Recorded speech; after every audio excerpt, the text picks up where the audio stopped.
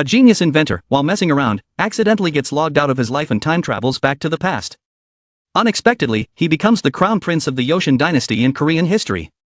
From there, he begins to hack the system, using future technology to reform the country. While other nations are still using oil lamps, his country has electric lights. When they're still using horses for transportation, his nation already has trains.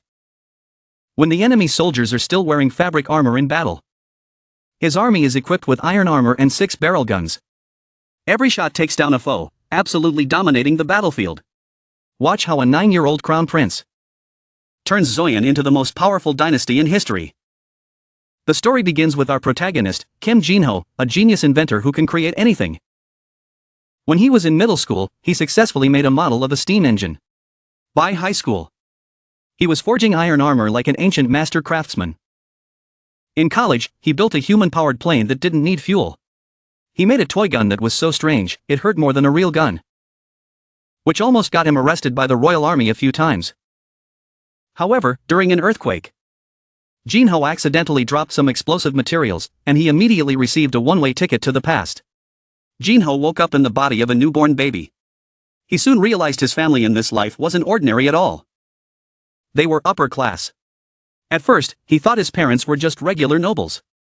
But it turned out they were not only wealthy but also powerful. His father was the crown prince, the future king, the 4th ruler of the Joseon dynasty in Korean history. Our main character was born with a silver spoon in his mouth. Truly a king reborn at the finish line. Time flew by, and in the blink of an eye, Jin-ho was 4 years old. At this point, the reigning emperor decided to pass the throne to the crown prince. With his father becoming king, Jin-ho naturally became the crown prince. Like other royal children, Jin-ho had to start his education from a very young age. But being mentally over 30 years old, he found it infuriating to have to attend basic classes like a kid. To get out of studying, Jin-ho came up with a plan to use his father to his advantage. In history, King Sejong the Great was known for being a wise ruler who highly valued invention and actively fostered the talents of the nation.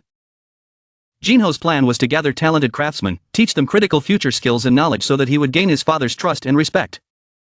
Ultimately, he would live a life of luxury, reaping the rewards without working. But on the surface, he still needed to appear diligent and studious to earn the trust of others and manipulate them easily. The first step in his plan was to win over the people responsible for teaching him. Because when he reached adulthood, they would hold important positions in the court.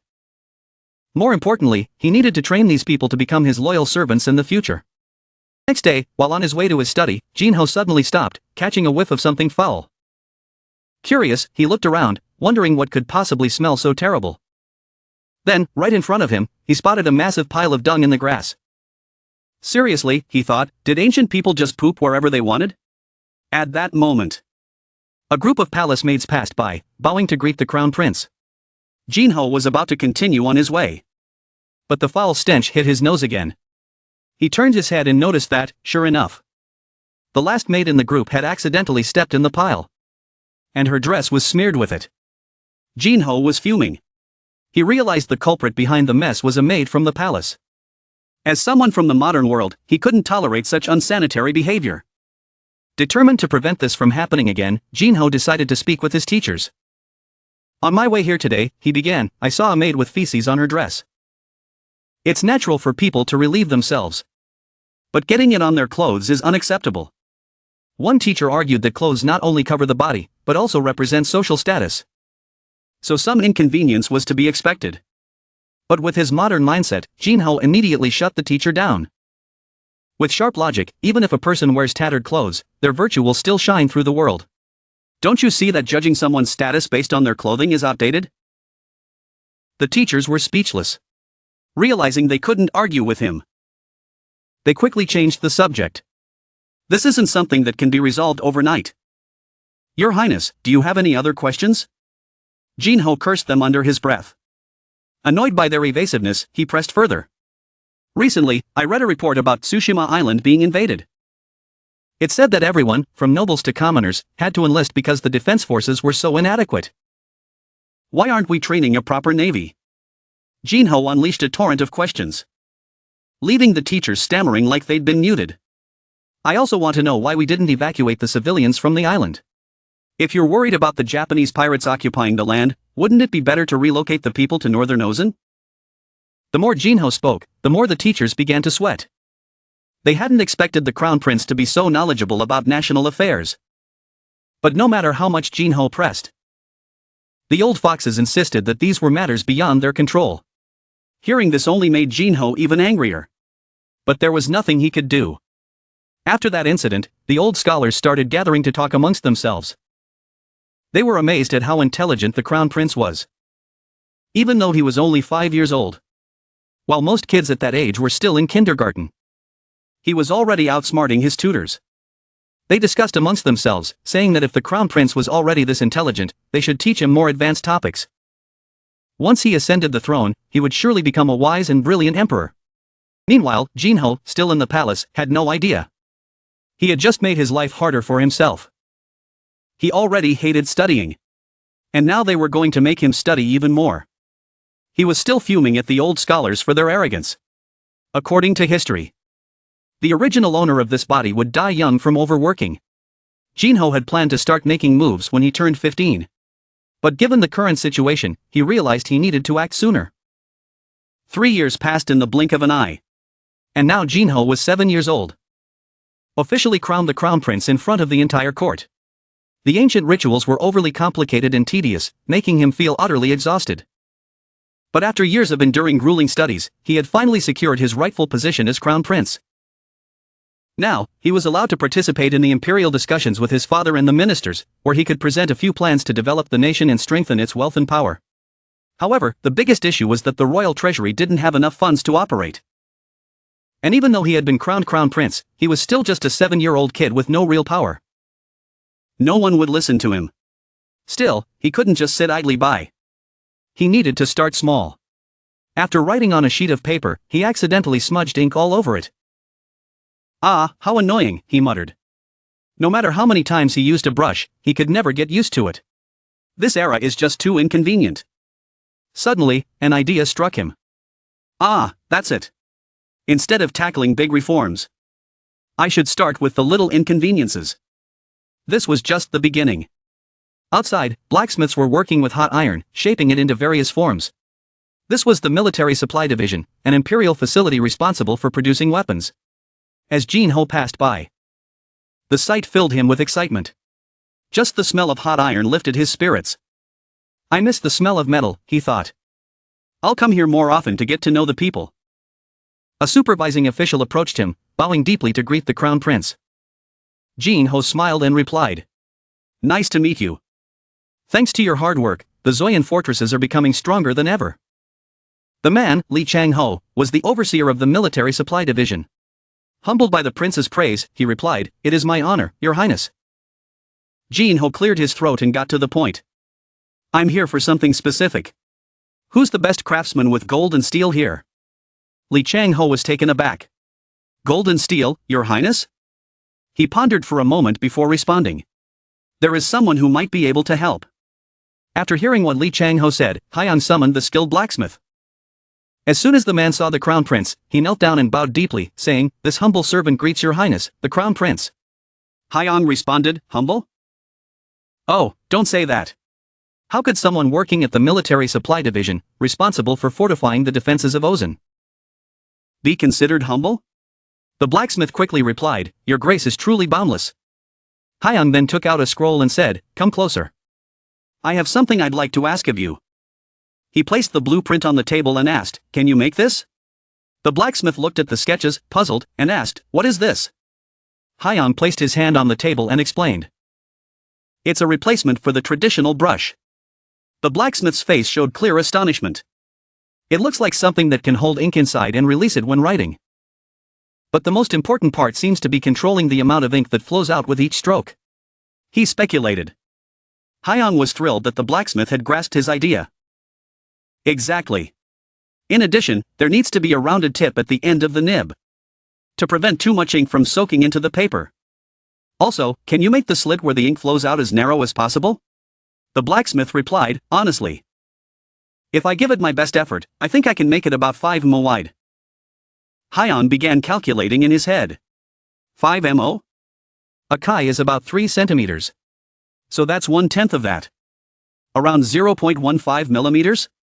And you can achieve that by hand? Hyang added. In fact, you'll need to make a lot of these pens.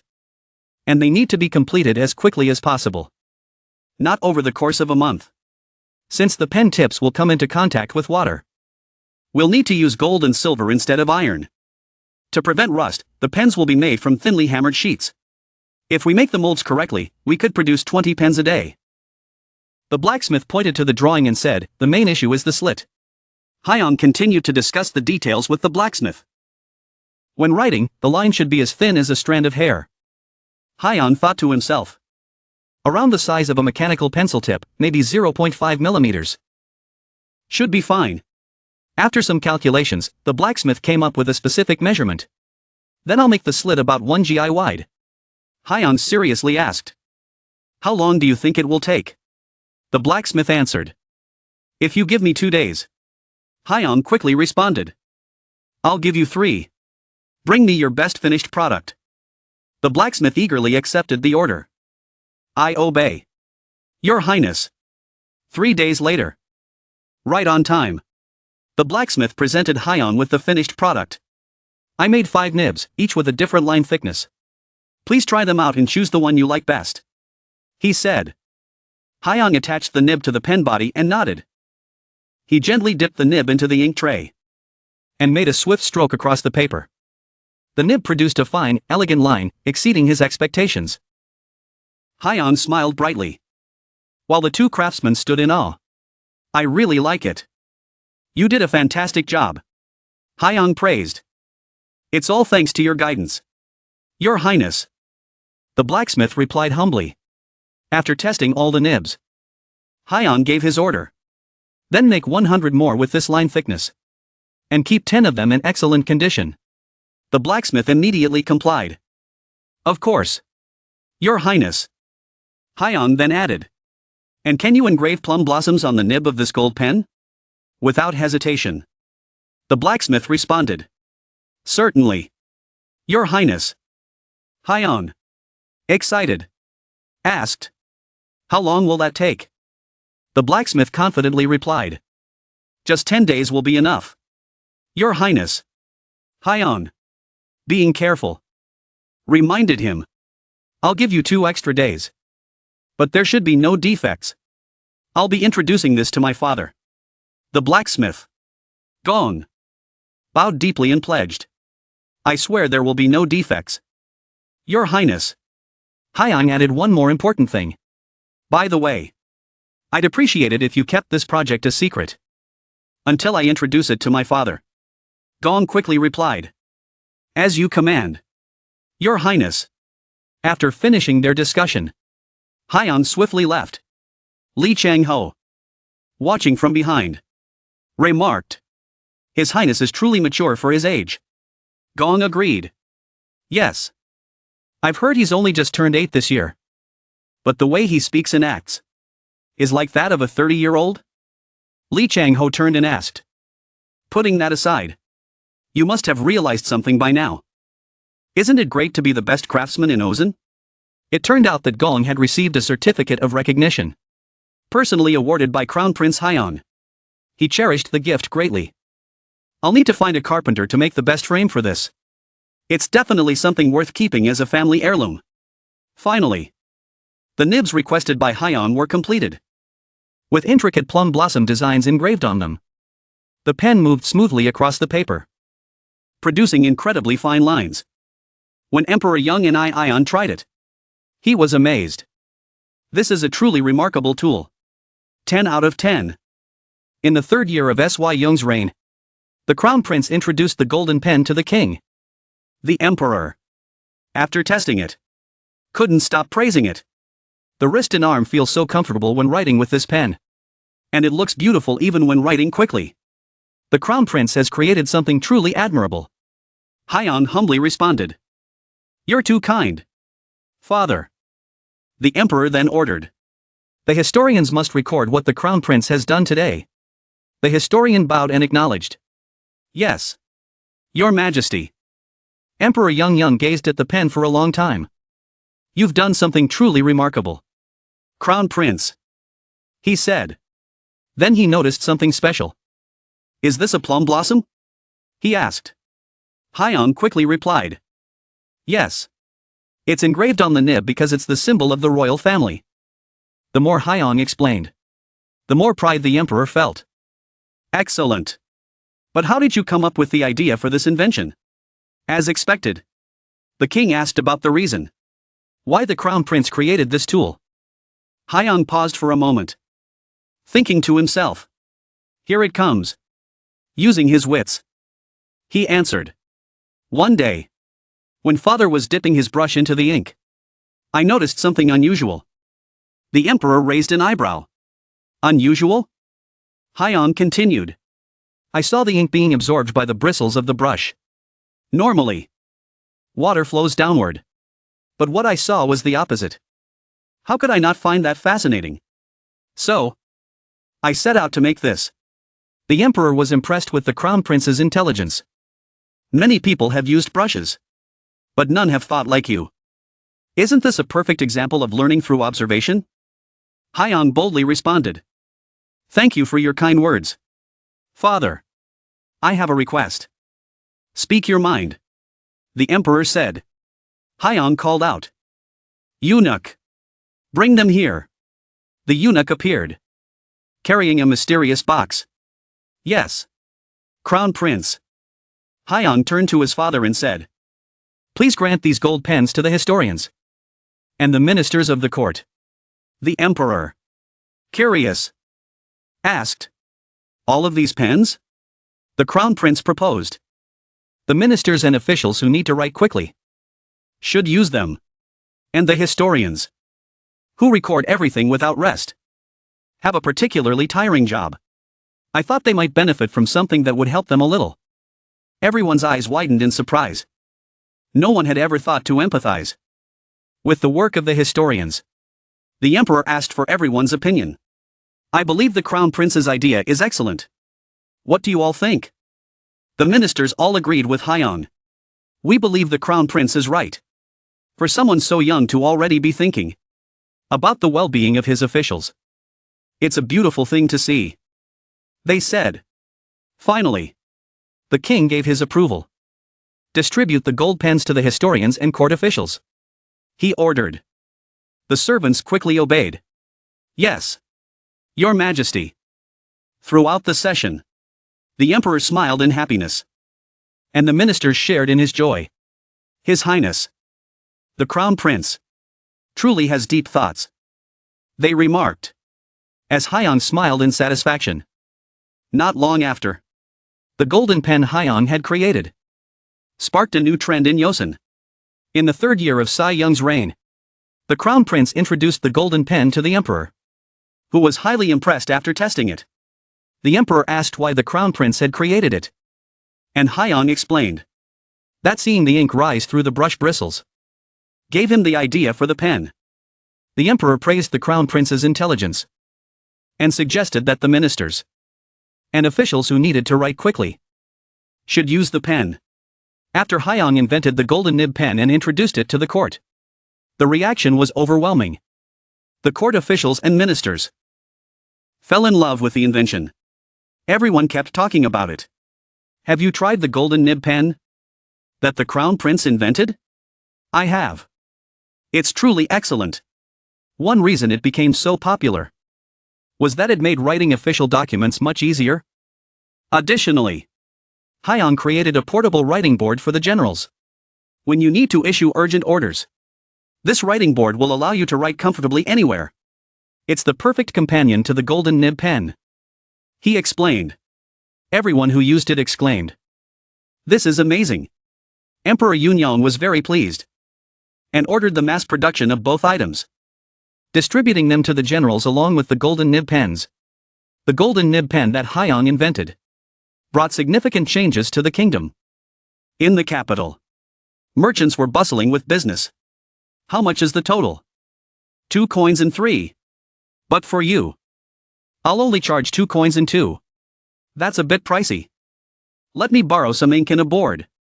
The shopkeeper quickly handed them over. "Here you go." The customer tested the pen. Writing. "Today I'm buying 2 sacks of white rice. He widened his eyes in admiration. So this is the golden nib pen everyone's been talking about? Yes. The shopkeeper replied. This is the pen that the emperor has promoted. With beautiful plum blossom engravings. The man marveled. It's truly beautiful. The customer smiled and added. It's also easy to carry around. And very convenient when I need to write something quickly.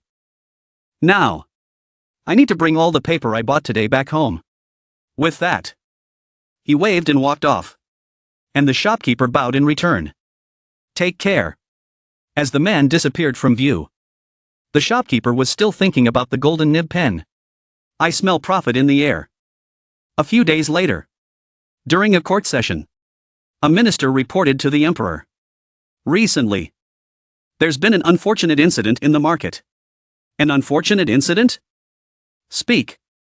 The emperor commanded. There are rumors that counterfeit golden nib pens are being sold everywhere. The minister explained. How dare they forge such a valuable item? Especially one bearing the royal symbol. This is an outrage. Punishment must be severe. The officials all agreed in unison. We urge your majesty to punish them strictly. The emperor, remembering Hyang, said, I believe we should consult the crown prince. After all, he is the one who invented the golden nib pen. The eunuch immediately called out. Summon the crown prince. A short while later, Hyang arrived. Father, you called for me? The emperor got straight to the point. The ministers have said that those making counterfeit golden nib pens must be severely punished. I'd like to hear your thoughts. My son. Hyang bowed and replied. Yes. Father. As he furrowed his brow and thought. Everyone's eyes were on him. Waiting for the young prince's response. Admiring how thoughtful he appeared. A few minutes later, Hyang spoke up. Father. May I handle this matter? 1 month passed in the blink of an eye. And the crown prince made his move. Hyang slowly walked into the Ministry of Revenue. Everyone present immediately knelt down and bowed respectfully. Your Highness. We greet the crown prince. They said in unison. Hyang spoke calmly. All right. Do you know why I've called you here? He held up a pen. One of the officials, upon seeing it, went pale. And no one dared to raise their heads. None of us would dare allow our guilds to commit such a treacherous act. One of them said. My guild would never do such a thing. Another chimed in. Hyang glanced at them and replied. I didn't come here to accuse you. Stand up. Sweat dripped down their faces. Their bodies trembling. With a sharp slap on the table, Hyang's tone dropped. Don't make me repeat myself. What do you think you're doing? Stand up. Now. As the officials regained their composure, Hyang sat down at the table. Speaking with authority. I'll get straight to the point. I intend to grant the production of golden nib pens and regular pens to one of your guilds. However, those who produce golden nib pens will be required to pay 20% of the profits to the court. Additionally, the market price of the pens cannot be more than 60% higher than the production cost. One official hesitantly spoke up. Your Highness. Please pardon me. But there's a problem. He carefully explained. A 60% profit margin sounds like a lot. But when you factor in the wages of the sellers and the makers, we're left with only a 30% profit. And if the court takes 20%, we'll only be left with 10%. At this, Hyang slammed his hand on the table, his face darkening. Are you trying to lie to my face? The official immediately fell silent. Hyang pointed at him and shouted. I said 20% of the 30% profit. Which would leave you with around 6%. Not 10%. Take this deceitful, money-blinded fool out of my sight. And revoke his guild's bidding rights. The man froze, stammering. Your Highness. 2 soldiers quickly dragged him away, ignoring his pleas for mercy. Please. Your Highness. I beg you. One official glanced over in fear. And the room was filled with a heavy, oppressive silence. No one dared to say another word. Hyang then spoke. Both His Majesty and I believe that the merchants and common folk of Ozen are vital. No one can do everything on their own. Everyone needs help in life. He stood up abruptly and raised his voice. But if any of you dare lie like he did, you merchants will be seen as nothing but worthless. Remember that. Everyone bowed deeply and responded in unison. We will remember. Your Highness. After Hyang made his stance clear, the bidding process for the golden nib pens concluded. Without any further scheming, Hyang called the eunuch to meet him in private, a sly smile curling at the corner of his mouth. You've done very well. Eunuch. I wouldn't dare. Your Highness, replied the eunuch, slightly puzzled. But why did you need to do this? Your Highness. Hyang sighed. You know, I'm still too young. I don't have any other choice. The eunuch nodded in understanding. Indeed. Well then. Your Highness. With your permission, I shall take my leave. Go ahead. Hyang replied. Inside, he felt immense satisfaction. Good. Very good. Everything is going smoothly. Just keep it up. One day, however, an official suddenly spoke up. Your Highness, I Grand Chamberlain Sung have something to report. He spoke with a stern tone. We can no longer proceed with the Crown Prince's plan. The official reported this firmly to the Emperor. Your Majesty, I Grand Minister Sung have something important to say. This was the first time Jin Ho, now Hyang, had faced such political intrigue. He turned to look at the man. With a resolute expression, Sung said, we cannot continue with the Crown Prince's plan. Your Majesty. Since Hyang's reincarnation, he had been met with constant praise and laughter. Especially as the treasury had been growing. Everyone had been delighted by the financial success. Since the sale of golden nib pens began, the financial situation had gradually improved, bringing in revenue like never before. Thanks to this, King Sejong and the ministers started to pay attention to the positive impact of trade. The emperor lavished praise on Hyang. The crown prince has truly done something wonderful. However, those who were less fond of the prince began to gather in secret. A few conspirators huddled together, discussing, how can the court turn into a place of business? The merchants will end up becoming the lowest class in society. The emperor and officials are showing too much favor toward them. One said, stroking his beard. The root of all this stems from the crown prince. We must act quickly to expose this to the emperor, or else things will continue down the wrong path. The group agreed. No matter how intelligent the crown prince is, he's still just a child. It's a serious mistake to let a child decide such important matters. But before they could complain to the emperor, the emperor's father, the Grand King Sejong, passed away on the 10th of May. In the 4th year of Sejong's reign, Grand King Sejong died at the age of 56. The conspirators had to put their plans on hold. It seems we'll have to wait for the next opportunity, one of them said. And they all agreed. Meanwhile, Hyang was extremely busy. Day and night. He immersed himself in one book after another.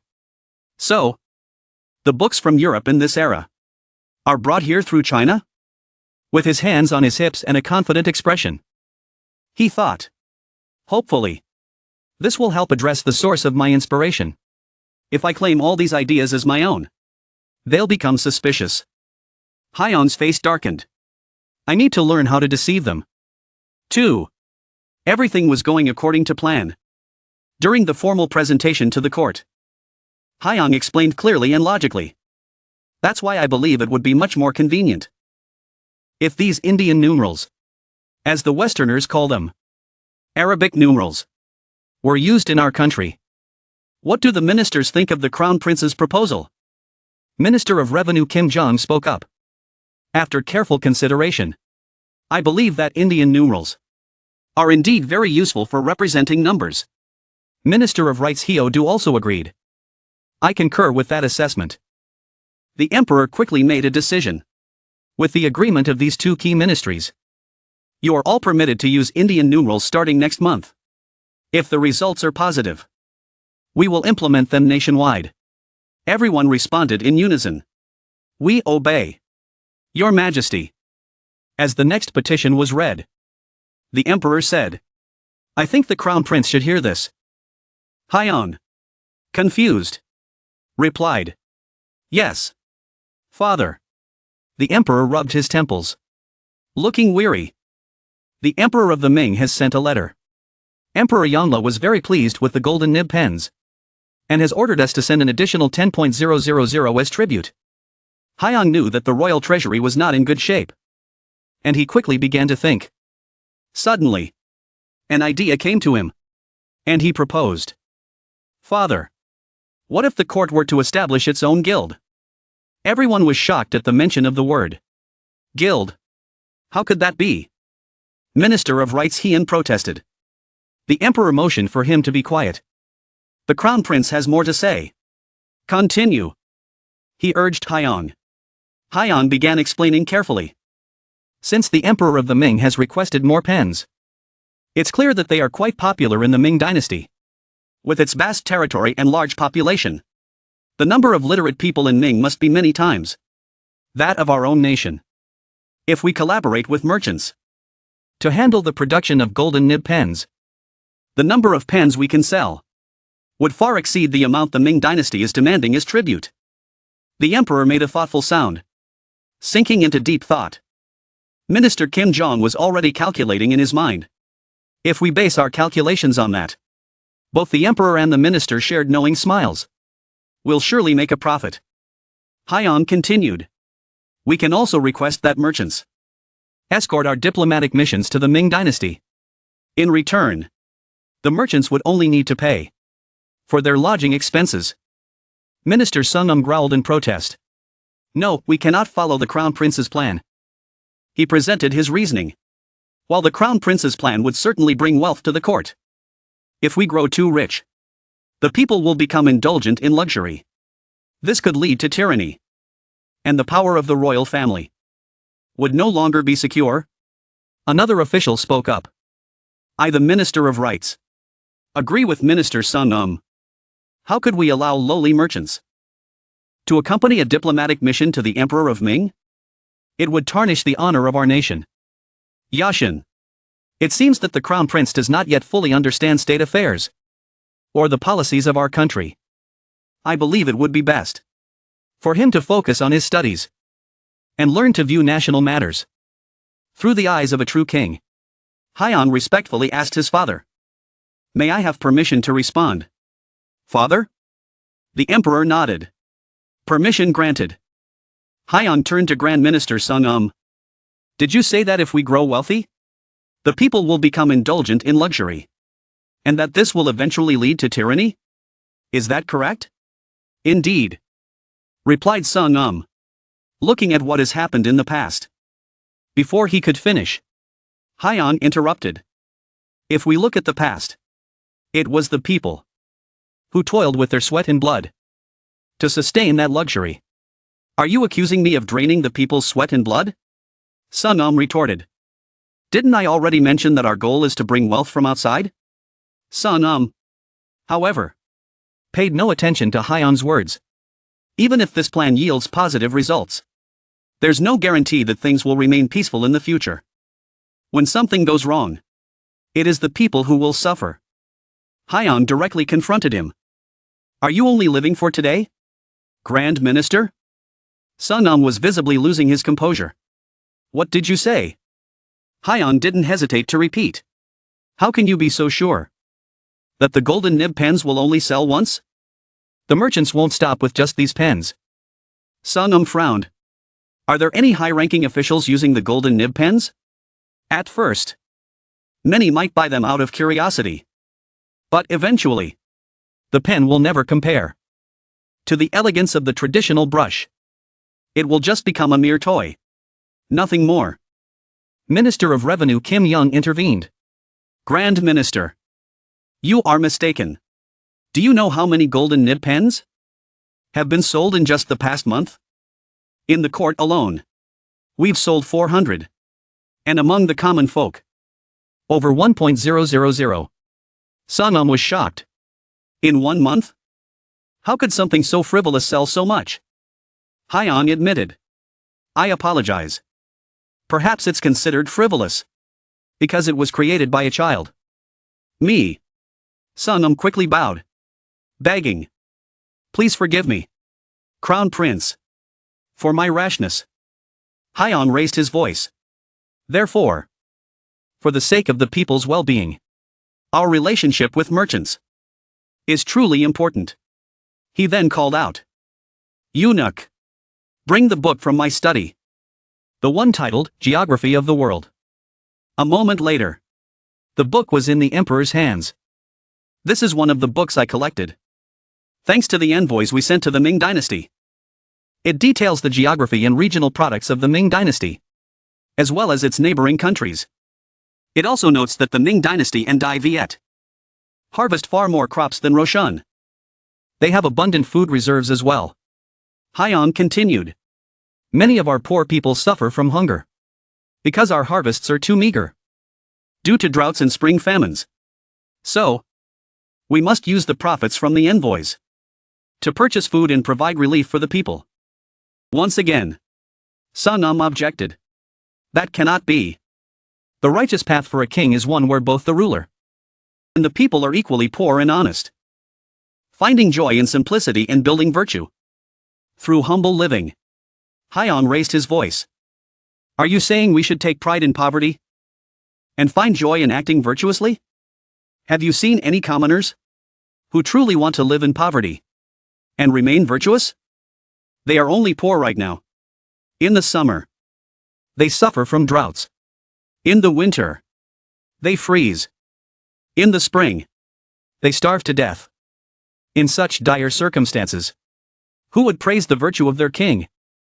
Hyeon spoke sternly. There is a saying. Even a nobleman will jump over a wall. If his child goes hungry for 3 days, no parent can sit idly by while their children starve. The king is the father of the people. Shouldn't that father do something for his children? The emperor, visibly excited, exclaimed. My son speaks wisely. No one in the court dared to speak further. The scribes, bewildered, looked around before hurriedly writing down what had been said. The emperor cleared his throat. And many of the court officials who opposed the crown prince's ideas fell silent. Seeing this, Hyeon passionately continued. For the prosperity of Joseon, and to save the people of this land, we must act. Moved by Hyeon's words, the emperor once again praised him. My son speaks wisely. The emperor took a moment to regain his composure. While Hyeon, noticing this, continued as everyone waited in silence. Please, continue, said the emperor. Hyeon responded. Yes, father. The ministers and nobles outside the palace can endure hunger because they understand why they must endure it and how to do so. But the commoners lack that knowledge and do not know how to bear hunger. If we wish to educate them, we must at least lessen their hunger first. Don't you think? The emperor slammed his hand down on the table. Exactly. Everyone in the court watched in stunned silence. Hyeon thought to himself. My father is so worked up. He's about to explode. Let's stop here for today. Hyeon continued.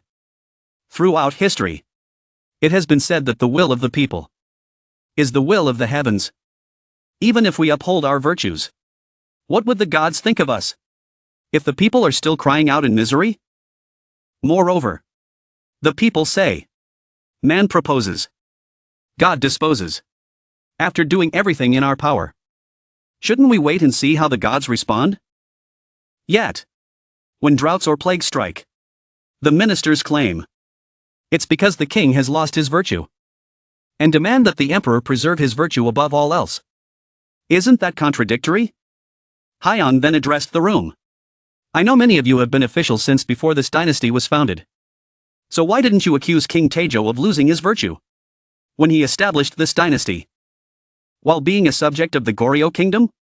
Or my grandfather, King Sejong? Was he unvirtuous for raising his sword against his brothers? Or is my father unvirtuous for ascending the throne instead of his elder brother, the rightful heir? At this, Grand Minister Sungam cried out, "Your Highness, the Crown Prince. That's not what we mean. Your Majesty. We have never harbored such vile, treacherous thoughts. We beg your Majesty for mercy." Everyone in the court echoed in unison. "Please, Your Majesty, grant us mercy." The Emperor spoke up. The Crown Prince's words were a bit harsh. "I hope the ministers will forgive him. Next time, be more careful with your words." Hyang quickly responded, "I will remember that, Father." The Emperor turned to the ministers. "Listen carefully. I also believe that the well-being of the people is the most important. Moreover, the tribute to the Ming Emperor will proceed as the Crown Prince has planned." Everyone bowed their heads and complied with the Emperor's command. "Do you have anything else to add, Crown Prince?" Hyang quickly replied, "I believe it is more reasonable to pay the people with food for their labor, rather than simply giving them handouts." "Father." The Emperor was surprised to hear this. "Pay them, you say?" Hyang explained in detail. "While the lack of rain is a major cause of drought, the absence of irrigation systems and water reservoirs is also a significant factor. We must prepare for droughts by constructing reservoirs in every town and repairing the existing ones. I think we can mobilize the people to do this work and pay them with food. In this way, we can alleviate hunger. Isn't this killing two birds with one stone?" He then turned to the ministers. "What do you think, ministers?" All of them agreed. "We believe this is an excellent idea, Your Highness." The Emperor gave an order. "Crown Prince, return to the palace." Hyang bowed respectfully. "Yes, Father." The Emperor suddenly remembered something. "And don't forget to prepare for participating in state discussions after the ancestral rites are completed."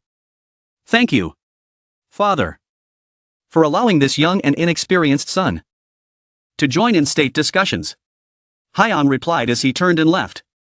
The Emperor stood up and announced, "The court is adjourned for today. Everyone is dismissed." "Yes, Your Majesty," they all replied. But before anyone could move, the Emperor added, "And one more thing." His voice grew deeper and more serious. "Perhaps I should also consider. What do you all really think about this dynasty?" The ministers were filled with fear. "Your Majesty, we have never harbored any disloyal thoughts." They all pleaded, "Please show mercy, Your Majesty." The Emperor's face darkened. "Return to your duties," he commanded coldly. "Show mercy, Your Majesty." They echoed as they left the chamber. Once outside, the ministers whispered among themselves, "One wrong step, and there could be bloodshed. Not only does he carry the blood of King Sejong, but also of the former rulers." Grand Minister Sungam interrupted. "Stop speaking nonsense. You all better watch your tongues. I'm only worried about the future of this nation. Is this really how it ends?" He let out a sigh. The others signaled for him to be cautious. Loose lips sink ships. Don't you know that by now? Sungam sighed again. "We've suffered a great loss today. We've underestimated the Crown Prince." "Just because he's still young?" one of the ministers asked. "So what do we do now?"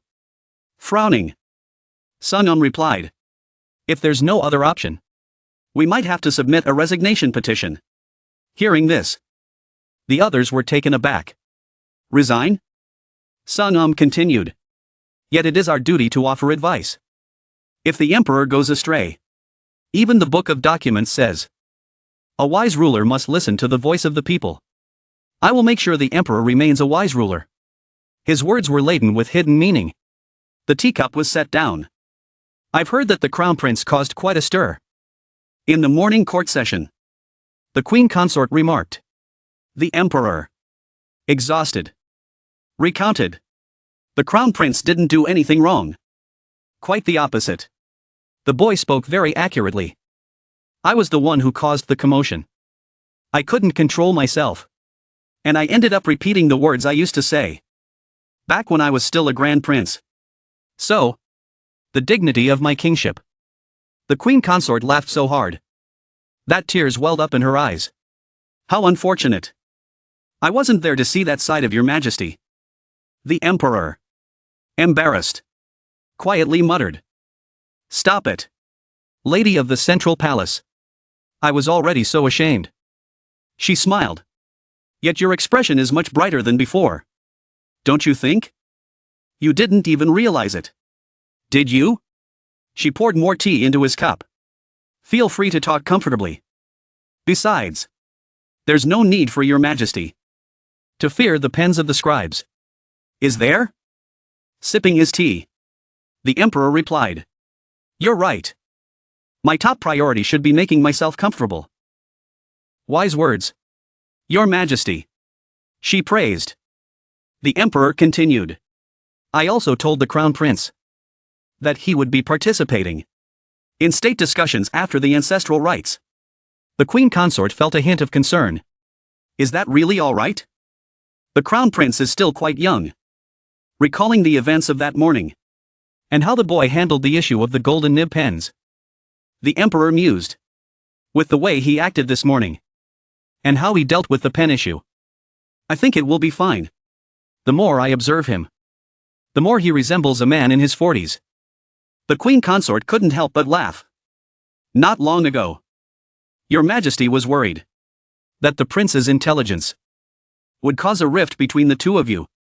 But now, you seem much more at ease. The emperor didn't hesitate. That's right. I am at ease now. Back in the palace, the emperor ordered the royal kitchen staff and everyone else to leave. Once he was alone, he let out a deep sigh of relief. Now, should I let them show themselves? Or should I force them out? His mind was in turmoil. Should I let things end peacefully? Or should I let blood be spilled? He racked his brain. Many of the officials from my father's time are still in the palace. I need to have loyal ministers. Officials who only follow my command. When King Sejong's decree was issued, the Ministry of Revenue began manufacturing golden nib pens to be sent as tribute to Emperor Yongle. However, a serious problem arose during the preparations. The emperor asked, "What did you say? They can't meet the production deadline?" A court official replied, "Forgive me, Your Highness, but the merchant guild responsible for producing the golden nib pens has reported that they are unable to meet the production capacity in time." Jin Ho pondered. As I expected. Given the current state of the workshops in Joseon, it's impossible to produce the pens within the deadline. He then said, "Father, I'd like to confirm something. May I summon the representative of that merchant guild?" Sun immediately objected. This cannot be allowed. How could we summon a mere merchant to discuss state affairs? The emperor calmly responded. Grand Secretary. You knew how I would answer. And that's why you dared interrupt me. Didn't you? Realizing he had overstepped, Sun stammered. Your Majesty. The emperor continued. I understand your loyalty. But why don't you suggest an alternative solution instead of blindly rejecting everything? Sun bowed his head. I beg your Majesty's forgiveness. Then the emperor commanded. Summon the merchant quickly. A merchant from the guild was brought in and knelt before the emperor. Your humble servant greets your Majesty. The emperor stated. I've summoned you because the crown prince has a question for you. Answer honestly. Yes. Your Majesty. The merchant replied. Jin Ho spoke. I've heard that your guild cannot produce the golden nib pens on time. Why is that? The merchant explained. Golden nib pens are delicate works of craftsmanship. We must focus intensely to create each one. Even if we work faster. There are limits. Jin Ho inquired.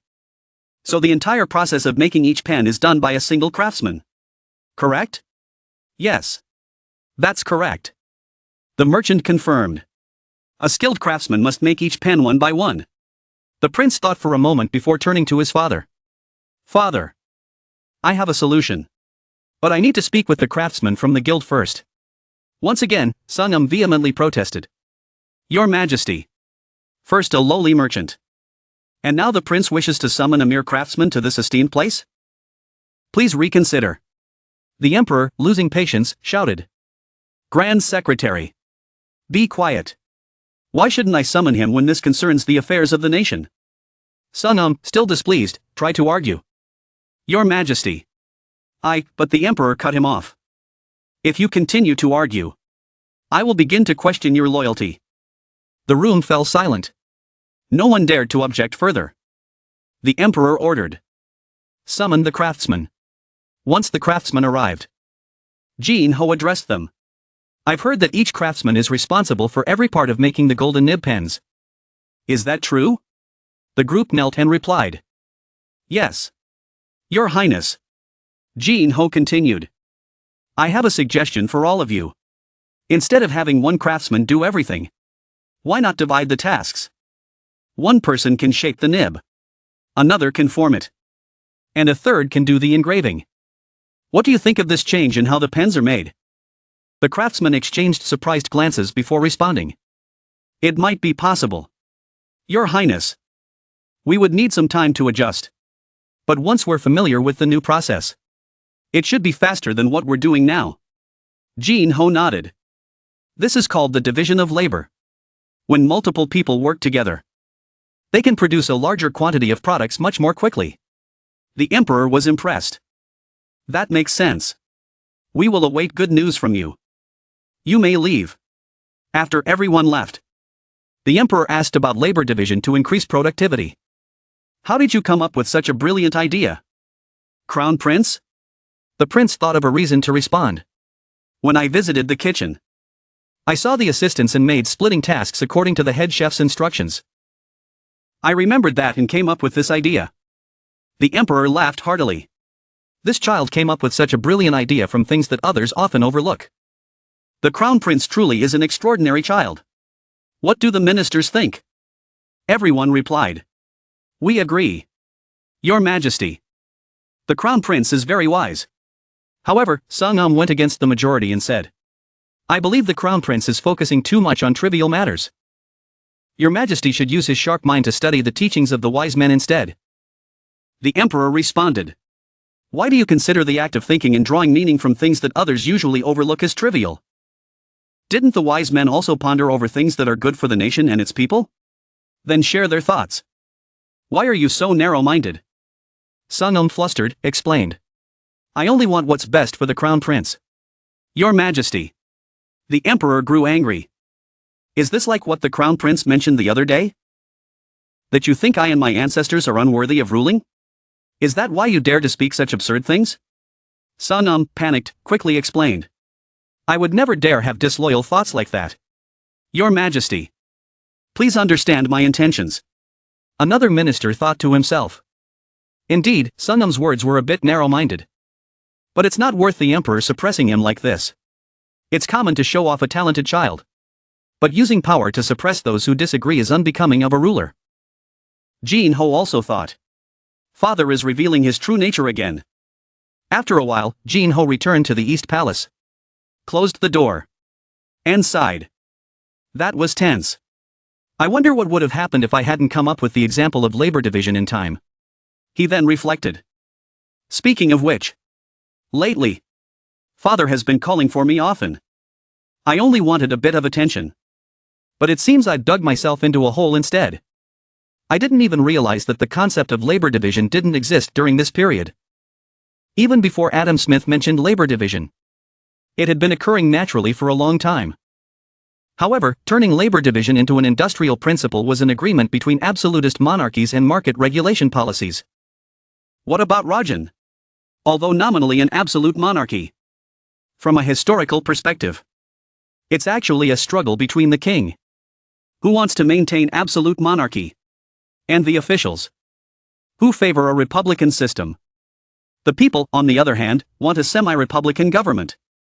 A king who loves the people more than the officials would ensure the people's interests are protected. giving them true power. Success can't happen overnight. I will have to build step by step to strengthen the king's power. Father would also want to do this. I need to ensure father's authority extends even to the of the kingdom. And to do that, I need wealth. It's decided. I will fill the treasury first. Then the crown prince left the East Palace and went to the main hall. The emperor, surprised, asked, "Why have you come here?" The crown prince replied, "I have something to discuss about the envoy preparing to visit the Ming dynasty. There is something we need the emperor of the Ming to confirm." Those present were astonished, wondering in their hearts, what purpose does the crown prince have this time?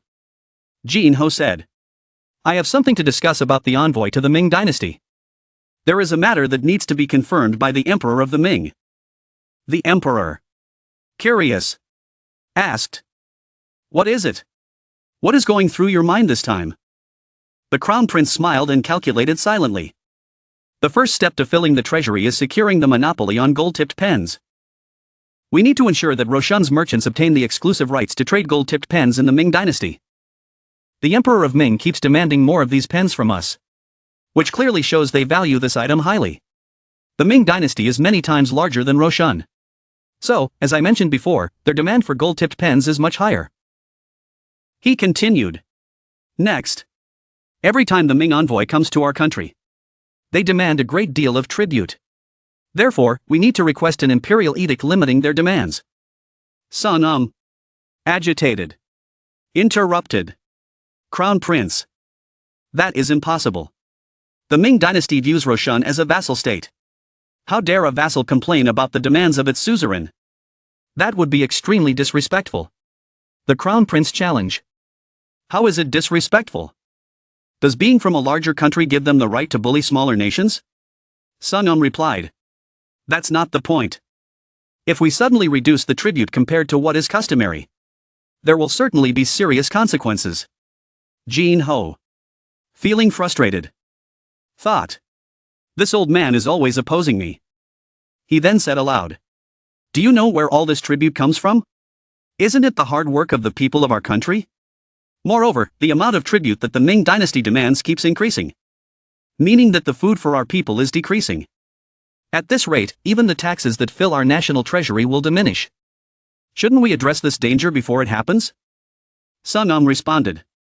This is because the Crown Prince still doesn't fully understand state affairs.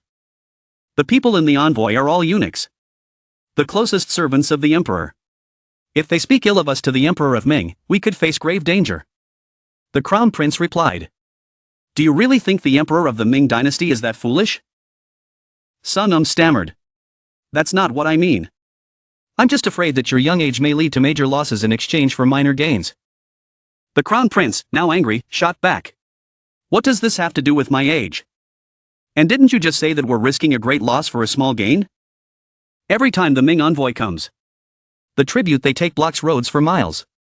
Isn't that wealth they've stolen from our treasury and the people? He continued. Master Joseon, the ancient sage, once said that a true official ensures the people can live in peace.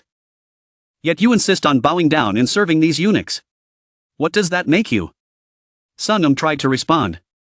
You're exaggerating, Your Highness. We are not bowing down. The Crown Prince interrupted. I haven't finished. Mencius once said that a righteous person, even when living in luxury, still shows compassion, even when seated in the highest position. They maintain their integrity, always adhering to the path of virtue and righteousness. Now, giving money and flattering these eunuchs, does that align with any of these three principles? If not, how dare you still call yourselves righteous gentlemen? Then the Crown Prince knelt down and earnestly pleaded. Father, please allow me to lead this envoy.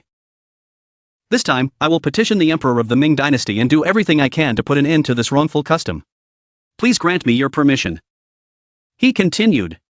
It's true that I am still young. Only 9 years old, but my determination is higher than the tallest mountain. The emperor massaged his temples and said to the Crown Prince. The journey to Beijing is long and full of difficulties.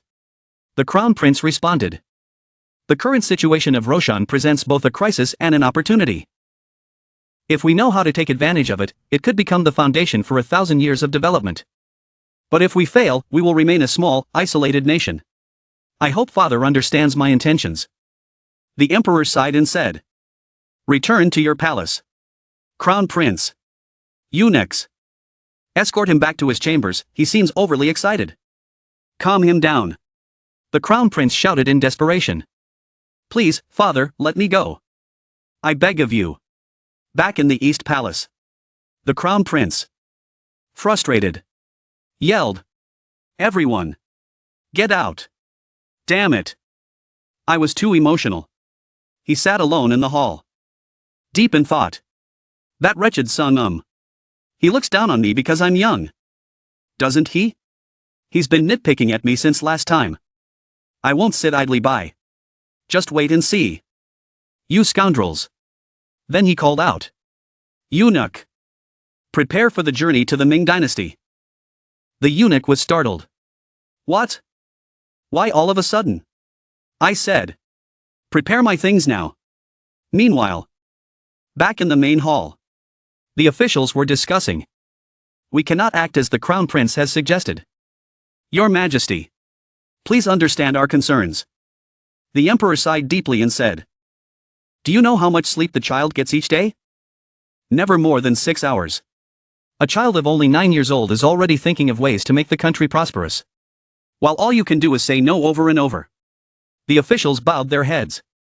"Our sins deserve death. Your Majesty. Our sins deserve death." Suddenly, a servant rushed in and reported, "Your Majesty. There's an urgent matter."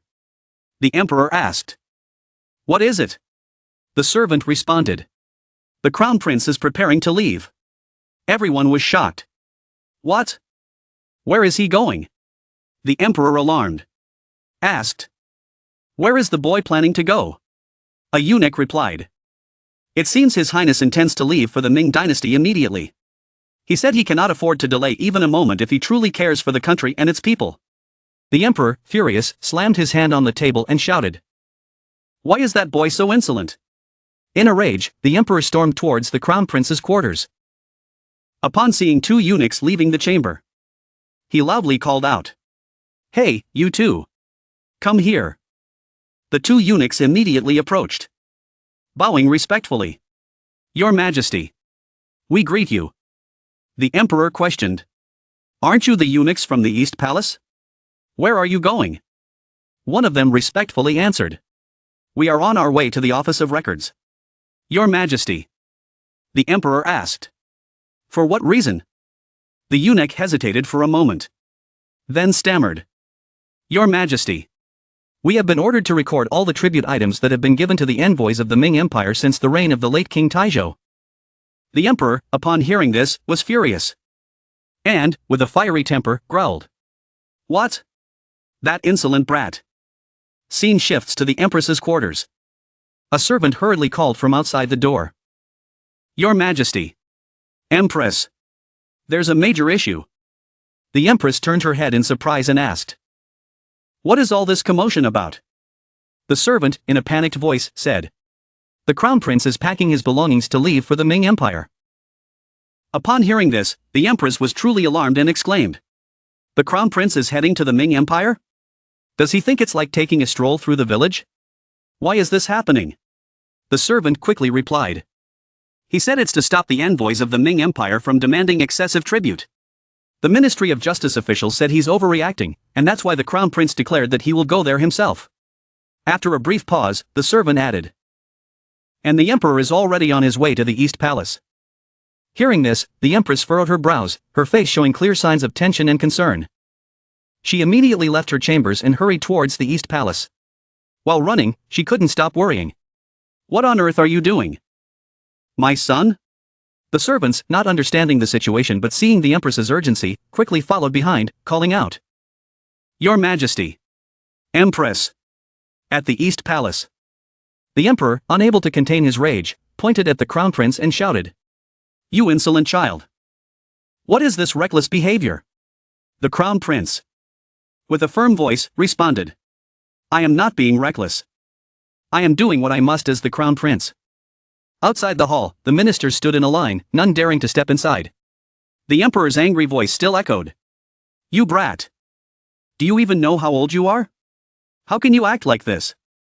The Crown Prince replied. Age is not a barrier to doing what's right. It's merely an excuse people use to claim someone is too young to take action.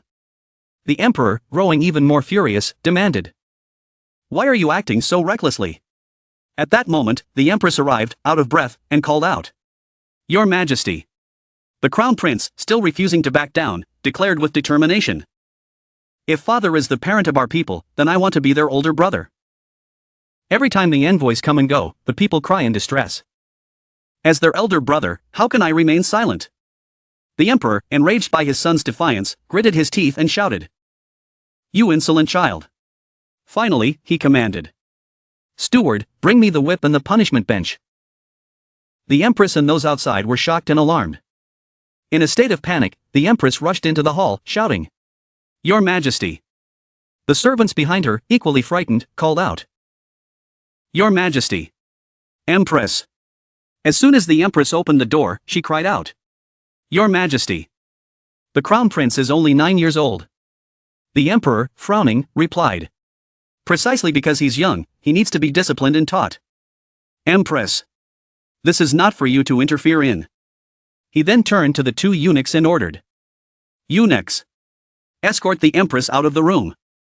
The Empress, horrified, called out in desperation. Your Majesty. Before the 2 eunuchs could escort her out, the Empress made one final plea. Your Majesty. Please have mercy. Each lash of the whip landed hard on the Crown Prince's legs. With each strike, the Emperor angrily shouted. Your first mistake is being too arrogant with your limited knowledge. Your second mistake is disrespecting those who serve you and not knowing how to behave properly. Though the Crown Prince was still young, he didn't cry or make a sound. He only gritted his teeth and endured the pain. By now, his legs were covered in red welts from the whip. But the Emperor showed no sympathy and continued striking him while saying, Your third mistake is disregarding your father's orders. You must reflect on your actions today and make sure this never happens again. Outside, the Empress, hearing this, had cried until no tears were left. The ministers, standing tensely outside the chamber, anxiously looked toward the door. Finally, the doors opened. After the intense punishment, the Emperor, breathing heavily, stepped out and ordered. Call the royal physicians to treat the Crown Prince. Those present quickly responded in unison. Yes, Your Majesty. As the Emperor walked past, he saw the Empress still sobbing and instructed her. Take care of the Crown Prince. Then he glanced at the ministers, leaving them with one final remark. You are all more petty than a mere child. One of the ministers, unable to hold back, muttered. How could the Crown Prince act this way?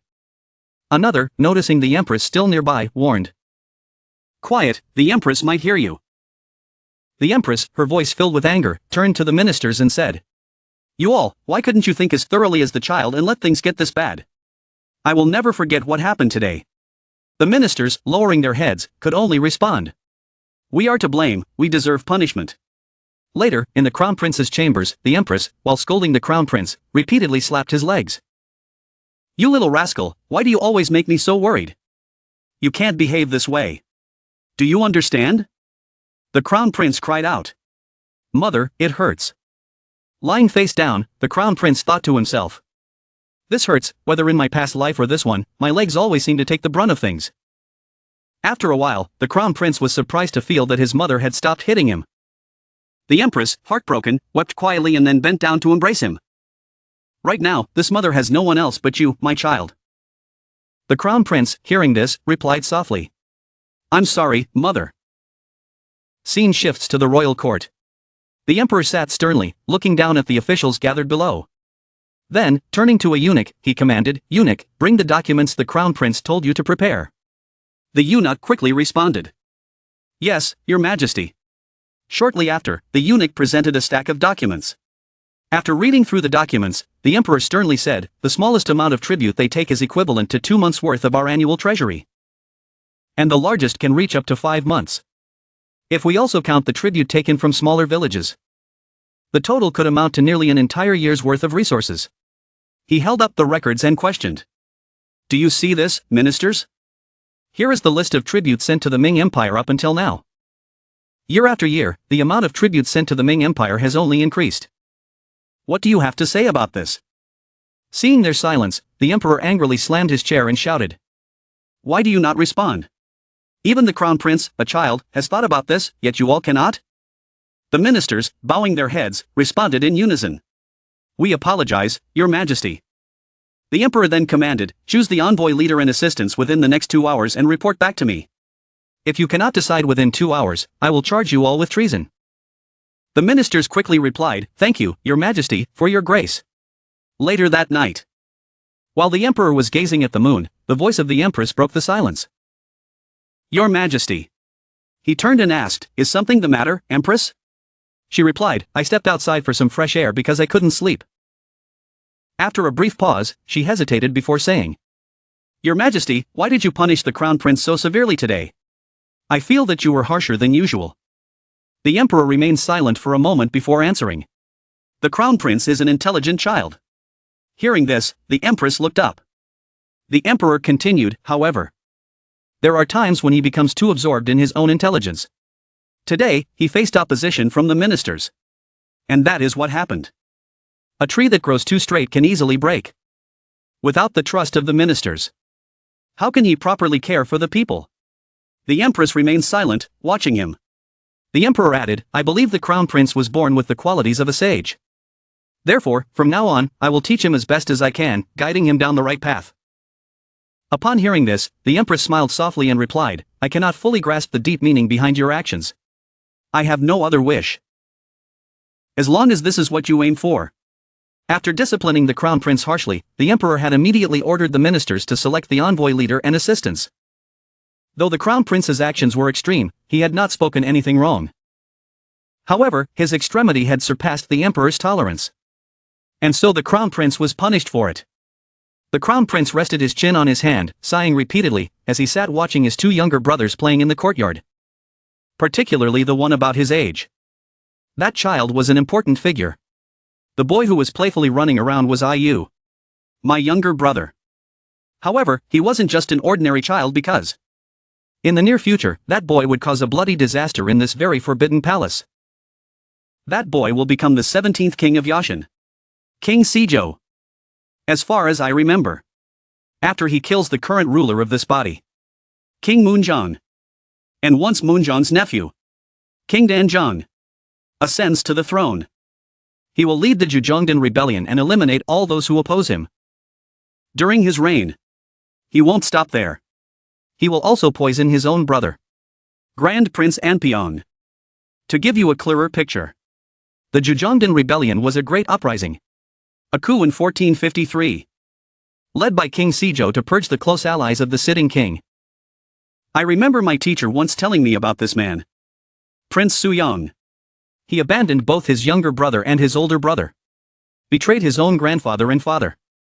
And cast a dark shadow over the prosperous era of the Joseon dynasty.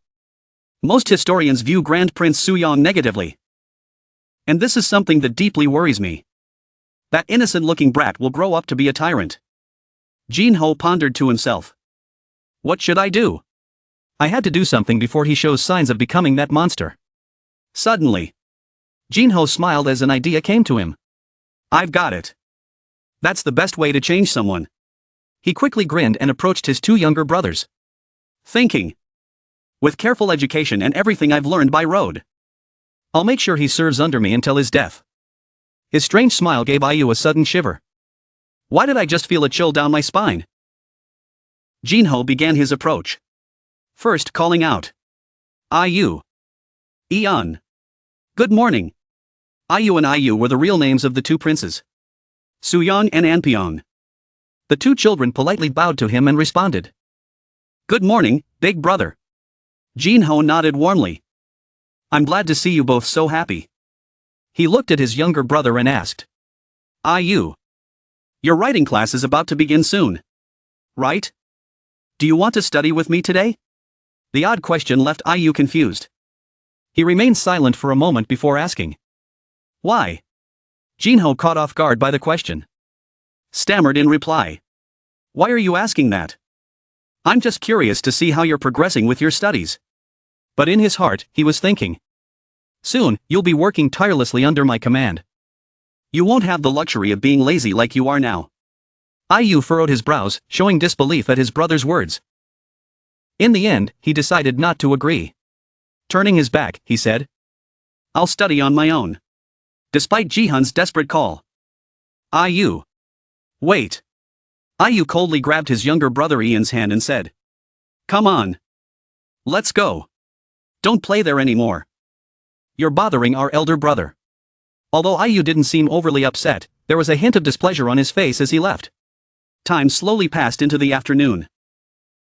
An eager Iu ran towards the dining hall, excited for dinner. The maid following behind him gently reminded, "Young master, it's almost time for dinner. Running like that is dangerous." At a corner, Iu overheard some servants whispering, which caught his attention, causing him to stop and listen. He quietly poked his head around the corner to eavesdrop. "Isn't the crown prince amazing?" one servant said. "So young. Yet he excels at literature already. Not only that, he's already aware of the country's major affairs. How could someone be born a prodigy like that? It's incredible." Iu's ears perked up, hoping they would talk about him next. However, the more he hoped, the more disappointed he became. While the crown prince received endless praise, when the conversation shifted to him, it was filled with comparisons. Well, the eldest prince is bright too. But compared to the crown prince, they were born to be compared to each other. The words made Iu tremble with anger. The maid behind him finally noticed and rushed over angrily. "How dare you speak like that?" The two startled maids, realizing they had been caught, immediately bowed and apologized. "Oh, dear heavens, we deserve death for this." Just as the maid was about to drag them away for severe punishment, Iu intervened and pulled her back. "Let it go. Let's just leave." Though still a child, Iu already understood disappointment. His expression was calm, but inwardly he questioned, "What have I done to be lesser than my brother?" A few days later, Jihan once again gathered his two younger brothers in his private chamber, trying to strengthen their bond. He proudly held up two self-made flashcards and exclaimed, "Tada, this is how this character is written. It's based on the sky and the earth." The cards, with one side showing a character and the other a drawing, looked incredibly attractive. Ion, delighted, shouted, "Wow, did you make these, brother?" Jihan replied proudly, "Of course, I had the eunuchs in the palace help make these cards. These cards were meant to help him spend more time with his younger brothers." Laughing inwardly, Jihan thought, "I had those eunuchs make these memory cards in a single day to help us remember these Chinese characters. Now learning will be so much more fun." He smiled and called out, "Iu, come and have a look at these two." But Iu, uninterested, declined, "I already have a tutor. So I don't need them." Jihan, confused, asked, "Wouldn't it be more fun if we studied together?" But before he could finish, Iu reacted sharply, "I can manage on my own." He turned away, saying coldly, "Please don't call me for things like this again." His actions left both Jihan and Iu surprised and puzzled. The next day, in the courtyard, Iu sat with his tutor, studying diligently. Hidden behind the bushes nearby, Jihan crouched, watching them. "This kid is harder to figure out than I thought. I need to observe what he does every day," he thought to himself. The tutor asked kindly, "Don't you find this part difficult?" Iu smiled and replied, "No, your teaching method is very clear. So I don't find it difficult at all." His polite and well-behaved demeanor left Jihan stunned. "What is this? He's much nicer than I thought. Is he only difficult with me?" The tutor continued, "All right then, let's review the three fundamental relationships and the virtues of steadfastness that we studied yesterday." Iu politely responded, "Yes, sir." He immediately began reciting loyalty of the subjects to their ruler. The king is the overseer of his people. The filial piety of a child to their parents. The father is the guardian and disciplinarian of the child. Note: overseer here refers to someone who manages and is responsible for discipline, similar to the modern understanding of a guardian or supervisor. Iu continued to recite confidently, much to Jihan's amazement. The dedication of a wife to her husband. The husband is the overseer of his wife. Jihan couldn't believe what he was hearing. What is this? Not only has he mastered the 1,000-character script, but he's also memorized the three fundamental relationships and the 5 virtues of steadfastness. Jihan suddenly remembered something his tutor once said. There was a rumor about Grand Prince Suyong. People claimed that while Suyong was slightly less accomplished than King Moonjong, he was skilled in both literature and martial arts. The only issue was that his older brother was too exceptional. But perhaps, at some level, this was just a rumor. Jihan seemed to realize something. He focused on the diligent child before him. What this kid needs is. That afternoon, during Seon's swordsmanship training, the boy was intensely practicing with a wooden dummy. As he struck the dummy, there was a loud noise that startled him, causing him to drop his sword. The heavy sword rolled across the ground and stopped at Jihan's feet. Jihan, picking up the sword, asked, "It looks like you're practicing martial arts, right?" Holding a wooden sword himself, he added, "How about you teach me some sword techniques? I don't know much about swordsmanship because, up until now, I've only studied the theory." IU, though slightly annoyed, didn't refuse. While swinging his sword, he simply said, "It's not that hard. You just do it like this."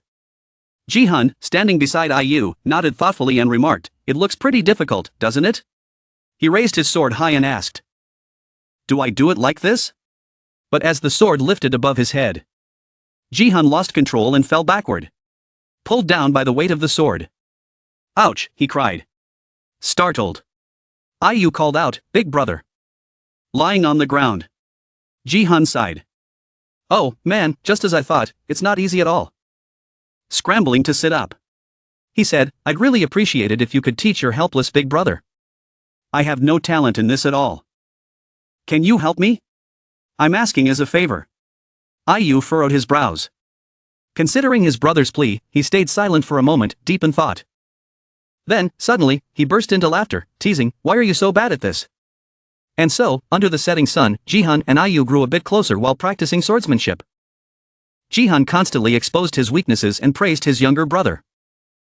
"Is this how you do it?" IU shook his head. "No, raise your hand a bit higher. Children are naturally simple-hearted." IU had always felt, no matter how hard he tried, that everyone around him said he wasn't as good as his older brother. This led to his feelings of dislike. But now, seeing that his older brother had weaknesses too, and was even worse than him in some areas, he felt a sense of balance return. With that, IU became more willing to let Jihan approach and began treating him more warmly. The first step in changing the future tyrant had been completed. One beautiful morning, two noblewomen were sitting together, chatting. The lady in pink whispered, "Have you heard about the memory cards that the crown prince made?" The lady in blue nodded and said, "Yes, I've heard about those. I've heard that they're quite useful." "Oh, really?" the lady in pink exclaimed. The lady in blue confirmed, "Yes, I've heard that studying has become much more enjoyable with those cards." The lady in pink began seriously thinking about the memory cards. "Do you think these memory cards could help my son learn Chinese characters more easily?" she asked. The lady in blue smiled and replied, "Perhaps, the power of word-of-mouth marketing is not to be underestimated." Later that same day, the lady in pink went to speak with her husband, who was a court official. "Husband, I've heard that the memory cards made by the crown prince are very useful." The official, surprised, asked, "How do you know about that?" Looking worried, she replied, "I found out by chance." "But do you think we should borrow those cards? I'd like to use them to teach our son." The official, stroking his beard, hesitated. "I'm not so sure." But the wife continued to push. "Why don't you ask the crown prince to borrow them?" The thought of an adult asking a child for something embarrassed him. So he wanted to refuse. "How would I save face?" he groaned. Immediately, his wife scolded him. "Is your pride more important than our son's education? This could impact the future of our family." As it turned out, this official wasn't the only one curious about Jin Ho's memory cards. Several other families were as well. So they banded together to request an audience with the young crown prince. When they expressed their desire, Jin Ho played hard to get, shaking his head. "Those cards were made for my younger brothers."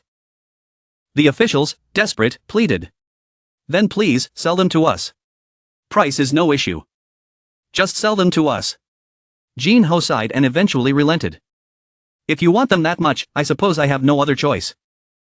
He raised 3 small fingers in front of the officials, demanding a price of 3 sol, equivalent to 159 kilograms of white rice. The price was quite high, causing the officials to gape in shock. "What?" Jin Ho repeated. "Did you not hear me clearly? That's 159 kilograms of white rice." One of the officials, sweating, stammered. Does that mean these cards are worth 159 kilograms? Jin Ho smiled and replied. It's not that expensive. Really? He explained. One part of the cost is for the materials used to make the cards. Another part will be stored in the national treasury. And the final part is for my personal use. The officials hesitated for a moment before one of them asked. Your personal use? What exactly does that mean? Jin Ho, speaking reasonably, responded. It's to buy books, because, for various reasons, the price of books is quite high. The officials silently looked at one another. Finally, one official, unable to wait any longer, spoke up. Fine. I'll buy them. My wife has been pestering me about this recently. Once someone took the lead, the others quickly followed, eagerly raising their hands. I'll buy them too. I want the memory cards as well. Many officials wanted to purchase the cards. Jin Ho smiled happily and said. All right then. It's a deal. Jin Ho was very satisfied. Now I can fully pursue my passions. He thought. He had found a way to make money. But there was still something more important he needed to address, his father's health. In the emperor's private quarters, a delicious meal had been served. The emperor looked around anxiously, making sure no uninvited guests were present. Only then did he lower his gaze to the plate of meat before him. The emperor reached out to grab a piece of roasted meat with his chopsticks. But suddenly, a loud voice rang out. Father, startled, the emperor dropped the piece of meat. The young crown prince burst through the doors and demanded. Are you eating nothing but meat again? Annoyed, the emperor grumbled. What's this brat up to now? Inside the chamber, the two began to bicker, neither backing down. You know, even a dog would be angry if its meal was interrupted. Right? The emperor growled. But eating healthy is one way to protect your health. The crown prince fired back. Outside, the eunuchs exchanged hesitant glances.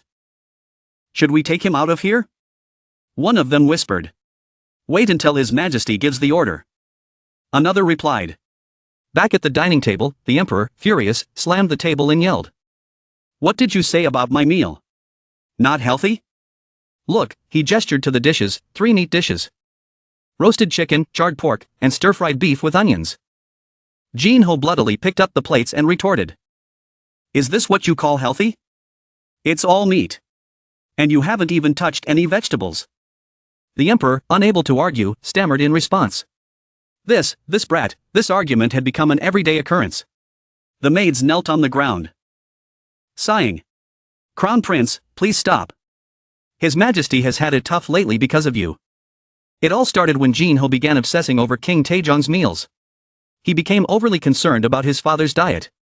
During working hours, he would sneak in with a book in hand, droning on. If we look at the dietary regulations of the Yuan dynasty, a balanced diet with a variety of vegetables is necessary for a long and healthy life.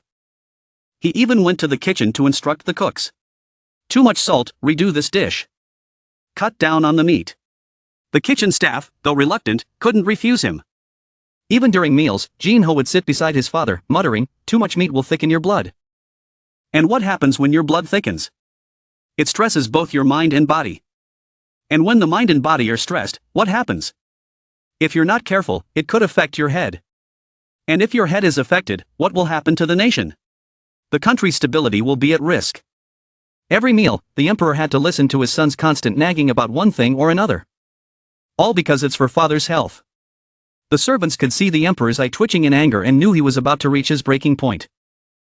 The maids, still kneeling, braced themselves. The emperor they knew was about to explode. As they predicted, the emperor finally snapped, shouting, You brat, I've been lenient with you because you're still young. But I can't take it anymore. The emperor pointed at Jin Ho and scolded, You brat, stop interfering with my meals. Even a ghost, if it died after eating, would still have its own unique charm. Furious, he ordered. Someone, take the crown prince out of here immediately. Don't let him come near while I'm eating. Jin Ho, helpless, was grabbed and dragged out of the room, only managing to call out, Father. He thought to himself, I can't let this happen. If this continues, the old man will fall ill soon. He has to stay healthy so he can rule for a long time. Only then can I enjoy a comfortable future. He stood outside the emperor's quarters, stunned, while the servant who had dragged him out bowed and said, My apologies, Your Highness. Jin Ho's mind raced, I need to do something. His diet is a serious issue. What should I do to keep the old man healthy? While Jinho was deep in thought, the emperor inside shouted, "Bring me more meat." Suddenly, an idea hit Jinho. Oh, that's it, there's still one way. He quickly set to work on his new plan to improve his father's health. He went straight to the palace's professional woodworking shop to start the project.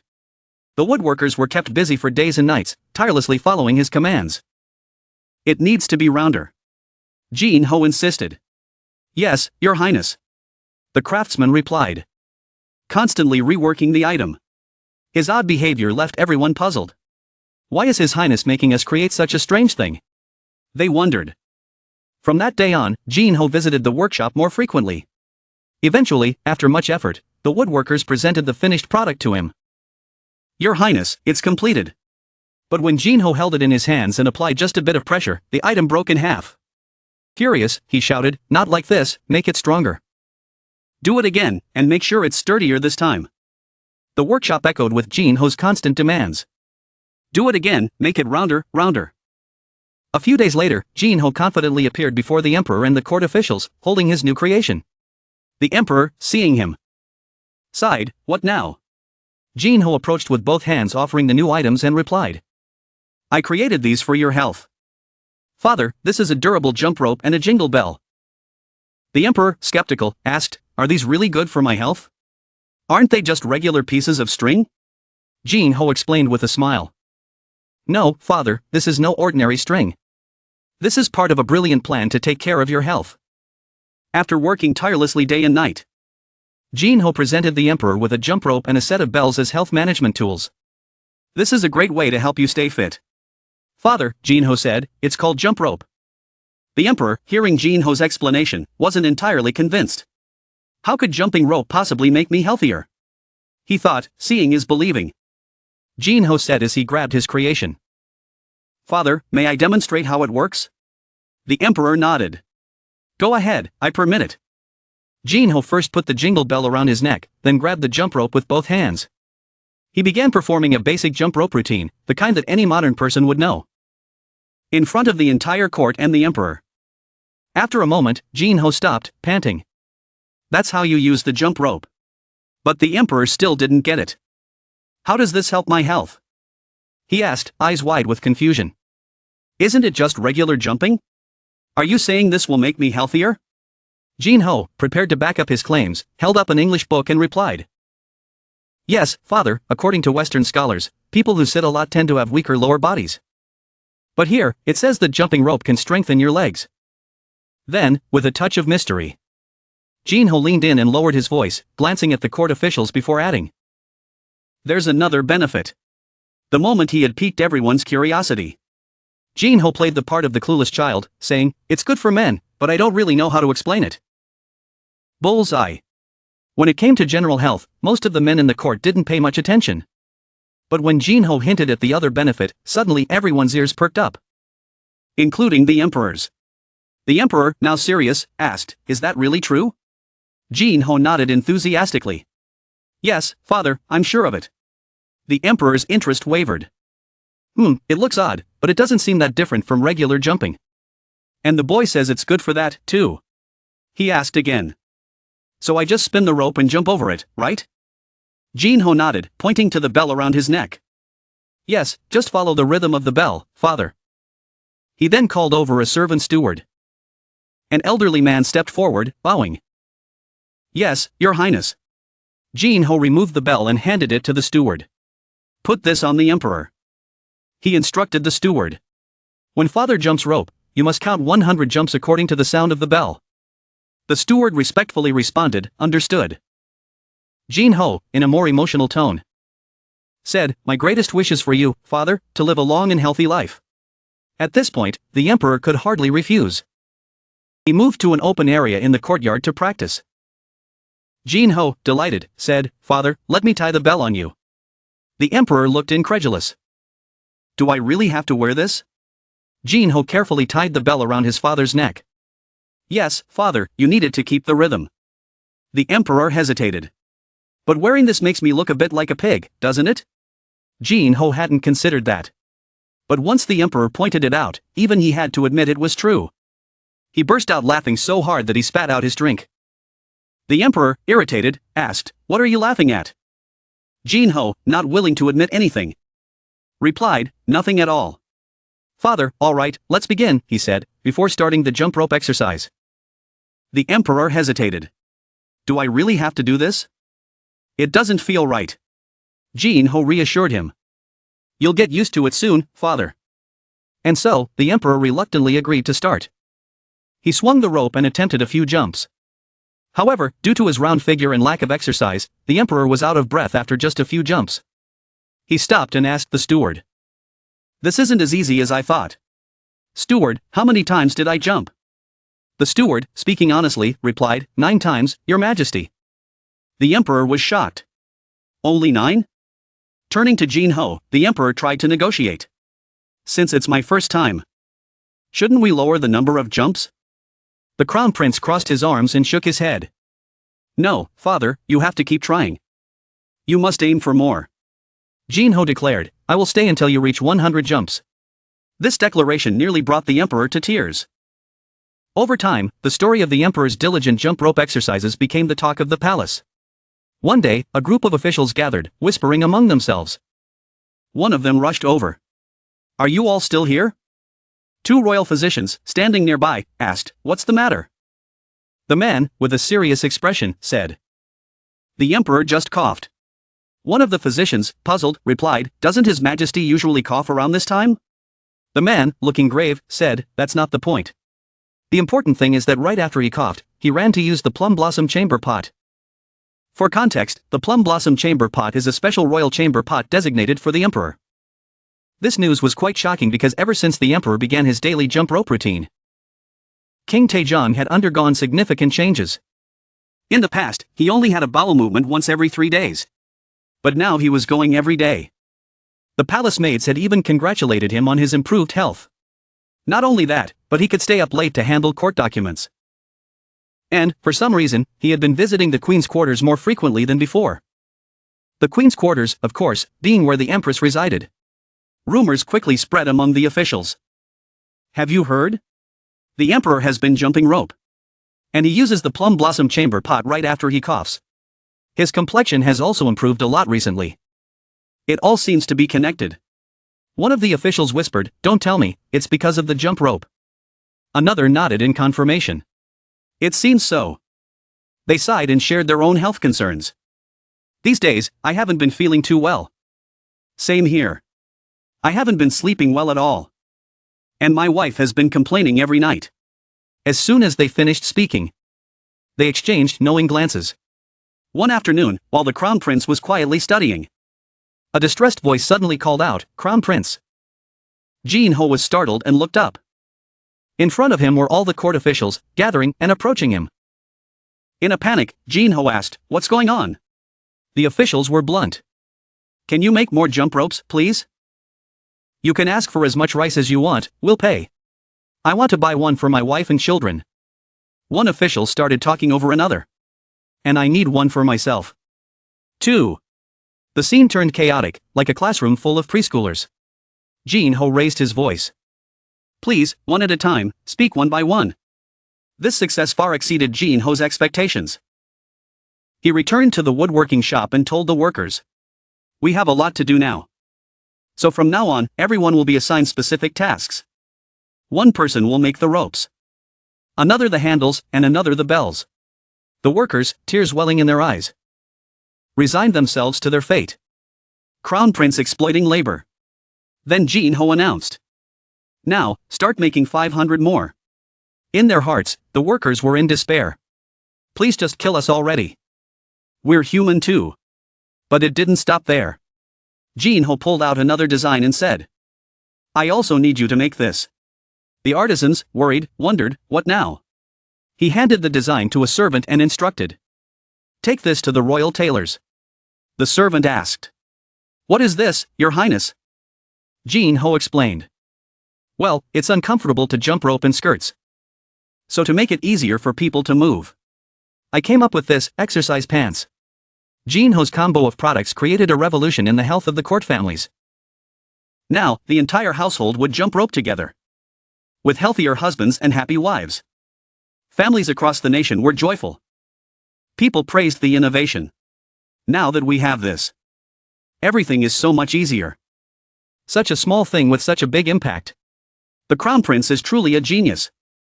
Not only were families happier, but Jin Ho, after collecting rice from the officials, happily stored it in his private warehouse. Standing before the massive stash of rice, Jin Ho crossed his arms and laughed loudly. I'm earning money even faster than I thought. But it's still not enough, I want more. Of course. With all the praise came some criticism. Some old-fashioned officials began to murmur. These inventions of the Crown Prince have made him quite famous. I hear he even sells them to the high-ranking ministers. Doesn't he? They pointed fingers and commented. Hoarding money isn't something a wise person should do. Indeed, we cannot stay silent about this. One senior official stepped forward and urged.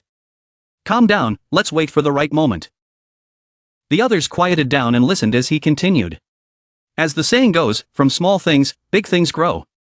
If the Crown Prince grows arrogant and can't justify his actions, he'll bring about his own downfall. As time passed, it was finally time for the envoy to set off for Beijing. Instead of allowing the usual merchant caravans to accompany the diplomatic mission, the Minister of Foreign Trade suggested establishing a proposal for the envoy's journey to the Ming dynasty. King Sejong, upon hearing the suggestion, spoke to his close advisors. Consider Haiyang's proposal and instruct the envoy to convey this idea to the Ming dynasty. The envoy departed and time continued to pass. In the palace, Haiyang was standing and gazing at the sky when a girl's voice called out. Hey, Haiyang, look at this. Do you know what this is? It was Princess Yang Su, the older sister of King Moonjong, presenting a plate of colorful, intricately shaped treats to the protagonist. Haiyang thought for a moment and hesitantly answered. It's Yagua? Yang Su burst into laughter and playfully smacked Haiyang on the back. Wrong. The correct answer is Dasik. She teased him. You've been studying for 100 days. And you still don't know this? Dasik is a traditional Korean sweet, often served with tea. Yang Su continued to mock her brother. You should go for a walk instead of being cooped up in the palace reading books all day. If you keep this up, you'll end up looking like father.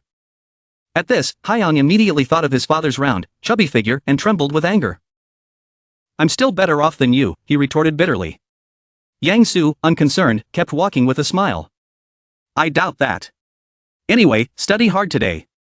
She politely greeted the eunuchs. Good morning, Grand Eunuch. The eunuch, showing respect, asked, Did the princess sleep well last night? In Korea, princess is a title often given to the daughters of kings. As Haiyang walked, he muttered to himself, she's always teasing me like that. But at her age, that's pretty normal, right? His thoughts wandered back to his sister, Princess Yang Su, who was still smiling brightly in the distance. But in 2 years, she would cause the entire palace to mourn in sorrow because she would die from smallpox. Smallpox, a disease that has now been completely eradicated, was once regarded as one of the most terrifying diseases in human history. It caused fever and body-wide rashes that left severe scarring. In the medieval period, smallpox had a mortality rate as high as 30%. This is why it was said that tigers, smallpox, and war were the 3 most terrible disasters in the world. King Sejong was deeply heartbroken when the princess died. After all, she was his firstborn child. But I won't let that happen. Haiyang thought determinedly. His face was filled with resolve. All right, I'm going to solve this problem. I have a plan. The scene shifts to the protagonist standing in front of a cow. He asked the elderly servant, this cow has smallpox, right? The cow's owner, kneeling on the ground, respectfully replied, Yes, Your Highness. Haiyang smiled confidently. Perfect. You're going to be the key. The bodyguards standing nearby were bewildered. What is the Crown Prince planning now? This place is Neobayan Island, now known as Joe Island. In this era, the land here is not suitable for agriculture. So livestock farming is more common than crop cultivation. Haiyang questioned the farmers kneeling before him. So, are you the only ones who raise cattle here? One of the farmers replied, Yes, Your Highness. Haiyang continued, Which of you has never had smallpox? Raise your hand. A farmer in a brown tunic raised his hand and reported, That would be me, Your Highness. Haiyang asked further, Have you ever contracted smallpox after you started raising cattle? The farmer responded, No, Your Highness. I've been like this since before I came to Neobayan Island. Curious. Haiyang asked, Has Neobayan Island ever had a smallpox outbreak? The farmer replied, Yes, Your Highness. There's at least one case every year before the cold season. Hyeon, confused, asked, then why hasn't anyone here contracted smallpox? The farmers were silent for a moment before one of them answered truthfully. Well, to be honest, our doctor and landowner don't believe in it, but we know of a secret method to prevent the disease. Hearing this, Hyeon's face relaxed, and he smiled. I knew it. He thought of Edward Jenner, the man who invented the first smallpox vaccine. Jenner's discovery came from noticing that people who contracted cowpox from livestock did not get smallpox. After numerous experiments, he saved humanity through a technique known as vaccination. Hyeon asked the farmers, does anyone here know this secret method? A man in white stepped forward and said, I know it, Your Highness. Hyeon then said, can you perform it on me? The farmer, shocked and thinking he had misheard, stammered, what did you say, Your Highness? Hyeon, his face full of determination, held out a needle. I want you to use that secret method on me. The farmer, horrified and in disbelief, exclaimed, Your Highness, are you serious?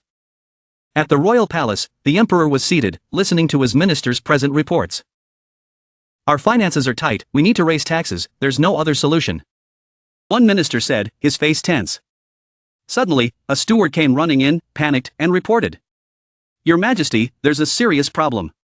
The emperor, sitting regally on his throne, calmly asked, what's the matter? The steward leaned in and whispered something into the emperor's ear. It's about the crown prince. The emperor's calm demeanor shattered. What? Is that true? Where is the crown prince now? The ministers, startled by the emperor's loud reaction, were confused. What's going on? What happened? They asked each other. The steward explained, the crown prince has just returned to the palace. Immediately, the emperor rushed out in a panic. Hyang, the emperor shouted, his voice filled with fear. Seeing the emperor's urgency, the ministers quickly followed him. The emperor, running through the halls, continued to call out for his son. Hyang, finally, he spotted his son walking ahead in the distance and called out loudly. Hyang, from afar, upon hearing the emperor's frantic calls, both the servants and the crown prince were taken aback. King Sejong rushed over, panic-stricken. There you are you hurt anywhere? Hyang, confused by his father's reaction, stammered. No, father, what's going on? The emperor's face darkened, filled with fury, turning to the steward. He demanded, explain this to me. The steward, stammering nervously, replied, Your Majesty. I was only repeating what Eunuch O had said. The emperor called out, Eunuch O, what exactly is going on? The eunuch immediately dropped to his knees, bowing. Your Majesty, I deserve death, but I swear I didn't lie. The emperor, furious, shouted, Are you mocking me? At that moment, Hyang spoke up from behind. Father, the eunuch is telling the truth. I think it's about what happened on Neobaean Island. Hearing this, the emperor, perplexed, asked, What are you talking about? Crown Prince? Hyang continued, It's just a misunderstanding. I'm talking about a disease that occasionally breaks out and spreads among the people of Roshan. The emperor, recognizing the description, asked, Are you talking about smallpox? Hyang, excited, replied, Exactly. While reading medical texts from China, I found a remedy for this disease. So, using that method, I took the smallpox pustules from a cow and inoculated myself with them. Upon hearing his beloved son's words, the emperor's mind spun in disbelief. He couldn't handle the shock and fainted on the spot. Both the ministers and Hyang cried out in alarm. Father! Please wake up! Father! After the shock, the emperor finally regained consciousness. His face was pale as he stared at Hyang in disbelief. So you're telling me you injected cow pus into your body? Hyang calmly replied, Yes, father. Without any hesitation, King Sejong, still unable to fully comprehend, thought of the cow and couldn't believe what he was hearing. He continued, You surely don't know what pus is, do you? There's no way you. Before he could finish, Hyang laughed and interrupted. It really is pus, father. It oozes from the wounds of the cow. Hearing this, the emperor, trying to contain his anger, asked. So, this procedure you're talking about, you only applied it to your skin, right? But Hyang bluntly answered, No, father. I used a needle to inject it into my body. At that moment, the emperor was filled with rage. He rushed forward, grabbed Hyang by the shoulders, and yelled. You reckless child, how dare you do something like this? Just because it's written in a book, you think you can follow it blindly? Hyang tried to explain, Father, I'm fine. An experienced person performed the procedure on me. The emperor, astonished, asked, "What, who?" Hyang pointed to someone and said, "Him, the farmer." Terrified, immediately bowed and said, "Your Majesty, I'm just a humble servant of the crown prince." Hyang introduced the man. "This man will be my servant in the future." "No, I mean, he's a shepherd from Neobayan Island. He's the one who performed the procedure. He said it's a secret technique passed down for generations to treat smallpox on the island." King Sejong, still incredulous, asked, "A cattle herder?" The farmer replied, "Yes, Your Majesty." "That's correct." The emperor approached Hyang and gently asked, "My crown prince, are you telling me this man is wise?" "You're talking about that cattle herder?" Hyang confidently responded, "Yes, father. He has cured all the people on his island." But the emperor raised his voice again. "Even so, you didn't have to use yourself as a test subject for this treatment. What were you thinking? You're the crown prince." Hyang, not backing down, replied, "A life is a life. Father, there's no nobility or commonness when it comes to life and death. Many people have been cured and become healthy again. So why should I be afraid?" The emperor, still worried, said, "But this was too reckless. What if something had gone wrong?" Hearing this, Hyang sighed, pausing for a moment before speaking. "Father, you know, as well as I do, that far too many people have lost their lives to smallpox in this country. I believe it will reach the palace someday. If I can prove that this treatment works, we can protect not only the citizens but also the people we care about. Don't you think so, father?" King Sejong, deeply moved by Hyang's words, stood silently for a long time. He sighed, thinking to himself, "I truly cannot tell whether this child will be a blessing or a curse for Joseon." His actions and thoughts were like those of a wise philosopher. Yet at times, he was like an unsatisfied thunderbolt, striking a rock continuously for 100 days without rest. After that, the emperor ordered the guards, "Take this man to the prison. Make sure he is fed well and not tortured." The emperor then turned to the cattle herder and said, "If anything happens to the crown prince, I will take your life. However, if your words prove true, you will be richly rewarded." The cattle herder, trembling with fear, replied, "I understand, Your Majesty." Meanwhile, Grand Inspector was speaking with the astronomer. "Litrin," the Grand Inspector remarked, "have you heard about the crown prince? He claims to have been cured of smallpox after being treated by that lowly slave. The crown prince even injected that disgusting cow pus into himself." Litrin responded, "It sounds unbelievable, but if it's the crown prince, he must have had his reasons. He can create things no one else even imagines. Besides, the crown prince always spends time studying in his chambers. This time, though." Before Litrin could finish, two men ran by, shouting, "The crown prince!" Litrin, startled, asked, "What's going on?" Unico replied hastily, "It's serious. The crown prince is." At that moment, the crown prince was lying in bed, his body burning with a high fever. Despite this, Hyang insisted, "I'm fine," but the servants worriedly responded, "How can you say that? You're burning up like a furnace." One of the servants, angry, muttered, "That's So-a-do, that scoundrel."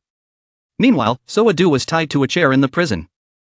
The warden yelled, "You insolent fool, how dare you endanger the crown prince by mocking the royal family?" So-a-do, confused, exclaimed, "What's going on?"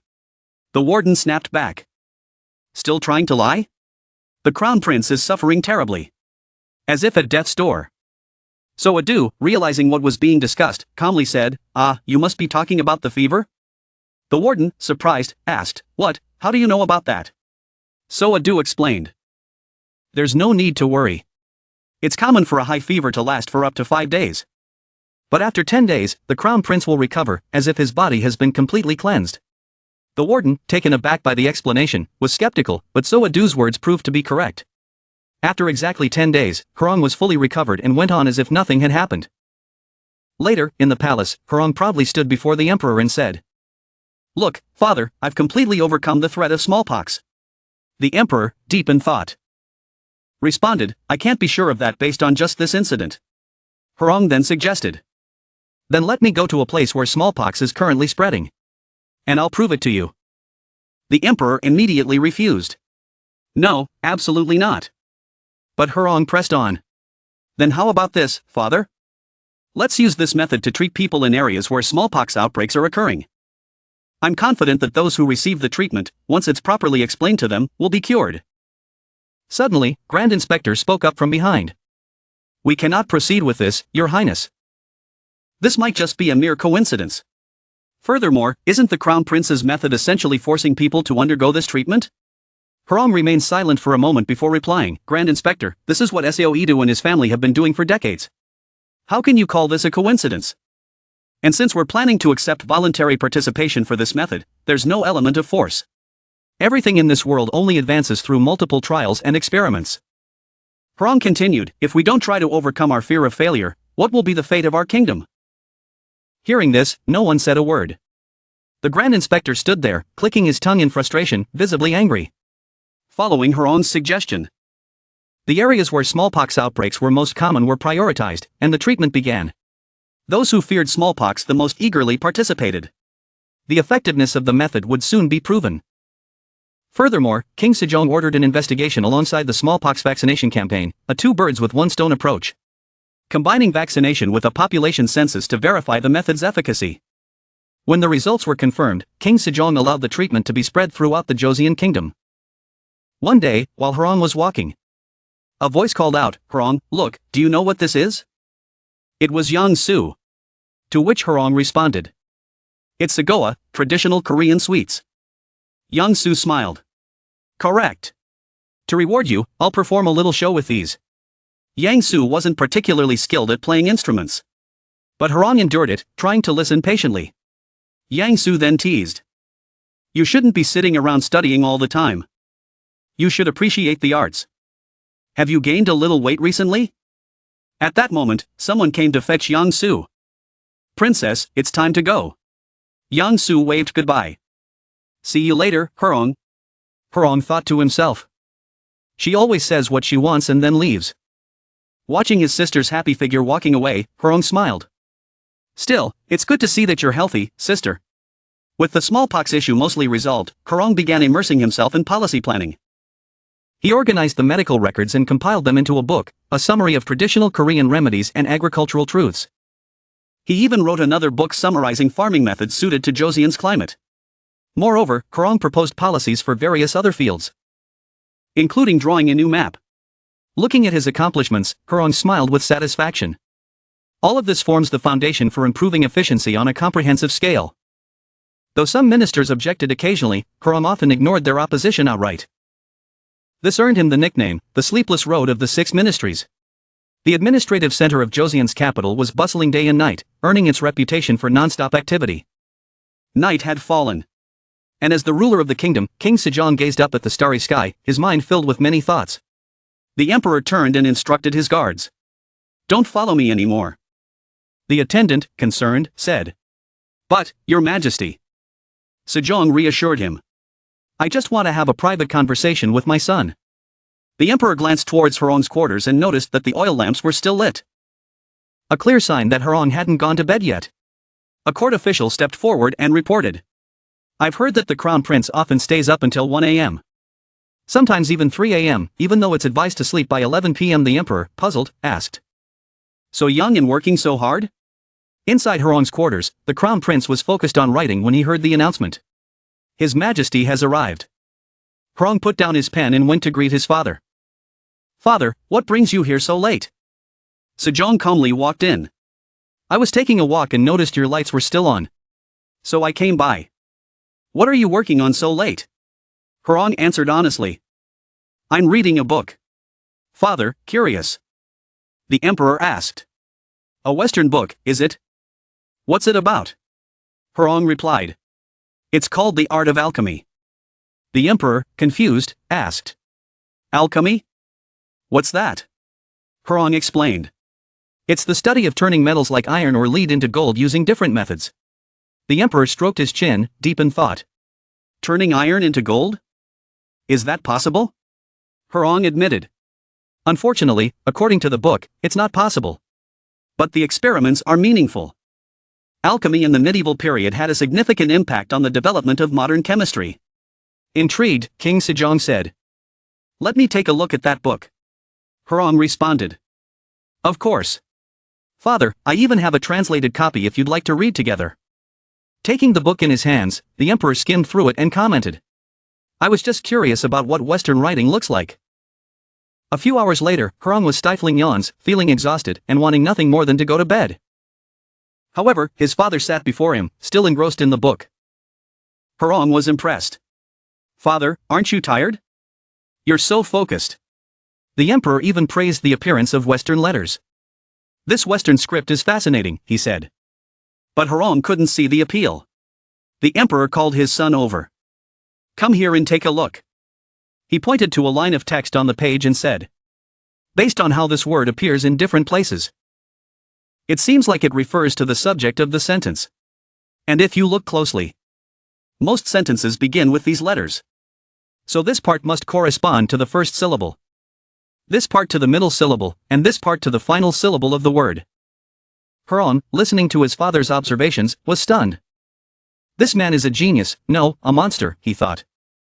In such a short amount of time, father has figured out the structure, spelling, and meaning of Latin. Seeing his son remain silent for so long, the emperor spoke up. "Isn't that right?" Hurong, startled, quickly responded. "Yes, father, that's correct." King Sejong continued. "These Western letters are quite different from Chinese characters. They all seem to look alike. But it seems their meaning changes depending on how they're arranged." He then stroked his chin, deep in thought as he looked at the letters. After a moment, he called his son's name. Hurong immediately replied. "Yes, father?" The emperor began. "Looking at this, it makes me wonder. What do you think about creating a writing system specifically for Joseon?" Hurong's eyes widened in surprise. He quickly responded. "I've long thought that Joseon needs its own writing system, even among those who know Chinese characters. Only a few are truly proficient. Right?" The emperor hesitated before replying. "But if I publicly declare that I want to create a new writing system, the Hall of Worthies will immediately oppose me." The Hall of Worthies, established by King Sejong, was the central institution for research and policies, heavily influenced by Confucian scholars. Hearing this, Hurong responded. "But there are so many people who can't even write a petition because they don't know the characters. If you explain this properly, father, things will go smoothly." The emperor smiled at his son. "It seems you've always found writing characters difficult, haven't you?" Hurong smiled awkwardly but thought to himself. "It really is hard." The emperor then reminisced about his own experience. "I remember the first time I tried to write a sentence. It was such a struggle. I spent 2 hours thinking and writing just one poem. But when your grandfather saw it, he burst out laughing." The emperor then stood up, walked to the door, and said, "It seems I've stayed too long. You should go to bed now." Hurong bowed and replied, "Yes, father. You should also rest. Joseon needs you to be healthy." The emperor, pleased, looked at his son with loving eyes. "This boy, I hope you reach the age of 15 soon." Hurong, confused, didn't understand what his father meant. But the emperor just smiled kindly and said, "Go to sleep." The next morning, Hurong stood before the royal court and addressed the emperor. The 6 ministries need to be fully separated. And each ministry should record its work in detail. If records are only kept chronologically, future generations will waste too much time trying to find what they need. The emperor asked the court officials, "Does anyone have a different opinion?" They responded, "We agree with the crown prince's suggestion." After considering it, the emperor said, "I also think this is a good idea. Ministers, I understand why certain policies were implemented. But future generations will only be able to understand these decisions by looking through records. From now on, each ministry's minister must organize and classify records according to the crown prince's instructions." Everyone in the court listened to the emperor's words and responded in unison. "We obey your majesty." After a strategy meeting with the emperor, everyone was dismissed. Grand Inspector and Grand Historian walked together. But it seemed they were both somewhat displeased. The Grand Historian furrowed his brows and said, "This is terrible. Now, the Crown Prince is even interfering with the record-keeping of the 6 ministries. We are the ones who have to do all the work here." Grand Inspector responded, "Exactly. Isn't everything already being recorded in the official annals by the royal historians and in the daily journals of the Secretariat for State Affairs? The Secretariat Journal keeps records of the daily life of the king and his interactions with the bureaucratic machinery." The Grand Historian agreed. "That's right. But isn't this just doubling the work for no reason?" Grand Inspector added. "Even without these changes, we've been incredibly busy lately. All because of the Crown Prince. At this rate, one day, the Crown Prince will cause a huge problem. Won't he? Frankly, if this continues, I think the atmosphere in the court is going to change drastically. If we keep going like this, there may come a time when the Crown Prince undoes everything he's worked to build. The Grand Historian countered. It won't get that bad. After all, the Crown Prince still has morals. Meanwhile, the Crown Prince was feeling very enthusiastic. This is a reform, a true reform. I'm going to completely change these disgusting old customs. Just thinking about it excites me. I won't tolerate this bureaucratic nonsense anymore. Once was enough. Back with the two ministers. The Grand Inspector, hearing the Grand Historian's words, added. But all of the Crown Prince's proposals are contrary to tradition. What if the Crown Prince accidentally revives a shadow from the past? Suddenly, a voice interrupted. That will never happen. The two ministers, who had been standing confidently moments earlier, quickly bowed.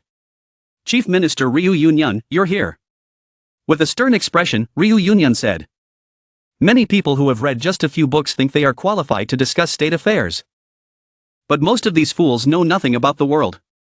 If the Crown Prince crosses the line and ruins what we've built, even though he is the Crown Prince, I won't stand idly by. Scene shift to the royal court, where King Sejong opened the morning session. I imagine returning from the Ming dynasty must have been difficult. Thank you for your concern. Your Majesty, replied Grand Inspector respectfully. The king then asked. What's the status of the Roshan embassy? Another official reported. After discussions, the Ming dynasty has decided to allow the establishment of a Roshan embassy in Shandong province. Hearing this, King Sejong was somewhat relieved. I see. Did anything notable happen during the journey? The official reported. Yes, many Ming merchants expressed a desire to purchase Joseon paper from us. Paper, the Crown Prince repeated, as if seeking confirmation. Grand Inspector continued. Yes, Your Majesty. Many people want to buy our paper because it is of much better quality than the paper of the Ming dynasty. They requested that we bring more next time. After thinking for a moment, King Sejong briefly considered issuing an order to increase the production of paper at the paper mills. All right, you may return to your seat, he said. Meanwhile, Kurong, feeling confident, saw this as a great opportunity and spoke up. Your Majesty, I have something to say. With just one sentence, Kurong made the officials around him break into a cold sweat. Here we go again. What is it this time? King Sejong hesitated and asked. Do you really need to speak now? Yes, father. Kurong responded, showing clear determination. Seeing his son's resolve, the king allowed him to speak. All right, then go ahead. Kurong calmly suggested. I request that we shut down the paper mill. Hearing this, everyone present was shocked. Their jaws practically hitting the floor. They thought it was absurd. How could they shut down the paper mill when so many from the Ming dynasty were eager to buy Joseon paper? Wasn't this completely contrary to the Crown Prince's previous stance? This was an opportunity to earn new income for the kingdom. So why shut it down? Kurong, hearing their murmurs, cursed silently to himself. Shut up, all of you, and let me speak. The Crown Prince then addressed the court.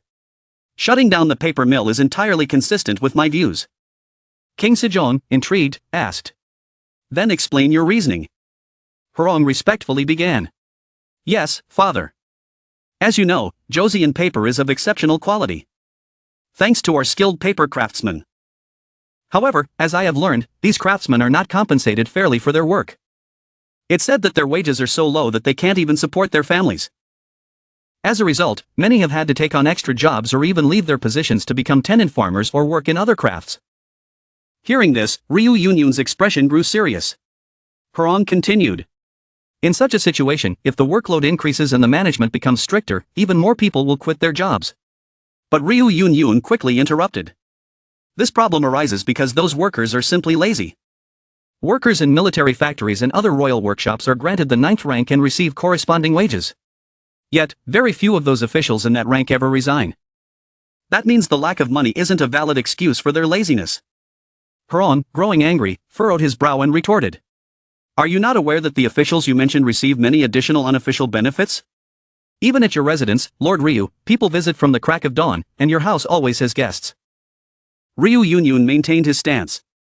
That's just an expression of gratitude, a gesture of goodwill from them. Kurong immediately countered. I'm not saying that's wrong, but if we continue to ignore the efforts of the paper craftsmen, how can they be expected to fully dedicate themselves to their work? If things keep going like this, not only will we fail to advance our technology, but Joseon's paper-making skills will disappear forever along with these craftsmen. In the end, King Sejong seemed to agree. The Crown Prince is right. But Ryu Yun, with a stern expression, asked. Does the Crown Prince know that it was King Sejong who established the paper mill? That's because the paper collected for currency was of inconsistent quality, making organization extremely difficult. If we abolish the paper mill, we'll face that challenge again. I urged the Crown Prince to reconsider. Caught between two opposing arguments, King Sejong found himself even more conflicted. What should we do now, he wondered. At that moment, Hurong glanced at him, giving a subtle signal. You know what to do, right? I trust you, father. Suddenly, Hurong's expression shifted from resolute to blank as he observed his father's face. That old man, King Sejong, turned to Hurong again, asking. What do you think? This made the Crown Prince reflect for a moment. When did Sejong develop this odd habit of pushing difficult questions onto me? Hurong thought. Does he want me to engage more in these discussions? With a sigh, Hurong answered in a firm tone. Have the ministers forgotten about the gold-nibbed pens? He clearly outlined the standards the court required. 3 cha wide, 2 cha high. The paper must not be too rough. And its color must be as bright as peach blossoms. We hire craftsmen to meet these standards and offer the lowest price. Hearing this, Ryu Yonghyun hesitated. But what about the costs? Hurong continued to persuade them. Let me give you an example with the gold-nibbed pens. Recognizing these craftsmen as royal merchants will boost their business. The court can then collect taxes from their profits, earning much more than the initial costs. Moreover, if Joseon's merchants had to compete on paper quality, the standard will improve, leading to even more Ming Dynasty traders seeking our paper. The officials were left speechless. Suddenly, a voice chimed in. In my opinion, the Crown Prince's proposal seems quite reasonable. It was none other than the Minister of Revenue, who then shared his thoughts. The Joseon dynasty has been established for nearly 3 years now. Yet this issue has never been fully resolved. If costs keep rising and we now have a solution, why not use it? Hearing this, Ryu Yonghyun harshly rebuked him. Minister of Revenue, watch your words. Are you forgetting that everyone must follow the teachings of the sages for the nation to remain at peace? Then, turning to King Sejong, Ryu Yonghyun reported. Your Majesty, the Crown Prince's suggestion may be correct. But it is only a temporary solution. For lasting peace and prosperity in the country, we must prioritize the moral education of the people.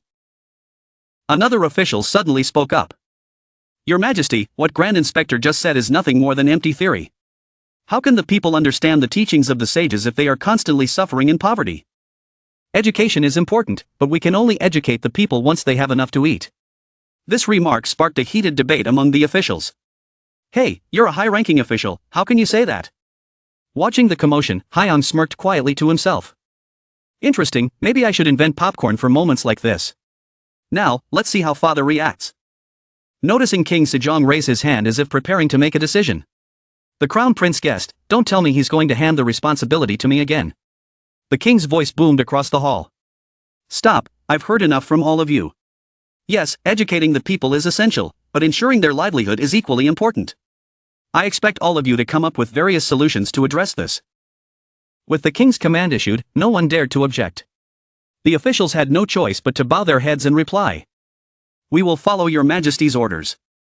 King Sejong continued, as for the paper mill issue, I believe the Crown Prince's proposal is valid. But shutting it down immediately may not be appropriate. Therefore, come up with a more comprehensive solution and report back to me.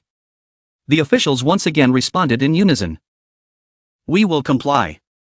After giving his instructions, King Sejong turned to his beloved son. Crown Prince, listen carefully. Yes, father. Hyang responded respectfully, bowing. The king then said, I know you care deeply about the prosperity of the kingdom and the well-being of the people. As the Crown Prince, it is your duty to concern yourself with such matters. For that, I won't reprimand you. In fact, I will commend you. Hyang outwardly expressed his gratitude. But inside he thought, I just got scolded. Though, King Sejong continued, addressing a concern that had been on his mind. But every time you speak, there are always people opposing your ideas. And that's a problem. Both the ministers and I often don't understand what your reasoning is behind these suggestions. That's why I believe you need to explain your political philosophy clearly when presenting your ideas. Upon hearing the words, political philosophy, Ryu Yongyun's face darkened. King Sejong added, you will do this in the main hall. In front of all officials of rank 3 and higher, including all the ministers. Can you do this? Sensing the opportunity growing closer, Hyung couldn't hide his excitement. So, father wants me to give a full presentation.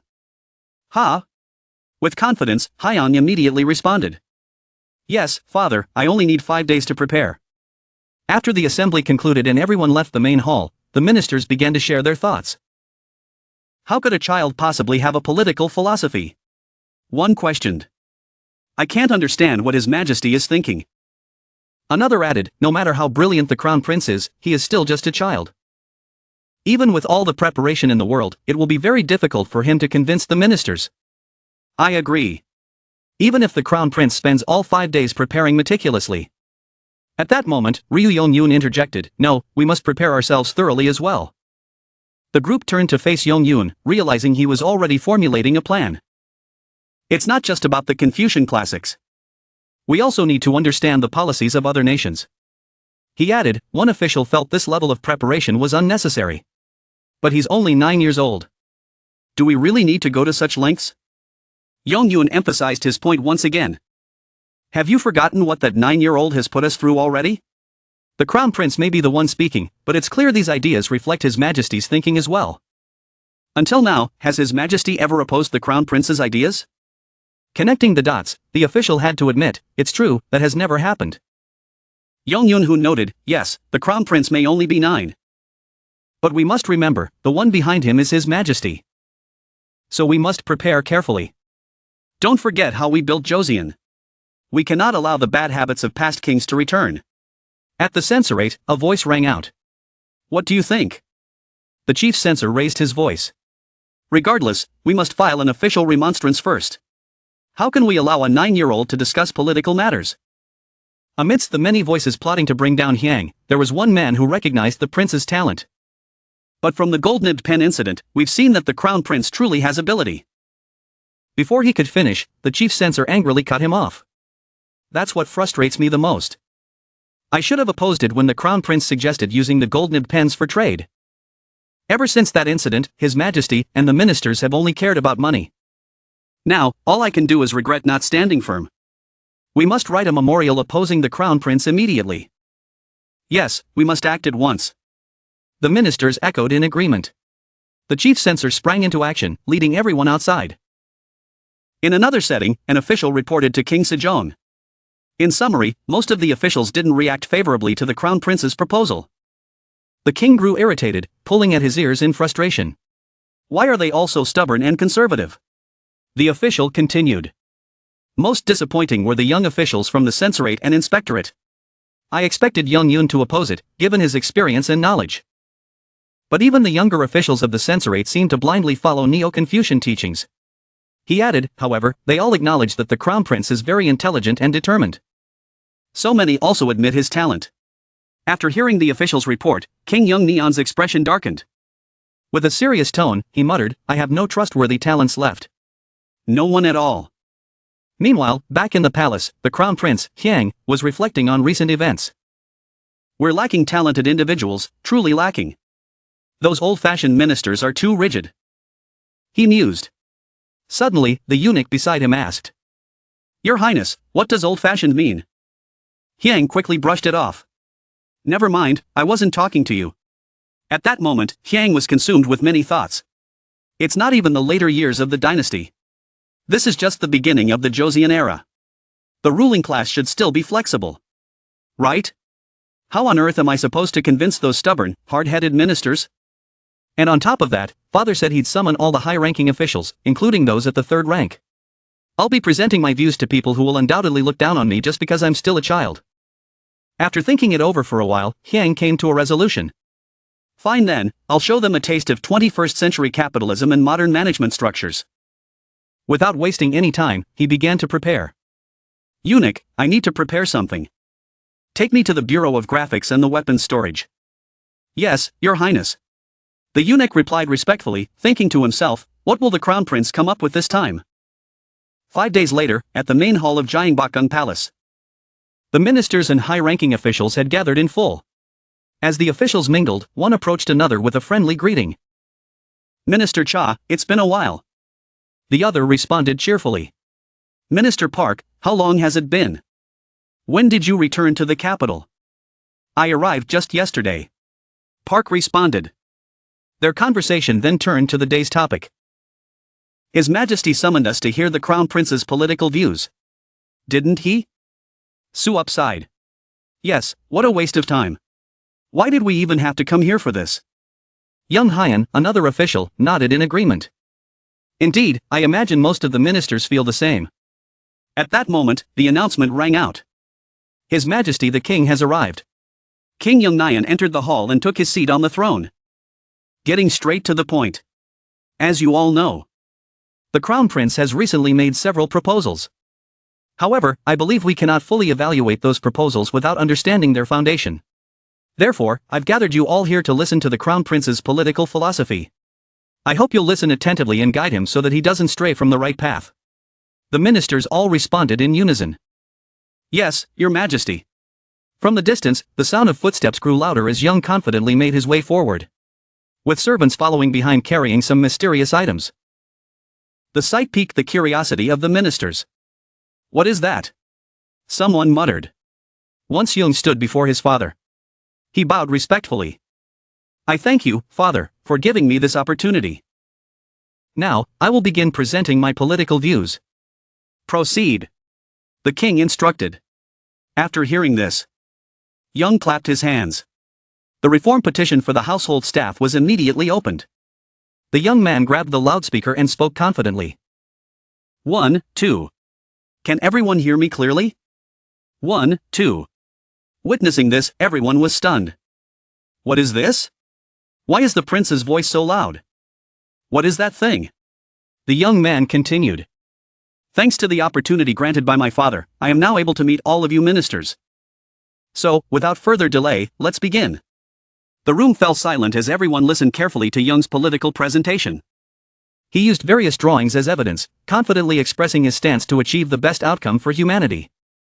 I will get straight to the point. The foundation of my political philosophy is to achieve the best result for all humankind. As you may know, this was also the ideology of Wanning. When establishing the Goryeo dynasty, this aligns with the fundamental principles of wise rulers, specifically the royal way and putting the people at the core. To achieve this, first and foremost, the well-being of the people must be guaranteed. And they must live in peace. However, our country has very little flat land, while the mountains are steep and rugged. Therefore, the common people are forced to gather on the limited flatlands. With so little land for agriculture, won't the people become even more impoverished? Thus, we must actively encourage not just agriculture, but also handicrafts and trade, so that the country can develop. And we can purchase what we lack from foreign nations. Hearing these words, some were left with mouths agape in astonishment, while others burst into laughter. Some remained silent, waiting for what would come next. Hyung drew a diagram and continued. Therefore, we must reform the current 6 ministries and local government systems to preserve our good traditions. All the systems we have been using up until now must be changed. So, first of all, in the future, we must abolish the 6-ministry system and replace it with 3 larger bodies, the legislature, the executive, and the judiciary, as well as establish positions within those 3 bodies. Secondly, we need to reform local governments.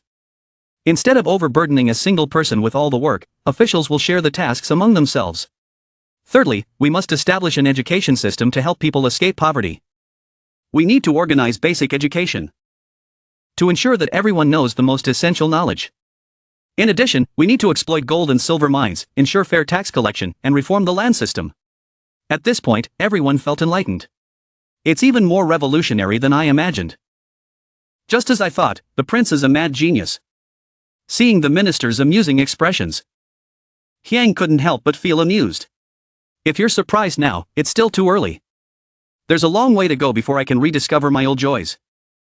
Inside the main hall of MANHUA, the young boy confidently presented. And that is my political stance. After his speech, the old men around him were all astonished by a mere 9-year-old child. Even Junan had to admit the boy was incredibly talented. It's truly remarkable. Did you come up with all of that yourself? Hyang frankly admitted, no, father. I referenced the classics of wise sages.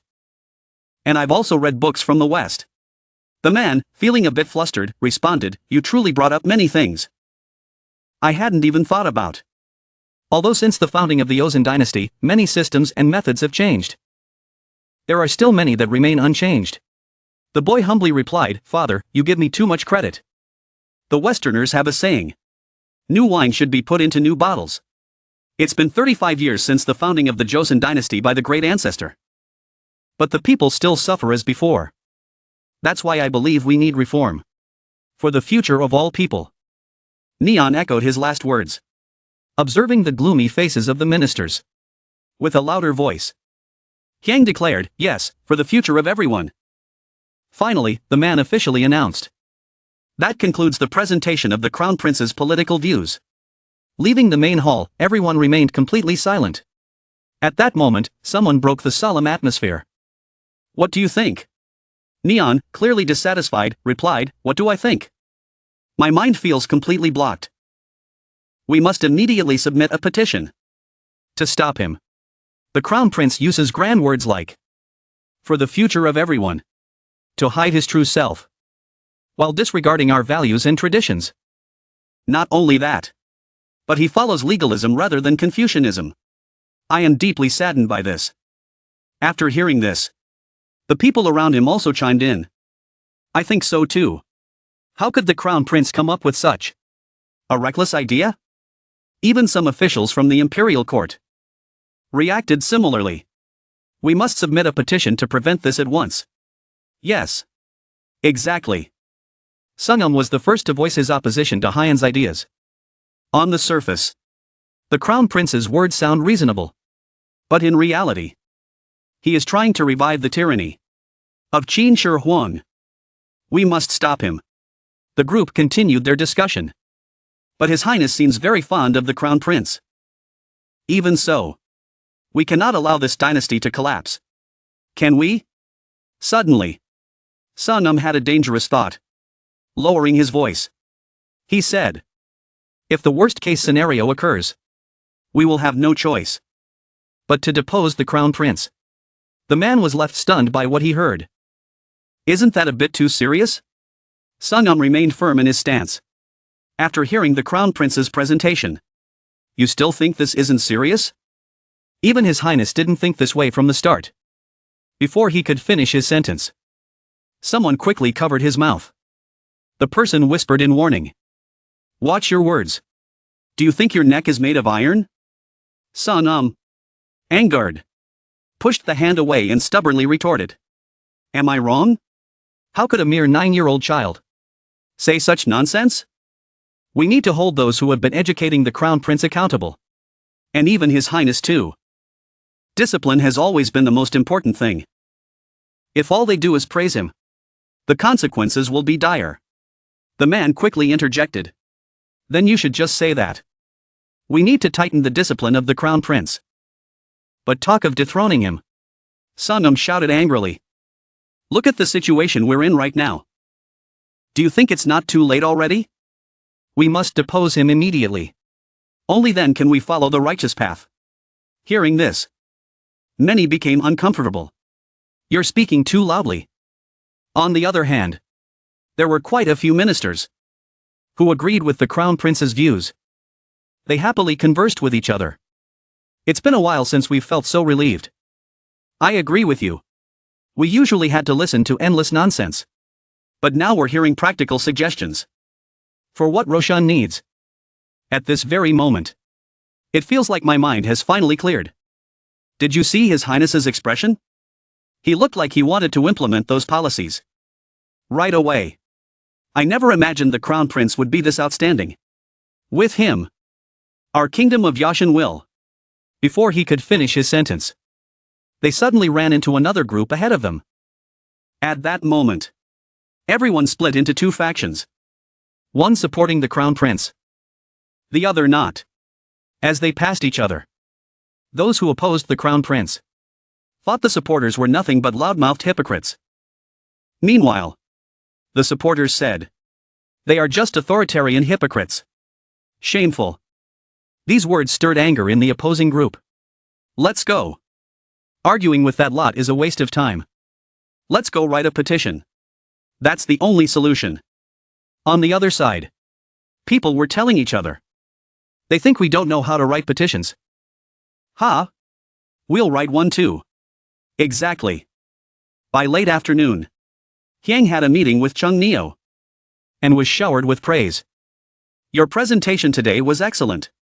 Thank you, Father. The boy replied joyfully. The man continued to admire him. I've said this before. But your ideas have brought up many things I hadn't considered. There are so many policies I want to implement right away. Hyang presented his opinions. Father, you flatter me. But to be honest, those policies are quite difficult to implement right away. Junin quickly responded. I know. I've always thought that we, as father and son, should discuss policy matters more often. Besides, I'm a bit concerned about the number of petitions we'll receive tomorrow. The Thua Chin Vin Supreme Council is going to have a rough day. The young boy sighed. To which the man replied, I'll send some food over to the Thua Chin Vin. The next morning, in front of the Thua Chin Vin, two men stood frozen for a long moment, staring at the scene before them. They're really diligent, aren't they? Yes. Did they stay up all night? They're quite impressive. I don't even dare to step inside. The man quickly cut him off. Standing here talking won't make the workload any lighter. Hurry up and start sorting. Sorting? The other asked. And with that, everyone began to do their work. You all know. Some are criticizing the crown prince, while others are supporting him. So, we'll split these into two piles. I understand now. Meanwhile, Chung Neon's face expressed deep exhaustion as he looked at the towering stack of petitions before him. So many? You've really been hard at work. Let me start reading. With that, he pulled out a random petition and began reading carefully. In the end, he couldn't hide his shock. His hand clenched in anger. He immediately turned and called out. Fuang Tian. Yes. Your Highness. The man replied meekly. Chung Neon sternly commanded. Summon the crown prince. Jin Ho bowed to the emperor. Father. You called for me? Yes. I did. You may rise. The emperor picked up a scroll and said. I summoned you. Because it seems that quite a few officials did not understand what you said yesterday. Suddenly, he raised his voice. Lon Jiai-chin. Hearing his name, the man quickly responded. Yes. Your Highness. The emperor's face was grim. He raised the petition and commanded. This is your petition. Read it aloud for the crown prince to hear. The atmosphere became tense, as the officials could only steal glances at one another. Lon Jiai-chin hesitated. Your Highness. But the emperor held the scroll before him. Take it. The one being questioned should hear directly from you, to avoid any misunderstandings. Right? With no other choice, Lon Jiai-chin obeyed and took the scroll, resigning himself to follow the emperor's orders. After receiving the petition, the old man began to read. I, Rio Young Hung, the Lon Jiai-chin, humbly submit this petition to His Highness. The emperor, losing his patience, interrupted with a sharp command. Skip the formalities and get to the point. Terrified, the old man paled but managed to continue reading. The crown prince's political views, while seemingly correct, contained many inappropriate elements. First, our kingdom adheres to Neo-Confucianism. However, the ideas proposed by the crown prince are more aligned with legalist philosophy. Legalist principles are too strict, causing suffering for the people and harming the nation. Second, the crown prince has suggested removing the restrictions on concubine-born children. These are the rules that distinguish between the children of primary wives and concubines, which were established by King Sejong. To carelessly abolish these would be an act of great filial disrespect. Moreover, if concubine-born children are allowed to become officials, as proven by previous dynasties, they will abuse their power. Third, the crown prince suggested increasing the number of officials. But the more officials there are, the heavier the burden will be on the people. In my opinion, if local officials find the workload too heavy, they should simply ask local scholars for assistance. After finishing, he looked up and added, "These 3 points are the unreasonable aspects of the crown prince's political views." Jinho listened carefully. His brows furrowed. The old man continued reading. But the tension was palpable. After he finished, the crown prince asked the emperor, "May I respond?" "Father." The old man, Young Hyun, clenched his fists in anger after receiving a sharp glance from the crown prince. The emperor, hearing the request, replied, "I grant you permission to respond." The crown prince stood alone between 2 rows of officials and confidently addressed each point. First, the Lanjiaichin stated that Neo-Confucianism is the guiding philosophy of our kingdom. However, the true philosophy of our country, according to the teachings of the sages, is the royal way, with the people at its core. Neo-Confucianism is merely a tool we use to achieve that. If we only focus on it, we will limit ourselves too much. Won't we? He continued. For example, if the royal way is a plate, then philosophies and systems of rules are the bowls. Is it really necessary to differentiate between these tools? When applying the royal way, the officials were stunned by his words. One of them, trembling, attempted to interrupt. But the crown prince boldly continued. Neo-Confucianism is just one branch of Confucianism. Is it not too restrictive to focus solely on that? His words were so persuasive that even though Lanjiaichin was furious, he could only grit his teeth in frustration. The crown prince pressed on. Second, you mentioned that concubine-born children would abuse their power. But were they the only ones to abuse power in past dynasties? Young Yoon, unable to bear it, called out loudly, "Your Highness." But the crown prince continued without pausing. Isn't it true that everyone from prominent families, whether firstborn or concubine-born, has engaged in corruption? Isn't it unjust to lay all the blame on concubine-born children? Moreover, doesn't the law clearly state that all those who take concubines are guilty as well? Yet, most of the ministers here have concubines. Do they not? The officials glanced at each other, and the air grew even heavier. The crown prince wasn't finished. Hasn't it become a habit for prominent families to bury their own mistakes while continuing to discriminate against the children of concubines? Who would have thought you could speak so bluntly? The officials could only bow their heads in silence, speechless. And third, Perong continued, his hand clenched into a fist. You mentioned that local officials could ask local scholars for help if they have too much work. Right? Since the time I began sitting next to my father, observing how he handles state affairs, I've heard countless reports from many places about unfortunate people dying of starvation. But I have never once heard of local scholars stepping in to help the starving, or opening the grain stores to aid them. Suddenly, he emphasized. And not only that. Instead of helping the people solve their problems, they exploit the drought, charging interest rates higher than the standard rate. Time and again, the people have no choice but to sell their lives or become refugees while their land is taken from them. Finally, Perong directly asked Yun Yun, Lan Jiai-chin, tell me this. For the common people with no power, who is more fearsome than a tiger? Is it the government officials? Or the local scholars?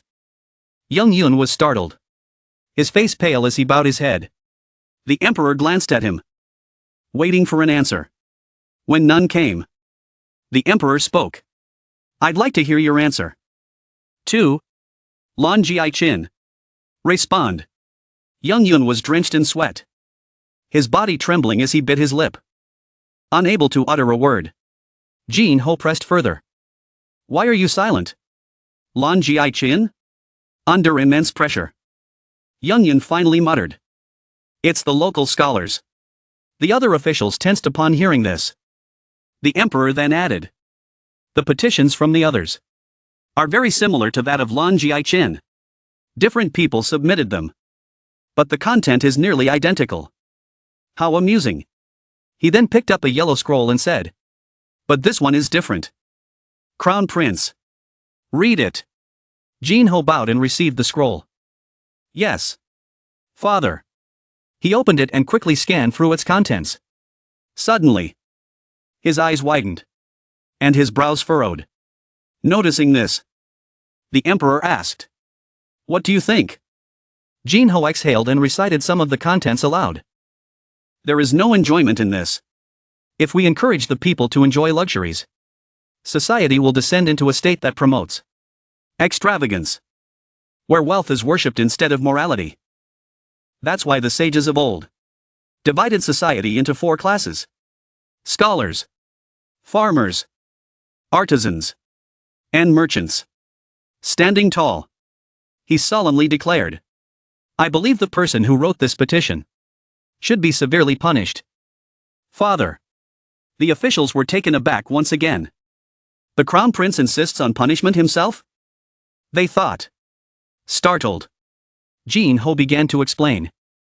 First of all, in all the political writings I've read, there is no wise sage who mentions dividing society into such rigid classes. But by lying in this way, this person is trying to deceive the ruler. This is an act of disloyalty, and such a person must be punished severely. The official who wrote the petition was so furious he almost exploded. Unable to contain himself, he raised his voice. Crown Prince. The one who wrote this petition did so out of concern for the nation. If you punish someone for giving honest counsel, just because you dislike them, you will alienate everyone. Jin Ho quickly turned and rebutted. This isn't honest counsel. It's a deliberate attempt to cause division, fabricating teachings that don't exist. How can that be considered counsel? The official retorted. Since ancient times, the sages have warned that extravagance is a disease that will destroy a nation. We must avoid it at all costs. How can you say that extravagance is better than frugality? At this, Jin Ho fully turned to face him and said, let me explain it to you again. Did the sages teach that the nobility had the right to exploit the people? Did they teach that it was acceptable to lend grain at interest rates over 50%? The official was speechless. Jin Ho pointed directly at him.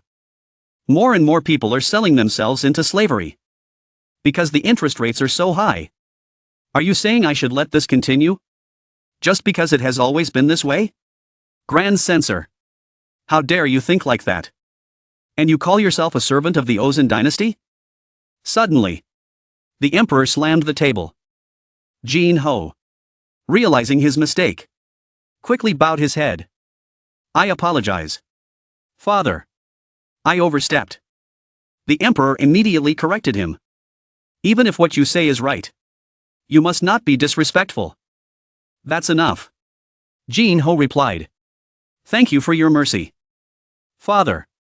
The emperor shifted his gaze and said, Grand Inspector, step forward. The Grand Inspector quickly stepped forward. Yes. Your Highness. The emperor commanded. Give the Grand Inspector the petition. There is a part the Crown Prince hasn't read. After the Grand Inspector took the petition from Jin Ho, the emperor continued. This petition was written by someone in the inspectorate. Grand Inspector. Read it aloud. The Grand Inspector opened the scroll and, after a brief glance, his face turned pale, his fingers gripping the paper tightly. Without hesitation, he knelt down and kowtowed. Your Highness. This was the opinion of one individual, not the entire inspectorate. The entire court held its breath for the Grand Inspector. The emperor looked at him and said, I know. That's why the Crown Prince didn't read that part. And neither will I. The Grand Inspector, trembling, expressed his gratitude. Thank you, Your Highness, for your mercy. Finally, the emperor concluded. As for the punishment for the author of this petition, I will think about it carefully. After the court session ended, someone called out to the Grand Inspector. It was the Grand Censor, who curiously asked, "What was in that petition?" The Grand Inspector didn't respond and quickly walked away, ignoring the Grand Censor's repeated calls. Shortly after, an official was suddenly grabbed by the collar. The Grand Inspector, enraged, shouted, "You scoundrel! How dare you!" The surrounding officials rushed to stop him. "Please, my lord, calm down. Get out of my way," the Grand Inspector yelled. "This bastard will ruin us all." The bewildered official asked, "What do you mean, my lord? What are you talking about?" The Grand Inspector snarled, "You fool! Who do you think you are? Suggesting the Crown Prince be deposed." The other officials were shocked at the Grand Inspector's words. Grabbing the official by the collar, he yelled again, "Who do you think you are? To suggest deposing the Crown Prince?" Upon hearing what the Grand Official said, the other officials were shocked. He grabbed the official by the collar with both hands and shouted, "Who are you to dare mention deposing the Crown Prince?" The man struggled to speak, spitting out each word. How could a Crown Prince who abandons Confucianism and follows a path of treason be worthy of his title? The Grand Official roared back, "What? You want to depose a Crown Prince who is only 9 years old? Do you think that's reasonable?" The man stammered, "What does age have to do with adhering to the teachings of the sages?" At this, the Grand Official could no longer contain his anger and shouted, "You fool! If you want to change the direction of the ruler, we must have the right timing, geographical advantage, and popular support. These were the very factors that allowed His Highness to become the Crown Prince. But now, we don't have any of those three. Your reckless actions are endangering the lives of the other officials." The official was left speechless. But after a moment, he retorted, "A civil servant has the duty to speak the truth when faced with wrongdoing. After all, isn't standing up to injustice always a risk to one's life?" The other 4 officials stood frozen, staring at him. The Grand Official, stunned, let go of his collar and exclaimed in frustration, "Even an idiot like you managed to become an official. We're doomed." Switching to the Crown Prince's room, Jin Ho sighed deeply. "I knew it would turn out like this, but I didn't expect it to be this bad. Why does the Chief Minister keep opposing me? They're all so stuck in the past, constantly rehashing old matters." He paced back and forth, then stopped. "Wait. From their perspective, it makes sense. If someone proposed that I abandon agriculture and focus on commerce and industry, I'd react the same way. So, of course, they're angry. It's perfectly reasonable." Calming himself, he closed his eyes and took a deep breath. Outside, the servants knew that the Crown Prince was furious.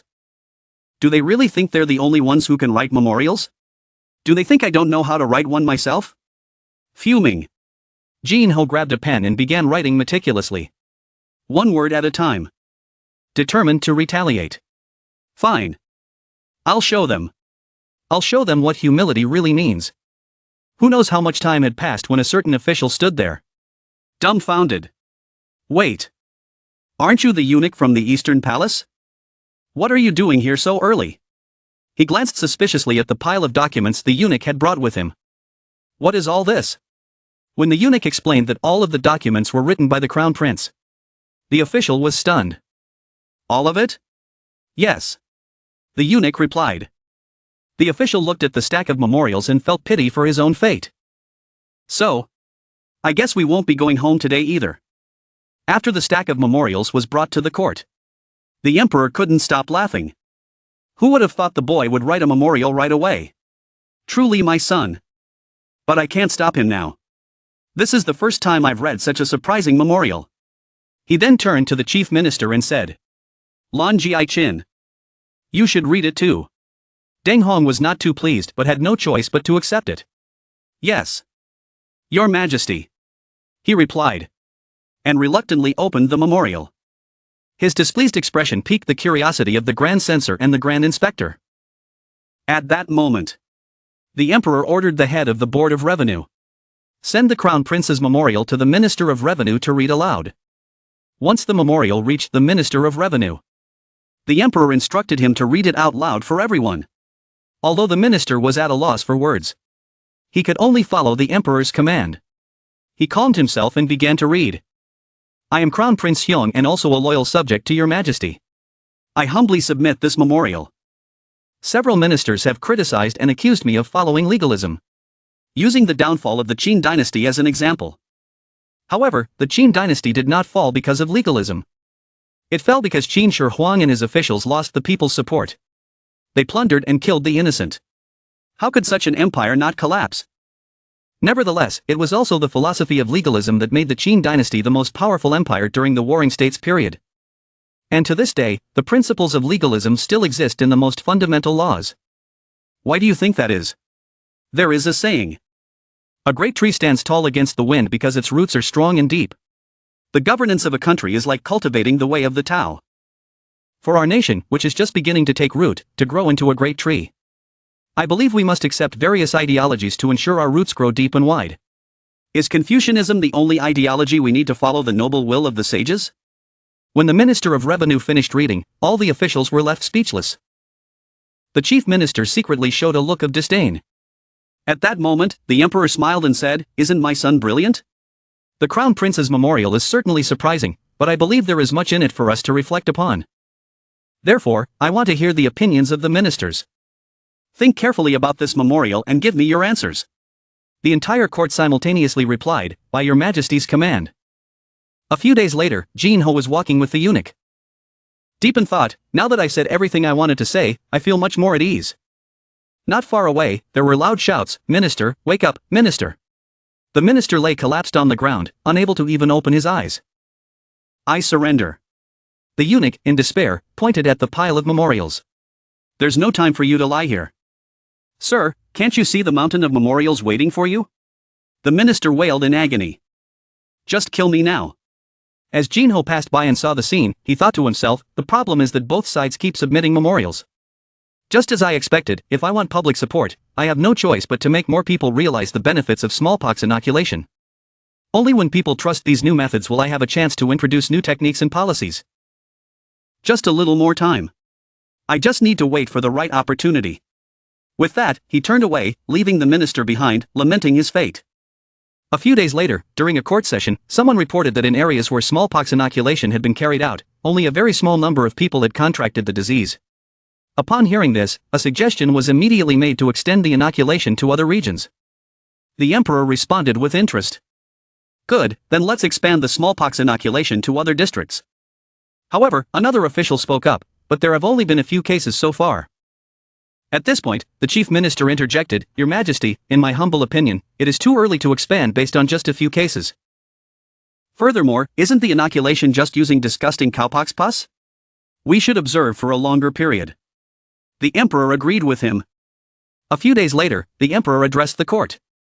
Most of the population in Jiangyi province has been inoculated, but there have been a few cases of side effects. As a result, neighboring districts have submitted memorials requesting inoculation for the safety of the people. I also wish to expand the inoculation. What do you ministers think? The chief minister immediately objected. "We should not proceed. Your Majesty, the current financial situation does not allow for expanding the inoculation to other regions. I urge your Majesty to reconsider and delay it for a few more days."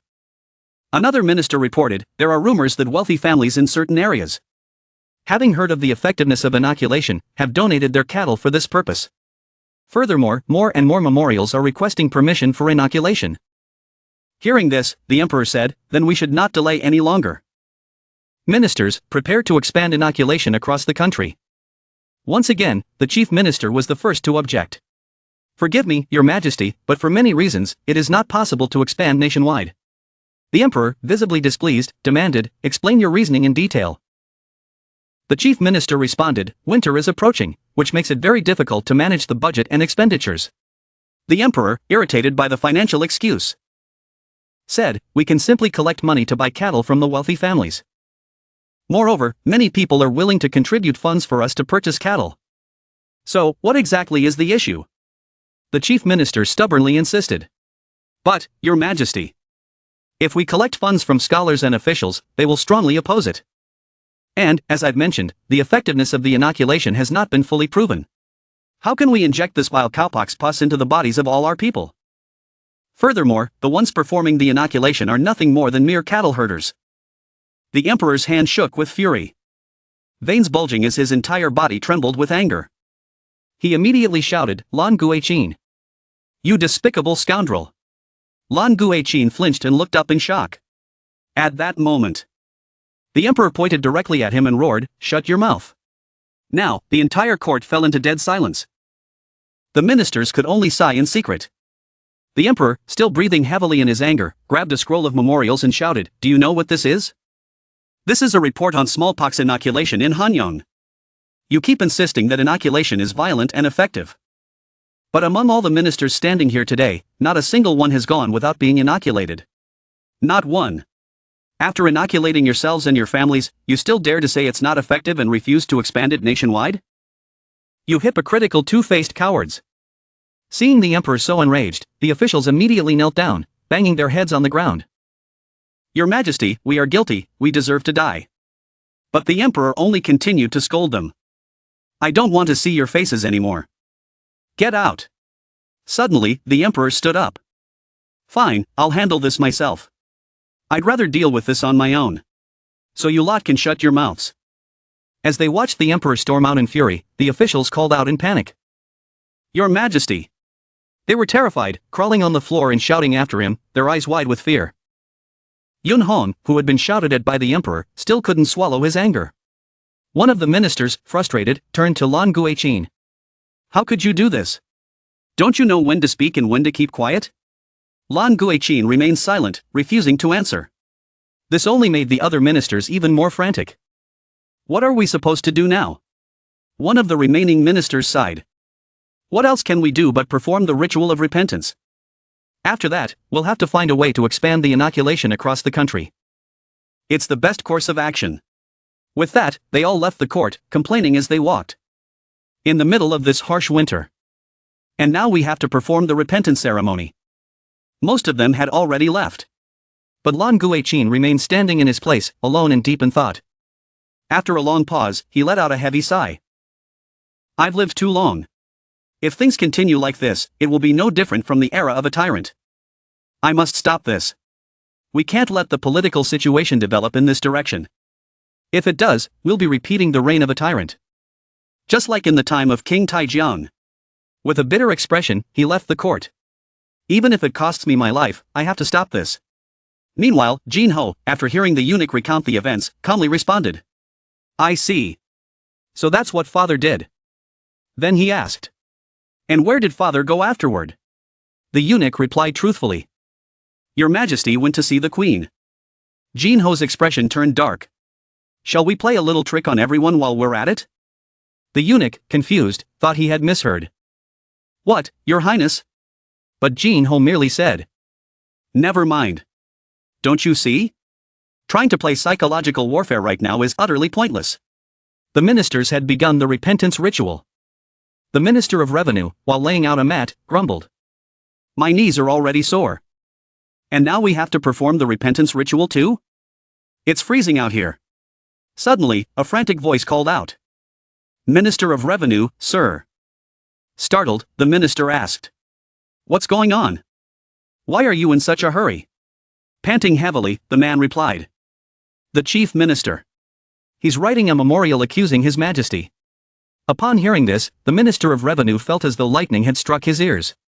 "What?" he gasped. Frozen in place. Without wasting another second, he rushed off to verify the claim, muttering, "Has the old man lost his mind?" When he arrived at the chief minister's quarters, the Minister of Revenue anxiously tried to enter. "We must stop him." The commotion caused Young Hong, who was inside, to turn around. Before he could speak, the Minister of Revenue burst in and shouted, "Chief Minister, what are you doing? Writing another memorial? The repentance ritual may already be too much. Have you lost your mind?" But the chief minister was insistent. "I must write this memorial. This issue must be dealt with thoroughly. Of course," he added, "if you truly care about the future of this dynasty, The Minister of Revenue was incredulous. "Chief Minister, are you insane?" The Chief Minister, however, ignored him completely, arrogantly pushing him aside. "Move out of my way. His Majesty has forgotten how vital it is to govern the country properly. He's even forgotten the purpose of the ministers." With that, the Chief Minister grabbed the memorial and stormed out, despite the Minister of Revenue's attempts to stop him. Stunned, the minister tried to follow, but it was useless. In frustration, he turned to the others who had been watching. "What are you doing? Why didn't you stop him? Do you want blood to be spilled?"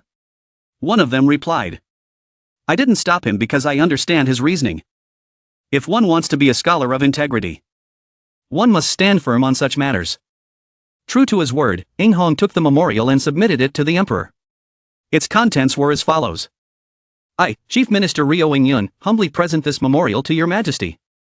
The court, as its name suggests, is where the governance of a nation takes place.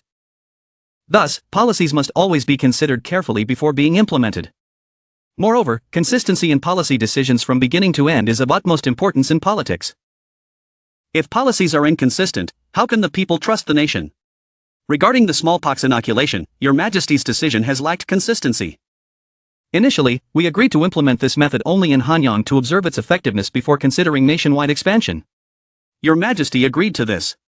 However, after a few suggestions to expand the inoculation, your Majesty changed the decision. How can we call that consistent? Furthermore, policies should only be implemented when both the monarch and the ministers are in agreement. Why should policy decisions require the consent of the court? Because a monarch cannot possibly consider everything in detail. Thus, your Majesty must consult with the ministers and carefully listen to their recommendations. If the monarch acts unilaterally in all political matters, what is the purpose of the court? This behavior is akin to that of a tyrant and does not align with the way of the king." The emperor seriously read through the contents of the memorial written by the chief minister. If tradition allows a tyrant to rise to power and abuse their authority, what will become of the future of the Joseon dynasty? To prevent such a scenario, the monarch and the ministers must always reach consensus, no matter the cost. As a loyal subject under your Majesty, I implore you to reconsider, even if it's for the future of the Joseon dynasty. In conclusion, I believe that your Majesty must stop the autocratic decision to expand smallpox inoculation nationwide because I firmly believe it is ineffective. However, if it is proven effective, I, Ryo Young-yun, am willing to offer up all of my personal assets. When the memorial ended, the entire court fell silent, with no one daring to speak. It wasn't until the emperor broke the silence. "Have you all read this?" They cautiously responded. "Yes, your Majesty." Everyone was drenched in sweat, nervously watching the emperor's expression. Some trembled, unable to even lift their heads. Finally, the emperor spoke. "When I first heard about the benefits of inoculation, I considered implementing it nationwide.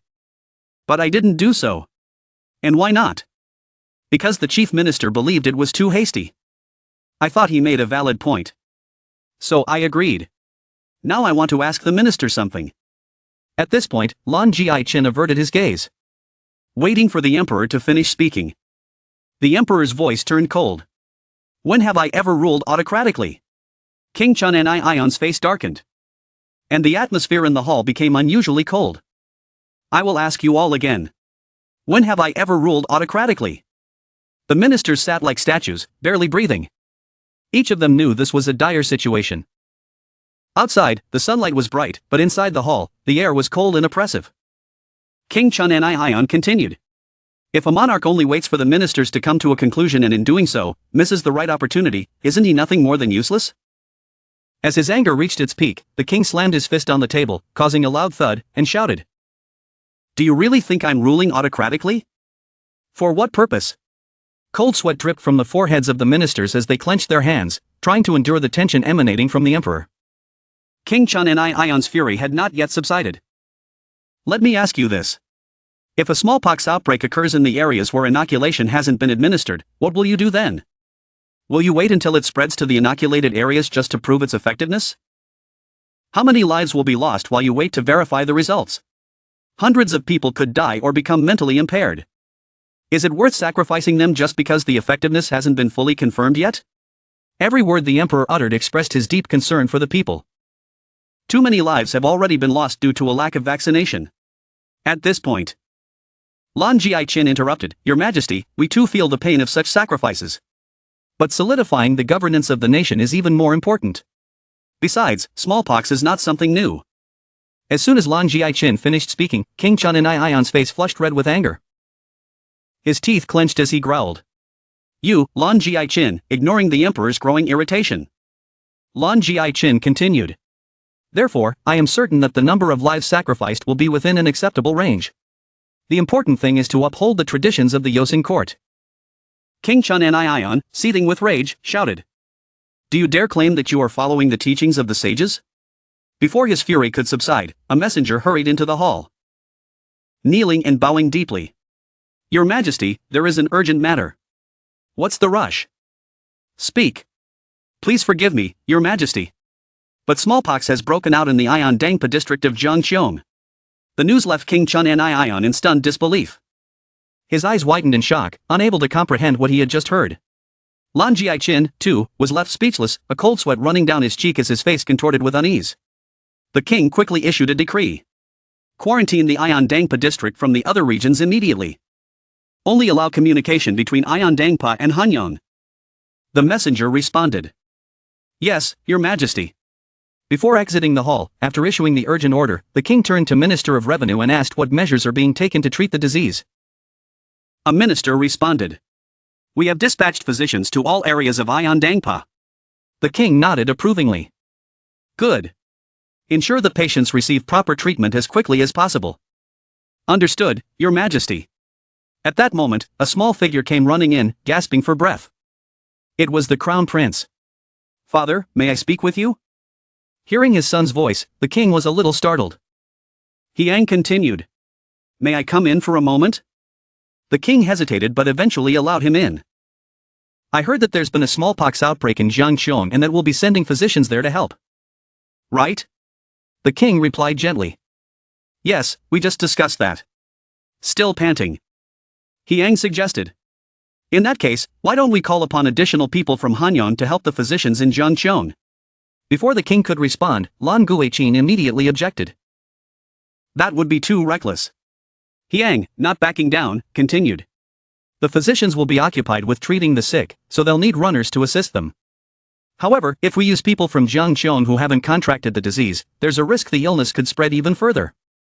Therefore, it makes sense to bring people from Hanyang to support the physicians in Jeongcheon, and we could pay them generously. This way, the physicians will be less burdened, and will prevent the disease from spreading. But Lan Guichin continued to oppose the idea. Crown Prince, we cannot do that. If we send people from Hanyang and they contract the disease, and it spreads to our city, who will be responsible for the safety of our people? Yang paused for a moment before continuing. His face full of confidence. I fully believe in the effectiveness of smallpox inoculation. If this event does not prove its effectiveness, then I will relinquish my position as Crown Prince. Yang made the bold declaration. Placing his hand over his heart and looking straight at his father. His words left the emperor utterly shocked. The Crown Prince, Yang reaffirmed his statement. I believe in this so strongly. Father, and if the people of Hanyang are hesitant to step forward, then let me go in their place. I am confident that I can lead the effort to care for those suffering from smallpox. The room fell silent once more. One minister quietly muttered to himself. The Crown Prince. Once again, after a moment of contemplation, the emperor sighed and turned to the Minister of Revenue. Issue the decree to the people of Hanyang and start gathering volunteers. The ministers all bowed in unison. By your command, Your Majesty. The king then turned to Yang and said. And you, Crown Prince, listen well, no matter how desperate the situation. You must never make such promises lightly. What you said was very reckless. Yang bowed his head in response. Yes, father, I understand. Inwardly, he felt a sense of triumph. I've secured the opportunity. Now it's only a matter of time. One day, the familiar sound of the emperor's arrival echoed through the palace. Yang was playing in the courtyard when he suddenly turned around, startled. Father has arrived. He bowed respectfully. Father, you're here. Yes, the emperor replied. How are you? Thanks to you, father. I am well. Yang responded obediently. Yang then invited his father to sit and talk over tea. The emperor spoke first. Yang, have you heard the news from Jeongcheon? At that moment, Yang hadn't heard anything yet. Sensing his father had important information, he listened eagerly. His father smiled and delivered the news. Other than the initial 5 cases of smallpox, there have been no new infections. Upon hearing this, Yang couldn't contain his excitement. His eyes widened, and a bright smile spread across his face. Just as I thought, the emperor continued. To be honest, even I didn't expect the results to be this good. I am very proud of you for showing interest in a method that others dismissed as the lowly practice of cattle herders. Yang bowed in gratitude for his father's praise. The acknowledgement from his father filled him with pride. I've won. Lan Jiaqin, he thought to himself, I'll slowly crush you, just like a tiger's prey. But his father's voice cut through his thoughts. Yang, yes, father? The emperor gripped his cup tightly, his face tensing slightly as he spoke slowly. I am planning to execute Lan Jiaqin. Yang's eyes widened in shock. He couldn't believe what he was hearing. His father continued, and I'm also considering dealing with those who have sided with him. When I think about the present and the future of I believe it's something I must do. Do you think I'm going too far? Yang pondered for a moment before responding. Father, I believe they must be punished as a deterrent to others. Furthermore, given the state of the Joseon court, this situation presents an opportunity. The emperor listened carefully, knowing Yang's words carried weight. Yang continued, unfortunately, the power of the ministers and scholars has always exceeded that of the monarch. Therefore, I think this cleansing will be a good chance to strengthen the authority of the crown. The emperor considered Yang's reasoning, finding it logical, seeing that his words were well received. Yang pressed on. However, I'm not sure if it's necessary to execute him. Since the previous reign, Lan Jiaqin has done much for this nation. And given his vast experience, I think it's natural for him to be skeptical of a method he's never heard of before. Therefore, I believe the most appropriate punishment would be exile. Yang smiled as he finished speaking. The emperor said nothing. But it was clear he silently agreed with his son's proposal. After a moment of silence, the emperor finally spoke. I understand. I will think it over. On the day the emperor announced Lan Jiaqin's exile, the minister prostrated himself, pleading, Your Majesty, please reconsider. I only wanted to ensure that the inoculation would be effective.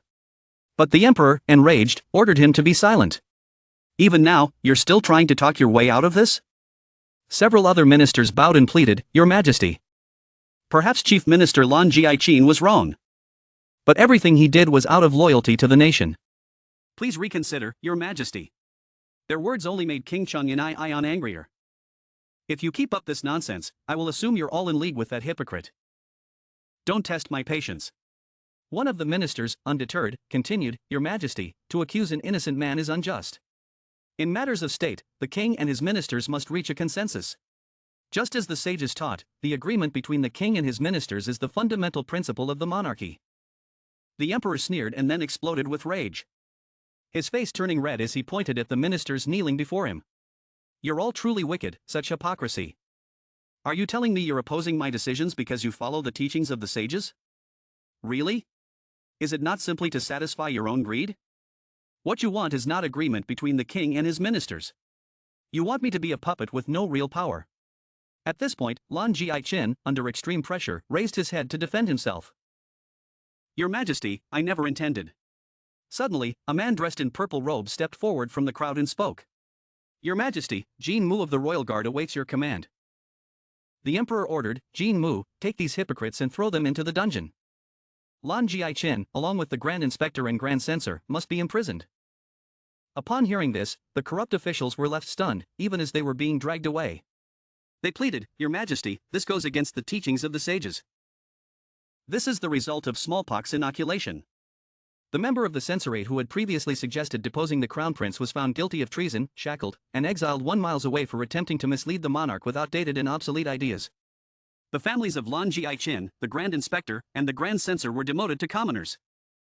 While the guilty parties themselves were exiled 1 mile away, with 80% of their assets confiscated. This was the fate of those who couldn't adapt to the rapid changes brought about by the crown prince. Yang smiled. But, after all, they're still alive, aren't they? With the exile of the opposition faction, time passed, and spring arrived, sitting on the throne. King Chung and Ion surveyed the court. It seems everyone is present today. I have an important announcement. Many in the court wondered. How did the crown prince manage to do it? Can something like jump rope truly change someone so drastically? The king continued. For the future of the Joseon dynasty, I intend to carry out a major reform. The emperor placed a reform proposal booklet on the table, his face beaming with excitement. Everyone who saw it was taken aback, except for Hyang, who looked tired.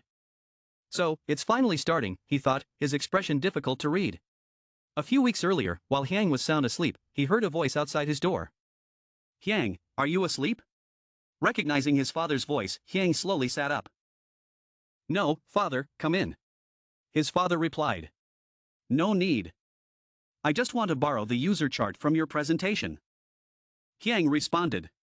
The chart? It's on my desk. Father, please feel free to take it. Thank you. His father said. Then called out. Servant, bring me the chart. A man in green robes opened the door and entered. His father didn't forget to say goodbye. I'm leaving now. Go back to sleep. Half asleep. Hyang mumbled. Yes, father. Then yawned and fell back asleep. Unaware that this late-night visit would cause him endless headaches. One day, the familiar sound of his father's arrival echoed through the palace again. Father has arrived. Hyang turned and greeted him. The emperor entered the room and said. There's a section in your chart I don't understand. Can you explain it to me? Hyang, feeling a bit drowsy, bowed and replied. Yes, father. Come in. The next day, during lunch, his father brought up the chart again, leaving Hyang somewhat puzzled. Then, the day after that, Hyang realized something wasn't right. By the third visit, he thought, doesn't this man get tired? It was 1 a.m., and instead of feeling tired, his father's eyes were gleaming with energy as they continued to discuss the chart. The king was deeply engrossed in the paper on the table and, after a while, turned to Hyang. It seems you still don't understand. Let me explain it again. Exhausted, Hyang quickly responded. No, father. I understand perfectly. The emperor, overjoyed, said, Thank goodness I have such a smart son like you. Internally, Hyang was crying, but he forced a smile, pretending to be pleased by his father's excitement. Back in the present, King Chang'an enthusiastically shared his reform plans with the ministers. Your Majesty wants you all to thoroughly review the plan. See what issues need addressing, or if there are areas that can be improved. Everyone bowed in unison. By Your Majesty's command, the more the king spoke, the brighter his eyes became. And if any of you have better plans, be sure to let me know. Thus began King Sejong's Chang'an's reform. The first area to be reformed was the central government structure. Sejong outlined a new structure for the government based on 6 departments and proposed a procedure for putting it into operation. The second reform was the reorganization of local government bodies. The province of Gwanghwa was divided into 5 districts. Gyeonggi into 7, and Gangwon into 5 districts. Each district was required to establish its own local government. And finally, the most important issue, while they were out walking, the king turned to Hyang and said, Crown Prince, today we will discuss commerce and industry. Hyang was taken aback. Right now, father? The king continued. During my morning exercise, I suddenly thought of something. In your presentation, you didn't mention it, but your chart showed that by developing commerce and industry, not only will the economy grow, but the power of the monarchy will increase as well. I understand the economic part. But how will the power of the monarchy increase? Hyang thought for a moment before replying. It's a simple concept. Father, isn't agriculture what creates the basic wealth for the nobility? On the contrary, if the court encourages commerce and industry, it will generate more profit than what the nobles gain from land ownership. This will help strengthen the court and consolidate the power of the monarchy. The king asked further. But don't you see that it is those same nobles who buy goods from merchants? After all, they are the biggest consumers. Won't they grow stronger in the process? Just as you mentioned, Hyang quickly responded. Father, you need to look at the bigger picture. The king glanced at the small boy beside him. The bigger picture? After a few moments of thought, the king realized. You mean foreign trade? Hyang smirked slightly, thinking to himself. Sejong the Great. Indeed, he confirmed. Exactly. Father, if we earn money through exporting goods, we won't be limited by domestic land restrictions. And we'll grow faster. The nobles, who are bound to their land, will no longer hold the same influence. The king placed a hand on Hyang's shoulder. I see. You truly are my son. But Hyang suddenly realized that if he explained this any further, it might lead to something else. Before he could finish his thought, his father's intense gaze fixed on him, as if he wanted to ask another question. His father's face now looked frighteningly serious, as if he wanted to devour Hyang whole. Hyang had anticipated this outcome. He knew his father would keep asking him questions. And it was exhausting. The king continued. In the end, we need money to open businesses. Don't we? But most of the wealth that can be used as capital is in the hands of the nobles. If merchants borrow money from them, then ultimately, it's the nobles who will gain more power. Isn't it? Hyang quickly explained to his father. That is one way to do it. But instead, we can attract the merchants to our side. The king was puzzled. What do you mean by that? Hyang continued. The ones lending them money won't be the nobles, but the court itself. In modern terms, that's a national bank, a state-run bank serving a specific purpose. The state, not private individuals, would be the one providing capital, allowing merchants to borrow money at reasonable interest rates. King Sejong accepted the idea of establishing a national bank and suggested making it the final step in the reform. The result of Sejong's great reform was a significant increase in the number of government positions. And the court had to constantly seek out talented individuals to fill those roles. To ensure there were enough experts in each field, Sejong ordered a review of education policies to guarantee that even commoners could receive basic education. The reform was implemented gradually. And the policies were carefully coordinated by sending officials to observe the impact on local populations. However, from the moment the new policies were enacted, various problems, both large and small, arose across the kingdom. As a result, it took a long time for the new policies to be fully implemented. And it wasn't until 15 years later that they were completely in place. In the distant future, historians would name this event the Reform of the Year of the Dragon. After the reform was complete, the king turned to Sejong and expressed his gratitude. It will take a long time, but thanks to you, the lives of the people will become more prosperous. Sejong smiled brightly, giving a thumbs up. No need for thanks. Father, being able to help you is already enough for me. Inwardly, Sejong thought. This is the first time I've met someone even more excited about this project than I am. The king, hands clasped behind his back, laughed heartily. You rascal. Sejong glanced up and asked. Father, why don't you just leave the work to me and the officials? I feel you don't need to handle everything personally. The king playfully knocked Sejong on the head. You rascal. This is about the monarch's responsibilities. How can I not personally understand everything? Sejong rubbed his head and pouted. That's not what I meant. Father, I can work with the ministers and report back to you. The king smiled at him. Sejong, do you think there's a difference between learning by doing and simply understanding something through someone else's words? Which one do you think is more effective? Sejong was a little surprised by the question. The king continued. I don't want to be a king who just sits idle and listens to reports. After saying that, the king laughed heartily again and walked inside. Sejong watched his father with wide eyes. Realizing, as I thought, no matter how much I know about the future, there are still things I cannot surpass. The familiar announcement echoed through the palace. His Majesty has arrived. King Cheng and Aeon entered the room. And Sejong greeted him politely. Father, you've arrived, as usual. The king came to Sejong to ask about the chart. Sejong, I was just looking at your chart again.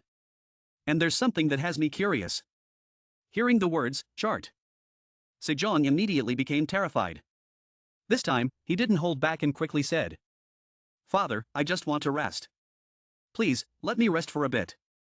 Seeing his son so panicked, the king gently reassured him. This time, it's not about the reform plans. Although Sejong heard this, he still wasn't fully at ease.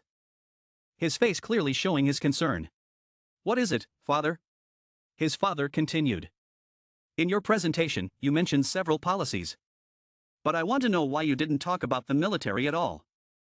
Sejong froze at the question. The king pressed further. Don't tell me you have no ideas regarding the military. Sejong remained silent for a long time before finally grinning, which left the king puzzled. A bead of sweat rolled down the king's cheek as he muttered. This crafty kid, Sejong then explained. If I bring up the military, it will stir things up even more. He turned the question around. Father, what do you think of our current military? The king slowly responded. I think this country is still not stable. So we don't yet have a proper system to manage the military. We need to invest more resources and effort to face any threats that may arise for Joseon. Hearing the answer he was expecting, Sejong thought, perfect. The time has come. With the king having finished, he asked Sejong for his opinion. Sejong quickly replied, I agree. Father. I believe it is crucial. And I especially think we need to strengthen our naval forces. The navy? The king questioned. Sejong confirmed. Yes. Father. Unfortunately, our Joseon dynasty still doesn't have a strong enough navy to dominate the seas. Even during the Tsushima Island campaign a few years ago, over half of our naval forces were made up of untrained civilians. That's far from enough. And that's not the only problem. Our ships are too small. Even crossing the waters between Busan and Tsushima Island puts our soldiers' lives at great risk. The king pondered this for a moment and realized Sejong was right. We must ramp up shipbuilding and strengthen our naval forces. Sejong nodded in agreement. Exactly. Father. The king thought further. The biggest problem here is the budget. Before the king could find a solution, Sejong confidently offered. I have a suggestion to solve the budget issue. The king, curious, asked. Really? What is it? With confidence, Sejong answered. Mining stone. Hearing this, the king looked a bit confused. Stone? Why stone? A while later, decrees from the court were posted everywhere, calling for skilled miners to quickly gather at the Ministry of Works. Some people didn't even understand what mining meant. Does that mean digging up stones? People began to murmur. Why are they suddenly asking us to dig up stones? Some even speculated. Maybe there's a gold mine somewhere. Inside the court, the king was busy calculating. The first priority was to ensure a stable currency supply, which included gold, silver, and copper. The king then turned to the ministers below and asked, do we need anything else? One minister replied, that seems sufficient, Your Majesty. Next to the minister was Sejong, who was lost in his own thoughts. For my own plans, I'll need that sooner or later, he mused. He spoke up. Father. We'll need a few more things. Hearing this, the king turned to Hyong. What else do we need?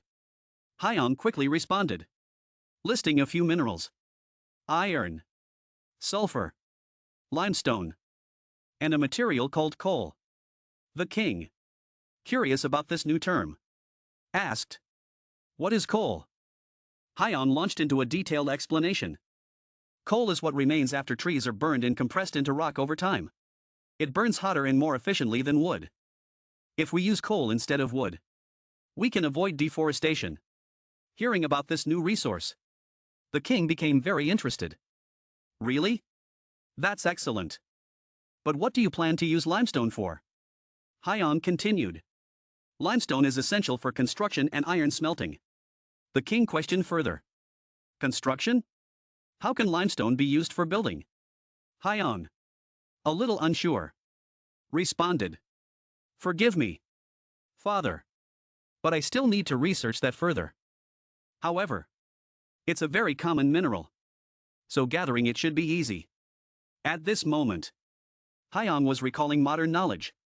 Iron, coal, and cement were essential for fueling the Industrial Revolution. Without these resources, how could industry ever develop? One of the ministers spoke up. Crown Prince. Forgive me, but Joseon does not have sulfur mines. That's why we've always had to import it from the Hua Kingdom. Hyong rebutted. But are we sure we don't have any? It's possible we do. But we haven't found them yet. Both the Hua Kingdom and the Ming Dynasty have sulfur. Yet we don't? That doesn't make sense. Of course, the sulfur mines could be in hard-to-reach places.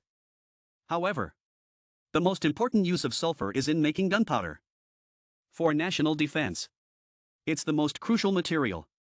If we continue relying on imports, it could become a major problem in the future. Hyong's words left the ministers in the court astonished. It was only now that they realized the gravity of the situation. After hearing Hyong's words, the king wholeheartedly agreed. We must research further. One of the ministers spoke up. I fully agree. We must instruct the miners to focus on finding sulfur during the excavation process. Hyeon, satisfied that he had achieved his goal, thought to himself. As expected. Mentioning national defense makes everything move along more smoothly. And so, skilled miners from all 8 provinces of the Joseon dynasty gathered in Hanyang. King Sejong even established a new organization under the Ministry of Works, called the Ministry of Resources, to manage the miners. The minister in charge addressed the miners. Your job is to travel across Joseon and find the minerals listed here. If you search thoroughly, you will be greatly rewarded. So, make sure to do your best. The miners responded in unison. We will do our best. At that moment, King Chung and Iaeon arrived. His Majesty has arrived. Upon hearing this, all the miners immediately bowed down. We greet your Majesty. The king smiled warmly. The work you're about to do is incredibly important. The wealth and strength of our nation depend on the outcome of your efforts. So, I hope you will all do your utmost. Yes. Your Majesty. We will give it our all. The miners echoed together. The minister once again instructed the miners. Check this list carefully. See if there's anything missing. One miner replied. Yes. Sir. After receiving the list and opening it for everyone to see, he read aloud. Let's see. Gold. Silver. Copper. Coal. What's coal? Another miner, noticing his friend's confusion, quickly explained. I've heard of that stuff before. It's a type of black rock that burns easily. The miner holding the list was surprised. A rock that catches fire? Sounds strange. Next on the list was sulfur. The miner asked. Do we even have sulfur in Joseon? Opening the paper further, the miners noticed something written in the corner. What's this in the corner? One of them asked. The miner holding the list read aloud. Report immediately if you find the following mineral. A shiny black rock that resembles obsidian but is more brittle. It's called graphite. A while later, a large shipment of minerals was brought to Hurong. Seeing the pile of resources before him, Hurong was very pleased. Excellent. They've done a great job. We now have all the essential materials. Someone nearby reported to Hurong. Your Highness. There's news. The envoy from the Ming dynasty has returned.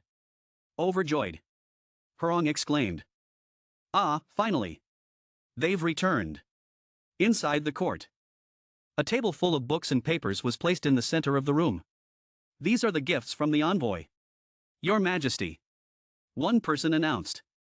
A minister examined the items on the table, astonished by what he saw. Above, King Sejong was holding a large piece of paper, frowning in thought. What is this map all about? The king looked at the documents in front of him and asked Hurong. What is all this? These books and maps. Hurong quickly replied. I requested them. Father. They are essential for governing the country. Records and maps from Zheng He's great expeditions. At this moment, the Minister of Revenue spoke up. I've also heard of someone named Zheng He. He was a eunuch under the Ming Emperor Yongle. It is said that he led expeditions to explore distant seas on the emperor's orders. A bit of information about him. Zheng He, the head eunuch, is greatly honored by modern-day China. I've heard that he even reached places as far as Southeast Asia and Africa. After hearing the minister's account, the king realized that he had also heard of Zheng He in the past. But he still didn't understand how the records of those voyages were relevant to governing the country. Hurong held up the map in front of his father. Look at this map. Father. This is worth its weight in gold. As he spoke, he looked up, only to see both his father and the minister staring back at him with puzzled expressions. They clearly had no idea what he was talking about. Seeing this, Hurong's face showed clear frustration. He continued, trying to explain further. Do you remember the issue with importing buffalo horns? The Minister of Revenue repeated. Buffalo horns? He seemed to be trying to recall something. Hurong continued his explanation. Buffalo horns are an essential material for making bows. Joseon lacks this material. So we had to import it from the Ming dynasty. However, they only supply it to us when we send tribute missions. That's a hassle. Isn't it? Surely the Ming dynasty isn't the only place with buffaloes. I've heard that Dai Viet and Siam also have plenty of buffaloes. Gradually, Hurong guided them toward the main point. But we don't trade with them at all. And the reason is simple. We don't know how to get there. Right? At this point, all the ministers let out a collective. Ah. They hadn't considered this before. Hurong, feeling more confident, continued enthusiastically. But with this map, we will know how to reach those countries. Once we can do that, our kingdom, Joseon, will be able to trade with them without spending unnecessary resources. Hearing Hurong's convincing words, the king stroked his chin, deep in thought. Incredible. As he spoke, he gave a thumbs up. A gesture he had recently learned from Hurong after completing the reform. Seeing the king's unusual action, one of the ministers asked, "Your Majesty, what does that mean?" The king laughed and explained, "It means you're the best. The crown prince taught me this not long ago." Standing next to the minister, Hurong was at a loss for words, managing only a cold smile. Suddenly, the king turned to Hurong. "But, Crown Prince, I'm still puzzled about one thing. The Ming dynasty wouldn't just hand over such an important piece of information. What trick did you pull?" Hearing the phrase, trick, Hurong's face turned grim. Feeling a bit nervous, he thought, well, we'll have to go back in time a bit for that story. Back to the day when the diplomatic mission from Joseon visited the third emperor of the Ming dynasty, Emperor Yanla. The emperor sat on his throne, looking down at the envoys and asked, "You've traveled a long way to get here. It must have been exhausting." All the envoys responded in unison. "Your Majesty, you are wise and benevolent." The emperor admired the birdcage that had been presented as tribute and couldn't help but praise. "The tribute you've brought is truly precious. Just as I expected. The falcon from Ozen is indeed elegant." The emperor couldn't take his eyes off the bird and the cage. Its feathers were truly beautiful, radiating an indescribable majesty that perfectly matched the emperor's regal aura. Pleased with such a gift, Emperor Yangla decided to offer a gift in return. He asked what Joseon desired. One of the envoys stepped forward and replied, "Your Majesty, we would like sulfur and copper." Immediately, the emperor instructed his cabinet to negotiate with the envoys and grant Joseon an appropriate amount of both. He then asked if there was anything else they wanted. The same envoy hesitated for a moment before daring to continue. "Forgive me, Your Majesty, but we also hope you might grant us a record of Jungi's voyages." The emperor asked in return, "Jungi's exploration records? Why does Joseon want that?" After a moment of thought, the envoys began to speak. Their words filled with honeyed flattery. Every envoy wore radiant smiles, exuding admiration and enthusiasm. Joseon is just a small country, hidden away in a remote corner of a vast world. Because of this, we truly don't know how big the world really is. Thanks to the grace of Your Majesty, our small nation has learned that this world is filled with many countries. We are deeply grateful to Your Majesty for this. But we have heard that the eunuch, Jungi, was sent by Your Majesty to spread word of your greatness to the farthest reaches of the world. Hearing such flattering words, the emperor smiled widely. And the Joseon envoys pressed on. "Our small nation has only just realized how vast the world is. But for a long time, Joseon has been isolated and unable to fully grasp the grandeur of this world. Therefore, we humbly request a record of Jungi's voyages, so that we may witness the greatness of the Ming dynasty." The officials in the court could barely tolerate the endless praise. Their faces were filled with frustration as they listened to the endless flattery from the foreign envoys. Yet the Joseon envoys didn't stop. They closed with one final plea. "We earnestly hope that Your Majesty will allow us to witness Your Majesty's greatness." Jungi concluded the story. And that's how it happened. Father, the king, having listened to the tale, didn't know what to say. So he simply offered words of encouragement. The envoys truly worked hard. The king then pondered. "But I'm still curious. no matter how much we flatter them. Why would they give us something so valuable? Could they have some ulterior motive? The Grand Censor, hearing this, felt uneasy. As if realizing something, he said, "Your Majesty, something seems off about this record." King Sejong asked, "What do you mean?" The Grand Censor picked up the document from the table, his face serious. "This isn't a copy. It's the original." Hearing this shocking revelation, the ministers in the court were stunned. The original record? Could it be a mistake? Will this cause problems later on? The Grand Censor opened the document in his hand. How could this be the original? As he opened the record, a letter slipped out from between the pages. The Grand Censor picked it up and said, "Your Majesty, there is a letter inside." The king extended his hand. "Give it to me." The Grand Censor, trembling, stepped forward and handed the letter to the king. The king opened it, read through it, and after a moment of reflection, shook his head. "Goodness, I don't understand this at all." Hyun, who hadn't yet seen the letter, raised his head and asked for permission from his father. "Father, may I read it?" The king handed the letter to a court official to deliver to Hyun. Hyun took the letter and opened it. Inside, it read, "This document has been delivered through official channels. Therefore, Razin does not need to question or inquire further about its origins." Reading this, Hyun suddenly imagined the Ming Emperor thrusting the letter at his father, saying, "Here. Take it. Just take it. Don't ask anything. Just take it." After picturing the scene, Hyun couldn't help but think to himself, "That's exactly what it feels like." After thinking it over, Hyun looked up at the king and said, "Father, it seems like the Ming dynasty just wants to offload this onto us." The king, still doubtful, asked with a worried expression, "What do you mean?" Hyun recalled the modern times, remembering the steady sound of chalk on the green board and the floating voice of his teacher. "Samtran Pa, do you know why the emperor of the Ming dynasty sent Zheng He on those expeditions?" To understand this, we must first talk about how Emperor Yongle came to power. He ascended the throne through a coup, which meant he lacked a solid foundation. Therefore, he needed to achieve some political accomplishments to show the people. The great expeditions were one way for him to do that. But the question remains, why didn't anyone repeat Zheng He's grand explorations in the 15th century? If they had, the famous age of exploration could have emerged in Asia instead of Europe. The reason lies in their foreign trade policy.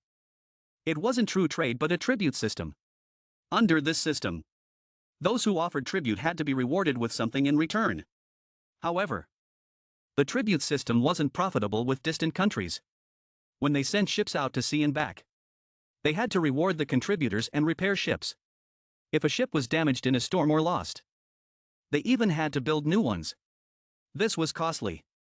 So, after Emperor Yongle's death, all records of the expeditions were erased to prevent future emperors from repeating this mistake. That's why, for the Ming dynasty, these records are more of a burden than a treasure. After listening to his explanation, King Sejong began to understand. Exploration is indeed very expensive. The Minister of Public Works, hearing this, raised a question. If it's so costly, shouldn't we avoid it? He immediately responded, "It's not a problem for us because the Ming dynasty is different from us." The king was also curious. "How are we different?" He grinned mischievously and answered, "The difference is in the foreign trade mechanism. While the Ming dynasty uses a tribute system and gifts in return, we can adopt a bilateral trade model." Everyone in the court shared the same confusion. Bilateral trade? Once again, he introduced a new concept. He smiled and explained, "Instead of doing things like the Ming dynasty, we can develop bilateral trade." The ministers began to murmur. "What is bilateral trade?" He continued his explanation. "It's the opposite of the Ming dynasty's trade model of tribute and gifts. We can engage in mutual exchange by trading each country's essential goods." His father, curious to know more, asked for further clarification. He respectfully explained, To put it simply, we'll operate based on a principle of trade. The court will handle transportation and ensure the merchant's safety. In return, we'll collect taxes and fees to ensure trade remains profitable. By doing so, we can import many essential goods for the people's daily lives at a lower cost. And the court can control prices since we would be the sole supplier. After hearing Hyun's explanation, King Sejong pondered for a moment. The Minister of Taxation had a few questions. Essential goods for the people's daily lives? Are such things even available from foreign countries? Most of the quality goods we already produce here in Ozen. Hyun quickly responded. Do the ministers know about pepper? Suddenly, the Minister of Public Works remembered something. Pepper, right. The Minister of Works exclaimed. Pepper, I forgot about that. Hyun silently sighed, thinking. These people don't realize how bland food is without pepper. We can only purchase a small amount of pepper from Arab merchants.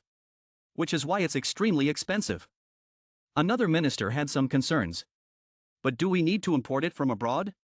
If there's any issue, the people might overspend and cause the nation's wealth to flow out. The Minister of Public Works responded. Of course, there's that risk. But if we blindly try to stop the outflow of funds, it could lead to an increase in smuggling. And when that happens, people will end up spending more money to get the goods. Moreover, corruption will spread as more people will bribe officials to cover up the smuggling. The other minister agreed. That's true. The more prosperous Razin becomes, the more the people's lives will improve. Isn't that right? Everyone in the court nodded in agreement. We agree. Hyun then spoke up. In that case, Minister of Taxation, where are the other items I requested besides the books? The minister responded.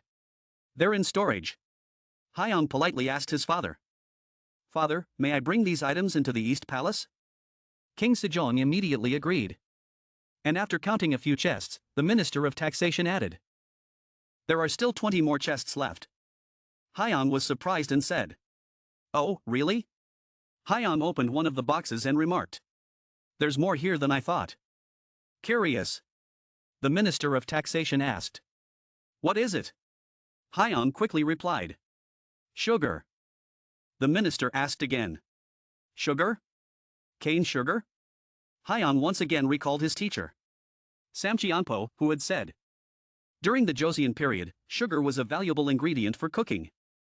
Due to the difficulty of growing sugar cane. Sugar was very expensive and considered a luxury item. The ministers were taken aback. Sugar? Such an expensive item? And the crown prince has 20 chests of it? King Sejong, surprised, said. Crown prince. Even though you are the heir. Living so extravagantly. Hyun silently laughed to himself. He then asked the Minister of Taxation. Minister. Does the list of goods include their prices? How much does it cost? The minister checked and exclaimed in shock. Let me see. Sugar? Sugar? Oh. 20 taels of silver. Everyone was astonished. King Sejong, shocked, asked. Is there a mistake? Minister of Taxation? How much sugar was purchased in total? The minister responded politely. A total of 201 worth of sugar. Your Majesty. Once again, everyone in the court was stunned. What? The minister's voices trembled with disbelief. In the market, that amount of money wouldn't even buy a handful of sugar. How is this possible? The words of teacher Samcheonpo echoed in Hyun's mind. But you know, if we examine the records of the Joseon dynasty more closely, we'll see how severely Joseon had closed its doors to the outside world. The people of Joseon had no idea that the Ming dynasty had begun mass-producing sugar. They produced so much that sugar was considered a secondary commodity. Hyun continued. So, that's how I was able to buy the sugar at such a dirt cheap price. Everyone exclaimed in surprise. Oh. King Sejong praised him. I'm so proud of you. You're very knowledgeable, truly worthy of being my crown prince. Suddenly, the Minister of Public Works objected. But we already have honey and 5-grain syrup to replace sugar.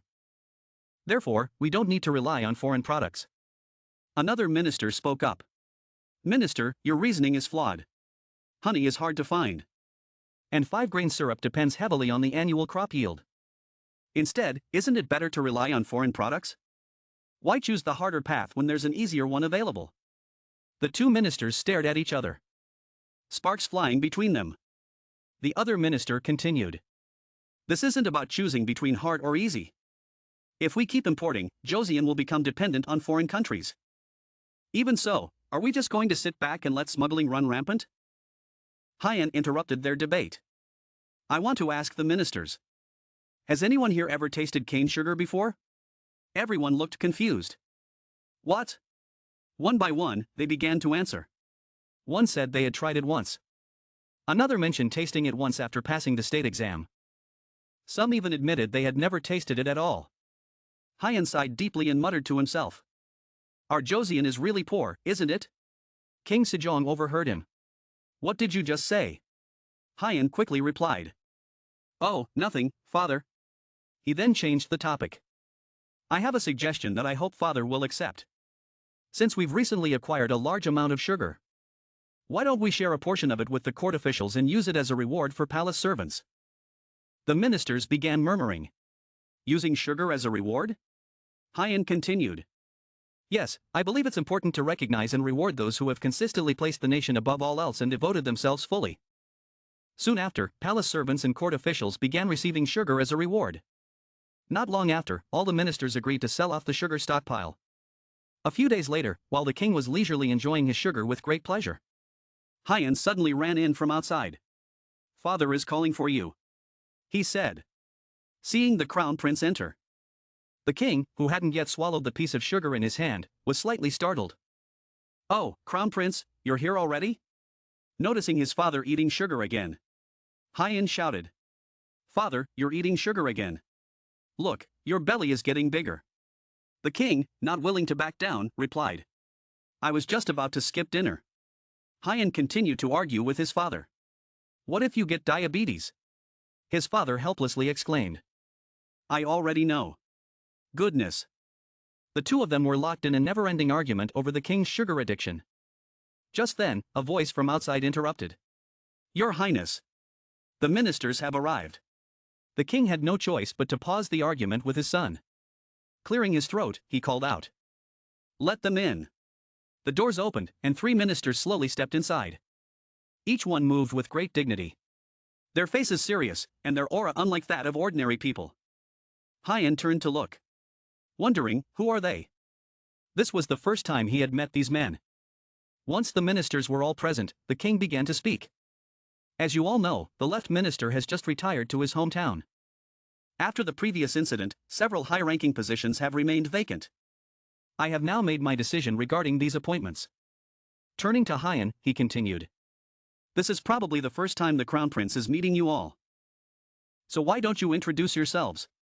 Hyan glanced at the men beside him, unsure of who they were. The first man introduced himself. My name is Min Se-young, Right Minister. The next was Hong Hai. I am the new Left Minister. Finally, Remix introduced himself. I am the Prime Minister. Hearing their introductions, Hyan was stunned. His emotions began to spiral as he thought. This is crazy. Could it really be them? He looked over at the 3 men and thought to himself. They've really arrived. Overcome with excitement, he thought. If they're here, that means. Meanwhile, the king continued to speak with the ministers. First, he turned to the Minister of Public Works and inquired about the water measurement issue he had mentioned before. Your Highness believes we need more accurate tools than what we are currently using. Jian Ion Shin. Take charge of this matter. The king commanded. The Minister of Public Works immediately obeyed. Despite his father's ongoing discussions, Hyan was lost in his own thoughts. Could it really be Jian Ion Shin? Could this be the grand entrance I've been waiting for? The appearance of the Avengers? In his study at the Eastern Palace, Hyan was diligently writing. After finishing his notes, he rolled up the paper and proudly shouted. All done. His small hand clenched the paper as he quickly walked to the door. Reaching the door, he urged. Let's go to the royal infirmary. Hurry. The servant bowed respectfully and responded. Yes, Your Highness. A bright smile appeared on Hyan's face as he said to himself. I'm going to greet him right now. Jian Ion Shin, sir. At the Eastern Palace, Hyan's voice echoed with regret. So, Jian Ion Shin isn't at the royal infirmary right now. Huh? The guard standing nearby responded. Yes, Your Highness. He is currently at the water clock. Hyan's face showed clear signs of disappointment and helplessness. Oh no, he muttered. Seeing how much the Crown Prince wanted to meet Jian Ayan Shin. The guard intended to summon him to the Eastern Palace right away. However, Hyan quickly turned and said, "There's no need to constantly summon busy people. It's not right." Then, he asked, "You said he's at the water clock?" The guard bowed and answered, "Yes, Your Highness." Without delay, Hyan set off to the water clock to find Jian Ayan Shin. Upon seeing the enormous structure in front of him, he couldn't help but marvel. Wow, it's huge. So, this is Ozen's early water-powered timekeeping device. It's even bigger than I imagined. Suddenly, a man approached the structure, rubbing his forehead in deep thought, as if wrestling with a tough problem. "This won't work, no, that won't either," he muttered to himself. Hyan walked up to the man and asked, "Hey, are you Jian Ayan Shin?" The man bowed and replied, "Your humble servant greets the Crown Prince." Hyan smiled and said lightly, "Humble servant? If a fifth-rank official still calls himself that, people will curse you. You know. I wouldn't dare." Jian Ayan Shin replied. Hyan continued, "Never mind that. I noticed you were looking at the water clock with a worried expression. Is there an issue?" The man politely responded, "Yes. Your Highness has ordered me to create a more accurate water-powered timekeeping device. I understand the basic principles, but calculating all the necessary measurements is proving a bit challenging." Hyan smiled and replied, "I see. What if we made a smaller device?" Jian Ayan Shin was initially surprised but then replied, "I've thought about that as well. But it's impossible to make it any smaller than this." Hyan's eyes sparkled as he said, "Well then. I've sketched a design for a new kind of clock. Since you specialize in this field, would you like to take a look?" Receiving the paper from Hyan, the official seemed doubtful, thinking that the Crown Prince might be speaking nonsense. Designing a clock was no simple task. But as he opened the paper, his eyes widened in astonishment. My goodness! This is using the force of a pendulum instead of water and gears? This design is far too convincing. What shocked him even more was that such an intricate design had come from a child. The official could hardly believe his eyes. It was truly miraculous. Seeing that the man in front of him had finished looking at the design, Hyan's face brightened up as he asked, "So, what do you think?" The official asked back, "Did the Crown Prince come up with all of this by himself?" Hyan replied, "To be honest, 30% of it is knowledge from the West. Actually, it's 100% knowledge from the 21st century." Hyan asked again, "So, what do you think? Can you make it?" The official seemed a bit concerned and said, "I'm not entirely sure. But I'll give it a try." Hearing this, Hyan was overjoyed and smiled from ear to ear. "Great. Let's get started right away." The official didn't waste any time and took the design with him to follow the Crown Prince's orders. After taking a few steps, Jian Ayan Shin suddenly stopped and said, "I almost forgot. I probably can't do it right away. I'm currently working on another task under orders from His Highness. I beg the Crown Prince's pardon. But I'll start on the clock as soon as I finish that." Instantly, Hyan's mood dropped, and he pouted in disappointment. "I'll take care of that task for you." The official, not quite understanding, asked again, "What did you say?" Hyan repeated, "I'll handle the order from my father. You can start working on the clock design now." The official was still in disbelief. "Is that really okay? I could lose my head for this." Hyan reassured him, "Don't worry. You said it yourself. It's difficult to calculate all these numbers on your own. Do you know anyone skilled in calculations?" Jian Ayan Shin thought for a moment. "For calculations? There's Lord Young Cho from the Ministry of Public Works. And Lord Young Yiji from the Hall of Sages. I've also heard that Lord Itrin from the Ministry of Justice is quite skilled as well." Hyan clapped his hands with excitement. "Got it. I'll take care of all that for you. You don't need to worry anymore. Just start working on this." With that, Hyan handed Jiang Aonshin another scroll with the name Nak Hai written on it. The official took the scroll but didn't quite understand what it was for. After visiting Jiang Aonshin, the crown prince went to see his father. When the king saw him arrive, he asked, "What brings you here?" "I have a proposal," the crown prince replied.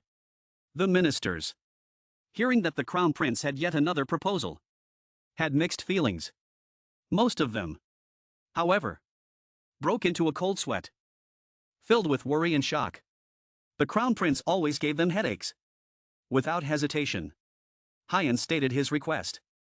"Father, I would like to enlist some people." The king asked. "You want to enlist people?"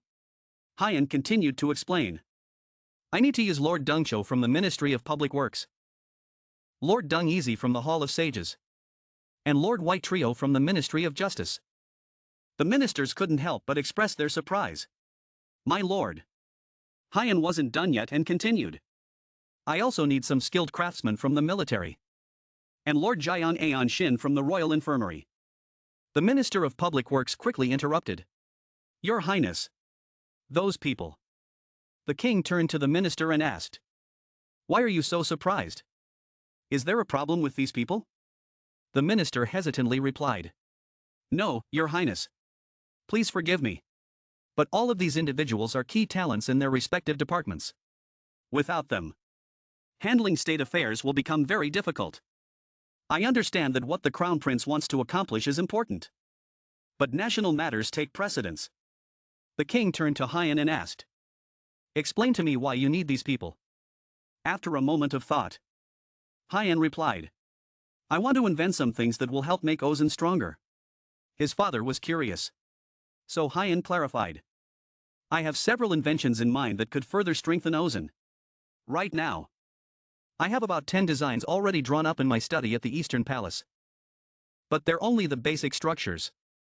Precise calculations still need to be made, which is why I need these experts in mathematics. Moreover, if they, like me, help invent these things, they'll become pioneers who will contribute to Ozen's wealth and military strength, making us like a tiger with wings."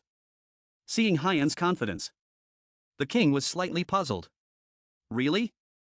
The minister next to him also didn't quite understand what the crown prince was up to. The next day at the Eastern Palace, 3 officials were sitting together discussing. The first to speak was Lord Dung Easy. "It's been a while, Lord Jiang." Lord Jiang replied, "Yes. Lord Dung Easy. Long time no see." Lord Dung Inji then turned and asked, "The crown prince said you're working on a clock. Is that true?" Lord Jiang responded, "Yes. This is the clock design that the crown prince drew." He opened the design for everyone to see. As they looked at the drawing, Lord Young Iggy realized something and said, "This seems to be a system that uses a single time structure to define the entire day. I was going to ask about this. Roshan uses a different system to measure time at night. But won't this be confusing for the people? We'll be forcing them to use the same system for both day and night." At that moment, Jiang pushed the door open and entered. Everyone immediately stood and bowed. "Your humble servants greet the crown prince." Jiang overheard their concern and explained, "The current way of measuring time depends on the seasons, so it's inefficient. Wouldn't it be better for the people to follow one unified time system?" The officials all nodded in agreement. "That's true. But, Your Highness, why have you summoned us?" they asked. Without a word, Jiang placed a thick stack of papers on the table in front of the 3 officials. "Could you kindly solve all these math problems for me?" In his hands were sheets of math problems he had prepared for the 3 officials. His sunny smile made the officials even more uneasy. Who summons top officials just to give them math problems from a child? Raising the stack of problems, Jiang grinned cheerfully. "Would you kindly solve these for me?" Lord Jian Iansu of the Royal Infirmary and Lord Li from the Ministry of Justice were both in shock, their eyes wide open, unable to speak. When the crown prince handed out the math problems to the officials, it was Lord Young Ichi's turn from the Hall of Sages, and he expressed clear concern. Nervously, he asked, "What is this?" Jian responded, Just a few simple problems. As easy as candy. Solve them first. The math problems that the Crown Prince handed out seemed quite difficult. Even though these officials were considered some of the best mathematicians in the Eastern Palace, they had to rack their brains to figure them out. Lord Lee Jong was utterly confused when he reached a question about calculating the area of a piece of land. Unsure how to approach it, Lord Jian Iansu rested his chin in his hand, wishing he had an abacus with him. After a while, Jiang was at a loss for words when he saw their scores. Deep in thought, he muttered, "This is a bit of a disaster. The highest score is only 70. I really need to popularize Arabic numerals. And they need to learn math, too. But I'm too busy to teach them. What should I do?" Then, the Crown Prince had a lightbulb moment and came up with a reasonable plan. If that's the case, I'll have to find some Arab mathematicians. 1 month later, at the Tuchin Hall, after completing the pendulum clock he had designed himself, the Crown Prince proudly brought it to his father for inspection. The king and the ministers were astonished to see such a groundbreaking invention. With a confident look, the Crown Prince pointed at the clock and said, "This is the new clock, meant to replace the water-powered ones.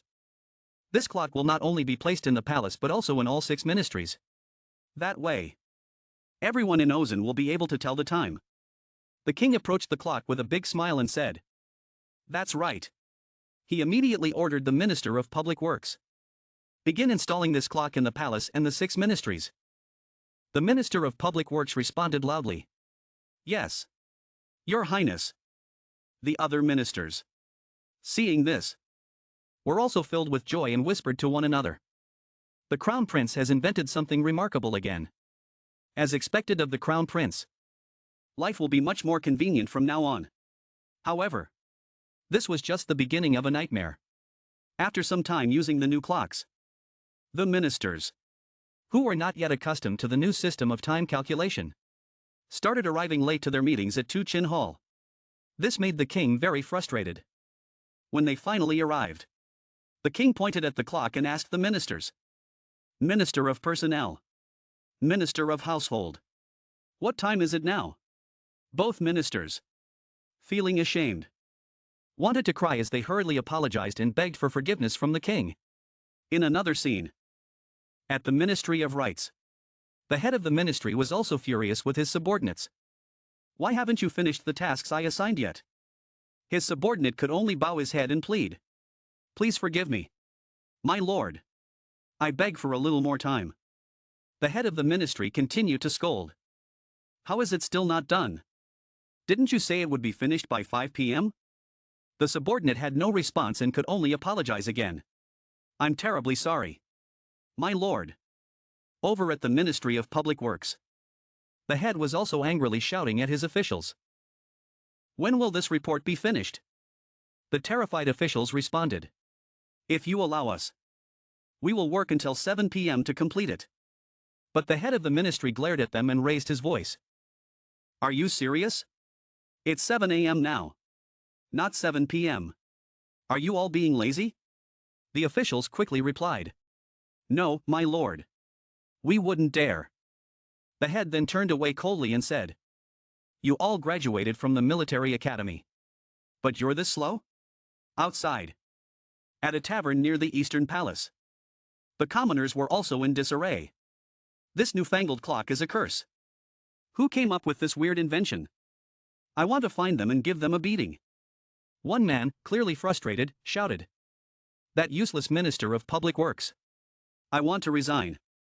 During this stroll with the Crown Prince, the king cheerfully said, "Thank you, Hyang." The Crown Prince, confused, looked up and asked, "For what, father?"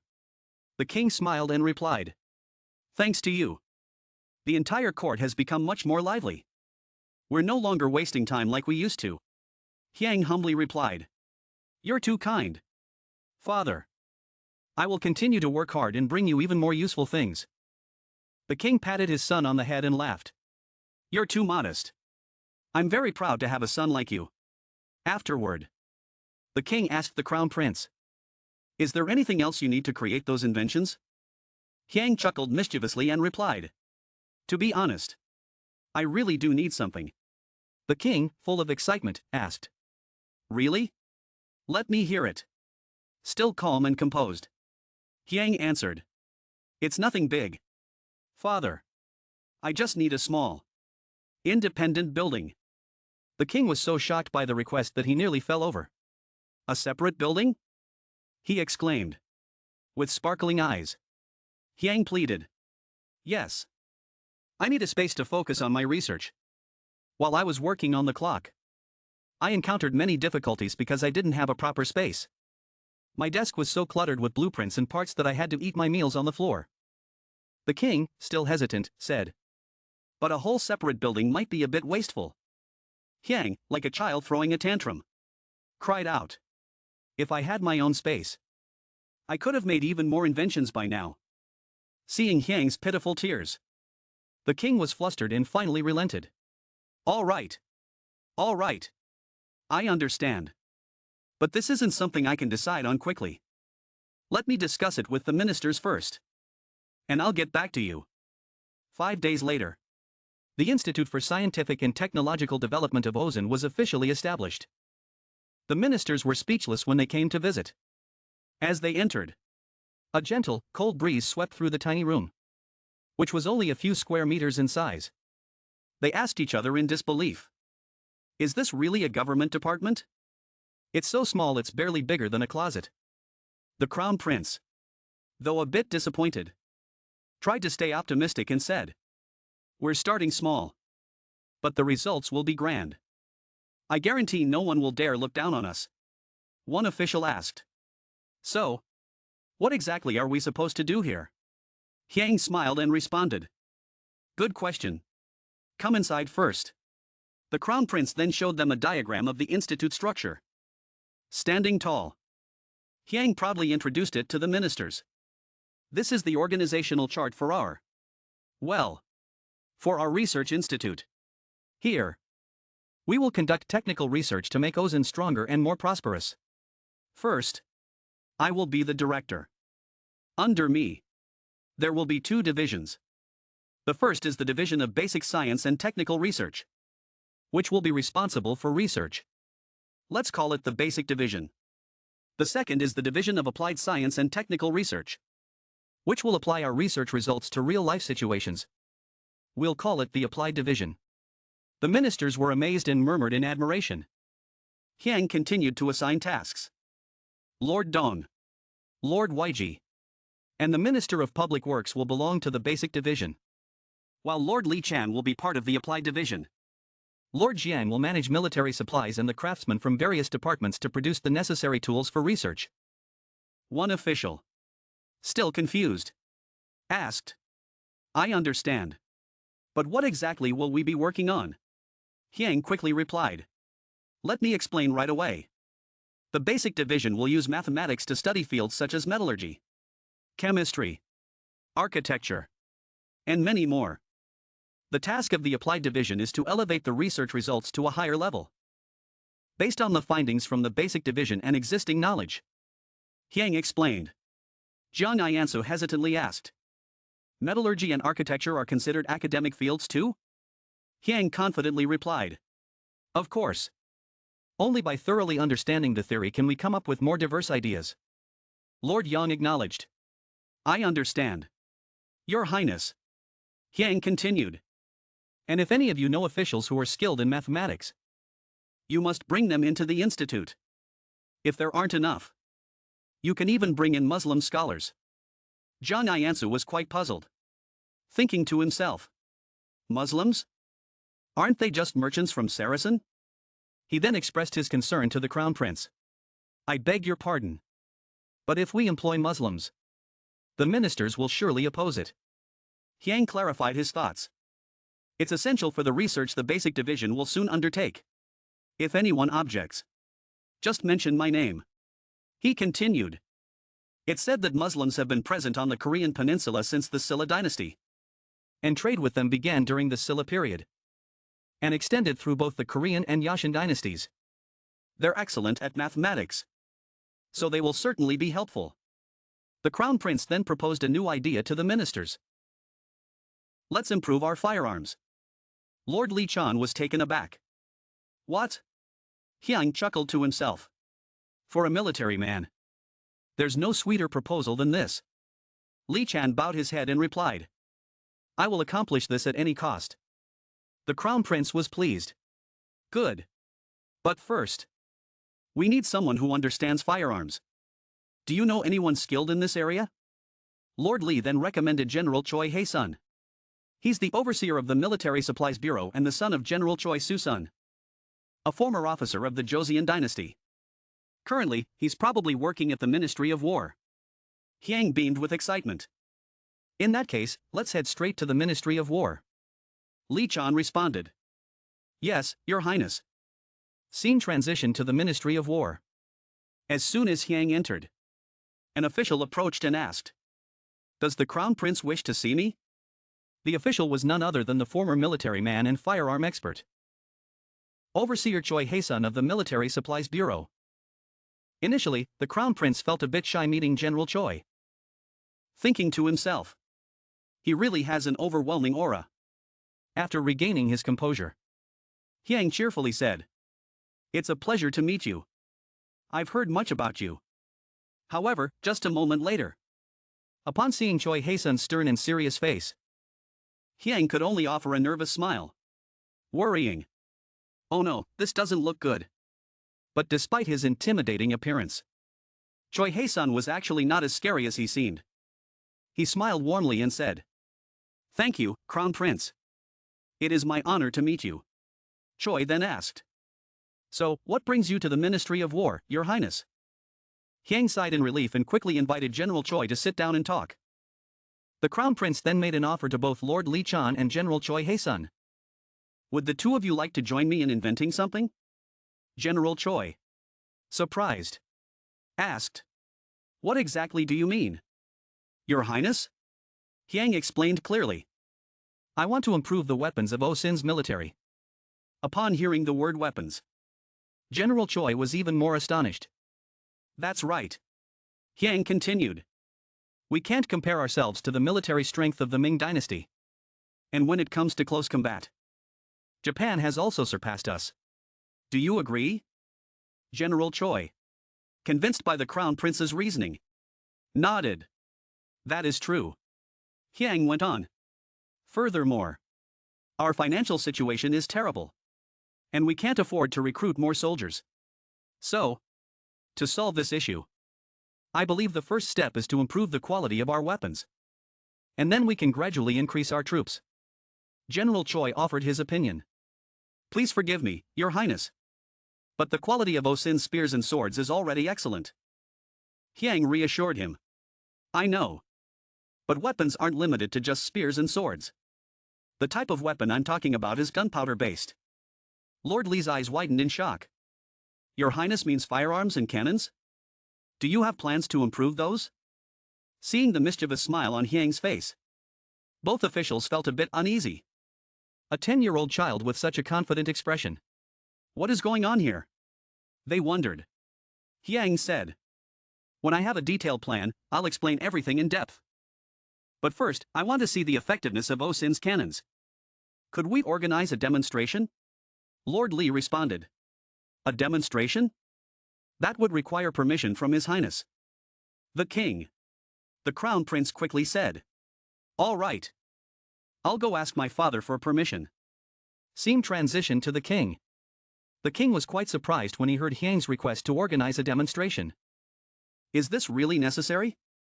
If you're just asking for fun, I don't see the point, he said. However, in the end, the demonstration was approved and took place.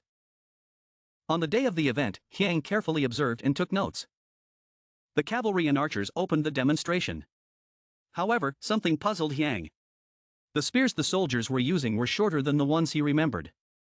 When the order to shoot was given, the soldiers released their arrows. And the cavalry was quite energetic. Yet Hyang noticed something odd. Why are they pulling the horses back? Doesn't that waste all the momentum they worked so hard to build? He thought. The cavalry's task is to break through the enemy's first line of defense. Right? Hyang sighed in concern. The long road ahead of me, he thought.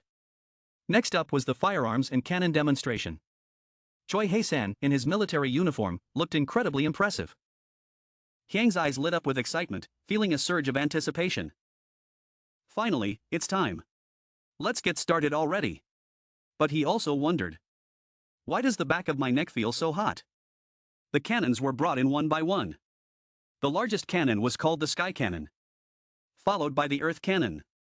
And finally, on the outermost side, there was a mysterious handheld cannon. An improved version of the Sky Cannon. The command to fire was given. And the cannon shot out its projectile with immense power, soaring through the sky with a thunderous boom. The king, delighted, exclaimed. What powerful firepower! How far did that go? One of the ministers standing nearby answered. About 1.300 paces. Your Highness. The king, beaming with joy, said. This is fantastic. Absolutely remarkable. He then turned to Hyang and asked. So, what do you think? Hyang was so deep in thought that he didn't respond right away. The king had to call him several times before the crown prince finally snapped out of his thoughts and replied. Oh, I think it's amazing. Father, all thanks to the excellent generals and skilled soldiers. Choi Hae-san, also pleased, humbly said. The crown prince is too kind. After that, Hyang made another request to the king. Father, may I speak with the cannon operators for a bit? I'd like to confirm a few things. The king, feeling a bit suspicious, thought to himself. What kind of trick is this boy up to now? The scene shifts to the soldiers firing cannons. Seeing the crown prince arrive, they respectfully bow and say. Greetings, Your Highness. The crown prince Hyang praises and thanks them, saying, thanks to your efforts, this nation enjoys peace. I am deeply grateful to all of you. They humbly respond. Your Highness is too kind. Suddenly, Hyang notices something unusual. I was thinking about this earlier. Why are their armors all different? The crown prince then asks. Did you all prepare your own armor? The soldiers reply in unison. Yes, Your Highness. Hyang ponders. No wonder the armor looks different. It makes sense. Actually, I've heard that during the time of Roshan, soldiers had to prepare their own armor. So it's only natural. He puts the armor matter aside for later. First, I need to do something. Then the crown prince asks. Are all the cannons and handheld cannons here? General Choi responds. Yes, Your Highness. He uncovers the tarp to reveal a large number of weapons, swords, spears, and cannons neatly arranged. Hyang is overjoyed, exclaiming with emotion. Who would have thought I'd get to see this with my own eyes? The color is beautiful. Choi Hae-san, confused by the reaction, wonders. What is he talking about? After that, the crown prince carefully examines the weapons and realizes they're still using wooden cannons without braces. Meaning there's no stopper to enhance the gunpowder's power. He mutters to himself.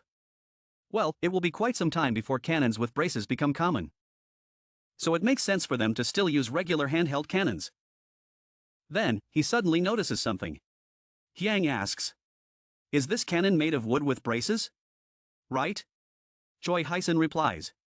Yes, Your Highness. The crown prince, resting his chin on his hand, ponders like an old man. Although improvements are being made, it's clear that a full upgrade is necessary. The key issue is, where should the improvements begin?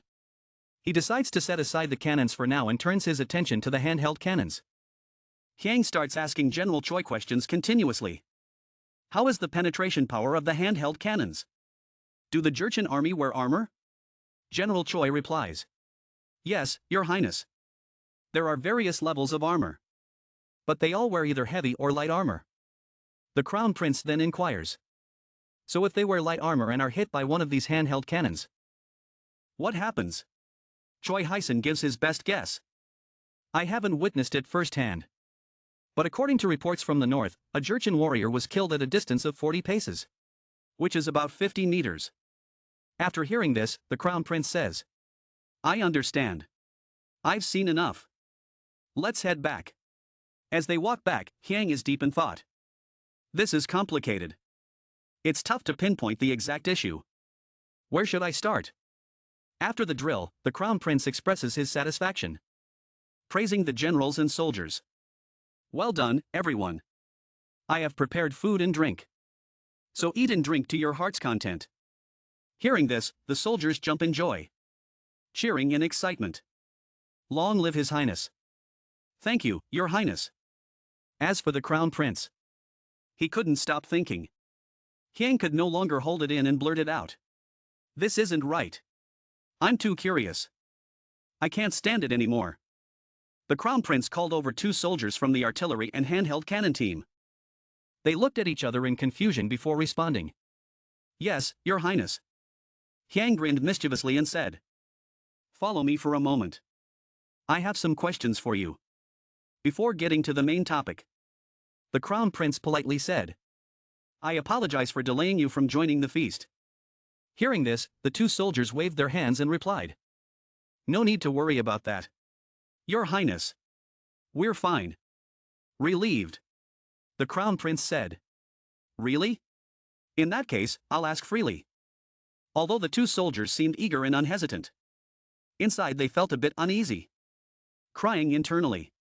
The Crown Prince then began asking very practical yet highly specialized questions. First of all, when using these handheld cannons, do you find any inconveniences? I mean, do you feel uncomfortable or encounter any difficulties? Please speak freely. The 2 soldiers candidly replied. It's not exactly uncomfortable, but there are difficulties. Hyang's face showed concern as he asked.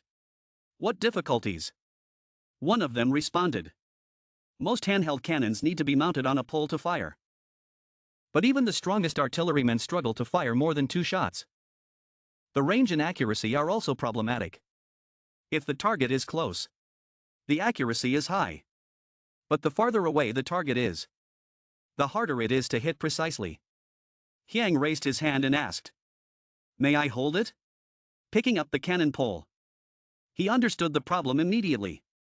The center of gravity tilts too far forward. But is it just because the cannon is too heavy? Curious to know more, the Crown Prince asked.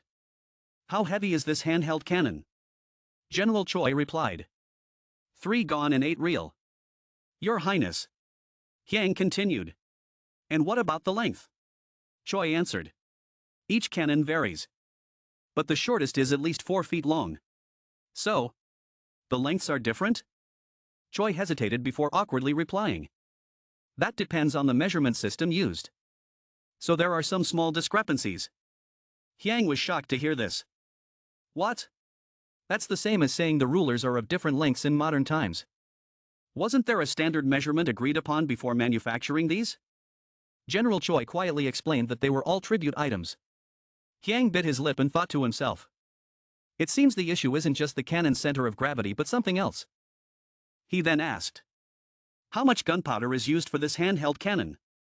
After hearing the amount General Choi mentioned, the Crown Prince was left speechless, shocked to the point where he felt like he needed immediate medical attention. Seeing this, the general anxiously asked. Are you all right? Your Highness? Hyang scratched his head and replied. I'm fine. The amount of gunpowder needed is much greater than I thought. After understanding all his previous doubts, the Crown Prince said. You may go now. General Choi. Hey San. Let's go. Hyang didn't even look back, smiling brightly as he encouraged them. Well done, everyone. The 2 soldiers happily responded.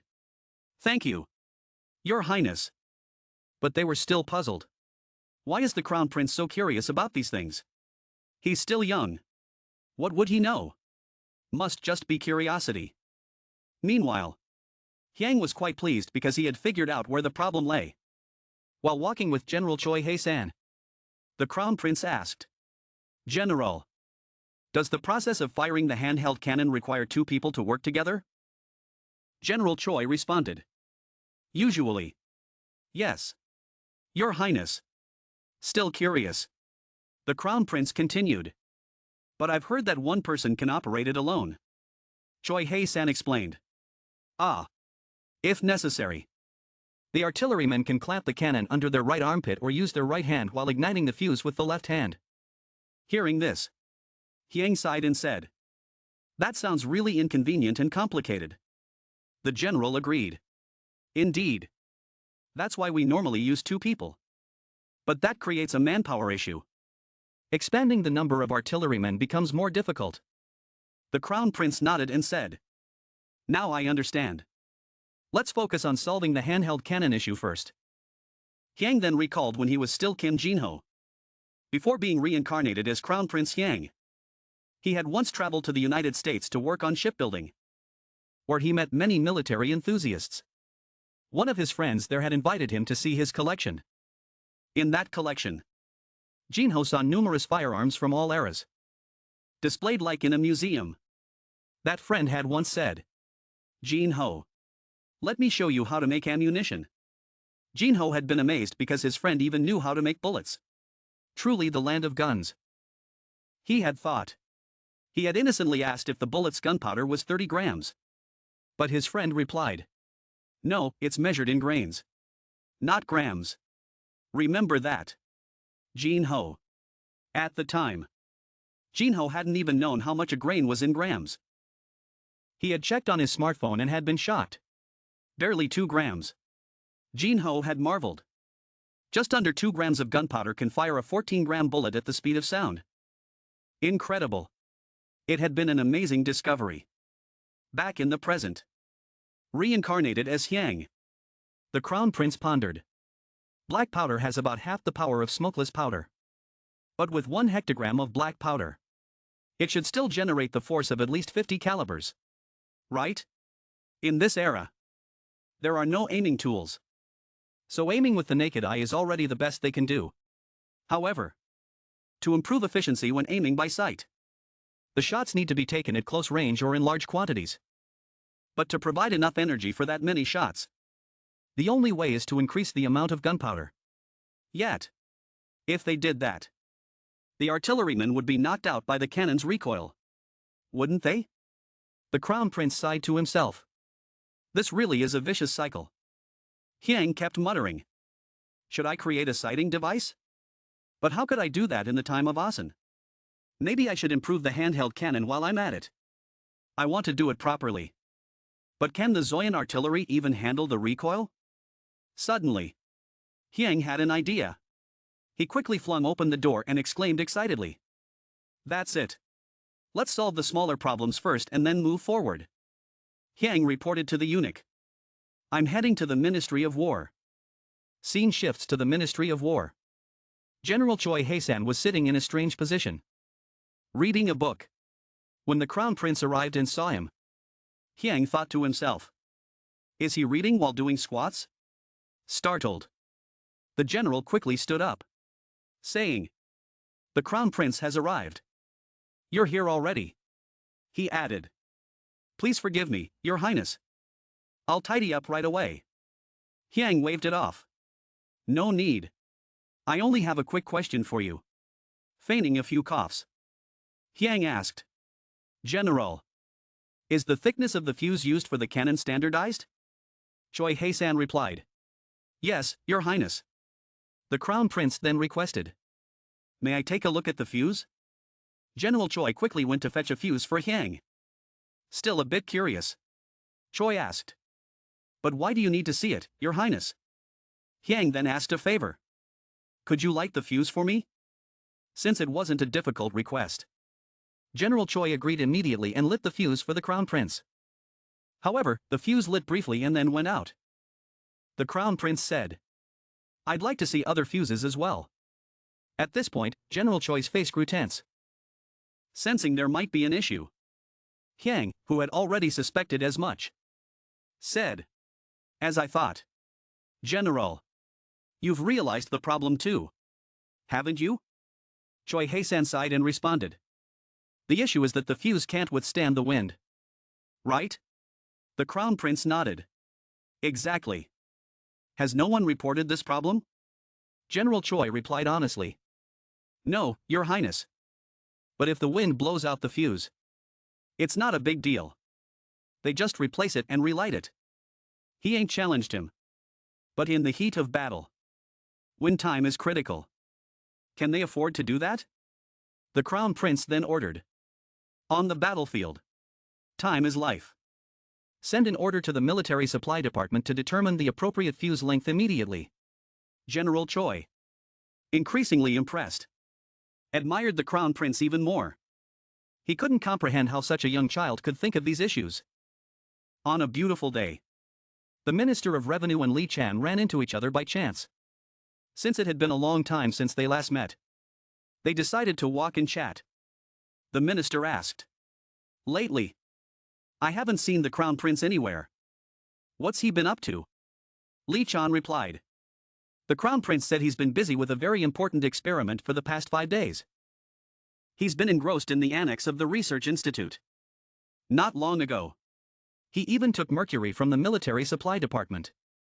The Minister of Revenue was shocked when he heard that. His mouth agape. "Mercury? Why mercury?" He stammered. Scene shifts to the crown prince. He ain't invited the ministers for a discussion. The crown prince began. "It's been a while since we last met." Then, he ain't directly asked, "Minister of Public Works, how is the progress on modifying the calendar?" The minister replied, "We've made some positive progress, Your Highness. We've identified the discrepancies between our calendar and the Ming dynasties, and we are working on adjustments." Hearing this, he ain't felt somewhat relieved and asked, "Good. So, when can we expect results?" The minister replied, "It should be completed by this winter, Your Highness." Upon hearing the word winter, the crown prince's face darkened. "That's too slow." He ain't shouted. "The latest it should be completed is by the Mid-Autumn Festival." The Minister of Public Works was taken aback, as he thought it would be impossible to finish by then.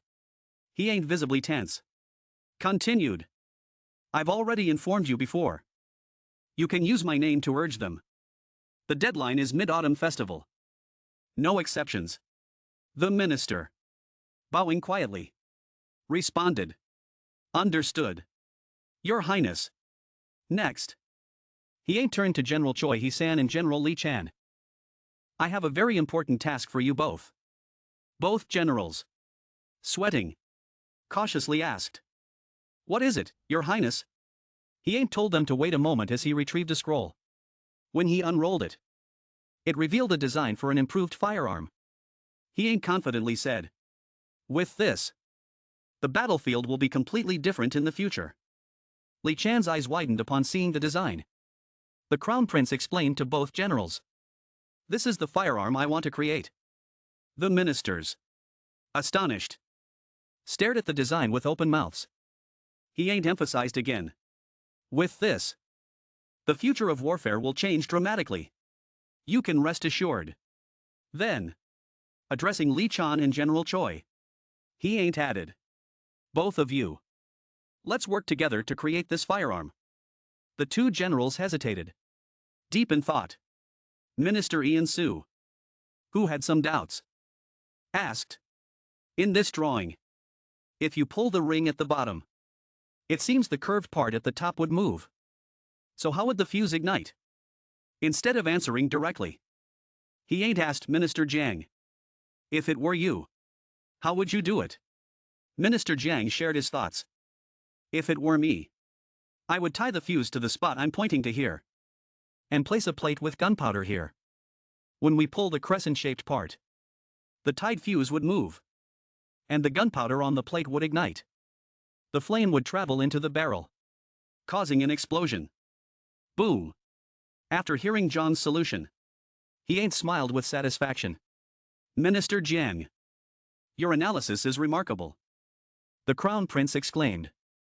Now, Li Qian also understood the design, and General Choi added, after hearing Minister Zhang's explanation, "It truly is a brilliant design. This way, we won't need an extra person to light the fuse, and the firing time will be significantly reduced." He ain't was pleased inside, because they now understood how long it takes to cock and fire the gun. He smiled and said, "Exactly." Minister Jiang, still pondering, asked, "But Your Highness, in this drawing, there is no fuse or the gunpowder plate we just discussed. There's only a protrusion here. How do we get the gunpowder into that?" The crown prince chuckled and explained. Let me clarify. According to the Westerners, this part here, which looks like a chicken's head, is called the cock, meaning the firing mechanism. In their language, they call this a prison. The cap where gunpowder is placed inside. Minister Jiang responded with an understanding nod. So you just move the trigger and strike the cap? The crown prince replied. Exactly. When it strikes the cap, it will ignite immediately. At that moment, General Choi brought up another concern. But Your Highness, gunpowder itself is another issue. The gunpowder we currently use has a few serious problems. First, producing gunpowder is very dangerous. And storing it is difficult. If the ingredients are mixed too violently, they can rub against each other and cause an explosion. And if it isn't stored properly, the mixed ingredients will separate. Furthermore, saltpeter, the main ingredient of gunpowder, absorbs moisture easily. That's why the army mixes it with sand to prevent moisture absorption. So, even if we want to use the cap you mentioned, I'm worried it won't work with such moisture-sensitive materials. After hearing this, the Crown Prince said, what General Choi says is absolutely correct and makes perfect sense. But I have something that can solve that issue. He Yang then pulled out a bag of powder. None of the ministers knew what it was. This, the Crown Prince said, is the gunpowder I made myself. He thought to himself, I still want to refine it further. But for now, this is more than enough. I call it silver powder. Minister Jiang, confused, asked, silver powder? Does that mean it contains real silver? The Crown Prince sprinkled some of the gunpowder onto a piece of paper, imitating the dramatic motion of a modern-day salt bay. He smiled and explained, I didn't use silver. I used saltpeter, mercury, and alcohol. Seeing the artist, Deng I.J., staring wide-eyed, He Yang handed him a hammer and said, judging by your expression, you seem curious. Do you want to strike it? Deng I.J. took the hammer and hit the paper covered with the gunpowder. At first, he thought, why is he making me do this pointless task? But a moment later, he jumped back, exclaiming, oh my God! As smoke rose from the paper where the silver powder had ignited. The Crown Prince then turned to General Choi and Minister Lee, asking, what do you think? General Choi, overjoyed, said, with this, we can absolutely use it. How did you come up with such a thing? Your Highness? He Yang burst out laughing, hugging the general. It's because I'm so clever, of course. Then he added more seriously, this is just a sample based on the design. When we use it practically, we can place it in this position. What do you think? General Choi hesitated and replied, I'm not sure. Your Highness, may I hold it and give it a try? He Yang responded, of course. General Choi held the gun and aimed carefully. He asked the Crown Prince, is this correct? Your Highness? The other ministers admired him, commenting, General looks so cool. Very stylish. The Crown Prince chuckled to himself, thinking, these old men. Li Jiang then gave his opinion. If we use this gun, the system of firing multiple rounds won't be suitable anymore. Firing single shots will be much more appropriate. The Minister of Public Works raised a question. But Your Highness, I still don't quite understand the strategy. With only one shot, wouldn't it be difficult to hit the target? Minister Jiang took the gun and said, it seems the protrusion here serves as a sight for aiming. And the length of the gun helps make it easier to hit the target. I get it now. But one thing about the design makes me curious. This gun doesn't use the usual casting method. Does it? He Yang responded. That's right. This gun will be forged, not cast. That's why I want you to inform the military supply department in advance. So, a whole day passed, with He Yang and the ministers discussing how to make the gun until late at night. Scene shifts to the palace. The Crown Prince's father, the king, was deep in thought and asked the eunuch. I haven't seen the crown prince lately. He wasn't here yesterday afternoon either. What is he up to? The eunuch replied. Your Highness. The crown prince has just arrived. Soon after, the crown prince entered the room. And the ministers whispered to each other. Speak of the devil. And the devil appears.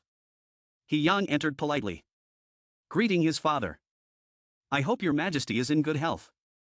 The king responded. I haven't seen you around lately. What have you been doing? He-yang replied. I was just about to report my current research to you. The eunuch then presented a book to the king, which the crown prince introduced as. This is a report on the achievements of the Institute of Science and Technological Development.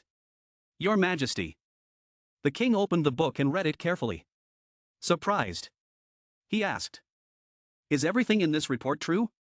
The king, reading further in disbelief, repeated. Crown Prince. Is everything in here really true? He-yang replied. Yes. Father. It is. The king was astonished, exclaiming. You've truly developed a method to adjust the Ming dynasty's calendar to suit Rosen's needs? The crown prince humbly responded. Yes. Your Majesty. He-yang continued. Do you remember the issue with the miscalculation of time during the Gucci Cree ritual a few years ago? The king replied. Yes. I remember. The ritual was delayed by 15 minutes. And the official responsible for predicting the eclipse was punished. He-yang nodded. Exactly. The reason for that unfortunate incident was that the Ming dynasty's calendar didn't align with Rosen's. That's why we had to come up with a suitable formula to adjust the calendar. The king rested his chin on his hand, carefully reviewing the report, and said, So, this will be quite useful.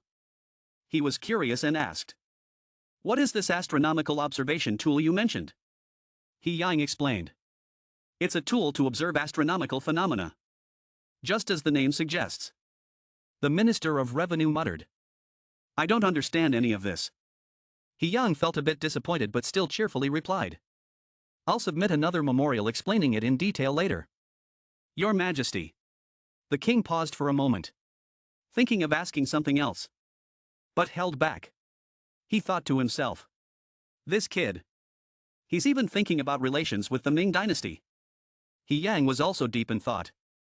Observing celestial bodies could become a major issue in relations between the Ming dynasty and. That's why the memorial I submitted suggests that instead of using an independent calendar system, we should adjust our lunar calendar based on the method provided by the Ming dynasty. The king said. When this is dealt with, we'll discuss it further. He-yang, feeling a bit down, bowed his head and replied. Yes. Father. In fact, alongside the calendar corrections, there were other reports of achievements. But the crown prince didn't mention them. This made the king curious, thinking. He didn't talk about the part I'm most interested in. So he asked directly. Crown Prince. I don't see any report on military matters. He-yang hesitated before replying. That research is being conducted in extreme secrecy. So we need a little more time. Your Majesty. The Minister of Revenue, hearing this, thought to himself. What on earth are they working on? Then He-yang said something that made the king furious. Although we are behind schedule, we would like to request additional funding. The king struggled to contain his anger. This insolent kid. You need to show me some results before I can grant more funds. Even though the king expressed his frustration, He-yang remained silent. Choi He-san and Li Jian also kept their mouths shut. Despite the king and the ministers trying to pressure them, they didn't reveal anything. Scene shifts to late night in the king's chambers. The king was still restless, thinking. Am I supposed to wait until that kid He-yang submits his report? Or should I go visit him right now? At that moment, the eunuch informed the king. The crown prince has arrived. The king ordered. Let him in immediately. As the crown prince entered, the king leaned forward and asked gently. Why have you come here so late? He-yang, understanding the situation, respectfully replied. Please forgive me for coming at such a late hour. Father. I don't have much to report. But I do have one request. I need the military officers and soldiers from the training unit. Scene shifts to a few days later. The military officers and soldiers from the training unit were sent to the research institute. Interestingly, even these soldiers kept their mouths tightly shut and didn't reveal anything. The soldiers assigned to the research institute were quickly moved to another location. Although their location was shielded by fences, security was as tight as possible. Moreover, every day, loud explosions could be heard from inside. Yang placed a sign at the entrance that read, Area 51. In the modern era. Area 51 is a research facility in the US. Rumored by internet users to be involved in weapon research and alien investigations. When Yang proposed the name to the king, His Majesty didn't understand what Area 51 meant. One of the ministers commented, I don't know either, Your Majesty. But ever since that sign was put up, a new phrase, game changer, has started to become popular. The king, puzzled, asked, game changer? What does that mean? The minister replied, I'm not sure, Your Majesty. But I hear it's a Western expression. Since the creation of Area 51, Yang had begun waking up every day around 6 or 7 in the morning. After fulfilling his duties as Crown Prince, he would immediately head to the Research Institute of the Military Supply Department in Area 51. During this period, Yang was incredibly busy. He even started riding a horse to reduce travel time. The sight of Yang riding through the streets became a new attraction in Hanyang. Two officials who saw Yang riding became curious, wondering, what exactly is the Crown Prince working on? At court, a minister from the Ministry of Revenue reported to the king, Your Majesty, we can't wait any longer. We must inspect what the Crown Prince is working on. Another minister added, Yes. We must ensure the Crown Prince is using the budget correctly. The king shared the same concern and said, Do all the ministers think so? I've been thinking the same. The king then ordered, Summon the Crown Prince immediately. The chief official responded, Yes, Your Majesty. When Yang met the king, he respectfully said, Father, please forgive me. The matter I am working on is related to the national security of Joseon, which is why I have no choice but to keep it a secret until we achieve results. This is a top secret issue. The king replied, I understand. But no matter how secret it is, I cannot allocate more funds without a report. Two ministers exchanged surprised looks and then turned to the king, thinking, is the king really demanding an investigation? Yang became worried. And seeing the anxious look on his face, the king said, I'll give you time to prepare. How much time do you need? Yang sighed, thinking, there's no other choice now, and bravely said, I only need 5 days. Father. The king agreed. Very well. In 5 days, we will inspect the research institute. Scene shifts to 5 days later. All the ministers and officials were gathered in front of the research institute. When the king arrived, they bowed in unison. Yang greeted his father excitedly. Father. You're here. The king replied. Yes. It seems the scale of research here has grown significantly. There are quite a few more officials now. But I noticed they don't look very well. Everyone seems exhausted. Or am I imagining it? Yang quickly replied. Father. You must have seen it wrong. Let's head inside. As the king stepped in, he was surprised by the items inside. He asked, Aren't these things made by Minister Jiang? Why do they look so small? Yang explained. Those are just small models for display. They don't actually work. The king, still puzzled, said, Is that all? This doesn't seem to match the budget that was spent. Yang chuckled mischievously and ran to the door of a secret room. Before opening it, he said, Father. That's just the beginning. The real results are in here. Right inside. As the door creaked open, the king's eyes lit up when he saw the items displayed on the shelves. Stepping into the display room, the king excitedly asked, What are these things? He was eager to explore further, saying, let's go in quickly. He tugged gently on the king's sleeve, cautioning, Father, everything we're about to see is top secret. So, except for you and the ministers, the other officials must stay outside. The king nodded, understood, and ordered the other officials to wait outside while only the ministers entered. Inside the room, the king asked Ian and the ministers, did you and the people at the research institute create all of this? Heng quickly answered, yes, father, and specifically, these people worked very hard. The king smiled and said, I see, you've all done well. The king then picked up a strange tool and asked, but what is this long rod for? Heng explained, that is a tool called a leveler, as the name suggests. It's used to measure balance horizontally and vertically.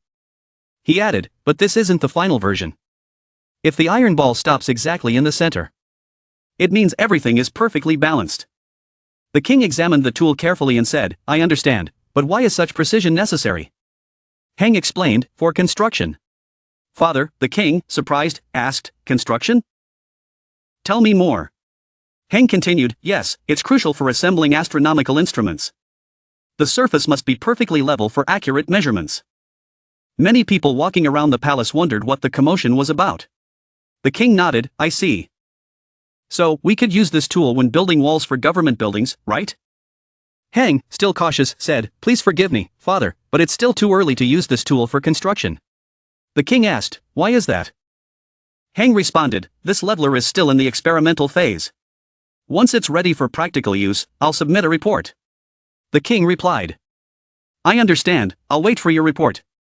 Then, the king picked up a model of a ship and, intrigued, asked, this must be a warship. Did you make a model of a battleship? Heng answered, yes, father, this is a scaled model of the largest battleship. The king examined it closely and said, but this ship looks strange. It doesn't look like an Asen ship.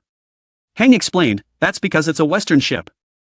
Father, the model is built to the same scale as their largest warship. The king, still holding the model in his hands, exclaimed, what? The Westerners have already built such a gigantic ship? Then he added, but what about the oars? Heng laughed and said, that ship doesn't need oars. Father, it runs entirely on wind power. The king, now holding another model, asked, and what about the weapons? Heng replied, the weapon is cannons. Father, if calculated correctly, it can carry about 80 cannons. The king was astonished.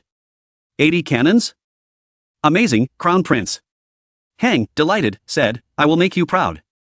Father, the ministers standing nearby were equally surprised. Then the king noticed a simpler model placed next to the warship and asked, what's the doing here? Is that a bowl of noodles? Heng laughed, no, father, that represents an iron ship. The king and the ministers were shocked and said in unison, an iron ship?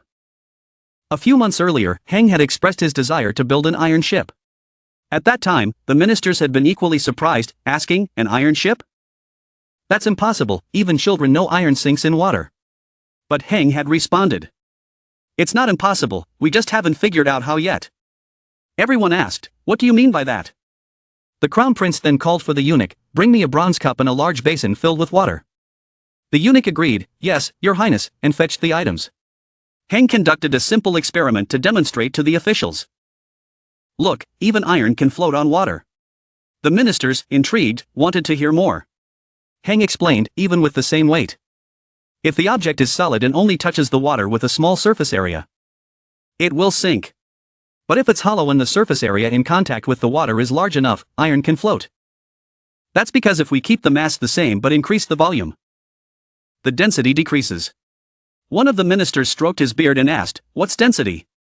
The Minister of Public Works, standing nearby, chimed in, we learned about this at the Foundational Institute. He added, so, if we use thin, strong iron sheets and attach them together, we can build an iron ship. Heng nodded, exactly, it's that simple. However, one of the ministers raised a concern, but how can we join the iron sheets securely while ensuring that water doesn't seep through? Heng, smiling innocently, replied, that's your research task, I leave that to you. The ministers silently cried inside, wondering if they should just resign. Afterward, Heng had explained to the king why the wooden model was placed there. The Minister of Revenue respectfully said, Your Majesty, I don't think building an iron ship will be easy. The king asked, but do you think we can figure out the method? Hang confidently replied, of course, we already know the principle, now we just need to find the method. The minister continued, but, Crown Prince, isn't the problem that we don't know how long it will take? King Sejong then asked, will I be able to see an iron ship while I'm still on the throne? At this point, Hang wasn't sure how to respond. But he said, not only may father not see it, but I also might not see it during my reign. Shocked, the king exclaimed, what, even so, do you still believe we should continue this research, even though we don't know how much time or money it will take? Hang, filled with confidence, replied, for the future of Joseon, we must do it. Father, please trust me. The king and the ministers, taken aback by Hang's confidence, could only say, this kid has some guts. One minister commented, but everything strange that he has done so far has led to good results. The king sighed and said, all right. Keep going, but we can't just blindly invest time and money into this, you'll need to prepare and submit a detailed plan, and provide periodic progress reports. Hang, smiling, responded, yes, father. As the king examined more models, he asked, I've been wondering, what's that strange thing in the corner? Hang replied, oh, that's Heron's steamball. Father, the king, surprised, said, a steamball, it looks like this? Hang explained, it's a measuring device created by a famous Western scholar from long ago. The king then added, even if we successfully build the iron ship, there's another issue, the heavier the ship, the harder it will be to move with just sails and oars. Right, so how do we plan to make it move? The minister said, that's right, that's another problem. Hang, full of excitement, said, of course, young Shin would have thought of that already. I've also considered it, that's why I want to start a new research project with all of you ministers. He called for the eunuch, bring the device I asked the military supply department to prepare. The eunuch, obedient, replied, yes, your highness, and brought out a device that was spinning. Seeing it, the ministers were amazed, it's spinning like a wheel, and it's getting faster. Hang asked, have you ever seen how a pot lid moves when rice is cooking in the kitchen? The energy from the water and fire can even move that heavy lid. I want to call this a steam engine. The model steam engine was running, and the ministers were surprised at how fast it was spinning, like a whirlwind. The Minister of Public Works exclaimed, with just a little water and fire, it's able to spin like that. I think it's worth researching. If we can perfect it, I believe we could use it for ships. It would be very convenient and useful because we wouldn't have to wait for the wind to blow in the right direction. Nor would we need so many people to row the ship. Hang waved his hand and said, this isn't just for ships. Minister Li Zhan, confused, asked, you mean we can use it for something else too? Hang, quick to respond, said, what if we used it instead of carriages? The Minister of Public Works and Li Zhan were in disbelief when they heard that the steam engine could replace horse-drawn carriages. Scene shifts to King Taizong. Hang was presenting his invention to the king, who was deep in thought. You want to use this device to pull a cart? I don't understand, the king said. Hang asked, what part don't you understand, father? The king then expressed his concerns. To use this, we'll have to constantly supply it with water and fire, right? If that's the case, we'll need to carry a large amount of water and wood on the cart itself. Wouldn't that leave no room for cargo? Hearing this, Hang thought to himself, as expected from King Taizong, he's incredibly sharp. Outwardly, he remained calm and responded. I understand what father is worried about, but this steam engine can generate a tremendous amount of power relative to its size. It wouldn't just pull one cart, it could pull many at once. The king was still skeptical. Many carts at once? Is that even possible? Hang, smiling confidently, said, let me show you. Father, excited, he opened the door to the secret room. The king and the ministers were awestruck, exclaiming, what are all these things? Hang thought to himself, this is the ultimate goal of my 21st century passion, the model railroad. He then said, allow me to demonstrate the current capability of the steam engine. The crown prince ordered the eunuch to prepare the steam-powered locomotive. At first, the king was puzzled. You attached a steam engine to wheels? Hang confidently lit the fire and said, all right, let me start the demonstration. He placed a burning coal into the locomotive's furnace. The king and the ministers held their breath, anxiously waiting for the results. The water inside the locomotive began to boil. Steam was released, and soon the model train started moving along the tracks. The king, overjoyed, celebrated, oh, it's moving, it's actually working. Hang smiled and replied, this is just a model. But I will do my best to study how we can apply it in real life. If we succeed, we could travel from Hanyang to Busan in just one day. We could journey from the southern tip to the northernmost part of Joseon in a single day. And when that happens, the heartbeat of Joseon will be revived. The king, still amazed, asked, "What do you mean by, the heartbeat of Joseon will be revived?" Heng explained, "If we look at the current situation, we can see that the heart of Joseon has slowed down. Due to the mountainous terrain, people are unable to leave the places where they were born. They live and die on the same land. But if we have trains that can travel across the country, Joseon will truly witness a new era, bringing widespread benefits to humanity." While Minister Kim Jong-un and Right Prime Minister Min Se-young were in awe. Saying, "It sounds like a dream," the king remained calm, carefully considering the idea. Heng carefully observed the king's expression, trying to gauge his thoughts. Not only was the research promising success, but it was also clear that it would require a significant amount of money and resources. Understanding this concern, the Crown Prince ordered the Minister of Public Works present the plan to His Majesty. The minister responded, "Yes, Your Highness," and, along with another official, retrieved a stack of plans and placed them on the table for the king to review. King Sejong could hardly believe his eyes. It was an enormous pile of plans. He opened the first one, which was a comprehensive development plan for the entire country. There were so many words. It made his head spin. And he muttered, "I hate quill pens so much." Heng explained, "These are strategic plans to strengthen Joseon. Based on our geography, economic conditions, population distribution, and resource allocation, the king, overwhelmed, began counting silently, 30, 35, 40, there were 42 volumes in total. He remarked, "Well, they're worth reading, I suppose," and then ordered the left prime minister study them with the other ministers. Afterward, Heng made another request. "Father, I have one more petition. The research institute is severely lacking in talent. None of the officials, including myself, are getting proper rest." The king, intrigued, randomly called upon the Minister of Public Works to verify. "Is that true?" The minister, on the verge of tears, replied, "The Crown Prince is currently managing not just one, but several projects. There's too much work and too few people. We hardly have any time to rest." The king, still curious, asked, "Can you find more people?" The Minister of Public Works responded honestly. "Rumors about the heavy workload have spread everywhere. No one dares to join. At first, many came because they thought they'd be promoted. But every time someone new arrives, the Crown Prince starts another project. Your Majesty knows, the Research Institute has only been around for a little over 6 months. But we've already created so many things and have so much work to do." The king, frowning and gritting his teeth, seemed like he would get angry. But instead, he smiled and said, "Yang, you're quite diligent, aren't you?" Yang, grinning and scratching his head, replied, "Father, you are truly wise." Now understanding the situation, the king promised, "I'll help resolve the personnel issue. But it seems that the research will require a significant amount of funding. This matter needs to be discussed seriously before we make any decisions." Yang, a bit downcast, responded, "I understand, Father." The king then added, "But it seems you still haven't shown me everything. I've already provided a substantial budget for the Research Institute. This can't be all you've accomplished." Noticing the king's expression, Yang immediately understood. As expected from father, he thought. The king, speaking with a hint of mystery, said, "Shouldn't we go check it out?" He was, of course, referring to Area 51. Early in the morning, the king and Yang were riding horses together within the palace grounds. The king said, "Riding horses together like this is quite nice, isn't it?" Yang cheerfully replied, "I think so too, father."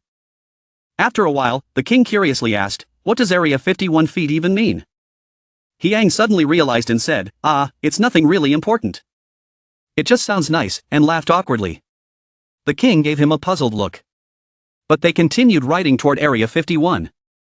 When they arrived at the entrance, the king said, "It seems we're here." Yang replied, "Yes, father." As they approached the gate, 2 guards stopped them, loudly commanding, "Halt, only those with proper authorization can enter this area. Present your token." The king, surprised, said, "What, how insolent." Yang quickly explained, "Father, even I can't enter without the token. Security here is of utmost importance. So please don't be upset." Yang then produced a token bearing the yin yang symbol. Upon seeing the token, the guards saluted and allowed them to enter, shouting, "Permission granted." Watching this ritual, the king was bewildered, thinking, "What kind of posture is that?" Now that they were past security, they continued riding inside. As they went, the king remarked, "Yang, you seem to take security here very seriously." Yang replied, "It's to prevent any secrets from leaking out." "Father," the king thought to himself, "what exactly is this boy doing here that requires such measures?" Upon reaching the entrance of the display area, they were greeted by General Choi Hee-san and the chief steward, who stood at attention and saluted. The king noticed, this posture is different from before, but it's very formal. General Choi Hee-san bowed politely and said, "Thank you, Your Majesty. Everyone has worked hard." The soldiers' uniforms looked slightly different but were very distinctive. The king, now curious, asked, "What exactly is the main work here?" The general respectfully replied, "We are focused on improving and developing explosives, Your Majesty. In addition, we are working on advancing cannons and firearms, as well as creating new weapons and military strategies. In short, all military-related research is conducted here." The king nodded, "I understand," eager to see more. The king said, "I'd like to see what everyone has been working on. General, would you lead the way?" General Hee-san gestured, "This way, Your Majesty," and pointed in the direction. He added, "From here on, we cannot continue on horseback," and requested the guards to open the gate to receive the king. The king thought to himself, what could be behind this gate that requires such strict measures? General Choi Hee-san led the king and Hee-yang into a large open area where military defense equipment was on display. The king, astonished, exclaimed, "What is that? Isn't that gunpowder?"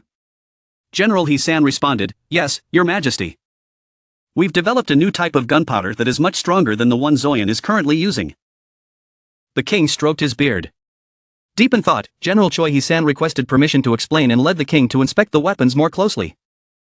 As they walked, General Choi began explaining the composition of the weapons in detail. First, this powder, which resembles dirt in color, is the original gunpowder we use for convenience. It's called original gunpowder. The general picked up a sample and continued. And this here is a more powerful version, twice as strong, developed from the original gunpowder. The king asked to hold the sample and examined it carefully. He remarked, "It's darker than the original gunpowder."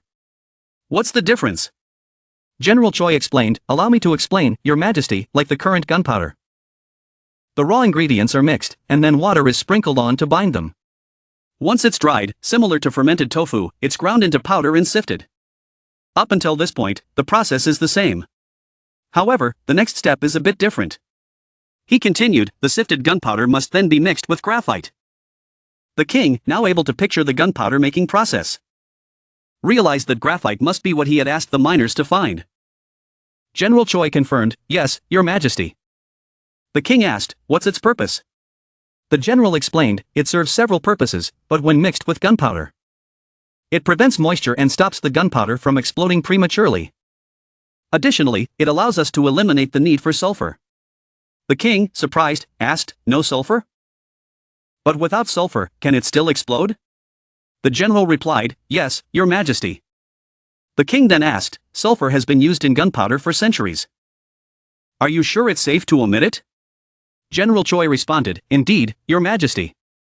By not using sulfur, the gunpowder gains another characteristic. Though this is both a strength and a weakness. It cannot be ignited with a standard fuse." The king, taken aback, asked, "Then how do you ignite it?" General Choi held up an object and said, "We use this, Your Majesty." The king looked at the item in the general's hands but couldn't quite understand what it was. General Choi introduced it, "This is what we call a prison, or a bronze firing cap. It can hold the special gunpowder developed by the crown prince." The king was amazed, using a different type of gunpowder for the ignition? Isn't that too complicated? Choi Hee-san replied, "Instead of explaining further, Your Majesty, we've prepared a demonstration. I believe you'll want to see it for yourself. Please follow me to the testing area." When the king and the ministers arrived at the testing grounds, they were astonished by the sheer size of the place. The king remarked, "I see there are scarecrows over there, those must be the targets, right?" General Choi began organizing the demonstration. "Let's begin the exercise." Two soldiers, armed with the new firearms, stepped forward and took their positions. The ministers, not yet familiar with the new weaponry, were puzzled, saying, "What are those?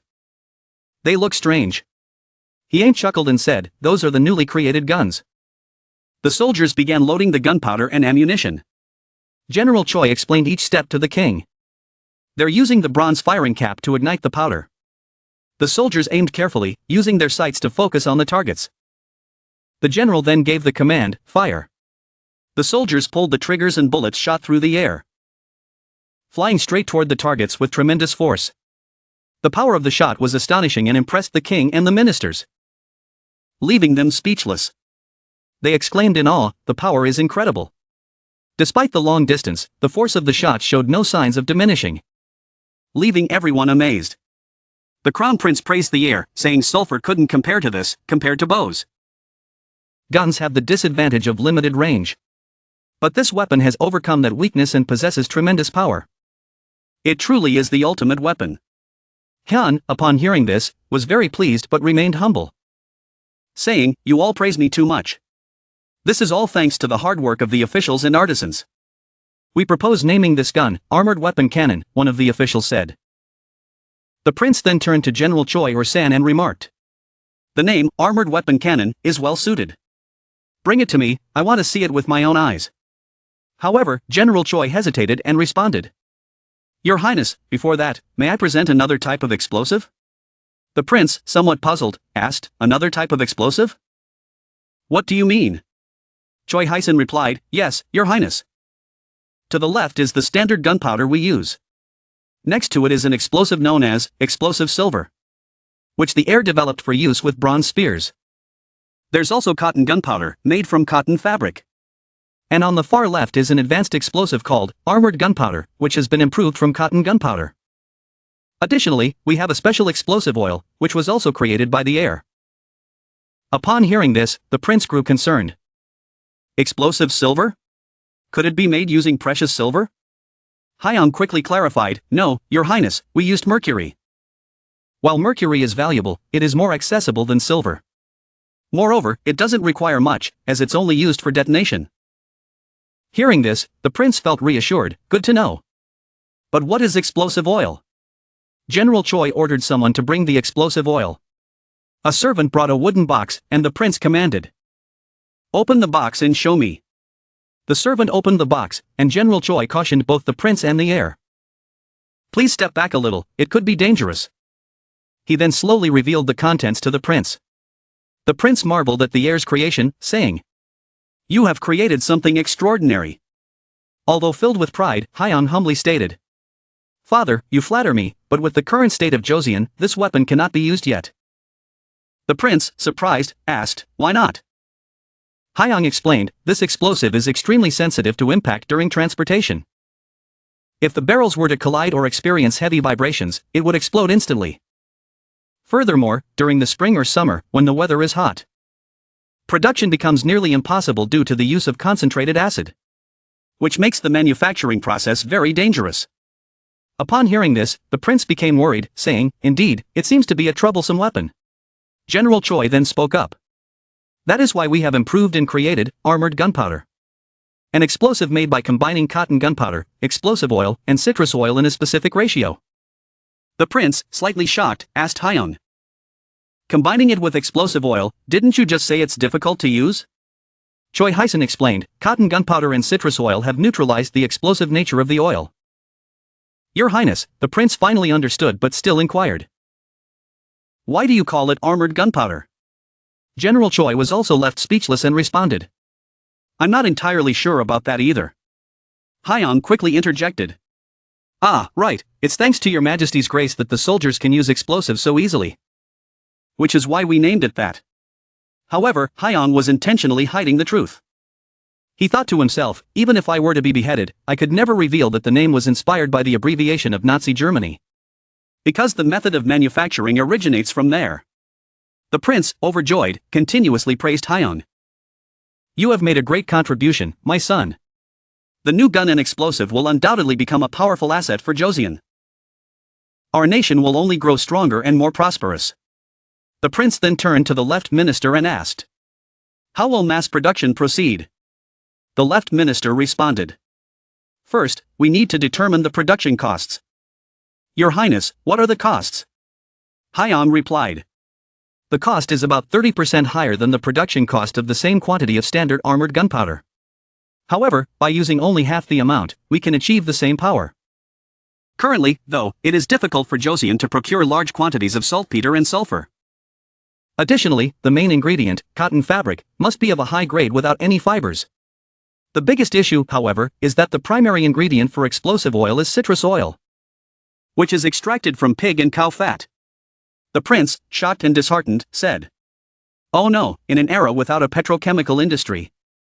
It would have been better if I hadn't known that such a powerful explosive could be created."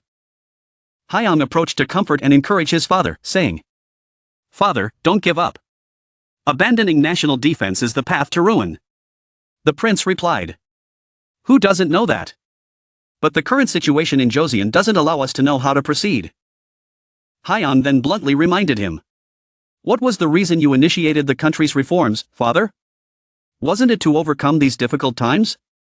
At that moment, Hyang continued, "Right now, I, along with General Choi, Lord Leitrim, and many other officials, as well as Master Yong Baitoa and numerous artisans, are all striving to find solutions.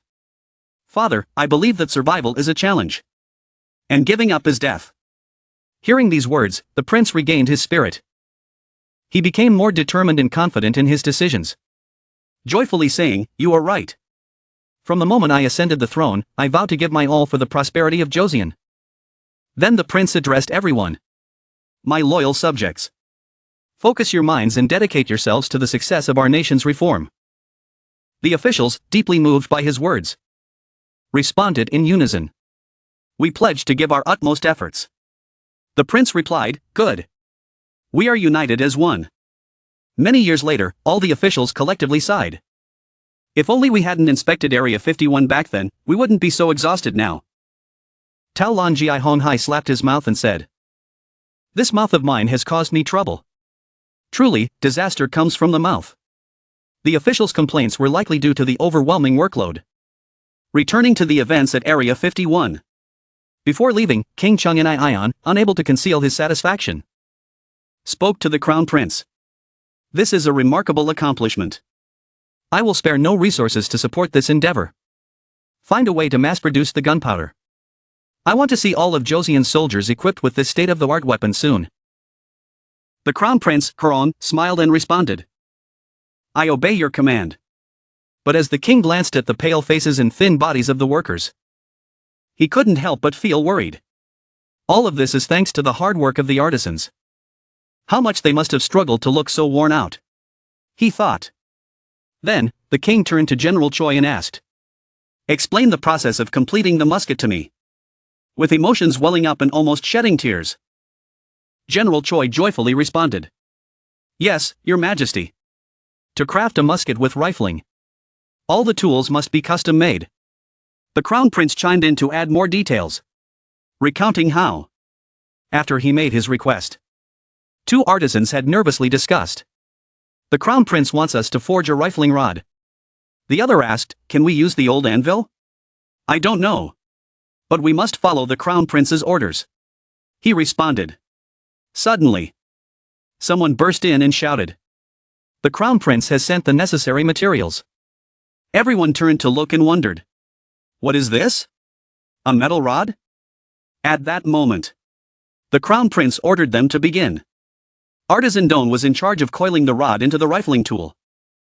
Artisan 2 was tasked with placing the rod in the casting frame, which had been prepared. Artisan Kim was responsible for using a specialized belt to forge the rod that had been placed in the frame. The crown prince also reminded them, "After filling the gaps, you must use a file to smooth it. Check carefully to ensure the frame is completely filled." Everyone responded in unison, "Yes. We understand." The crown prince, fully serious, grabbed a horn and urged the officials to scout quickly and get everything done perfectly.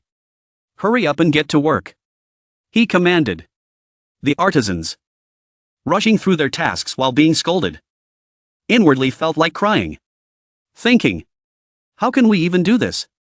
But thanks to the artisans' hard work, 5 prototype muskets were successfully completed. The crown prince praised them, saying, "These are truly masterpieces, created from blood and sweat." At Area 51, the crown prince stood silently, observing with a determined gaze. The atmosphere weighed heavily on every artisan and soldier, as they all knew that today's trials were not merely simple gun tests, but decisions that would determine the future of the kingdom of Joseon. The crown prince carefully gave instructions, his voice calm but powerful. "Now, Let's begin testing its actual performance. First, let's check if it can withstand the gunpowder. Yes. Your Highness. They replied. Then the Crown Prince suggested. The old musket used 1 hectogram of powder. So let's start with half. The artisans around nodded in agreement, understanding the importance of every step in the process. No one dared to be careless. Each person was fully focused. General Choi Hee-san then firmly commanded. Fire! 2 bullets shot out from the barrel, cutting through the air. All eyes were fixed on the bullet's trajectory. The Crown Prince, unable to hide his anticipation, quickly asked. What's the result? General Choi, both delighted and tense, immediately reported. Half a hectogram of armored gunpowder and half of the secondary gunpowder have no issues. However, considering the purpose of the long musket, I don't think there's a need to increase it to 2 hectograms. The Crown Prince nodded, satisfaction evident on his face. But he made sure to emphasize. Good. Then let's reduce the amount of gunpowder to find the optimal quantity. The killing range of the old musket is 40 paces. Let's use that as our standard.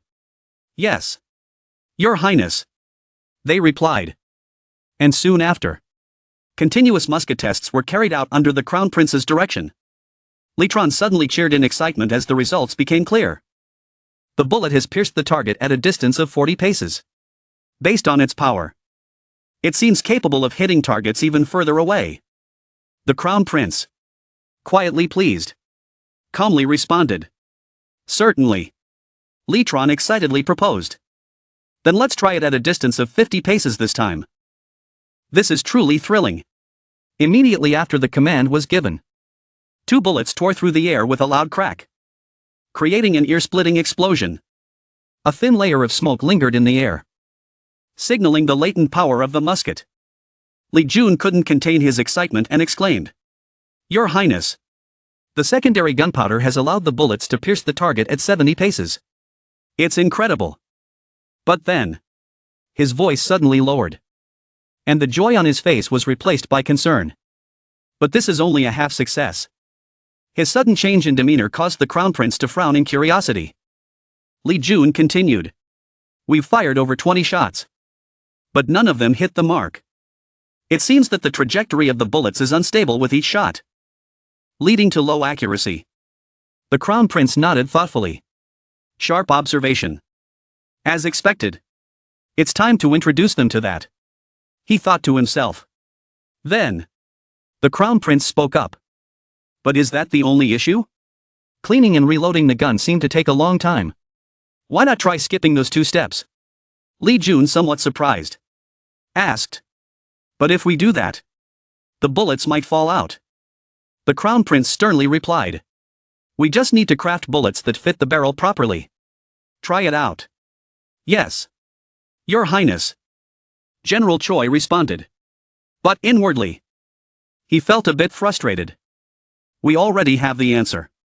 So why even ask? He thought. As for the Crown Prince, seeing their confusion, he simply smiled to himself, thinking that letting them figure it out on their own would be better than telling them directly. Let them experience what I've learned from Mixtub, he thought. It will not only lead to progress but also instill confidence in the craftsman. After some time spent following the Crown Prince's guidance, General Choi Hee-san returned to report. We've tried the method as per your Highness instructions, but the gunpowder residue obstructed the next shot. I see. The Crown Prince pondered for a moment before continuing. So, cleaning is still necessary. General Choi, think carefully. On the battlefield, cavalry will charge quickly. Will there be time to clear the barrel? This question left General Choi stammering, quietly admitting that the prince was right. His expression showed his embarrassment. While next to him, Li Jun scratched his head, lost in thought. Then what should we do? The Crown Prince silently observed, feeling a bit disappointed. Must I intervene again? He thought. But just before he could speak, General Choi suddenly had an idea and exclaimed. Why not try carving grooves? Li Jun turned, eyes wide with surprise. Grooves? he asked. General Choi nodded and pointed toward a nearby stream. Yes. Look at that stream. The water flows along the grooves. The fire from the gunpowder also has a flow. Isn't it the same? If we carve a long groove inside the barrel, the gunpowder residue might escape along the flow of the flame. Li Jun, now astonished, realized. That seems worth trying. The Crown Prince, hearing this, felt satisfied and thought to himself. Looks like I don't need to intervene after all. But just when things seemed to be going smoothly, a craftsman stepped forward. His face filled with concern. General Choi. But how do we carve the grooves? This question hit like a splash of cold water, dampening the excitement. General Choi, now confused, muttered. We're back to square one. The Crown Prince could only smile wryly, realizing it's far from finished. However, he wasn't discouraged. This is a long journey, and each small step forward is still progress. The artisans pondered and worked tirelessly through many nights. And eventually, they created a tool to carve grooves. Additionally, they crafted long muskets with grooves, ranging from 3 to 15. Yet, in their subsequent tests, General Choi Hee-san and Jin Ion encountered a new problem. At this moment, Li Jian sighed and said to the other officials. So, in the end, cleaning is still the solution? Another official, full of concern, asked. What are the exact results? Li Jian hesitated for a moment before responding. Well, each number of grooves has its own pros and cons. With 6 grooves or fewer, the power doesn't decrease significantly. But there's a lot of gunpowder residue. With 9 grooves or more, there's less residue, but the power drops sharply. He sighed again and asked. So what do we do? Is 9 grooves the solution? But the problem with 9 grooves is that the power decreases too much. Another official pointed out. What about 6 grooves? Someone else asked. Li Jian immediately replied. Then the gunpowder residue becomes an issue again. If only there were a better way. At that moment, the Crown Prince was also present, silently pondering. Will they figure it out this time? Suddenly, Zhang Yangso spoke up. Why don't we try spiraling the grooves? His words caught everyone off guard, especially the Crown Prince, who smiled with satisfaction, thinking, excellent. That's the spirit. The Crown Prince then stepped forward and asked Zhang Yangso. Please explain further. Yes, Your Highness. Zhang Yangso replied. If we make the gunpowder's path spiral, wouldn't the length increase? That way, even with just 6 grooves, the length would be enough for the gunpowder residue to escape. And because the grooves are spiraled, the explosive force of the gunpowder wouldn't be wasted. The other officials, suddenly realizing the potential, brightened up and shouted excitedly. That's it. It seems possible. Your Highness. Spiraling the grooves might be the solution. The Crown Prince immediately ordered. Then let's test it. Afterward, numerous tests were conducted. And eventually, they found the optimal shape to achieve the highest performance. A voice rang out. The 6-groove spiraled musket, with 1.5 turns, is ready for testing. This is also a great opportunity to understand the concepts of maximum range and effective range. Li Jiang hurriedly urged everyone. Quickly record and categorize the results. Seeing how hard they were working, full of enthusiasm, the Crown Prince nodded in satisfaction, thinking, they truly understand. Grasping one thing, they learn 10 more. If given the right conditions, these people could win a Nobel Prize. He smiled contentedly and thought, my servants, grow quickly and automate everything. At the same time, both Li Jiang and Yang Iansu suddenly felt a chill run down their spines. Why does it feel so eerie all of a sudden? They wondered. While everyone was working hard, Li Qiu suddenly noticed something wasn't right. He looked at the instruction sheet and muttered to himself. What is this all about? At that moment, General Qiu Heisen passed by and, noticing Li Jian's confusion, stopped to ask. What's the matter? Sir? It's nothing major. General Chiu. Li Jiang replied. But according to Yang Iansu's instructions, we didn't carve spiraled grooves into the musket barrels. Somehow. That seems to have significantly improved accuracy. What do you think? General Chiu? I find it strange as well. Improving performance is great. But it's unsettling not to know the reason behind it. Chiu responded, falling into thought along with Li Jiang. Suddenly, a craftsman spoke up, breaking the silence. Could it be that the spiraled grooves make the bullet spin when fired? The simple question startled General Chiu. What do you mean? Explain yourself. Well, sir, the craftsman replied humbly. I come from a background in fletching. When attaching feathers to arrows, I always attach them at a slight angle. This makes the arrow spin as it flies through the air, allowing it to travel straighter and resist wind better.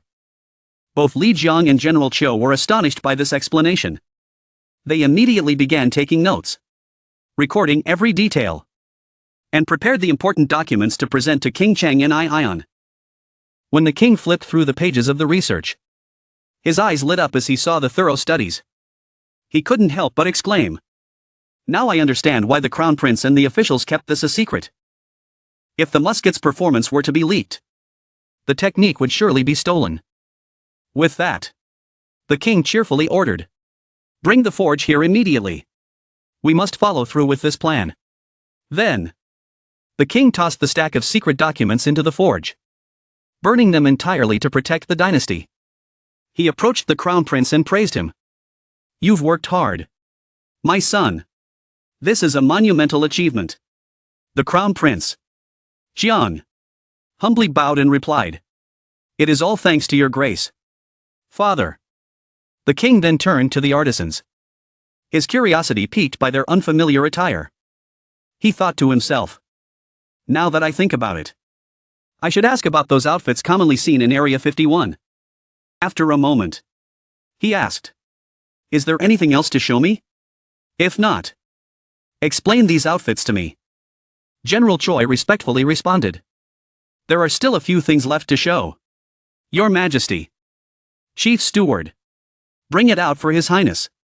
He then explained, this time, what I wish to present to you, father, is the mounted armored weapon, the mini pistol. King Chung and Ion was taken aback, exclaiming, a pistol? Bring it closer so I can have a look. As the king held the newly crafted pistol in his hand, he couldn't help but remark, what a peculiar object. He then noticed 6 chambers and asked, could this gun fire 6 shots in a row? The crown prince proudly replied, that's correct, father. Really? The king asked, his curiosity growing, while the officials around them whispered in amazement. How could they have achieved that without all the proper tools? How did they manage? Feeling incredibly proud, the crown prince explained, this is one of the masterpieces from Area 51. Of course, the design already existed. King Chung and Ion, unable to contain his excitement, immediately commanded, I want to see how it works right now. General Choi replied, yes, Your Majesty. He then got into position, ready to fire. He aimed the pistol and fired 6 consecutive shots, all hitting the target accurately. The officials who were watching couldn't help but praise him. General Choi. That was incredible. Truly the best of the best. The Crown Prince Hyang, filled with pride, thought to himself, I worked hard to create this. One of the officials stepped forward and asked, may I inspect the target? General Choi graciously responded, of course. With permission granted. The official quickly ran to the dummy to examine the shots. Seeing that all 6 bullets had hit critical points, he turned back and reported to the prince, Your Highness, with this kind of power, any enemy within 30 paces will be sent straight to hell. The king, unable to contain his surprise, shouted, Are you certain? I am certain, Your Majesty. The official replied, overjoyed. The king couldn't help but marvel at the achievements of his people. You have truly accomplished something extraordinary. Seeing how exhausted you all are, I am convinced that the deputy minister's praise was well-founded. You have worked very hard. The Crown Prince Hyang, ever humble but still proud, respectfully replied. Your Majesty is too kind. The king, still impressed, asked. You've done well, my son. Now, what about the armor? The Crown Prince bowed slightly and said, Forgive me, father, but there is still another weapon I haven't introduced yet. The king, shocked, exclaimed. Another one? How many more weapons are there? The Crown Prince, aware that it was nearly time for lunch, remained resolute. The next weapon I wish to present is the firebomb. As for lunch, it can wait. Let's go. The king, though amused, couldn't help but indulge his son, thinking to himself, this boy really has a fascination with firepower. As they walked further, the king noticed the distance from the palace and remarked, This place is quite far from the royal grounds. The Crown Prince quickly explained. We needed a large, open space for testing the firebomb. Upon arrival, the king saw an expansive field with several dummies set up in staggered positions. He couldn't hide his curiosity. What kind of firebomb requires such a vast, empty space? Did you clear all the trees here? The Crown Prince responded. Yes, father. To prevent any risk of fire, we cleared the area thoroughly. The king, along with the other officials, was astonished as the Crown Prince introduced the firebomb. This is the newly developed firebomb. We propose naming it. Immediately, the officials began discussing the name excitedly. It sounds like a version of the heaven-shaking thunderbolt. The heaven-shaking thunderbolt? Isn't that the thunder weapon from the Jin kingdom of old? It seems so. I heard it's similar to General Loi Vu Tian's explosive cannon. But maybe the term was added because it uses a rocket launcher. Crown Prince Hurong stood on the sidelines, watching with immense satisfaction. He thought to himself, even in another life, I couldn't miss these iconic moments. True classics among the classics. The sea is ruled by the northern compass, while the land is ruled by the Phi-Kich Tran Tien Loi. The truth was, on the night before, as darkness settled over the palace in Area 51, a serious discussion had stretched late into the night. The officials were tense, listening to every exchange. Suddenly, a voice broke the uneasy silence. Which one should we choose? MK1 or MK2? Or maybe MK 2.1? Crown Prince Hurong, present at the meeting, suddenly asked. What is MK? The officials exchanged tired glances, sighing internally, thinking, here we go again. The prince is about to say something strange. One of them muttered to himself. Looks like we won't be going home tonight. Then, one of the officials stood up to explain. What your highness referred to is an arbitrary classification based on the detonation type of the Tran Tien Loi. MK1 is the type where, when the gunpowder explodes, the fragments inside are scattered in all directions, injuring the enemy. MK2 is the version where, upon ignition, fire spews out from the gunpowder chamber, causing the Tran Tien Loi to spin and shoot flames and shrapnel in all directions. As for MK 2.1, it uses an iron plate to seal the chamber before releasing fire and shrapnel. Crown Prince Hyang immediately followed up, his tone sharp. Which one is the most effective? One official began to speak. Your Highness, in my opinion. But before he could finish, John Ion-su quickly covered his mouth, interrupting. Please, sir, be silent for a moment. I apologize for the disrespect, but please wait a little longer. At that moment, anger flared on Crown Prince Hyang's face. He slammed his hand on the table and shouted furiously. Why are we debating this? We've already decided to make both versions. And we'll choose MK 2.1.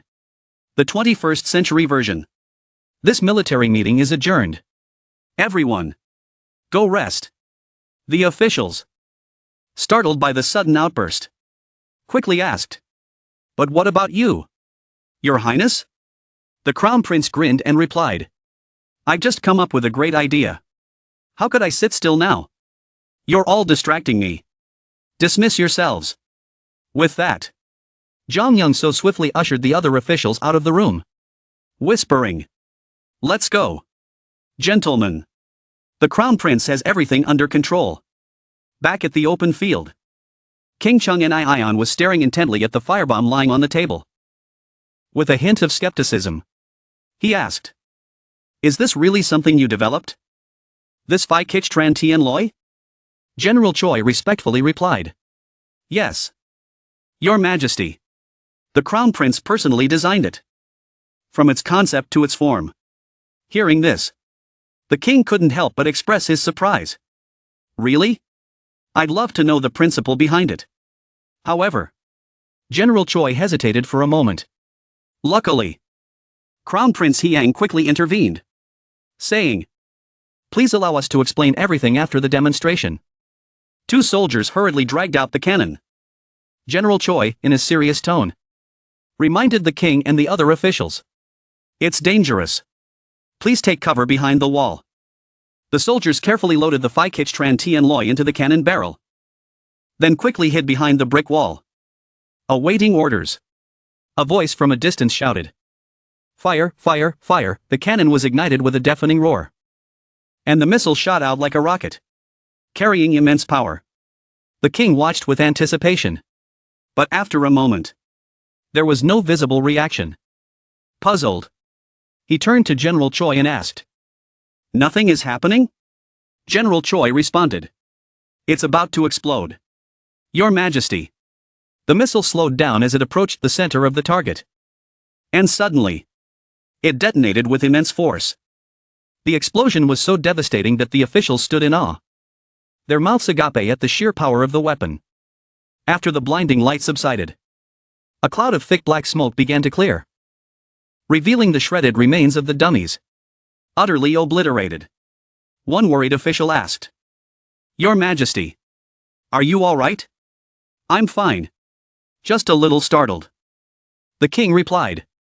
The official then said, Your Majesty. You may stand now. The king, slightly shaken, coughed and stood.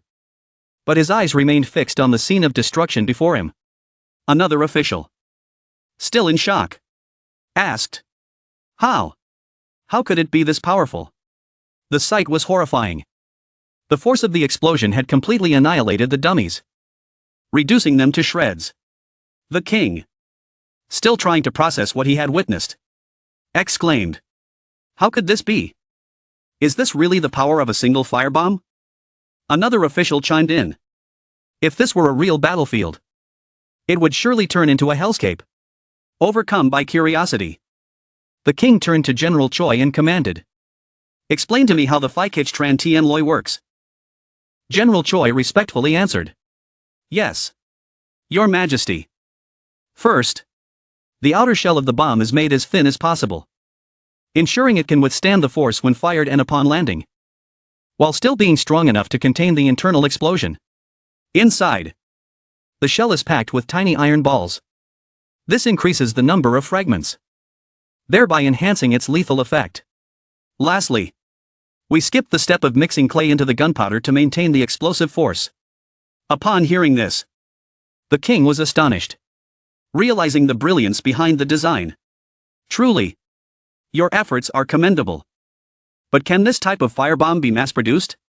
General Choi, pleased by the king's question, responded, If we are supplied with enough gunpowder, mass production is certainly possible. Your Majesty. Another official, still doubtful, asked, General, are you sure? To mass-produce such a powerful firebomb, you'll need many skilled artisans. Isn't Area 51 short on manpower? General Choi nodded and replied, The deputy minister is correct. But Crown Prince Hyun has already solved that problem during the design phase of the firebomb.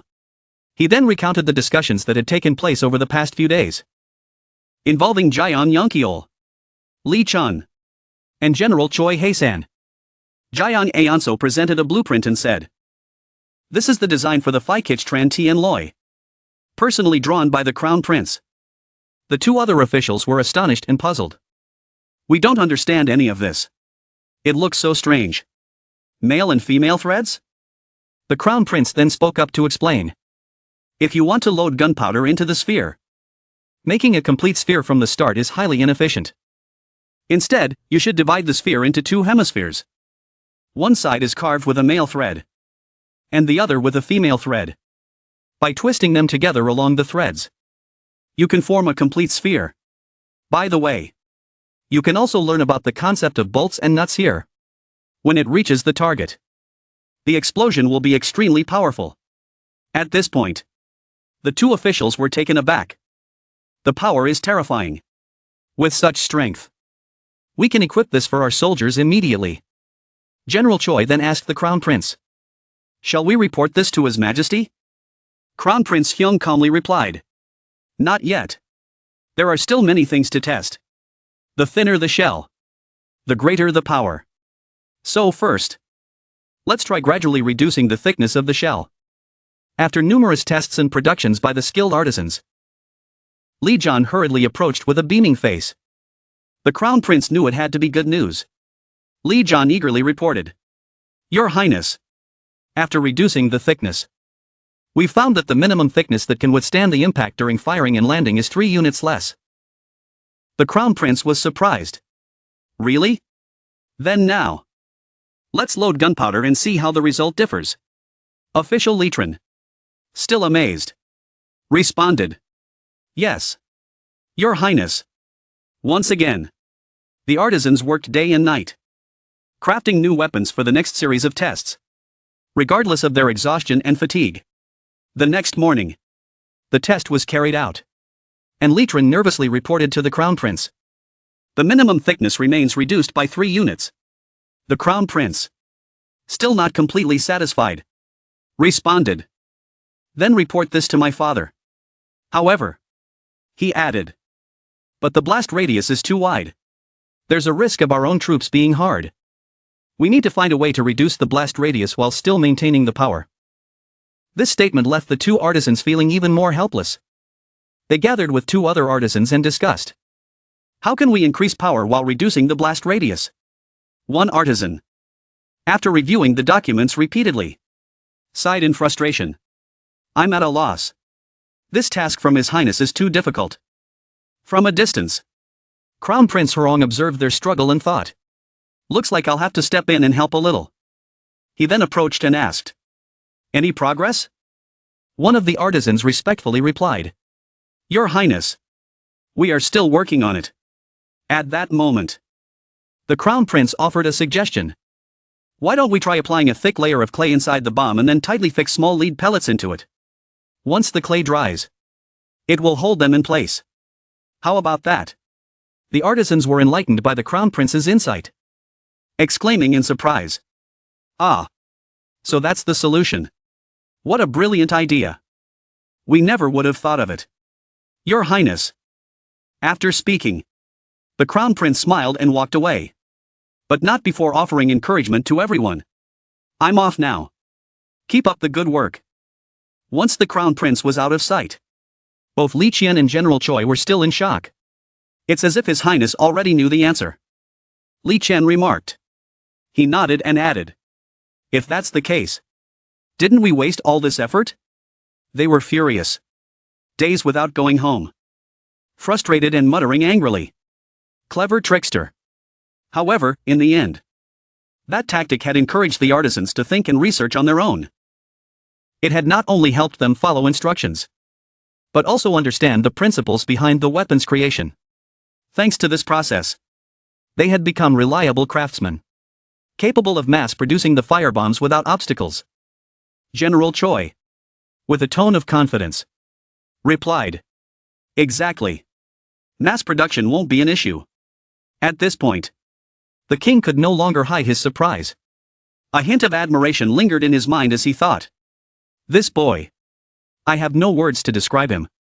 Suddenly, the king remembered something. Wait. I have one more question.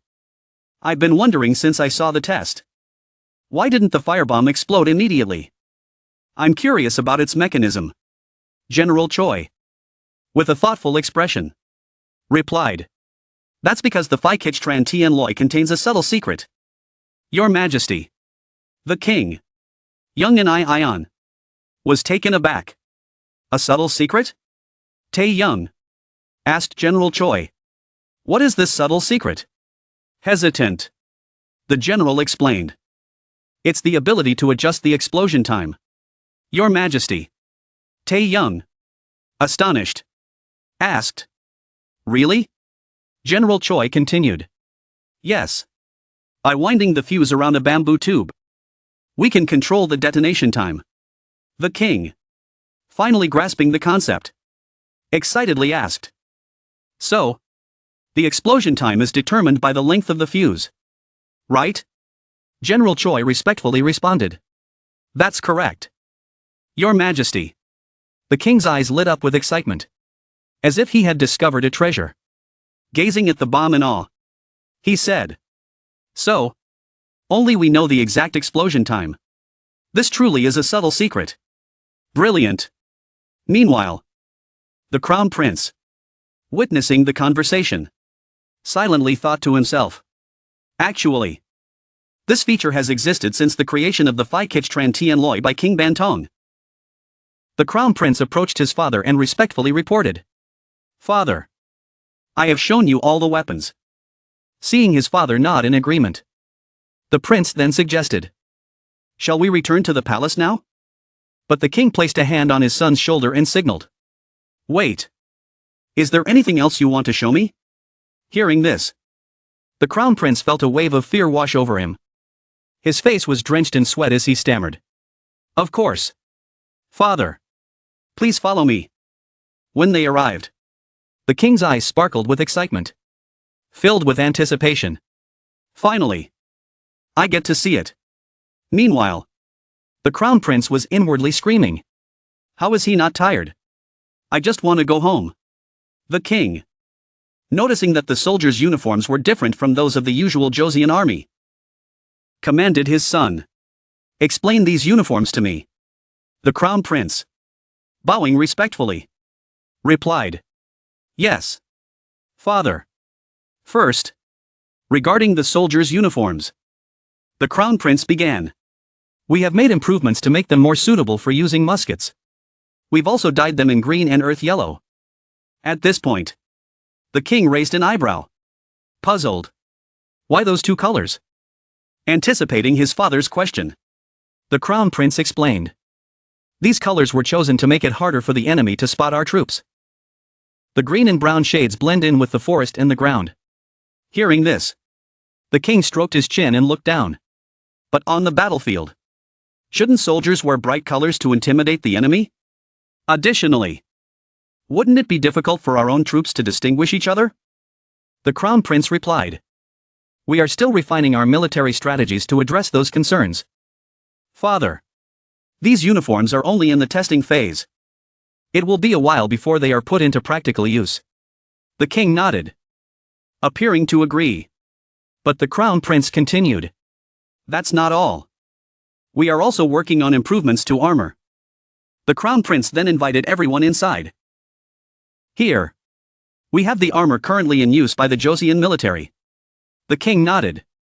Yes. I'm quite familiar with this. The Crown Prince hesitated before continuing. However, in reality, fully equipping soldiers with this armor has been quite difficult. As you know, many soldiers had to procure their own armor. And as a result, the quality varies greatly. Due to financial limitations, many soldiers are forced to use subpar armor. The king listened attentively, nodding in agreement with the points being made, as did the official standing behind him, carefully observing his reaction. As you know, this is the lamellar armor that has been in use since the late period of the previous dynasty. Inside, layers of silk fabric are reinforced with small iron plates, providing excellent protection. However, the Crown Prince added, this armor has several issues. First, it requires a lot of time and effort to produce. Not only does it take time to prepare the small iron plates, but each one must be meticulously fixed with rivets, which is labor-intensive. Second. The cost. He continued. From silk to fur. The materials are very expensive. Third. While the protection is good, there are weaknesses. Although it provides decent defense against arrows, the underarm and side areas are exposed, making it vulnerable in close combat. The Crown Prince paused before listing the fourth issue. Lastly, because the armor is heavy, it's difficult to wear for long periods. Since it's worn like a cloak, all the weight rests on the shoulders. The king, astonished by his son's thorough explanations, couldn't help but feel impressed.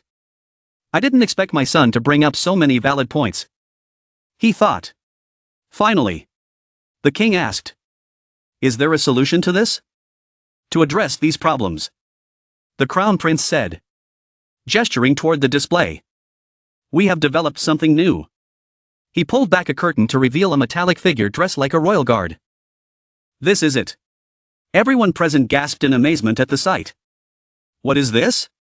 the king asked, still surprised.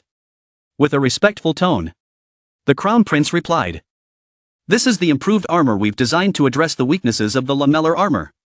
Father, do you remember the moment when you calculated the price of this expensive armor? The armor weighs 16 taels and 10 gen. And the helmet weighs 4 taels and 5 gen. Are they trying to make it so only nobles can join the battle? How come the price of this armor and helmet, converted to today's value, is around 400.000.000? I planned to exclude the armor, but now I can't. I must also consider the soldiers engaging in close combat. By combining Western plate armor and riveted armor, we can make some adjustments." Suddenly, you seem to realize something and shout, "What on earth is this?" Returning to the present, you continue. "First, we replaced the small iron plates inside the fabric lining with a single steel plate. This allows the front and back to be protected by 2 steel plates, ensuring the upper body is well guarded. The waist is protected by overlapping the front and back steel plates, and the armpits are covered by attaching a round steel plate to the shoulder and arm guards. Moreover, the armor is divided into 2 parts, the upper body armor and the lower body armor, allowing the weight to be distributed evenly across the body. The lower body armor specifically protects the thighs." Everyone standing there was astonished to hear this. First, the cavalry and close combat soldiers would be equipped with full body armor, providing protection from the neck to the knees. The improved upper body armor would be used by musketeers and artillery soldiers. Those who had tried it on were curious, asking, "But what did the general say?" He explained. "They said it was a bit heavier, but because the weight was evenly distributed across the body, it was manageable. Moreover, the areas that were previously unprotected are now covered, making them feel much safer. This is the first time I've seen such armor. It's truly bizarre." Saying that, you stared at it intently.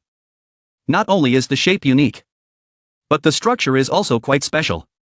The Crown Prince, deep in thought, smiled to himself. "Even though I made it with my own hands, I still find it surprising. This type of armor will save both production costs and time, making it highly efficient." The more he explained, the more amazed everyone became. One person, lost in thought, suddenly stepped forward and said, "However, Your Highness, I have a question." You couldn't refuse. "Go ahead." "As I understand it, both the helmet and the armor plates are made of steel, right?" You had to admit that the man had a keen eye, paying meticulous attention to every detail.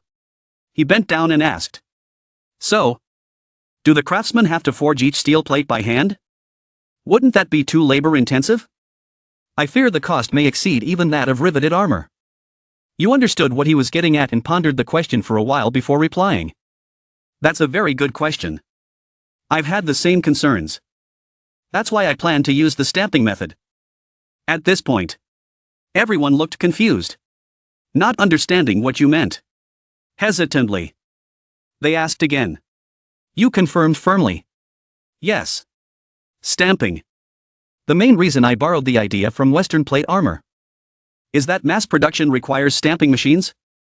The Crown Prince's father heard the idea and found it incredibly innovative. What do you mean by using the stamping method? Just as the name suggests. Father.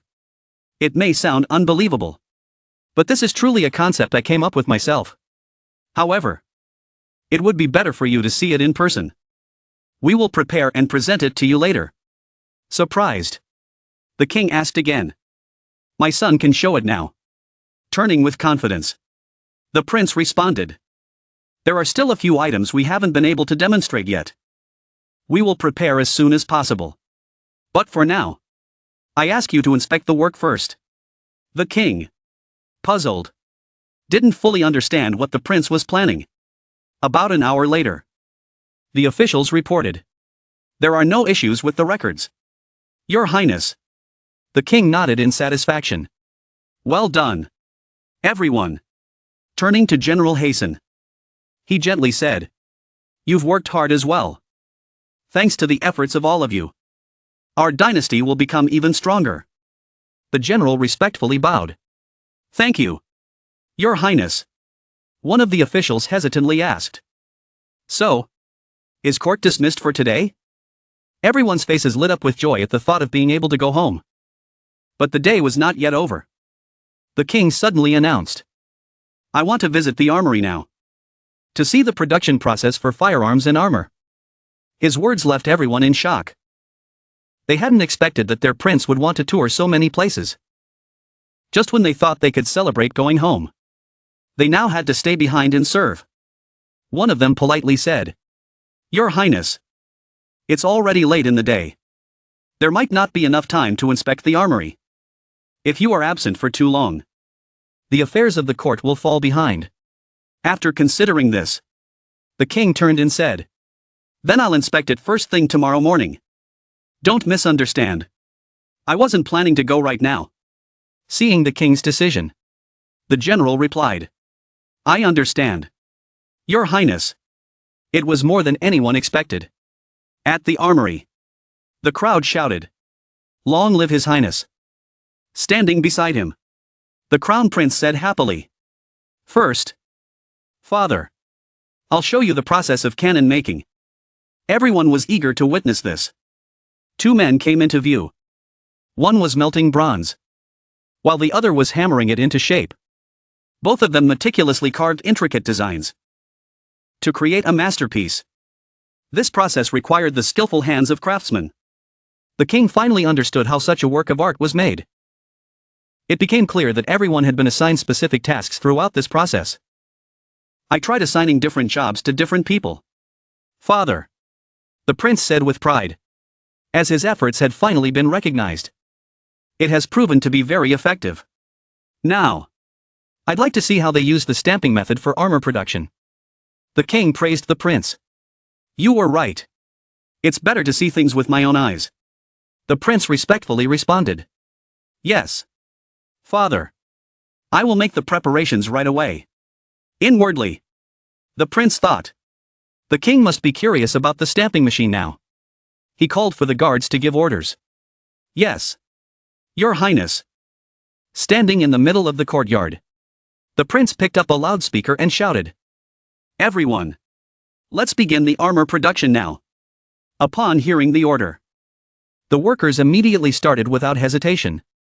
Even the king noticed that his son truly had the ability to manage things.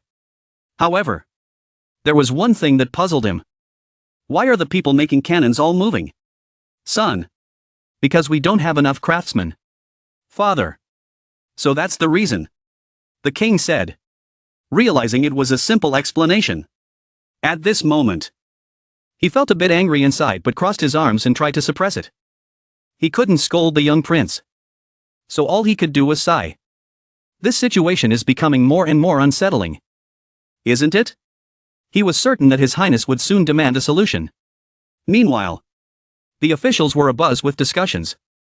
The prince took up the loudspeaker again and announced. So now, we shall begin the production process immediately. With a single strike of the hammer, the work commenced. He watched with a mixture of excitement and fear, unsure whether the crown prince was truly as capable as they hoped. Above, Something was suspended in place, ready to become a finished product. One worker heated a piece of copper in the fire to perfect its shape, while another worker below pulled the rope following the exact process the prince had outlined. The iron bar struck down with expert precision, and everyone there was astonished. Indeed, the production method was true to its name. They used tongs to retrieve the heated piece. And at last, the final product was revealed. A remarkably sturdy piece of armor. Witnessing this, his eyes lit up with amazement. This truly is a miraculous method. If we use this process, mass-producing armor will no longer be just a dream. As expected, this method was devised by the Crown Prince. He glanced down at his son with pride. But now, isn't this also the place where gunpowder is made? I'd like to take a look. The prince scratched his head awkwardly, hesitating. I'm terribly sorry, but we can't demonstrate that right now. The king didn't understand why the prince was so hesitant. So the prince calmly explained. Due to the complexity of the production process and the dangerous nature of the materials, we need to choose the right time to carry out the work. Hearing this, the king reluctantly accepted the explanation, while one of the officials by his side urged, Your Highness, please return to the palace to protect your health. Upon hearing this, the king's retinue was overjoyed. Eagerly, they said, All right, let's head back together. But this was not the end. I have seen the weapons in section 51. And they are truly excellent. What do you all think? One of the officials replied. I agree, Your Highness. Especially the cannons and firearms created by the Crown Prince. They are unmatched in power anywhere in the world. You all think so too? The king asked, nodding and stroking his chin thoughtfully. Then we shall produce these weapons in large quantities. What do you all think? The Crown Prince, sitting nearby, had anticipated his father's suggestion. This outcome was exactly as he had expected. Your Highness, one of the officials began. I must report that mass-producing these weapons will be very difficult. First, there is the issue of manpower. Among our craftsmen, there are very few with the necessary skills. Additionally, the supply of materials is proving to be a major challenge. Even the explosive materials we inspected today, the essential ingredients, pig fat and beef tallow, are in short supply and hard to procure in large quantities. He sat on the throne, considering the idea. As for the craftsmen, what if we recruit skilled workers from all over Joseon to supply the cannon components? Finally, the prince spoke up. Father, I'm afraid that this could lead to a high risk of leaking our secrets. This issue can be resolved if we restrict the components to the pre-processing stage before they are fully assembled. One of the officials added. Also, if we rely on tributes, the quality might not be guaranteed. The king raised his hand to signal. We will not accept tributes. Instead, we'll purchase what we need through the trading posts that are being set up. This will not only improve the lives of the people, but the craftsmen will also take their work more seriously. This is indeed a good plan. As for the issue of resources, the king began to scratch his head, thinking hard but saying nothing coherent, leaving everyone puzzled by his strange words. Late at night, while sleeping soundly in his bed, the Crown Prince suddenly woke up, exclaiming, That's it. I've got it. The next morning, General Hisan spotted the prince and called out to him. I've been waiting for you, Your Highness. The prince happily replied. General, it seems I've found a solution. Coincidentally, I also have an idea, the general said. Both had something to share and were eager to talk. You go first, General, the prince said. No, Your Highness. You should speak first. The two exchanged pleasantries, insisting the other go first, until the general seriously spoke up.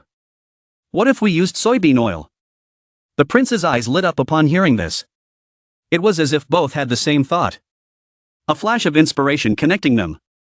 They clapped their hands in excitement. Let's test it right away. Our nation has long used various types of vegetable oils. Soybean oil is sufficient to make glycerin. Your Highness. May I conduct a test shot? General He-san asked for permission. Go ahead. General. The prince replied. Watching the general's joy at receiving permission, the prince could see how eager and passionate he was. The general took the gun seriously, Aimed at the target. And fired.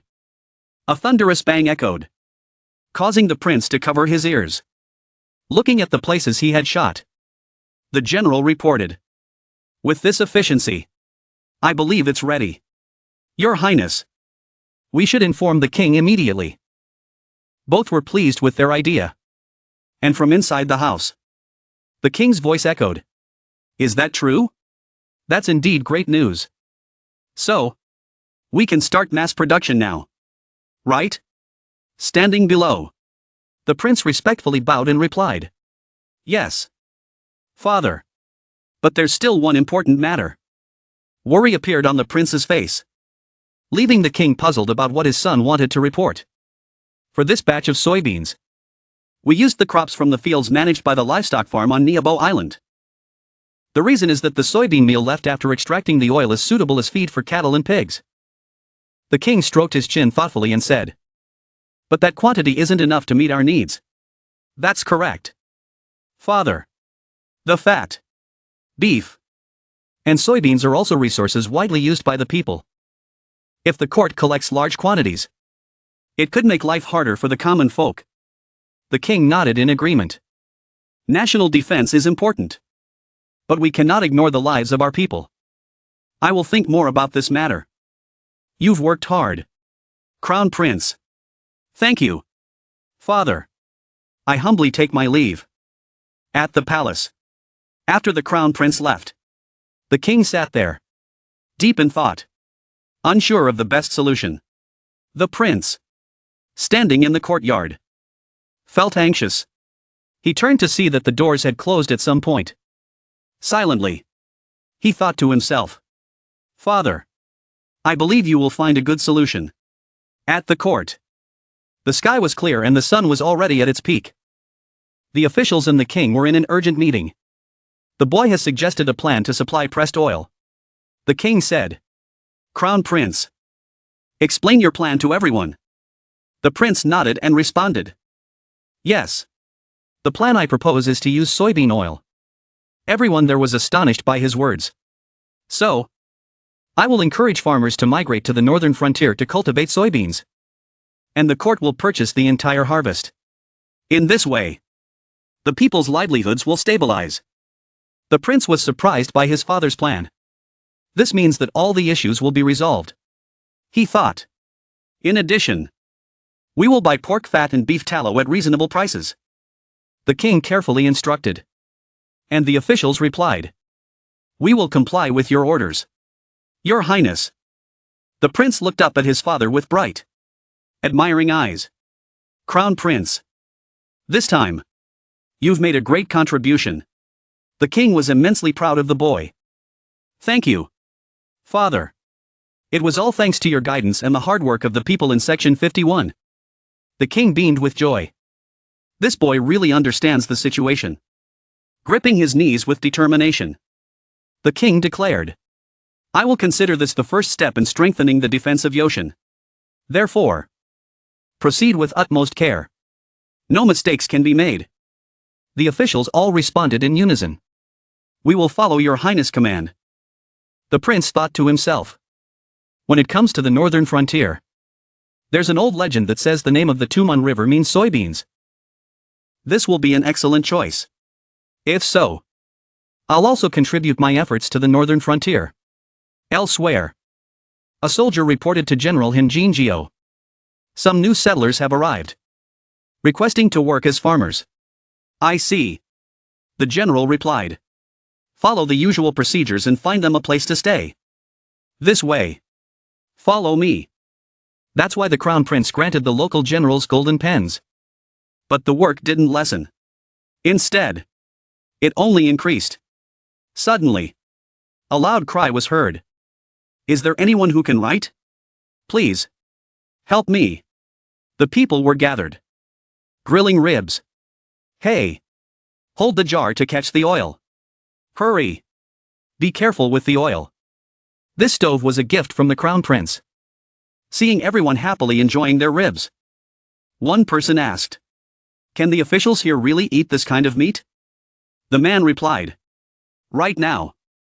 It's being supplied to the military first. But if you take good care of the soybean fields, you too will be able to eat like this. In return, when the time comes, you must carefully collect the oil and deliver it to the military workshop.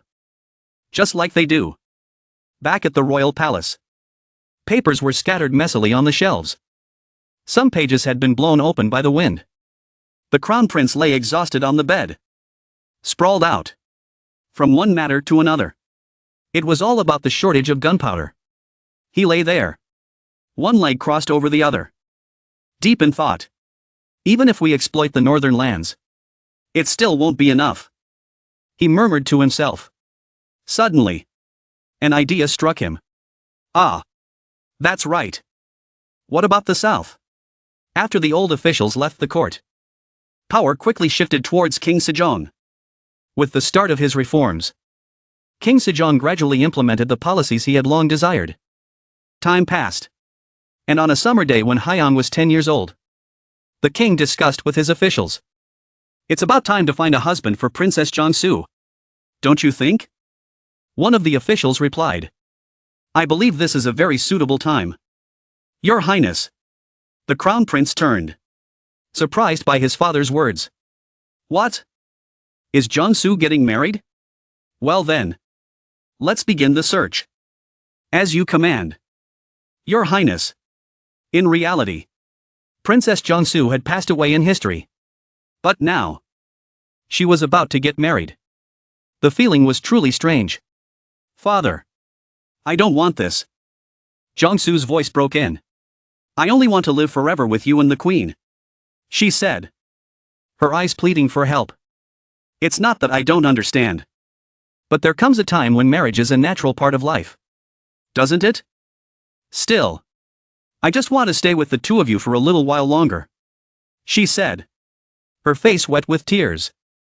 "Oh, this girl is so stubborn," the king said with a hint of reproach.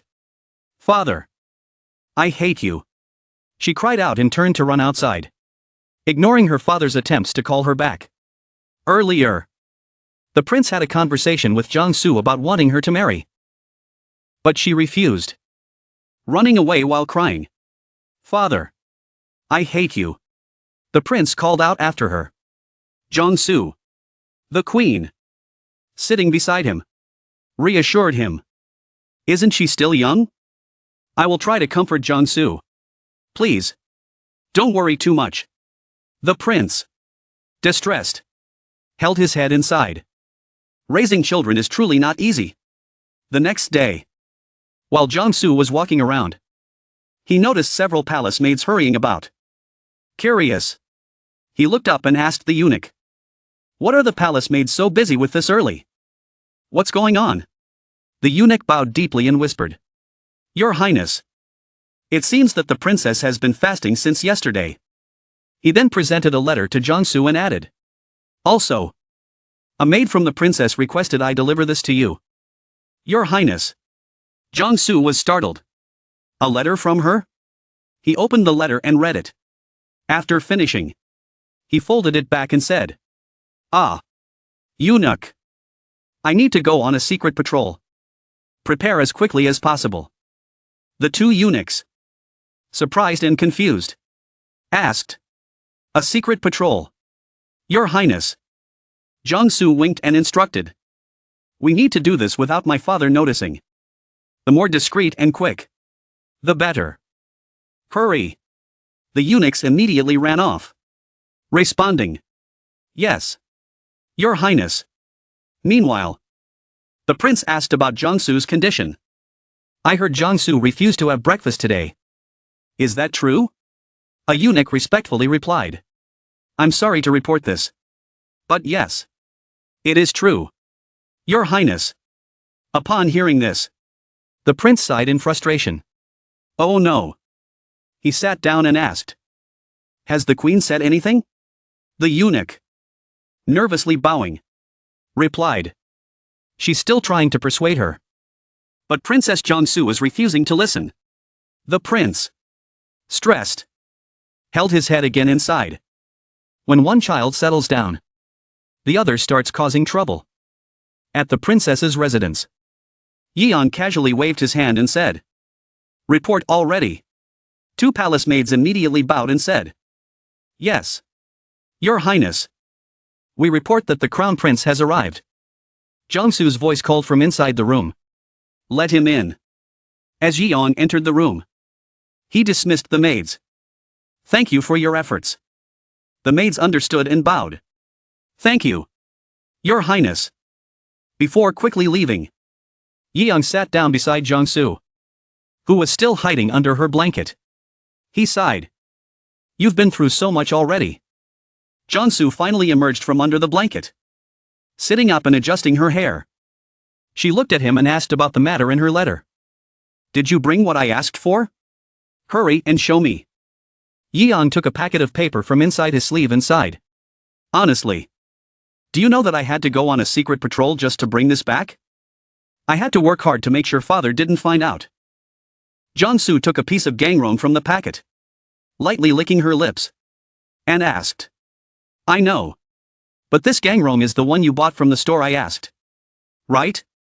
Yeon, resting his chin on his hand in boredom, replied. Yes. That's right. But seriously, you should hurry up and find a suitor to marry. Otherwise, you'll be called an old maid soon. Hearing that, she immediately got angry, chewing the snack and pointing at him. Shut up. This is all because of you. Yeon looked confused. Huh? What does your marriage have to do with me? She crushed the gangrone in her hand, her whole body trembling with rage. Her face determined. Even if I get married, before I do, I have to teach that idiot IU a proper lesson first. Then she sighed dramatically. My beloved gangrone. Seeing this, Yeon was at a loss for words. I have nothing more to say. I'll be going now. Please take care of your health, sister. Don't worry. And thank you for the gangrone, she replied, still lost in her thoughts. Yeon, utterly confused, thought to himself, she's really thinking like that? As he left the princess's residence, walking with his hands behind his back, he mused, while I'm at it, I might as well go see that IU guy. I still have some gangrone left. At a small pavilion in the middle of the garden, 2 figures were seated. A tutor was chatting with Liu. When Yeon arrived, they were startled. Oh, Crown Prince. Yeon politely greeted them. Sorry for disturbing you. I was passing by and thought I'd stop in to say hello. The 2 individuals stood up and greeted him. Your Highness.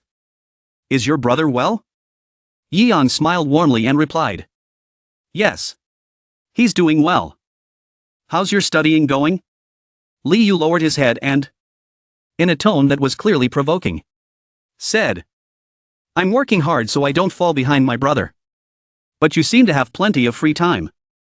Yeon smiled outwardly, but inside, he was fuming. Why is this guy being so stubborn? Before he could think more about it, Yeon-su's words interrupted his thoughts. I need to talk to you. Lee responded rudely. Well, I'm talking to you right now. Aren't I? Yeon-su crossed her arms, glaring at him. I heard you've been causing trouble and bothering the other palace maids. Is that true? Lee scoffed angrily. Aren't they just lowly servants? How dare they tattle on me to you? He turned, ready to leave. If you're done talking, I'll be going now. He kept speaking, unaware that Yeon-su was trembling with anger. Finally, she exploded, her fury mirroring the prince's, shouting right in his face. You little brat. Is that how a prince with Sejong the Great's blood in his veins speaks? Shocked, Lee stumbled and fell to the ground. But Yeon-su wasn't done. She continued, her words rapid and furious. Your brother, the crown prince, respects the artisans and servants. But you? You just called them lowly. I'll teach you a lesson so you never speak like that again. Terrified, Lee started crying. I'm sorry. Sister. I'm really sorry. Young-soo corrected him sharply. Your apology should go to the people you've hurt. Not to me. Lee nodded quickly. Still sobbing. I understand. I'll apologize to them. But less than 3 seconds later, Lee stood up again, arrogantly saying, even though my talented brother might have free time, I, the untalented one, am too busy catching up to him. So, unless this is really important. Furious inside, Young forced a smile, pretending to be the gentle older brother, and said, all right. I apologize. Keep focusing on your studies. As Lee went back inside the pavilion to study, Young clicked his tongue in frustration, thinking, I thought he had changed a little. But as soon as he heard that Sister Young-soo might get married, he started acting stubborn again. He tossed the bag of gangrone to the maids nearby, saying, you can have these snacks. The maids' eyes lit up with joy as they eagerly accepted the treat. Meanwhile, Lee, sitting inside the pavilion, wasn't focused on his studies at all. Instead, he wore a smug smile, scheming to himself. Just wait. Once Sister Young-soo gets married, this world will be mine. Time passed quickly, and the sun was already setting. The golden rays of the evening sun illuminated a corner of the royal palace.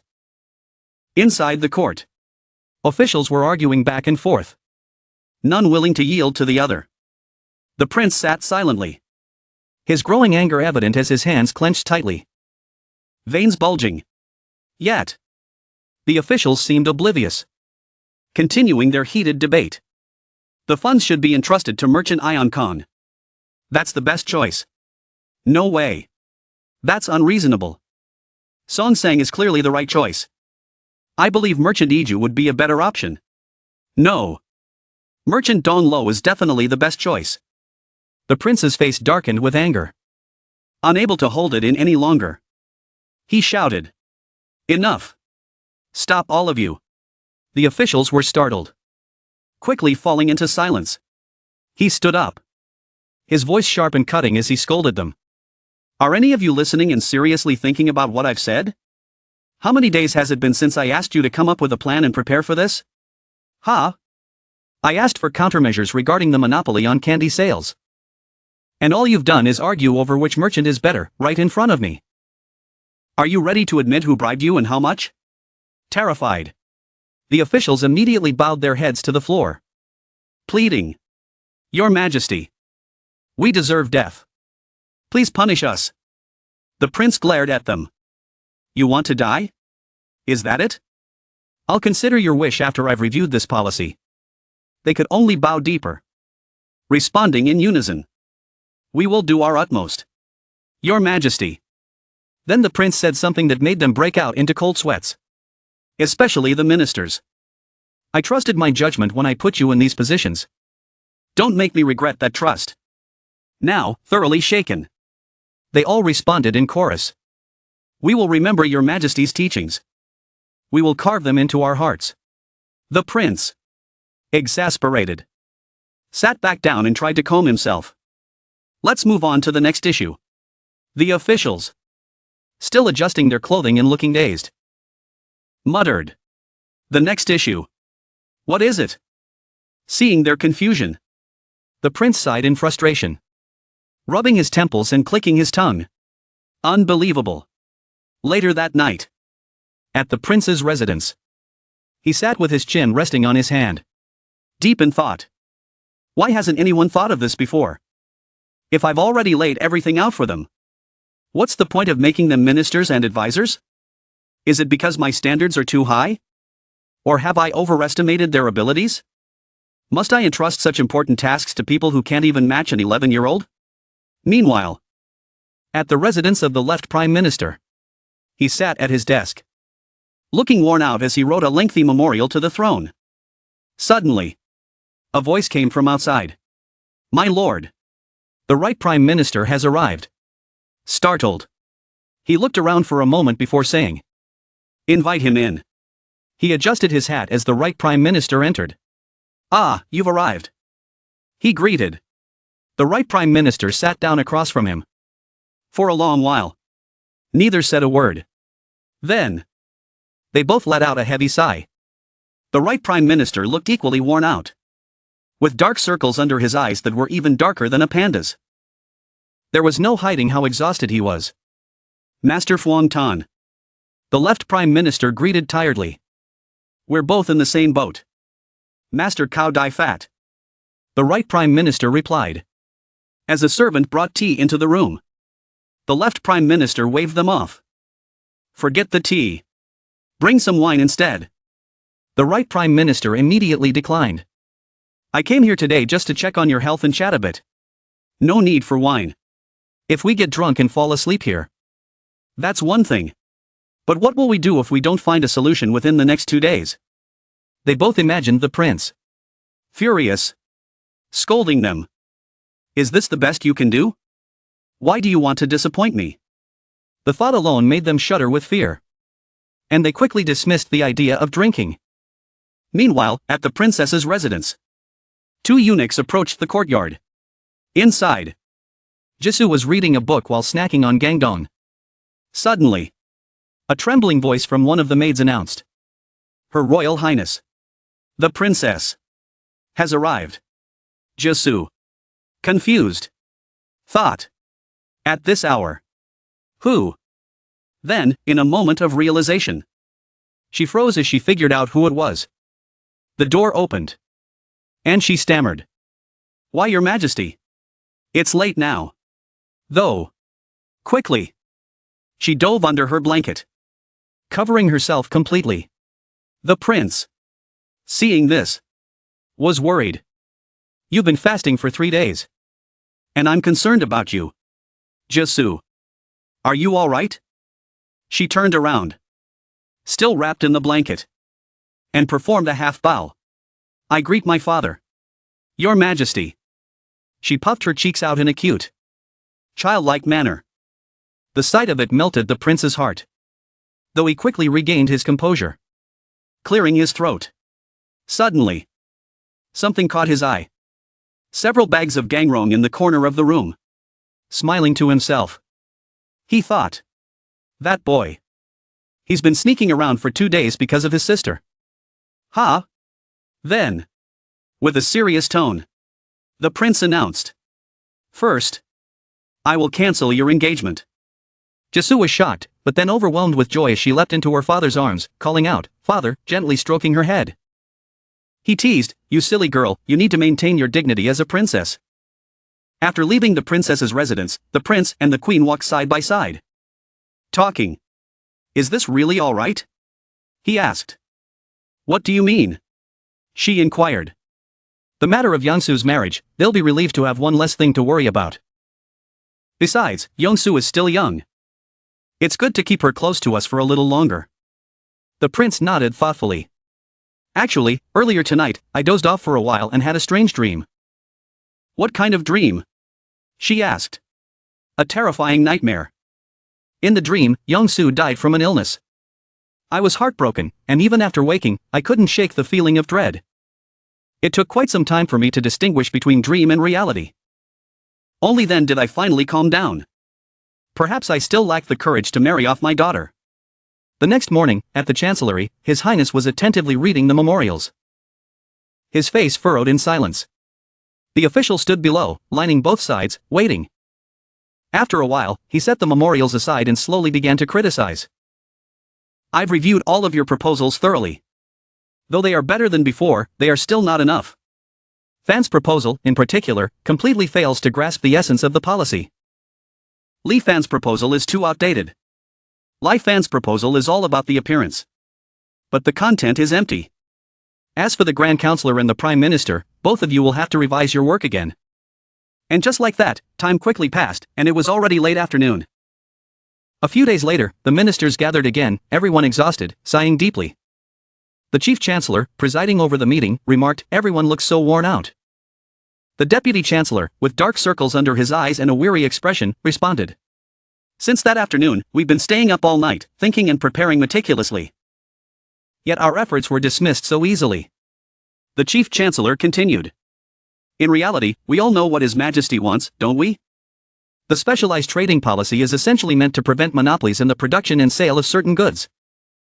However, local aristocrats and officials have taken advantage of this, colluding with merchants to monopolize the market and exploit the people's labor. His Majesty wants to break this vicious cycle. Then, what if we send officials from the Treasury Department to directly oversee it? Hearing this, everyone was astonished, eyes wide and mouths agape. The Treasury Department? With only 8 circuits? The deputy chancellor stroked his beard and suggested. If we are to manage specialized trading, we must at least send someone to every protectorate. One official objected. The protectorates? There are far more than just 1 or 2. If we do that, the Treasury Department will be left empty. Frustrated, the chief chancellor slammed the table. Then what should we do now? If we entrust this to commoners, we'll be dismissed from our posts. If we're not dismissed, we should count ourselves lucky. With that, they all fell into a moment of silence. Until the left chancellor suddenly spoke up. I have a plan. Meanwhile, in another corner, Liu stood there, filled with murderous intent. His lifeless eyes stared blankly as he thought to himself. My name is Liu, Prince of the Joseon dynasty.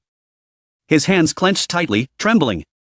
After 3 years in the palace, this is the most dangerous moment I've faced. He thought to himself. Lee Hyun approached with a bright smile and asked. Brother, did you sleep well last night?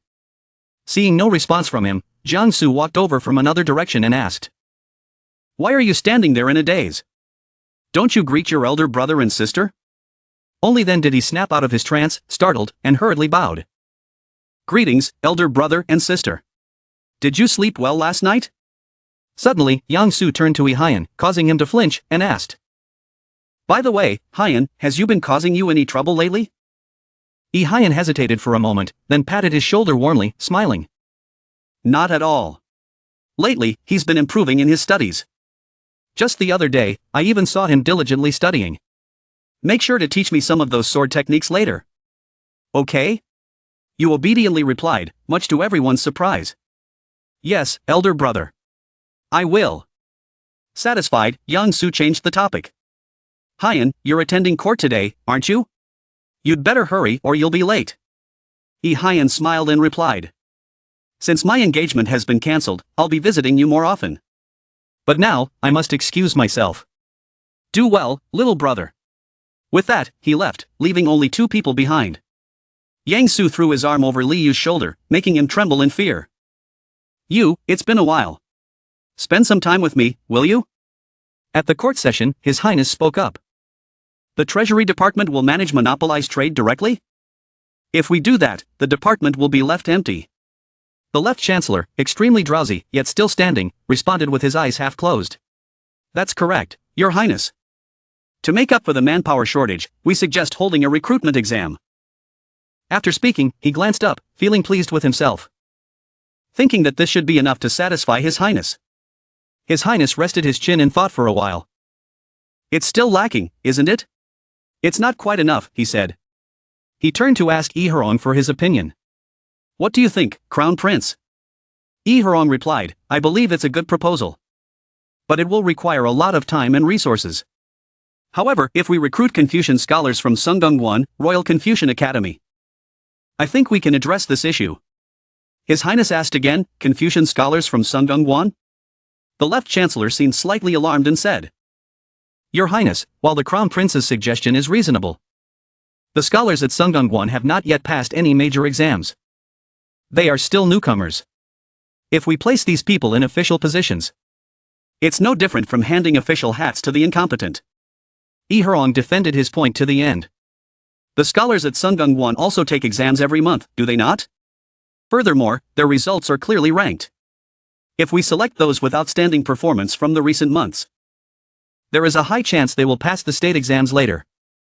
Those who pass the state exams will become excellent officials with practical experience.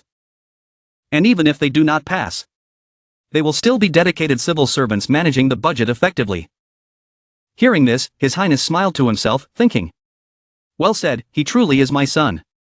Then he sternly asked the Prime Minister, what is your opinion? The Left Chancellor, powerless to disagree, replied. I believe the Crown Prince's words are very reasonable, Your Highness. With that, His Highness loudly ordered. Send the command to Sungungwan to supplement the Treasury Department with manpower and establish monopolized trading agencies under the Treasury. At least down to the district level. We obey Your Highness's command.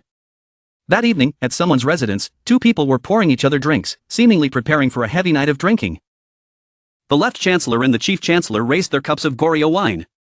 Even if we drink ourselves into oblivion and can't get up tomorrow, we must drink to our heart's content tonight. You're absolutely right, said the Left Chancellor. Dejected, serving under the great King Sejong. I've never felt so disheartened as I do today. The Chief Chancellor laughed loudly and mocked him. Are you talking about the days when you were dismissed from office so often? It was like a daily meal. Exactly. After this afternoon, just looking at His Highness's eyes gave me the feeling I could hear his voice. Is this the best you can do? You're still worse than my son. And with that, the two of them, both fuming, shouted in unison, that cursed father and son. The next morning, many officials were pacing back and forth in the main hall. The Left Chancellor approached the Chief Chancellor with a confused look on his face. Minister, today is not a court meeting, but just a regular session. Why are there so many officials present? The Prime Minister, still reeking of alcohol, apologized. Forgive me. After you left last night, I drank another round, so you haven't heard then, replied the Chief Chancellor. Today, there's an imperial edict requiring all officials of the rank of grade 2 and above to attend court. Something urgent must be happening. The court session soon began, and His Highness addressed the gathered officials. The reason I've urgently summoned you all is because last night, I received an emergency message from the Ming court. Yi Xiang was momentarily surprised and thought to himself, from the Ming court? What could have happened at this time? It is the third emperor of the Ming dynasty, Emperor Yanla, who has passed away, His Highness said pensively. He then asked, do any of you know anything about the prince who has ascended to the throne? In response, there was only silence from the gathered officials. Frustrated, he held his head and exclaimed, "Oh heavens, how ignorant you all are."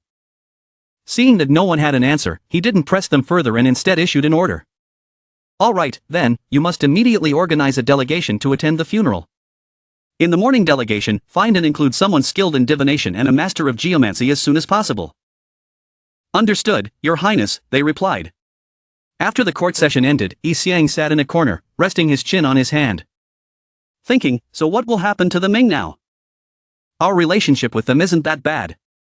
Why doesn't Qin Jinho study history more diligently? Suddenly, the eunuch came running in a hurry, repeatedly calling, "Crown Prince." Yi Xiang frowned and said, "Eunuch, you shouldn't run in the workshop. It's dangerous for my equipment." The eunuch leaned in close to his ear and whispered, "Your Highness." "The matter is," Yi Xiang, curious, interrupted, teasing. "Ha? What? I haven't even told you what I'm going to say. And you're already reacting." The eunuch smiled, realizing the jest.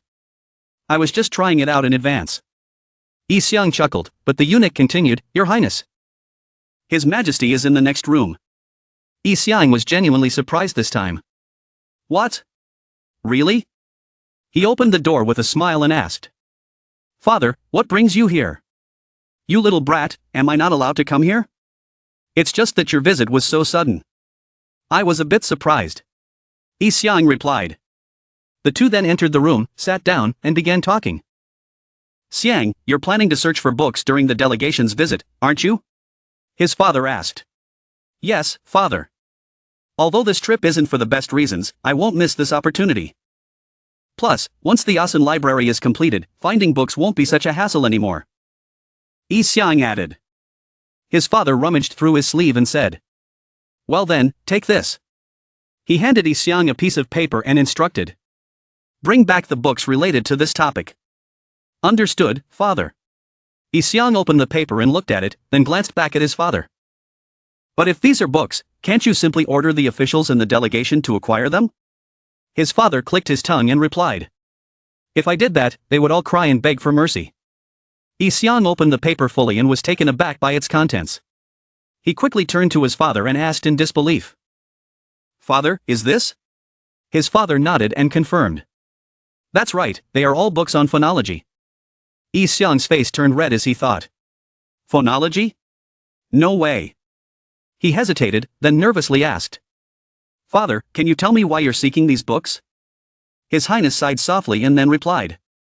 I'm disappointed. The people in the palace are all fools. Even when it's necessary to replace them. It's not easy here in Rosehin. The examinations also have their limitations. There may be many intelligent individuals. But surely, there are still one or two who, even until their death, do not understand these Chinese characters. If we could create letters that even people like them could read, wouldn't we be able to discover more talented individuals? Yi Xiang, still puzzled, asked. But why phonology? His Highness explained. All the letters in the books from the West are letters that represent sounds. And I also believe that letters representing sounds will be easier to learn. After hearing this, Yi Xiang thought to himself. This will change the course of history. Then he said aloud. Father, I will follow your will. I will make sure the envoys prioritize this list of books. Meanwhile, at Songyangguan, Yi Inzwan was running across the courtyard, shouting. Brother Kim, where are you? Brother Kim? Scholar Kim Inzwan, where are you? Kim Inzwan, who was lazily lying on a tree branch, responded. Good heavens, I'm not a cuckoo bird. But the noise you're making is enough to kill me. Yi Inzwan, surprised, looked up and said. Oh, there you are. Why didn't you come this morning? There's a new decree. And it's really amazing. Kim Inzwan jumped down from the tree, visibly disheartened, and said. It doesn't matter. I'm quitting my studies and returning to my hometown. Yi Inzwan, confused, asked. Why are you going home? You've always competed for the top spot. As Kim Inzwan dusted off his clothes, he replied. Even if I rank first in the exam, it's useless. You know what? I'm 26 years old this year, and my first child is already 6. But I still can't even pass the small exams, let alone the big ones. It's been 8 years since I first sat for the small exam. Do you know what happened? Suddenly, he recalled. The ink bottle broke. I hurriedly took out my spare. But that was defective, too. So even the spare bottle broke. And in the end, I couldn't write on half of the paper. 5 years ago, during the second exam, I was hit on the head and fainted on my way to the test. By the time I woke up, the exam was already over. And during the third exam, I was quarantined because of dysentery and couldn't attend. At court, His Highness spoke up. 103 students? I was informed that Songyangguan has 150. What about the rest? Did they not register? The Minister of Personnel nervously responded. Yes, Your Highness. That is correct. Is there any reason for this? His Highness asked. The minister hesitated and then replied. Some study at Songyangguan out of obligation. Hearing this, His Highness became angry. What? He exclaimed. The minister, frightened, bowed deeply and respectfully said. Your Highness. His Highness furiously interrupted. How is this respectful? Those who want to work in the court and yet have such narrow-minded views. How can that be? The left chancellor tried to defend the minister, saying, he doesn't have much experience.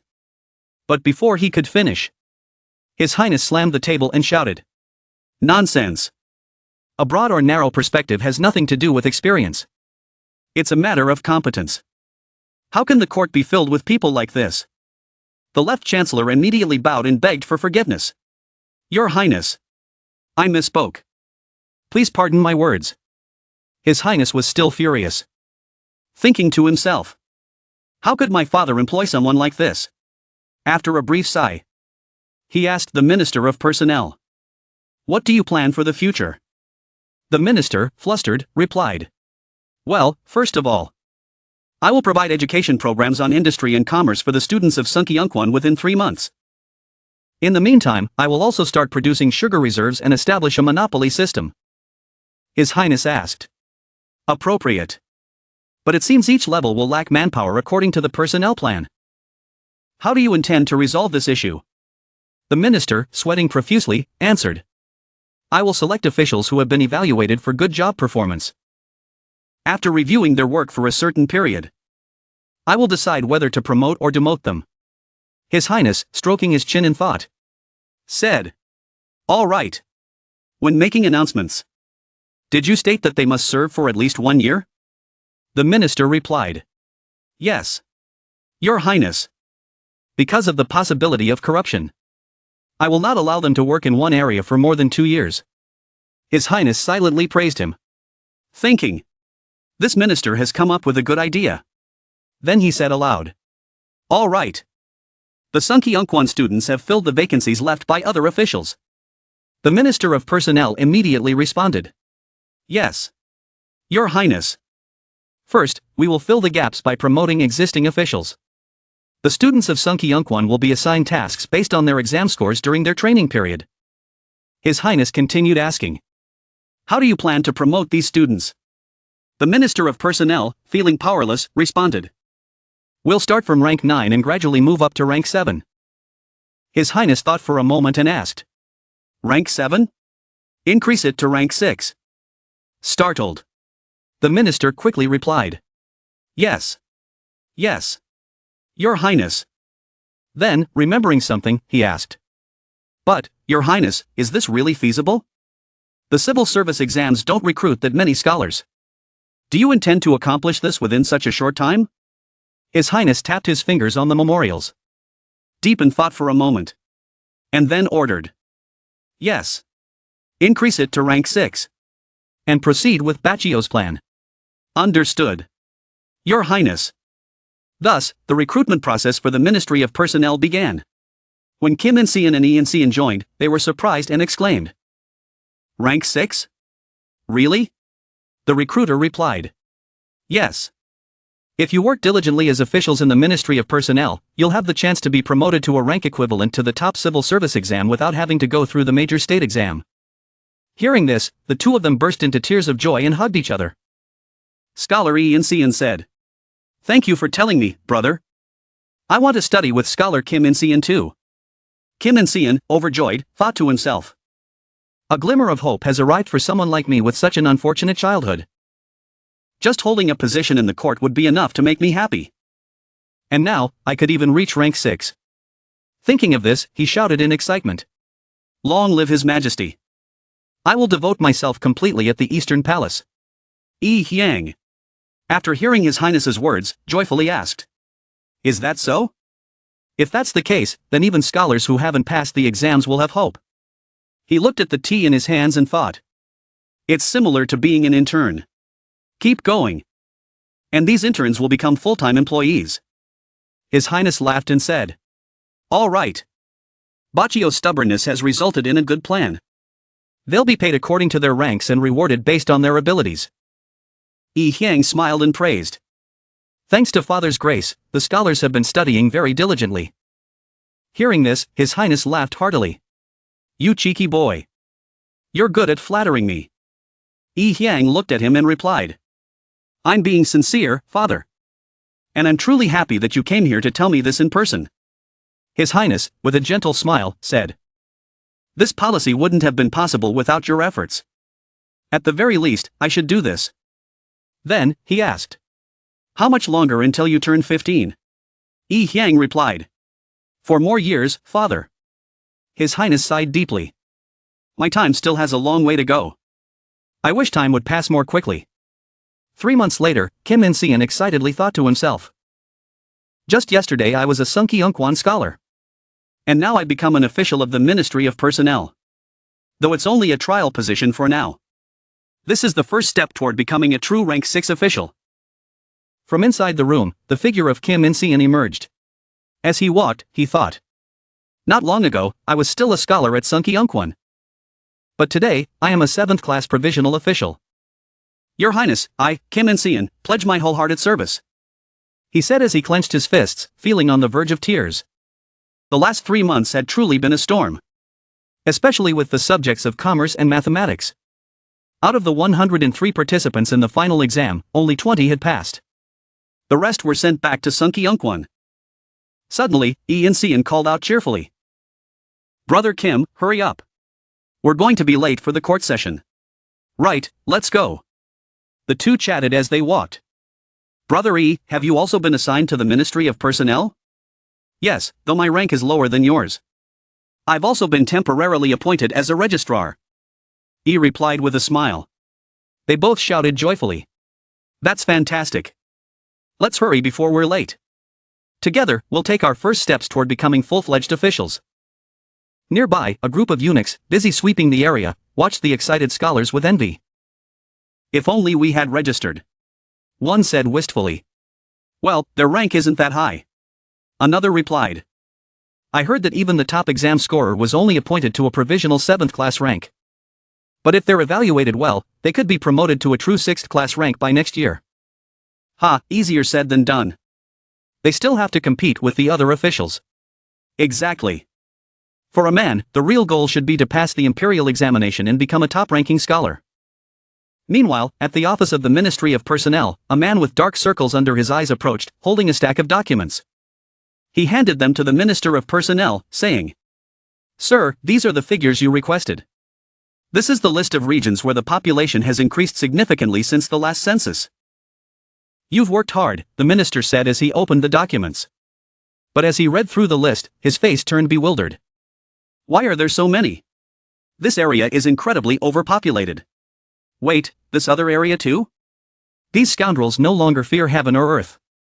Suddenly, the minister was reminded of a nightmare he had had.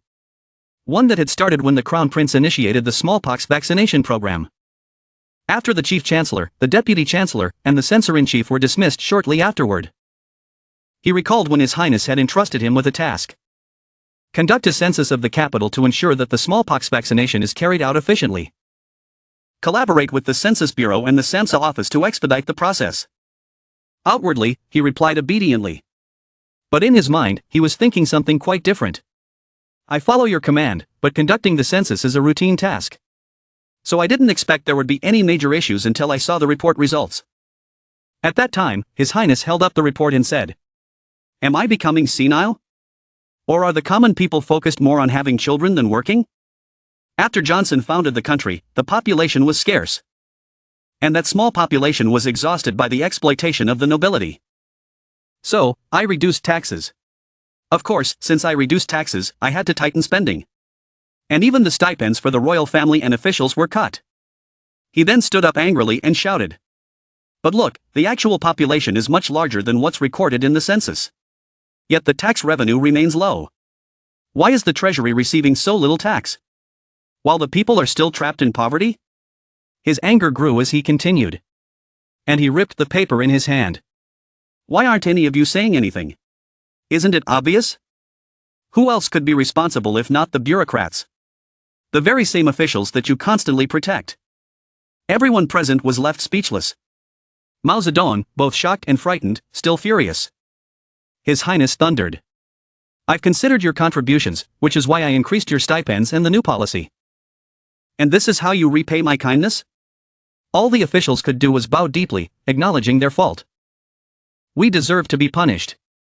His Highness commanded. Immediately create an accurate census and land registry. Yes, Your Highness, they all replied, obeying his order. Reflecting on it, the Minister of Personnel sat trembling as he recorded the numbers in the ledgers. Just remembering it is enough to send chills down my spine, he thought. From that moment on, the battle with the numbers began. Inside the office, people were animatedly discussing. The population of this area has increased 8-fold. What? Did you read that carefully? Who is in charge of this region?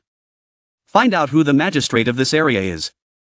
Suddenly, someone rushed in from outside to report. Sir, someone has finally arrived. Hearing this, the Minister of Personnel exclaimed. That's music to my ears.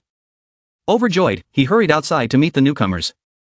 Please, bring them in, I'm so glad to see you. Kim In-seon and Lee In-seon were both surprised. Thinking, the Minister of Personnel himself is coming to greet us? Kim In-seon quickly greeted him. Hello, we are scholars sent from Sungung-won to assist the Ministry of Personnel. We are ready to do any task you assign us. The Minister of Personnel, hearing this, happily said to the person beside him. Did you hear that clearly? Yes, sir, came the response. Each of you will be assigned to a mentor to guide you in your work. Thus, Kim In-seon and Lee In-seon were led inside. You two can sit here. Yes, sir, right here? Exactly, that's your spot. Two officials, with dark circles under their eyes, appeared carrying 2 large stacks of thick documents. Welcome, juniors, apologies for the inconvenience. But here is the pile of documents that need to be processed today. Kim and Seon felt completely overwhelmed by the sight. Later that evening, the voice of the chief attendant echoed through the halls. Your Majesty, the Minister of Personnel requests an audience. Let him in, His Highness replied. When asked what was going on, the Minister of Personnel knelt on the ground and reported. The census is nearing completion, Your Highness. However, there are some matters I wish to discuss before presenting the final report. During the compilation of the household registry, I discovered some regions with unusually large population increases. Inside, the minister was internally screaming. It's those vermin who have caused this. Please, Your Majesty, eradicate their entire clan. His Highness reviewed the report, gritting his teeth in anger. 5 times, 8 times the increase, this is a serious problem. He then turned and commanded. Summon the chief attendant at once. Yes, Your Majesty. You listen carefully, His Highness continued. Immediately mobilize the investigative council and military officers to inspect these areas. If the local officials do not cooperate, they are authorized to use force. In a remote forested area, the sound of galloping horses echoed as a group of riders sped through the woods. Investigate thoroughly and swiftly. We obey, Your Highness. Someone's eyes fluttered open briefly before closing again. Suddenly, they shot wide open. Kim and Seon awoke with a start. His eyes wide and his mouth agape. I'm late, he shouted. The other officials nearby looked at him, startled by his outburst. And Seon, seated next to him, was so shocked that he nearly fell backward. One of the older officials, with a dark expression, laughed and said, Don't worry, Junior, as long as you haven't left yet. It's not officially late. Kim and Seon, still dazed, responded weakly. Yes. And so, another night fell. Kim and Seon dragged himself home. And as soon as he walked in, he collapsed onto the floor. Utterly exhausted, he thought to himself. 4 more days until I'm done with this shift. I'm so tired. The next morning, at the Ministry of Personnel's office, the officials once again prepared for a new day of work. Kim and Seon were utterly exhausted. Their faces pale and weary as they trudged forward. They glanced at their workplace ahead and sighed in frustration. Suddenly, Lord Bayate approached them from behind. Smiling as he said, I feel like I can hear your inner thoughts. Kim and Seon quickly greeted him. Lord Bayate. You're up already? He asked them. How long have you been working here now? It's been half a month already. Sir. The chief official whispered quietly to the magistrate. Do you remember the case in Hanyang? Where the smallpox cases were discovered? The magistrate nodded. Yes. I remember. The chief continued. It was the SA Hanbiu who conducted the investigation and found the irregularities in the population. The magistrate furrowed his brows. HM. But what does that have to do with us? The chief's eyes widened as he raised his voice. Not related? It's very much related to us. Suddenly, Judge Choi rushed over, calling for the magistrate. Magistrate. Magistrate. The magistrate immediately stood up. Judge Choi. I was just about to summon you. As Judge Choi approached, he said, I saw that the Federal Bureau was there. Have they reported to you yet? We need to come up with a solution quickly. The magistrate waved his hand, signaling Judge Choi to enter the room. Come inside and tell me about the Federal Bureau. Don't let anyone else in. Yes, sir. Choi responded. Once inside, Judge Choi began. I've heard that many people from Chungcheong province have moved to Hanyang. The magistrate, visibly annoyed, asked. Do you have any other suggestions? Judge Choi responded. I am currently conducting inspections across all 8 provinces in Osun. So we still have some time. In the meantime, we need to submit a formal explanation. We must justify why the population has increased so quickly. The magistrate, considering Choi's words, asked. Do you have any good solutions? Judge Choi offered his idea. First of all, the number of slaves pretending to be commoners is on the rise. And smallpox has spread into our district. Thanks to the treatments I provided, the population has increased. The magistrate smiled, clapping his hands in approval. Ah, that's a good idea. And if that doesn't work, I'll just blame it on my wife's second cousin's neighbor, Ryo Yun Hyan, the Grand Inspector. I'll take care of everything. So don't worry. He then burst into a hearty laugh. My connections are excellent, aren't they? Judge Choi, however, could only think to himself. He's gone too far this time. Elsewhere, a group of people gathered to discuss something. Kim hung. How are you preparing for me all sun right? Oh, that, Kim replied. I still have to prepare drinks, food, and all sorts of things. It's going to take a while. And since the reward day is still far off, the cost is also a big issue. Another person, with a flushed face, raised his hand and touched his face, saying, it would be quite unfilial to talk to my parents about this. Kim In-seon rubbed his chin thoughtfully and said, people say that if we don't organize the Me All Sunrise, life at the government office will become tough. Suddenly, someone came running over, shouting, hey, there's a lot of work to do. What are you all doing? Oh, yes, we'll get started right away. They replied. Kim In-seon, carrying some items into the government office, called out. The great inspector has come again. Both men looked at each other, utterly exhausted. The senior official sighed and said, another report, damn it, where is it from this time? Kim In-seon answered, it's from Jeonju. Jeonju. As Kim In-seon was leaving, he bumped into someone else. After exchanging greetings, the man scolded him. You sure like to joke, don't you, newcomer? Kim In-seon, embarrassed, quickly apologized. I'm sorry, sir. The man handed him a stack of books and said, don't worry, just take your time. Here, take this first, I was just about to bring it to you. It's a report on population growth from the 8 provinces across the country. After classifying it by region, compare it with the census report and find any anomalies by today. With that, the man turned and left. Elsewhere, Kim In-seon was discussing something with another person. I prepared well for you guys. But what about the costs? The other man explained. Isham, if you marry multiple matchmakers, then you'll get it for free. Kim In-seon immediately raised both hands, stepping back in refusal. No way. I already have a wife and kids. Lee In-seon, standing beside him, added. As for me, I can't make that decision either.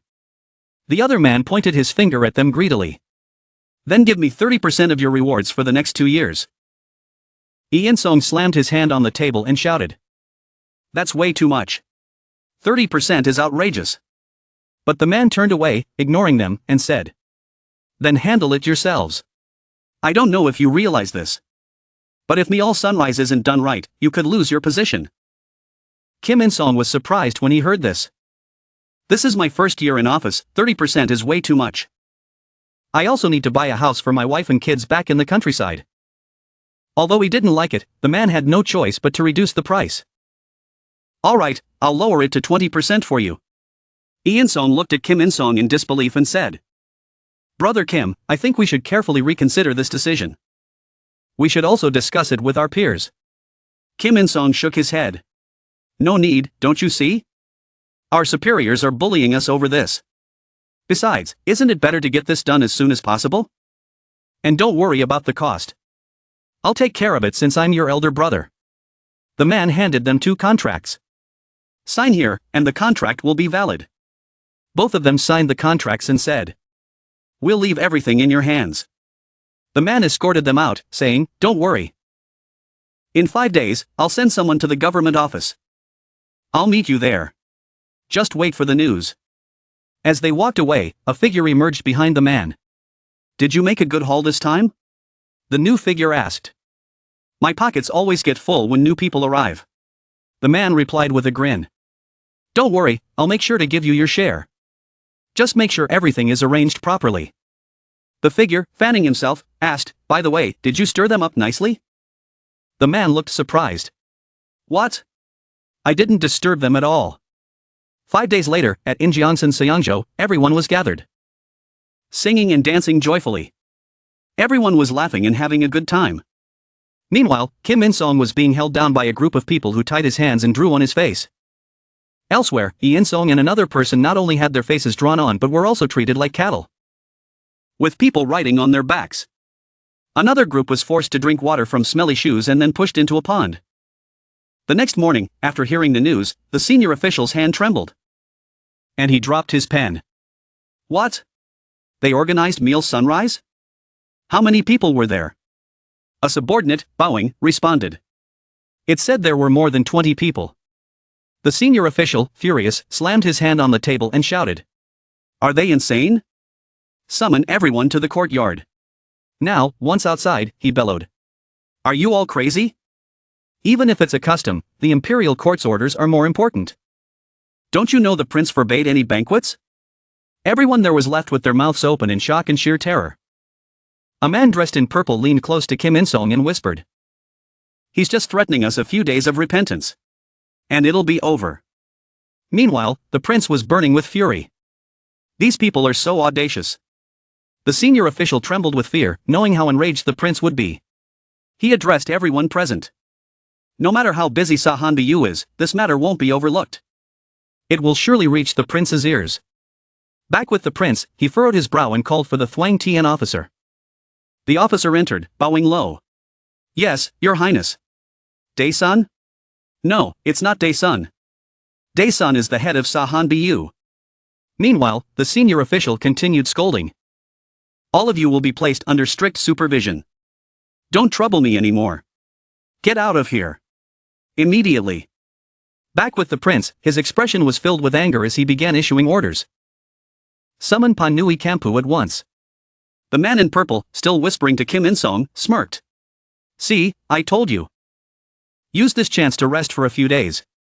Suddenly, they heard a noise, and both turned to see an entire squad of soldiers approaching. Holding batons, they were soldiers under the command of the House of Ui Kampu. The group was confused, while the senior official turned pale. Stammering, the House of Ui Kampu. The commander of the Ui Kampu soldiers raised his baton and shouted. This is the prince's order. Arrest everyone who dared to organize the Miao Sunrite. Surrender quietly. In front of the dungeon. 2 guards stood watch. Strictly guarding the entrance. Everyone was thrown into the cells. Trembling and weeping. One person muttered. I've heard that if you're sent to Ui Kampu, you'll never return. Kim In-sung cried until he had no tears left. Screaming for justice. I'm innocent. Please. Listen to me. I just joined. I didn't know anything. Another person shouted. Prime Minister Lee Sin and Chief Eunuch Lyric are my cousins. Please let me explain. I beg you. In the royal court. The ministers were all kneeling and begging the prince for mercy. The senior official hesitantly spoke. Your Highness. We hope you can calm your anger. They made a grave mistake. But the conditions in Ui Kampu are too harsh.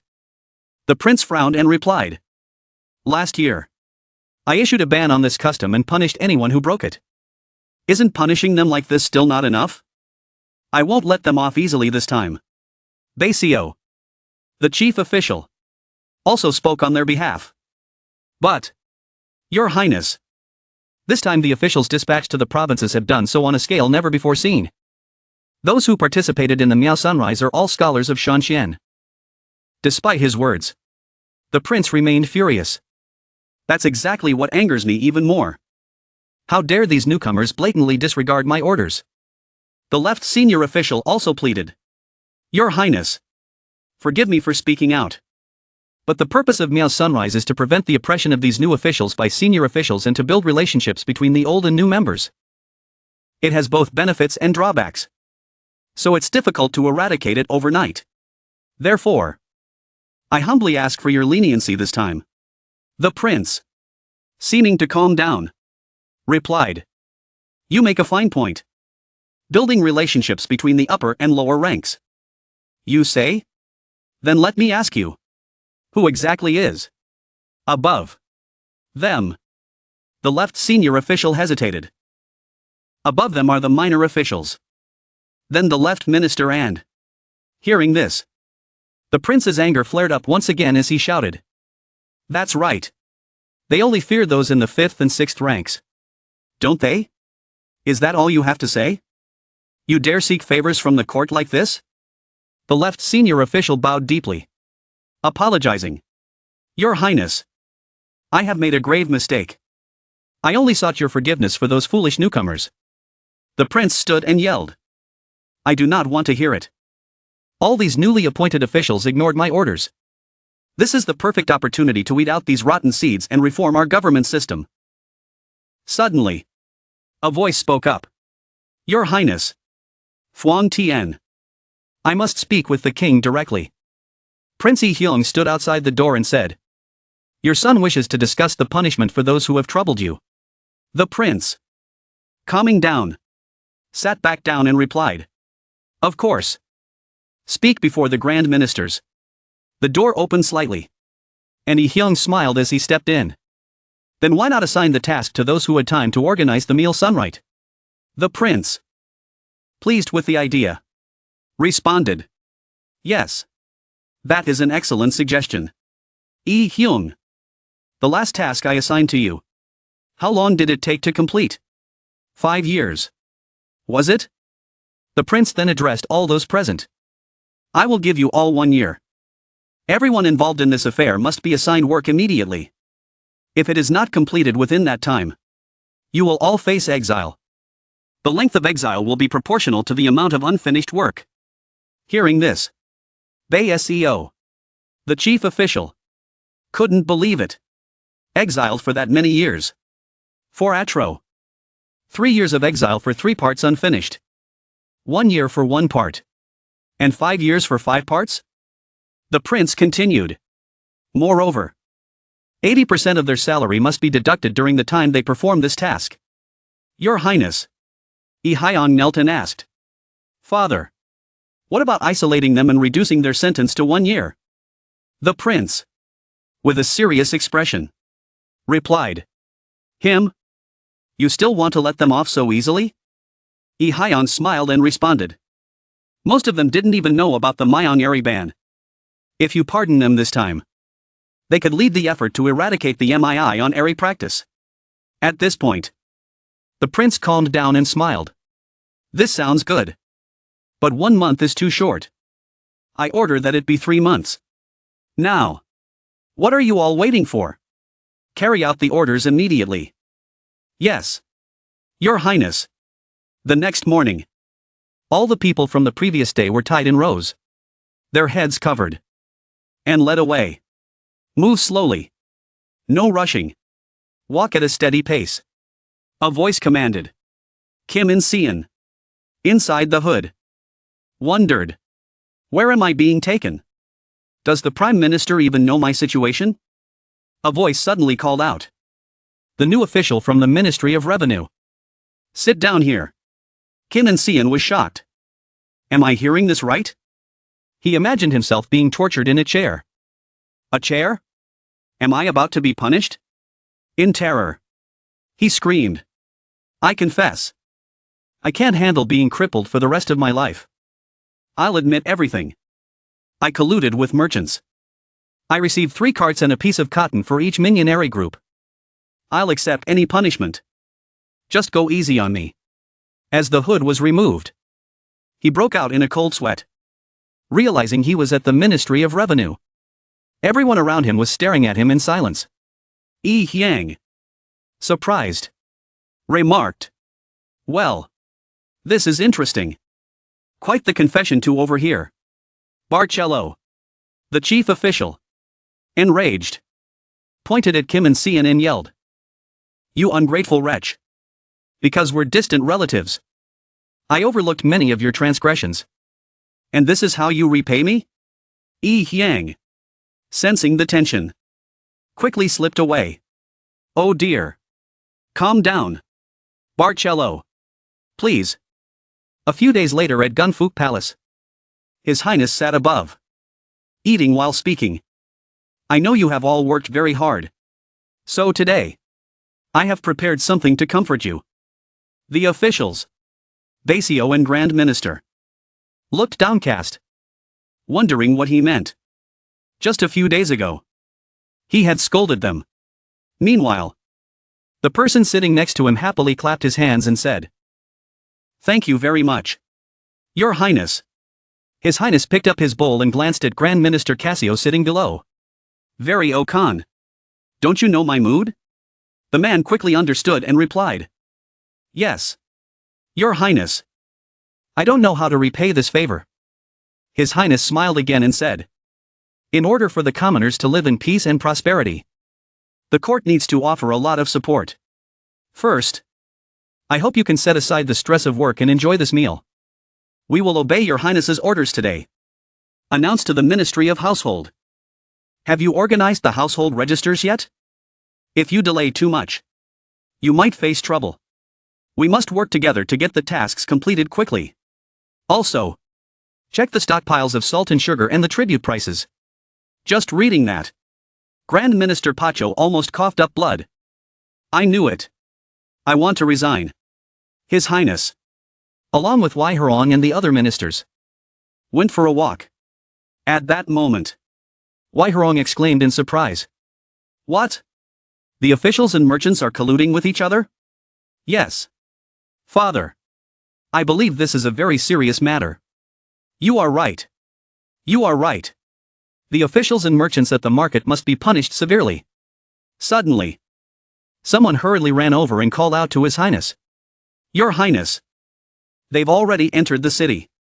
His Highness calmly turned back and said. All right. I know. Calm down. Who has entered the city? Both His Highness and Wai Hurong smiled smugly. Oh. They've arrived. Have they? They must have arrived. Wai Hurong said to His Highness. Father. May I be excused to meet the officials accompanying the envoy delegation? Go ahead. I'll see you later. Yes. Father. In the main hall. His Highness began to speak to the officials below. Traveling such a long distance must have been tiring. You must be exhausted. Yet I've called you here. I'm truly sorry. But this matter is very important. So I hope you understand that I cannot delay it any longer. The envoy responded. I do not dare to refuse. Your Highness. As a subject. This is my duty. Naturally. At that moment, His Highness pressed further. So, how is their new emperor? The envoy began to describe. He seems to be a rather mild-tempered person. His voice is calm and steady. And his actions are full of grace and composure. His Highness asked. And how do the officials in their court evaluate him? The envoy continued. Most of them speak highly of him. Your Highness. While the late emperor was absent due to military campaigns, he managed the country very effectively. Moreover, after ascending the throne, he swiftly completed the conquests that the late emperor left unfinished. He also declared that there would be no more major campaigns unless there was a justified reason. His Highness exhaled a breath of relief, closing one eye as he continued to ask. That's good news. But where are the royal physician and the general who accompanied you? Bring them in. The royal physician and the general knelt down to pay their respects to His Highness. Han Su, the humble physician of the Royal Medical Office, greets Your Majesty. His Highness beckoned the two of them closer. They both responded in unison. Yes. Your Highness. He then asked for their opinions about the new emperor. What do you think of the new emperor? Han Su hesitated. Well, first of all, his demeanor is very impressive. However, his body seems quite heavy, which makes it somewhat difficult for him to sit on the throne. It might be due to fatigue from mourning. But I noticed that his eyes are clouded, and they show signs of redness and swelling. Additionally, his complexion doesn't look very good. He appears quite pale. According to physiognomy, his fate with his siblings may not be harmonious. But his line of descendants looks promising. However, the law line does not extend past the corners of his mouth, which may indicate a shortened lifespan. After listening to this, His Highness spoke again. You've worked hard. You may take your leave now. Han Su bowed deeply, expressing his gratitude. Thank you, Your Majesty. His Highness then turned to the envoy and asked. So, you also believe that the new emperor's health is not in good condition? The envoy replied. Yes, Your Majesty. I also noticed that his health seems rather unstable. It appears that he is struggling with severe obesity, and it seems to affect his breathing as well. Upon hearing this, His Highness recalled Wai Hurong's words and became thoughtful. If this continues, it may affect his mind. If the emperor's health deteriorates, the kingdom could be in danger. If it weren't for Hurong, perhaps I would have ended up the same way. All of these worries come from the concern that my son has for me. He sighed and continued. That being said, if the delegation's observations are correct, the reign of this emperor might be shorter than expected. After thinking it over, he added, but when the emperor changes, what will happen to Yeojin's trading post in Shandong? The envoy spoke to His Highness about the trip. This was also the most discussed issue during this journey. Your Highness, merchants between Yeojin and the Ming dynasty frequently interact with one another, and the lively trade has resulted in increased tax revenue for the Ming court. His Highness leaned forward to listen. I know about that as well. Our treasury has seen a significant increase too. So what are they planning next? The envoy replied. Your Highness, the new emperor has stated that the trading posts in Joseon will be retained, as they bring immense benefits. However, due to the rising number of pirates, the Ming army will be deployed around the trading posts to deal with them. Hearing this, the officials began to murmur. Ah. Well, that's good news. With the Ming army protecting us, we don't have to worry anymore. Indeed. It's great news. Truly a blessing from above. No one noticed that His Highness' expression was turning uncomfortable as they continued to chat. That's thanks to your Highness' benevolence, said Tao Longi, adding, if that's the case, it will definitely be very safe. Right? This is truly the grace of the supreme nation. At this remark, everyone's faces darkened with fear. His Highness, feeling displeased, spoke up. Sometimes I wonder if it is right for me and you to govern the common people. Everyone became fearful, their faces turning pale. We truly appreciate your majesty, the officials stammered. His Highness, now furious, scolded. Appreciate?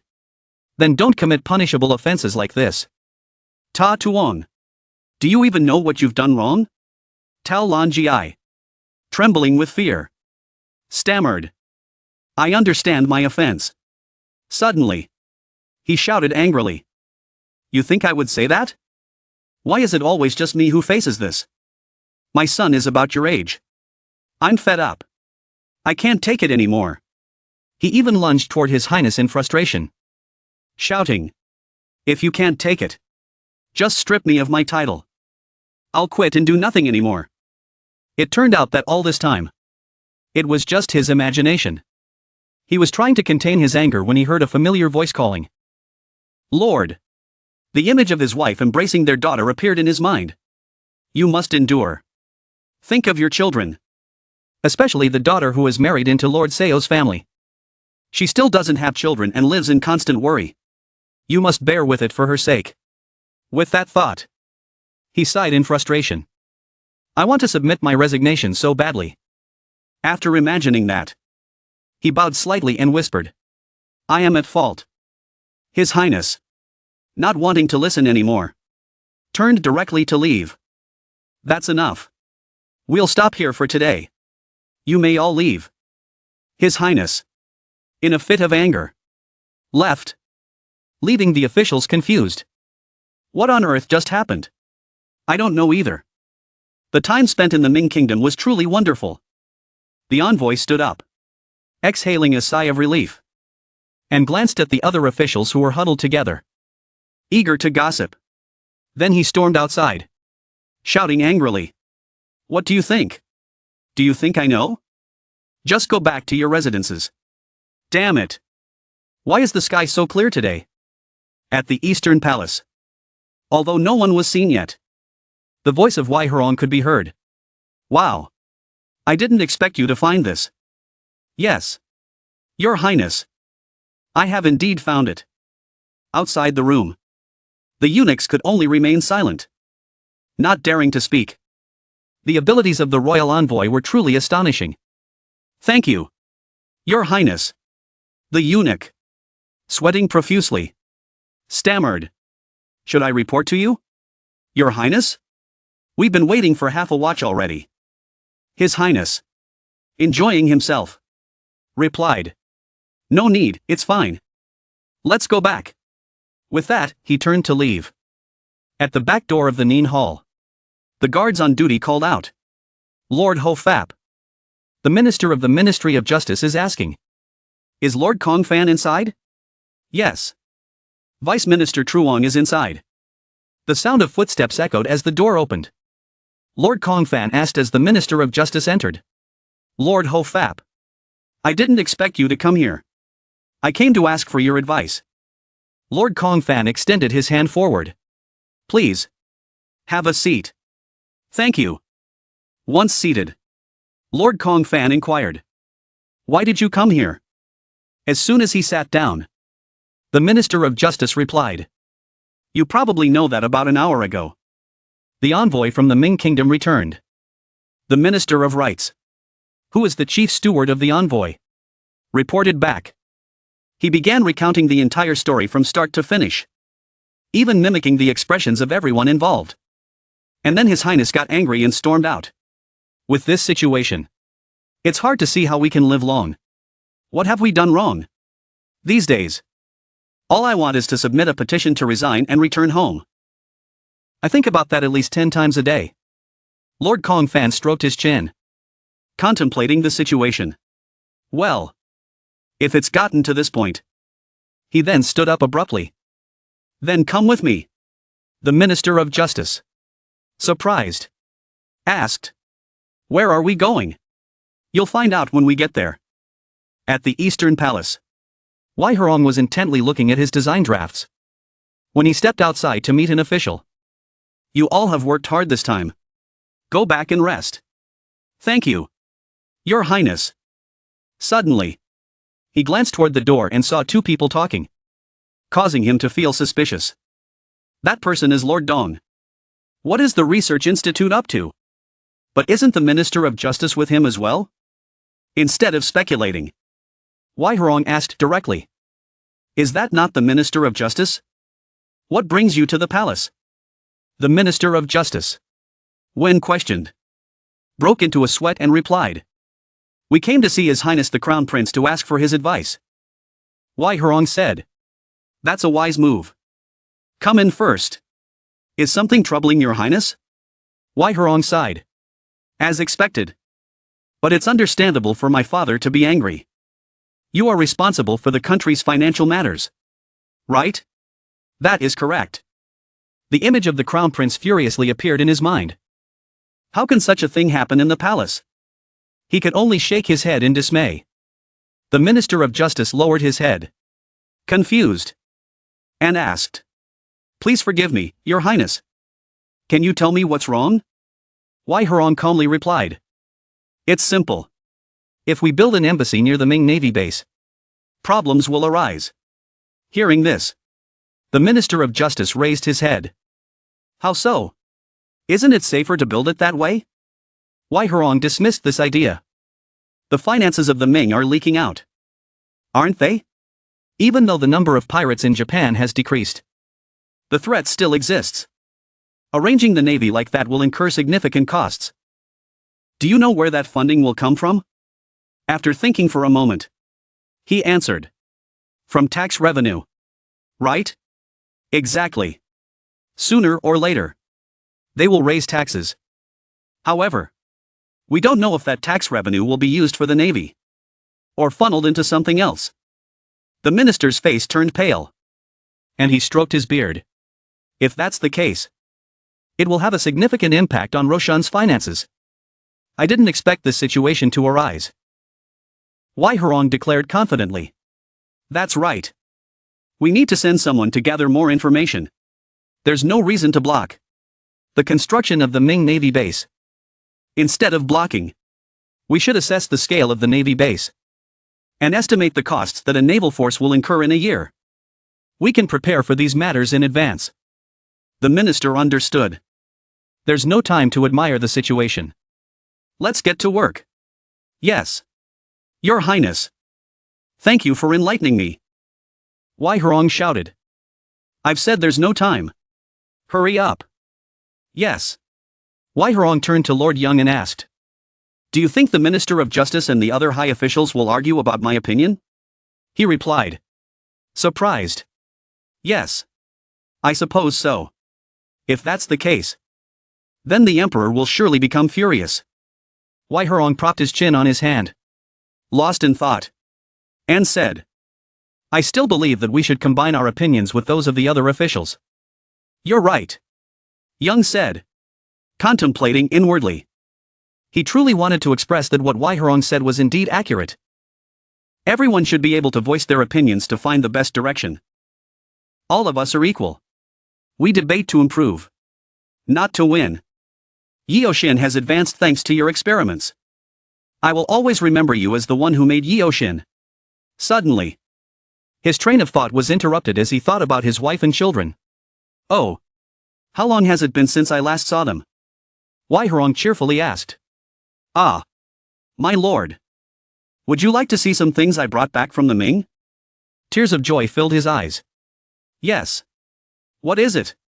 Just moments ago, he mentioned he had no time. And now he couldn't return. Is anyone here? A hurried voice called from outside. Lord Yu sang. Is everyone there? The Minister of Justice opened the door. But no one was there. Is no one here? Suddenly, the left minister spoke up. Why are you looking for everyone? The Minister of Justice jumped in surprise, asking, What? Is Lord Yu saying here? I thought you resigned. The left minister replied. After that incident, I have even more work to do. The Minister of Justice approached and sat down, saying, Oh. I see. I have something to discuss with you. Before he could say anything, another person walked in and asked, Isn't that the Minister of Justice and Lord Yu saying here? Why aren't you two working? Seeing this, the Minister of Justice called out, Lord Yu sang. He began to speak. Since Lord Yu sang is here, I have something to discuss. The left minister curiously asked, What is it? I haven't been here, so I don't know what's going on. Suddenly, the right minister also walked in, saying, Everyone is here now. Seeing this, the Minister of Justice stood up and invited Yu Sang to join them. They began to discuss. I know why the Crown Prince is angry. The Crown Prince's anger was because, before he could finish, someone else walked in. Is everyone here? Come in. Now let's focus on this matter. The left minister asked. The Minister of Justice remained silent for a moment, then turned to see if anyone else was coming in. Then he began to speak. The Crown Prince was very angry and kicked everyone out. Right? And we have no idea why the Crown Prince is so furious. But now I know. Everyone exclaimed in surprise. Indeed. It is that matter. So the Emperor is angry about that? The Minister of the Interior, confused, spoke up. I haven't said anything yet. Hurry up and speak. I'll remain silent. You continue. As night began to fall, everyone in the room continued their discussion. Indeed. We hadn't considered the issue of costs. So, the Crown Prince is angry because of that? Now I understand why the Emperor is furious. The left minister said. We cannot let this happen again. However, if any of you have issues to present to the Emperor, I will compile them and present them. I understand, he said, falling into thought. This is due to the young Crown Prince's insights. Meanwhile, at the Crown Prince's residence, the eunuch reported. Your Highness, the Crown Prince is here. Let the Crown Prince in. He replied. The Crown Prince stood up and asked. Did you bring the documents? Wai Hyang, holding the documents, said. Yes. Father. I also brought some other books. Oh. Let me see them. The Crown Prince focused on reading the documents Wai Hyang had brought. Suddenly, a wave of energy radiated from him to Wai Hyang. Wai Hyang observed and thought. When father concentrates on something, he seems to absorb all the energy around him. Is this a state of deep focus? He really enjoys it. Speaking of which, he's so engrossed that he's forgotten I'm here. Father, please don't forget me. 4 watches passed, and the Crown Prince finally lifted his head. only to see Wei Hyang's face buried in the ground. "Asleep!" he exclaimed. "Oh no!" He walked over and picked him up. "This little guy has gained quite a bit of weight. You're growing up fast." "Oh. No, take your time growing up. But still. Grow quickly." The next morning, a figure was seen trembling as he walked. Kim In from Seoul and Un. Looking disheveled. Sighed. "We finally finished organizing the documents. This is really exhausting." Suddenly, someone approached and shouted. "You too. Can you stop trembling already?" "Yes. Sir. I'm in trouble with a subject who has just been exiled to the neighboring palace." The annoying one who was exiled is named Yoongang Google. The place they're discussing is the storage area for exiled documents, right next to the main gate of Pangaksa. Just then, someone rode in on horseback and shouted, "Urgent report." At the Crown Prince's residence. The Crown Prince holds a letter in his hand. While reading, he ordered, "Quickly summon the minister." "Yes. Your Highness." "No. Quickly convey my message to the minister. Call the high officials to meet me right now." At the hunting school, the voice of the AI echoed with reactions. Wei Hyang stood before a table laden with guns, discussing with the officials. The military officers from the north believed that the current cannons were more convenient than the old ones. But why?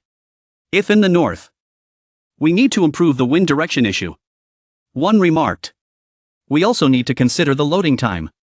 Suddenly, someone approached and said, "Your Highness, please excuse me. There is an order to summon all high officials to the palace immediately." Wei Hyang was surprised, exclaiming, "Right now? What's going on? I see now. Let's go." As they walked, they spoke. "I've already prepared everything. Please follow me. This is enough. We'll go two at a time," replied one. So they rode off at high speed. As Wei Hyang rode, he pondered the urgent order from his father. What could it be about? After a while, he finally arrived and rushed inside to ask Inner Minister Park, "What's going on?" The minister, puzzled by his question, admitted he wasn't sure either. "I don't know the details. I only know there's an urgent announcement from the north." An urgent announcement from the north? Wei Hyang suddenly felt a chill down his spine. The Minister of Defense behind him spoke up. It surely isn't a trivial matter. Wei Hyang thought sharply, sensing the smell of blood lurking somewhere. The eunuch leaned in to speak to him. "Your Highness, I prepared your military uniform. Please change inside." "I know," Wei Hyang replied. And Minister Li Jiang said, "We'll excuse ourselves to the courtyard first." "Yes. Wait for you in the courtyard." Wei Hyang glanced over, thinking that just a moment ago, he felt a shiver from their murderous intent. Is this the instinct of a seasoned soldier? They're always ready to fight as soon as war breaks out. Inside the main hall, the Crown Prince announced, "The reason I summoned you all is that I just received urgent news from the north." While everyone was still confused, two individuals turned with a menacing air. What exactly is going on? At that moment, the Crown Prince said, "Minister Tan Chin, quickly read the content for the officials here." "Yes. Your Highness. As you all know, last year, Yanju caused a significant upheaval. And not long ago, there was a recent chaos. The reason for this chaos is that too many people from the north have migrated to the south. Additionally, this migration is due to pressure from Tata. The estimated scale reaches up to 1.000 households." Wei Hyang, hearing this, thought to himself, one household of Newsen has about 10 to 15 people. So, that's nearly 15.000. Right? Minister Li Jian and General Choi Hyson were conversing. This also means that the cavalry numbers around 10.000 to 30.000. Calculating like that, there could be about 3.000 to 10.000 heavy cavalry.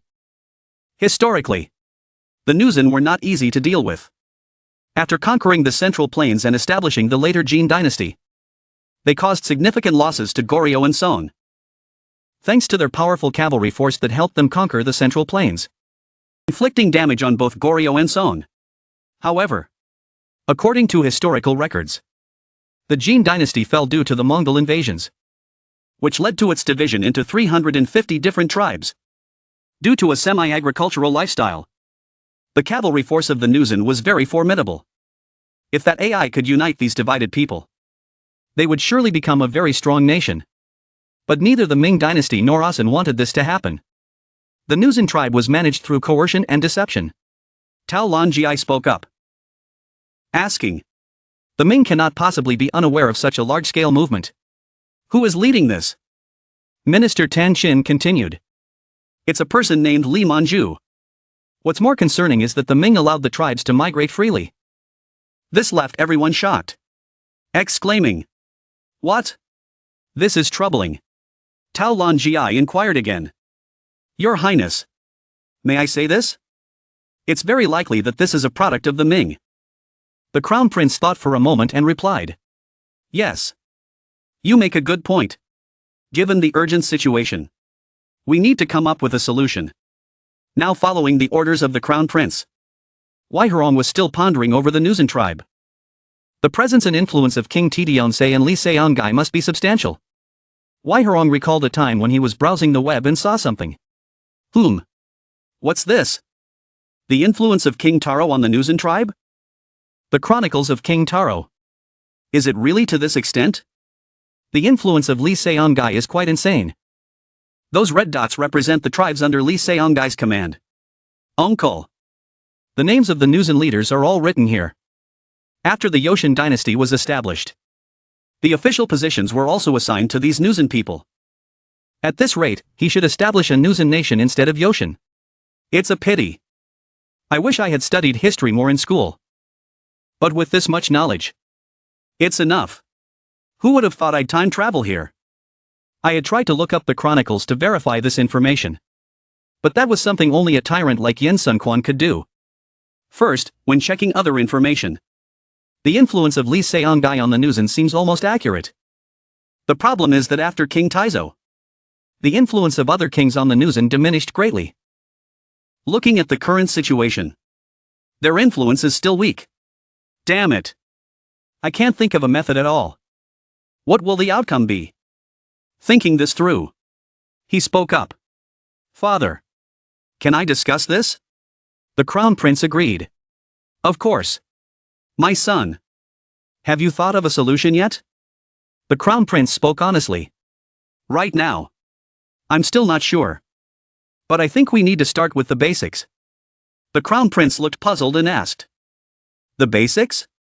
What do you mean? He continued. Yes. Our nation must strengthen its capabilities in military strategies to stabilize internally before we can conquer the Nuzan. The Crown Prince leaned back in his chair, pondering.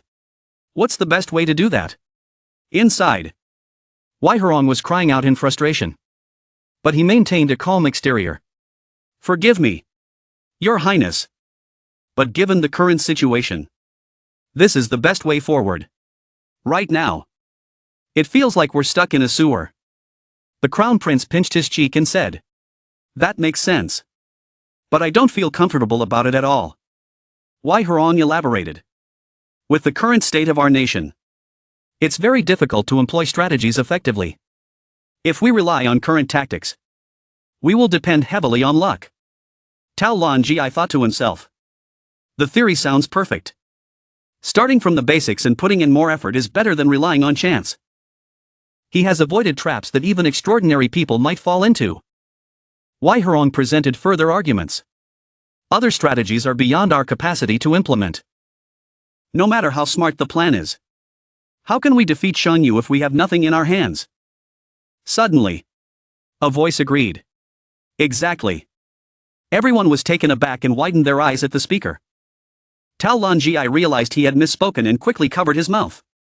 Seeing this, the Crown Prince shook his head in exasperation. He hurriedly bowed his head and pleaded for forgiveness. Please forgive my moment of folly. Your Highness. Forget it. You all see that what the Crown Prince says is correct. Listen here. Plan military reforms and present them to me. We must never neglect the modernization of the nation. Everyone shouted in unison. We obey. Your Highness. Outside. The sky was darkening. Suddenly, the crown prince burst into laughter. Surprising Wai Herong. Father. What are you thinking that's so amusing? The crown prince laughed heartily and said.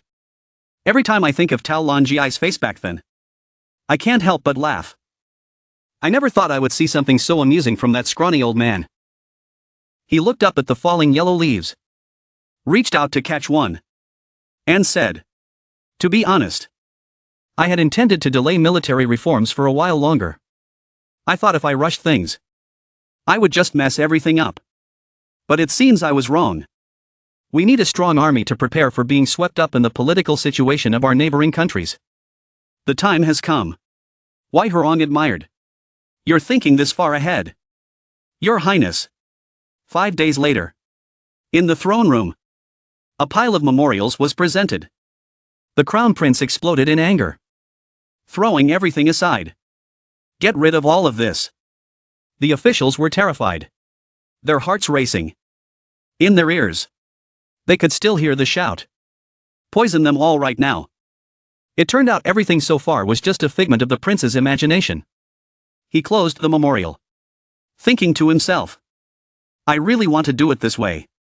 But as a ruler, I must act properly.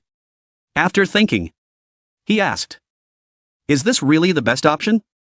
The court officials broke into a cold sweat. Bowing respectfully. Your Highness. Left Minister spoke up. Given the current situation of Joseon, this is the best course of action. Exhausted. The prince rubbed his head and chuckled lightly. All right. If that's the case. From today, the Council of Government Affairs and Young Soulrich will be abolished. His words shocked all three of them. And they asked. Your Highness. What do you mean? The prince raised his hand, stroked his chin, and made a decision. Instead, we will establish a new organization. I've decided to call it the White Music Council. This organization will take over the duties of the current Council of Government Affairs. And it will be responsible for. He continued. The organization will consist of 3 prime ministers and the judicial overseer. We'll refer to the 5 members as the 5 courts. I think abolishing the current titles and giving new names would be better. The prince listed. East Scribe. West Official. Central Advisor. South Clerk. And North Overseer. As he stood up, a fiery anger surged within him, swelling like a storm. This way, we'll have control over all 4 directions. Given Ozen's current unfavorable situation, I'll maintain the current number of personnel. The new organization and titles have now been established. Ozen will undoubtedly thrive. Better. Much better. We just need to change the name, restructure the organization, and reassign personnel. His authoritative words struck the court officials like arrows piercing through each one of them. The prince continued. This is the military reform plan proposed by you, which I asked about. Given Ozen's current situation, what is the best course of action? If the situation worsens, what will you do then? Would you propose an even worse plan? Then claim it's the best option? Are you sincerely reading the scriptures? In frustration, he stormed out, ignoring the bewildered looks of the officials. All of you. Leave. I'll handle this myself. Left Minister, wanting to say something, sighed and began. Your Highness. Before he could finish, 2 officials beside him covered his mouth with their hands. The prince, with a fierce look, turned back and glared at them, as if he could devour them at any moment, making them tremble in fear. He then turned and walked away. At that moment, Right Minister looked down at Left Minister, who was now kneeling in fear. If you had spoken up this time, you really would have been executed. All he could say was, it's just my habit. Later that evening at the prince's residence, he gazed at the pile of scattered papers on the floor. Deep in thought, he jotted down notes on sticky papers. which he placed on the wall. Mumbling. This level isn't certain enough. There must be a better way. The next morning, though no one had appeared yet, the voice of that AI echoed through the room. Vice Tutor. His Majesty requests that you review and supplement this material. In the room, two people were talking. Oh. Isn't this the same person who came here 2 days ago? Yes. It's me. I was here 4 days ago as well. Counting today. This is my third visit. Since it's His Highness's order, please prioritize gathering all the scholars. Deep down, the court official thought. This is the third time. The laws and procedures seem fine. But His Highness must have seen something that might become a problem in the future. That afternoon, the chief chef came to summon the prince's office. Your Highness, the wise scholars have sent over the documents. The prince quickly responded. Bring them in immediately. He sighed, drumming his fingers on the paper laid out on his desk. Hesitating slightly. Based on the financial expansion, firepower will be enhanced. And so will the Navy. Through this, we can ensure control of the seas and strengthen the northern defenses. Is this really the best option? Suddenly, a voice called out from outside the door. Your son Hyong is here. May I come in for a moment? Hearing this, the prince stopped. Hyong? Very well. Come in. As soon as Hyong entered, he exclaimed in concern. Thank you, father. He looked at the prince's face. Worried. The prince rubbed his forehead, showing signs of weariness. I haven't been able to sleep these past few days. Thinking about military reforms. Do I look that bad? I asked the court officials for strategies.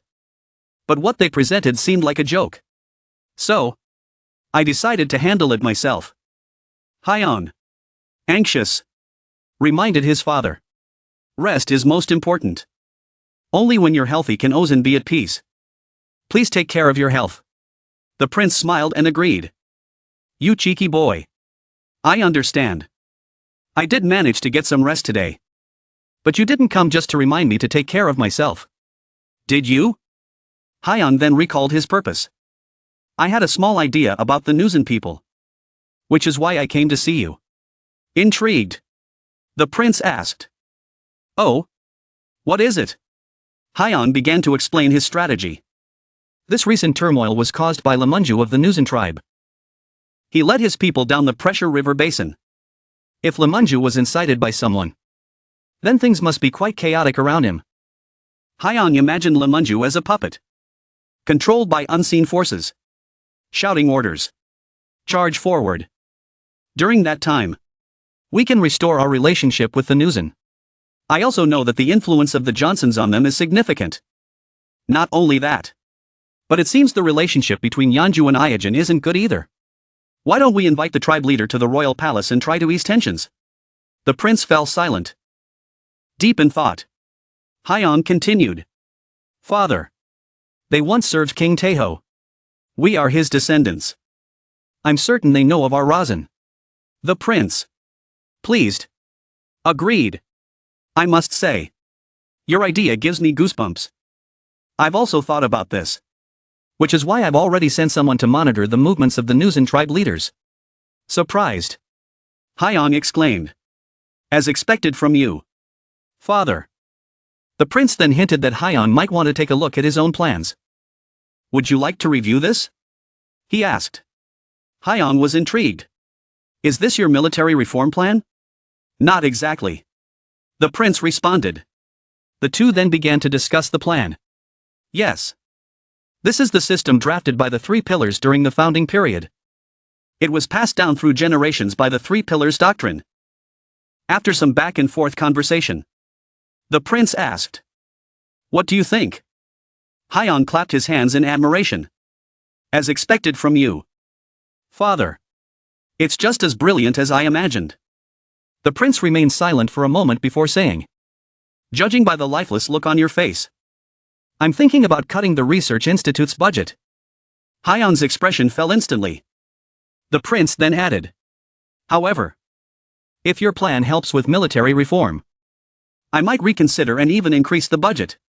Upon hearing this, Hyun's mood lifted. And he beamed with joy. You made a promise. Suddenly, the prince called out. Summoned the chief chef. Go to the Eastern Palace and fetch new ceremonial robes for the crown prince. And send someone to the royal kitchen. Bring plenty of sweets and tea here. Hyun turned away, filled with excitement. Now's my chance to shine.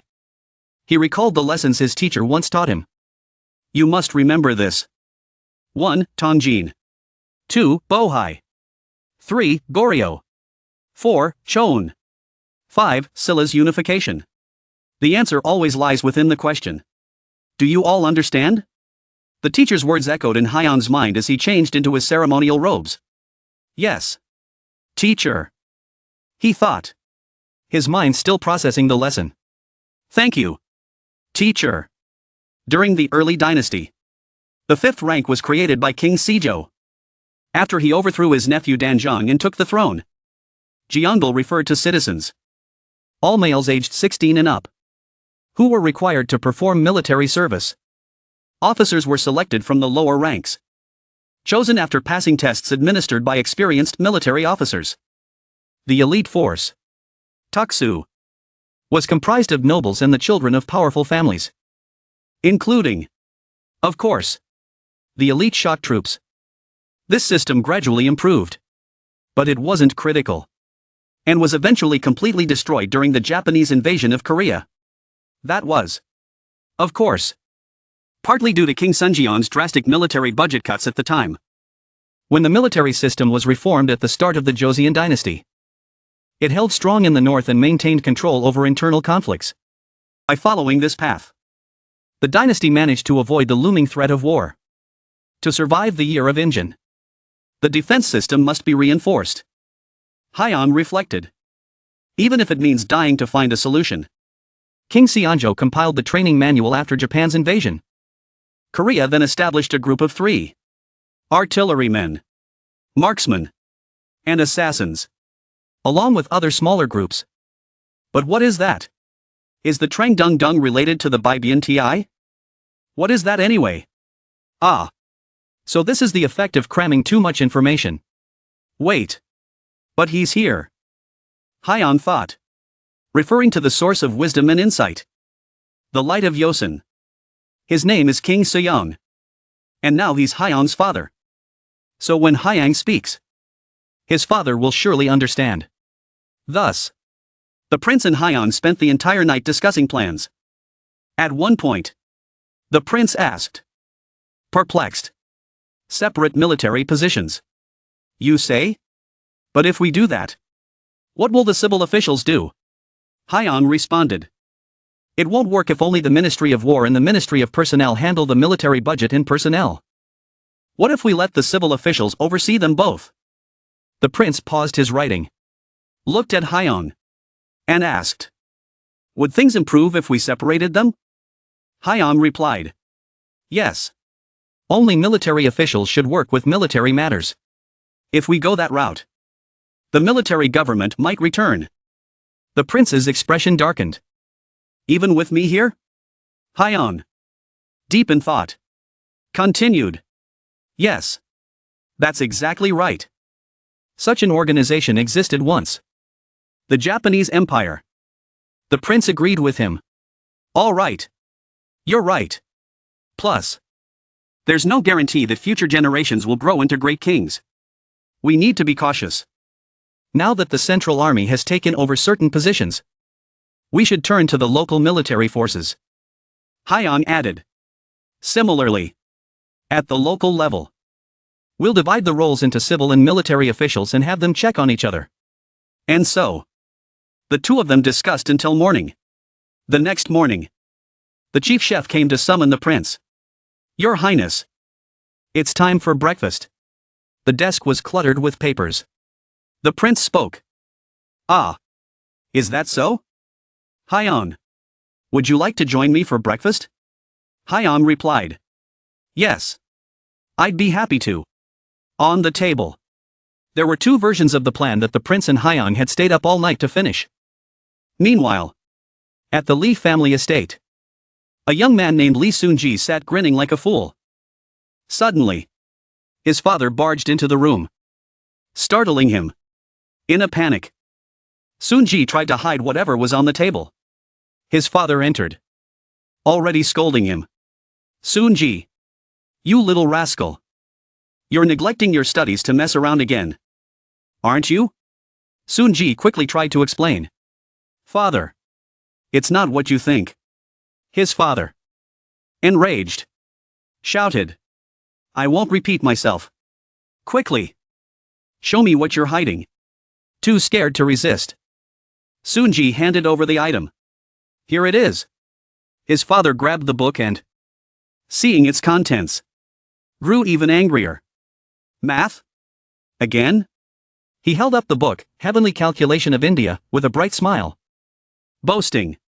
This time it's about equations and the 9 sections method, which is different from the previous time. Father, these things are particularly difficult. But using this Indian calculation method, it can significantly reduce the time needed for calculations. Isn't that amazing? His father, upon hearing this, scolded him harshly, making him almost burst into tears. You little rascal. How could a Confucian scholar like you get involved in such nonsense? His father continued to complain. You spend your days wandering around, associating with lowlifes. And now you waste your time on these useless arithmetic tricks. Don't you? Soon-ji quickly explained. They aren't lowlifes. Father, they are honest and hard-working merchants recognized by the royal court. They taught me this Indian calculation method. But his father became even angrier. You still don't see your mistake, do you? A scholar must focus on Confucianism, on academic pursuits. Yet here you are, wasting your time associating with merchants and fiddling with numbers. Soon-ji tried again to make his father understand. But father, arithmetic isn't just a game. Merchants are also citizens of our country. Their taxes are what fill the national treasury. And as a scholar, I must help the people. His father, however, was unmoved and raised his voice even more. You speak well. But a scholar must become a government official. If you don't pass the exams this time, then at the very least, you must take the talent exam.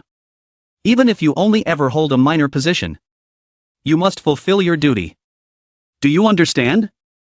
Soon-ji hesitated before responding. Yes, father. Meanwhile, at the Imperial Council, the prince sat on the throne and spoke. You have all gathered here before me. What is the matter? And why are the Prime Minister and the Ministers of State present? The Chief Minister, on behalf of the officials, stepped forward to report. As your Highness knows, there have been significant changes in the positions of officials recently. Additionally, due to the newly established system of positions and responsibilities, there is currently a shortage of officials in all roles. The prince stroked his newly grown beard thoughtfully and said, if the request had been summarized and sent, we might have arranged everything already. But since that didn't happen, consider yourselves lucky. With effort, good results will come. After thinking for a moment, he asked for their opinion. So, what do you all think? The left minister replied. Your Highness, now is the time to recruit talents for the imperial examination. Since this isn't a scheduled exam period, we could hold an impromptu exam to seek out new talents. Upon hearing this, the prince raised his hand and said, enough. There is no need to continue discussing that issue. The minister was taken aback, breaking into a cold sweat.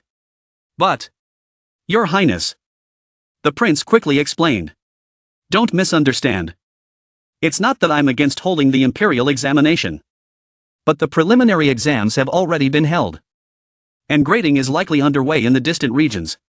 Therefore, I intend to discuss appointments and plan for a supplemental exam with you all. The court officials, upon hearing this, were overjoyed. Their eyes widened, sparkling with excitement. And they exclaimed, oh! The prince continued to express his view. Given the urgency of the current situation, I've decided to temporarily cancel the doctoral examination and instead hold a special talent recruitment exam. The most outstanding individuals will be selected to make full use of their talents, not just to work efficiently. Furthermore, the number of successful candidates will be increased by 500. The left minister was left stunned, eyes bulging in disbelief. How far ahead has His Highness thought? Seeing his reaction, the prince asked, with that expression, "Left minister, what do you think of my proposal?" Startled, the left minister quickly bowed and responded, "Your Highness, you are truly wise." The prince smiled and said, "We will discuss the details and candidates for the supplemental exam at the next council meeting. Let us choose individuals who can truly make a difference. Since everyone is here, I'd also like to hear your thoughts on the military reform plan. Who would like to begin?" The officials hesitated for a moment before they all responded in unison. "We will follow your orders, Your Highness." Meanwhile, at the Lee estate, an offering of 8 cups was placed on the altar. The AI's voice could be heard. "Heavenly spirits, earthly spirits, hear our prayer." Sun Ji's mother, hands clasped in prayer, called upon the deities. Meanwhile, his father paced back and forth restlessly behind her. "Please bless our son, Sun Ji, so that he may achieve high results in today's preliminary exam. Heavenly spirits, earthly spirits, please guide him." She then turned to scold her husband, startling him. "Husband, stop making so much noise. Your noise is ruining the prayer's power." He quickly apologized. "I'm sorry." At that moment, someone entered from outside, and the 2 parents rushed over to greet their son, Sun Ji, who had just returned. "Sun Ji, you're back? You must be so exhausted." "My son, tired," Sun Ji replied. "Father, mother, I'm home." Seeing his weary state, his father didn't ask any more questions and simply said, "All right. It seems like you've had a hard day. Go inside and rest." As they watched Sun Ji trudge toward his room, his parents whispered to each other. It seems the preliminary exam this time was very difficult. Since it's a special exam, there wasn't much time to prepare. Once inside his study, Lee Sun Ji wasted no time. He quickly removed his ceremonial robes and sat down at his desk, eager to get back to his books. Days without studying have driven me mad. First, I need to solve this problem. On another day at the throne hall, the prince's voice rang out. "If there are no further comments about the special exam, we shall conclude here." Suddenly, Hyang raised his hand. "Your Highness, I have something to say about the special exam." The prince, hearing this, asked, "Oh? Then why have you been silent until now? Go ahead. Let's hear it." Hyang began to explain. "For this exam, I would like to add mathematics. In the studies of the Imperial Research Institute, many areas require mathematical knowledge. Yet the number of officials proficient in calculations is very small." Immediately, the left minister objected. "That's not possible. Your Highness, even though this is a special exam, it's still a preliminary exam, not an official one." Adding mathematics to a preliminary exam, which is meant to select scholars well versed in Confucian studies, is unacceptable. Hyang narrowed his eyes, thinking to himself, "Ah, it's him again. Why does he always have to interfere?" The prince stroked his beard, contemplating for a moment. At this point, the Minister of Revenue spoke up. "Your Highness, though it may be presumptuous of me to say, the Ministry of Revenue also needs individuals who excel in mathematics." The Minister of Public Works, standing opposite, asked the Deputy Chief of the Ministry of Revenue, "How many people has the Ministry of Revenue added this year?" The Deputy Minister responded, "We have recruited enough people to meet the requirements. However, most of them come from academies, and their mathematical skills are still quite limited." The Minister of Public Works nodded in agreement. "It's the same for us. The technical abilities of our officials are insufficient. So even organizing work schedules keeps them up all night. The right minister, standing behind Hyang, added, Your Highness. This is also an issue for the Ministry of War and the Ministry of Justice. The Ministry of Justice needs individuals with mathematical skills to investigate and process criminal cases across the country. Similarly, the Ministry of War requires people who can manage and organize military records and equipment at local agencies. We have to count and recount the number of arrows, organize them, and classify everything. After hearing all this, the prince asked, It all makes sense. But does that mean our erosion is so short on capable people? How have we managed to maintain everything so far? The left minister, visibly flustered, answered, Forgive me, Your Highness. But the problem isn't a lack of personnel. It's a lack of budget. Upon hearing this, the prince clicked his tongue in frustration. Oh! For heaven's sake! He then turned to Hyang and asked, So, how many people does the Imperial Research Institute need? Hyang replied, At least 20 people. Your Highness. The prince raised an eyebrow. 20? Can't they be selected through the talent exam? Hyang hesitated before answering. There is a wide variation in the skill levels of the candidates. The prince, after hearing everything, held his head in frustration and thought to himself, It's true. If someone can pass the preliminary exam, they must be talented. Even from a young age. After a moment of reflection, he spoke up. So, this is how you all feel. Left Minister. Do you still firmly oppose the inclusion of mathematics in the preliminary exam? The Left Minister, without a moment's hesitation, replied, Of course, Your Highness. Everyone waited for his final response. But he hesitated for a long time, making the court officials lean in, wide-eyed and ears pricked.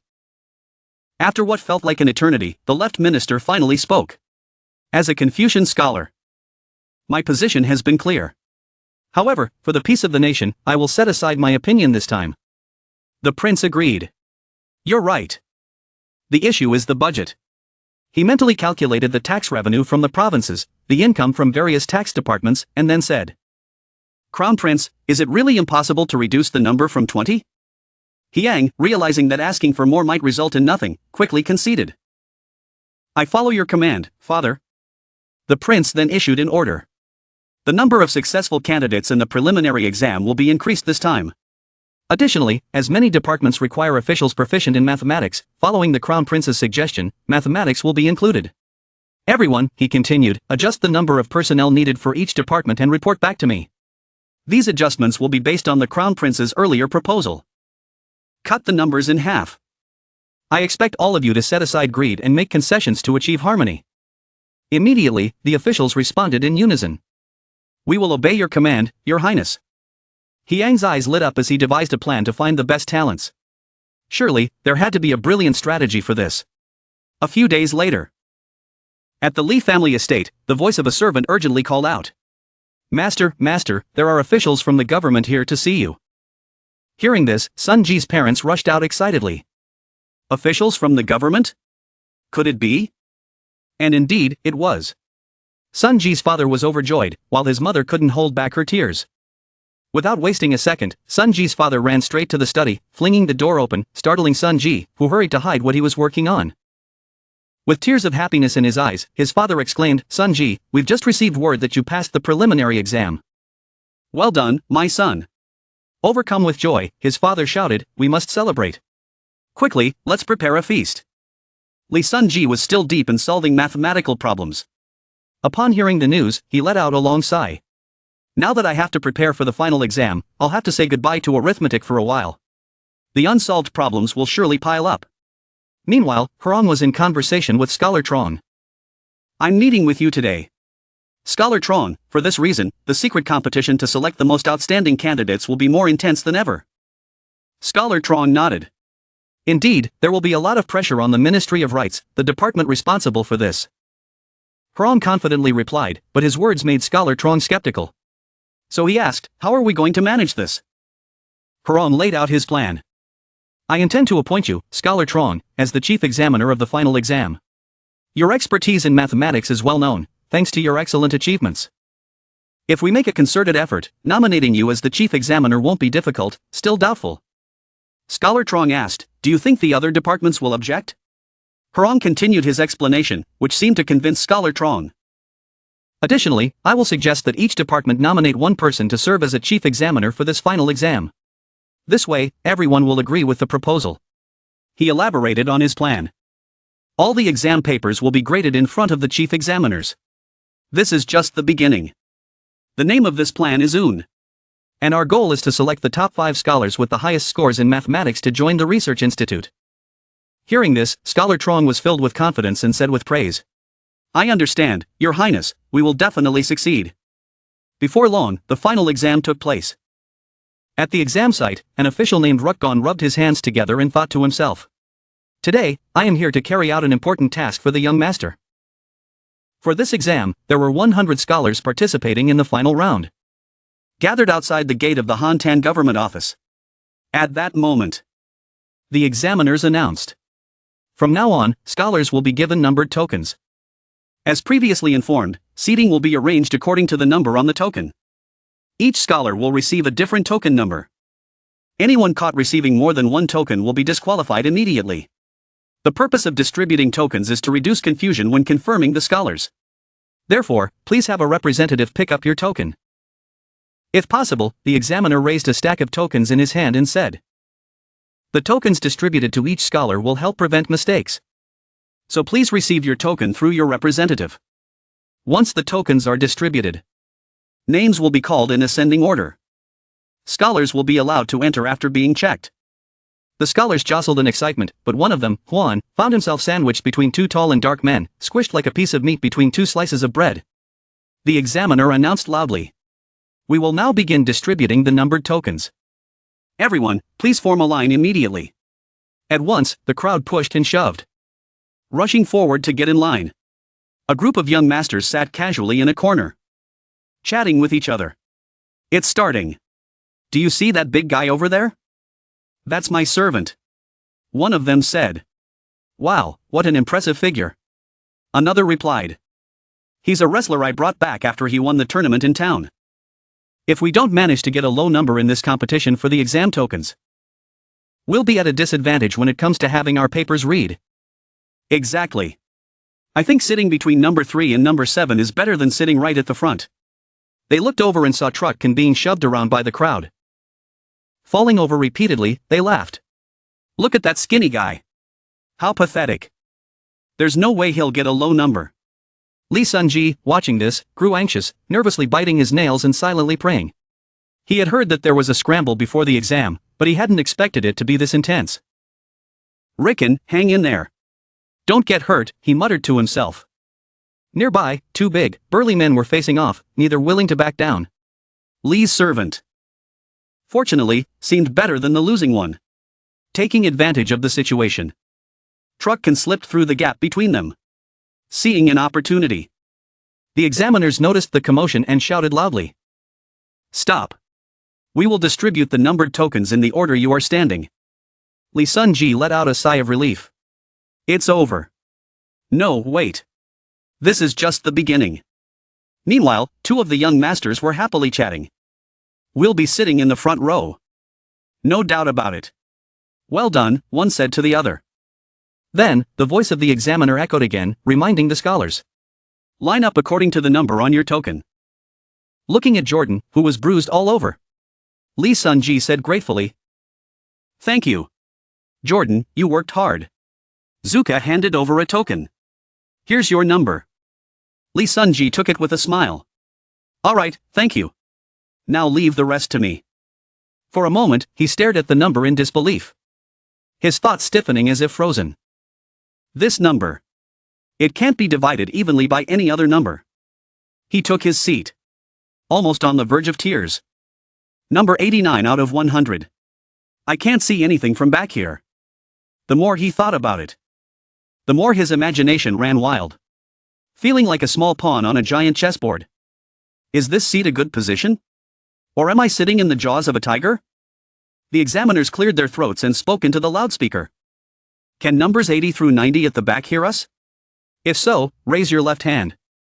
Lee Sun-ji and the scholar in seat 90 both raised their hands. Responding, we can hear you. What was that? Lee thought, feeling bewildered. What is that strange thing? But then, he shook off the distracting thoughts. Determined. No, I can't let myself fall into this trap of pointless thinking. I just have to try my best. The examiners then began the ceremony by reading aloud. First, I will read the decree from His Highness. Welcome to the royal court. My subjects. The voice rang out. Lee Sun-ji bowed his head, listening to the decree, but his mind wouldn't stop racing. The sound is so clear. He thought, as if it's being spoken right next to me. It almost sounds like an echo. But how does it work? Oh, no, this isn't the time to think about that. After the decree was read, he lifted his head and adjusted his hat. The examiner continued. This final exam will take place over 2 days. Today and tomorrow. Today, you will be tasked with 2 subjects. The 5 classics and the 4 books. Tomorrow will feature arithmetic. The special subject of this exam. Hearing this, Lee Sun-ji was startled. Mathematics? The other scholars were just as confused. Mathematics? What? This isn't a miscellaneous exam. The examiners, hearing the uproar, sternly shouted, silence. All of this is under the great direction of His Highness and has been agreed upon by the ministers of the court. You are not to question it. If anyone cannot accept it, you may leave the exam immediately. Instantly, the hall fell silent. The examiner continued. Now that all is settled, we will begin the first day's examination. If there are no objections, proceed in groups of 5, led by an examiner. Soon after, the first scholar was called up to receive his exam. Lee Sun-ji, sitting far in the back, breathed a sigh of relief. It'll be a while before it's my turn. The farther back you sit, the harder it is to pass. But it's still too early to give up. There's the arithmetic test tomorrow. The first day of the exam came to an end. And the second day began. The examiner announced. The arithmetic subject will be presented directly. Therefore, scholars, remain seated in your assigned spots. As one of the officials handed out the exam papers, he gave instructions. After hearing the guidelines, you may begin your test. Lee Sun-ji responded, understood. He received the exam, feeling anxious. What kind of problems are waiting for me? He thought. This will be interesting as long as it's not the 9 chapters on the mathematical art. When he saw the exam, he was astonished. This field of mathematics deals with number principles. But the problems are laid out horizontally and printed as a single sheet. How innovative. The examiner announced, the time for this exam is 2 hours. The papers have been distributed. Let the exam begin. Lee Sun-ji looked at the questions, grinning with excitement as he licked his lips. There are many interesting arithmetic problems here. But this exam could determine my future. So now's the time to focus. With burning determination, he concentrated all his energy. Ah, of course. The challenge is right here.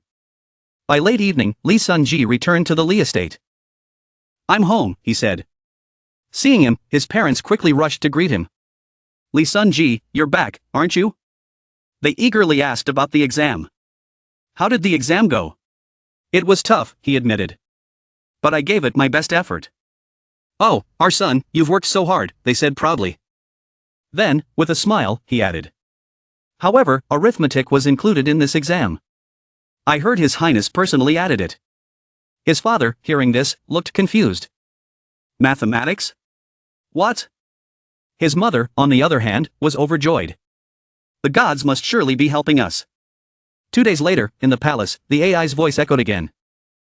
Sir, the grading has been completed. And the scores have been arranged in order from highest to lowest. Thank you, said one of the officials. Was there any difficulty in the supervision and management process? None at all. I was worried there might be chaos during the arithmetic portion. But fortunately, there wasn't any. What do you think of those at the top of the rankings? It would be great if we could secure the top scorer, wouldn't it? Another official replied. Young scholar pondered for a moment. That small piece of paper, smaller than the arithmetic exam itself, luckily landed near me. Not too much, not too little. I have to seize this opportunity now. Suddenly, he slammed the table and stood up, startling the other officials around him. Grabbing the results board, he marched forward. The Assistant Minister of Revenue, seated nearby, quickly intervened.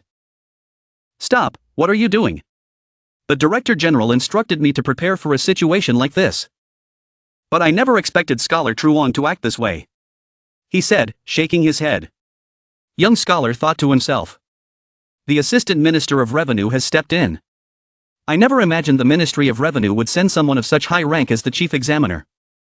With a smirk, he reflected. It's good that person is here. He remembered He Yang's words from before. The Ian strategy becomes even more advantageous when the opponent's rank is higher. Returning to a few days before the final exam took place. At the Imperial Court, the Minister of Revenue came running. Out of breath, he stood at the door, struggling to get his words out. The officials inside turned to look at him. The Right Minister asked, "Has the Director General arrived? Is there something the matter?" Struggling to speak, he replied, "I've heard some news." But before he could finish, the Chief Minister of State spoke up. "If it's about the appointment of the Chief Examiners, we already know. You've arrived at the perfect time. Come, sit down."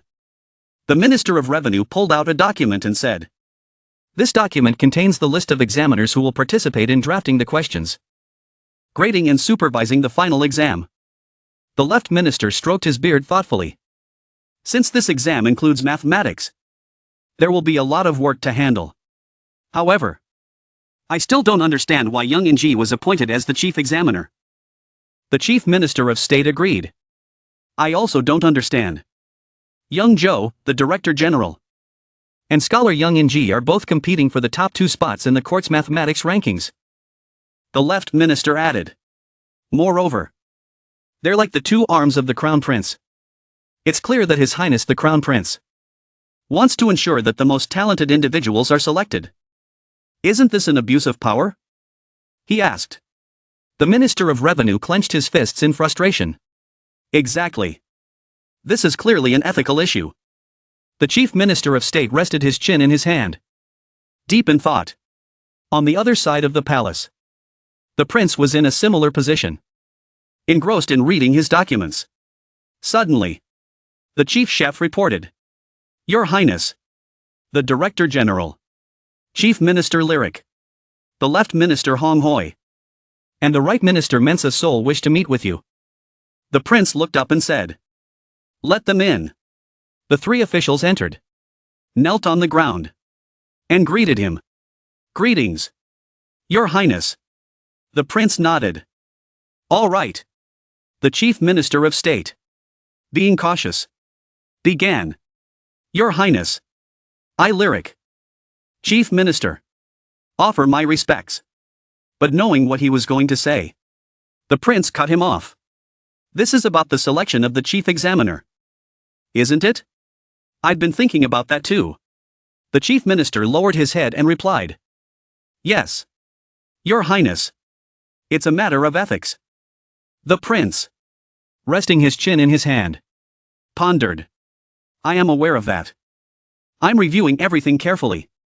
Encouraged, the chief minister asked, "So, does that mean you oppose their appointment this time?" The prince hesitated for a moment before asking, "But if I don't appoint the 2 of them, who do you think would be suitable? Aren't they the most qualified? If you have any suggestions, let me know." For a moment, the 3 officials remained silent, unsure of how to respond. The prince smiled quietly to himself. In truth, this was all He Yang's idea. He recalled a conversation with He Yang, during which he had said something that left He Yang shocked. "Crown Prince, I can't accept your proposal." "But father," He Yang protested. The prince explained his reasoning. "I understand that you and the other ministers have worked hard to promote mathematics. However, you were the one who suggested adding mathematics to the final exam. Moreover, appointing someone like Director General Yang Zhou as a chief examiner is normal. But Yang Ying is only a scholar. If he were appointed, other issues would arise. The ministers will surely believe you're using your status to recruit the best talents. It will put you in a dangerous position. So, I advise you to let it go. He Yang, hearing this, looked dejected but quickly regained his spirits. In that case, Father, what do you think about having each department send one person to be a chief examiner? He asked. The prince thought for a moment. Each department. How would that work? Back in the throne hall, the chief minister of state was puzzled and exclaimed. Yes. Your Highness. You're suggesting that each department nominates one person as a chief examiner. The right minister was equally confused. But that would mean we'd have 7 chief examiners. The chief minister continued. 7 people working together in a single exam.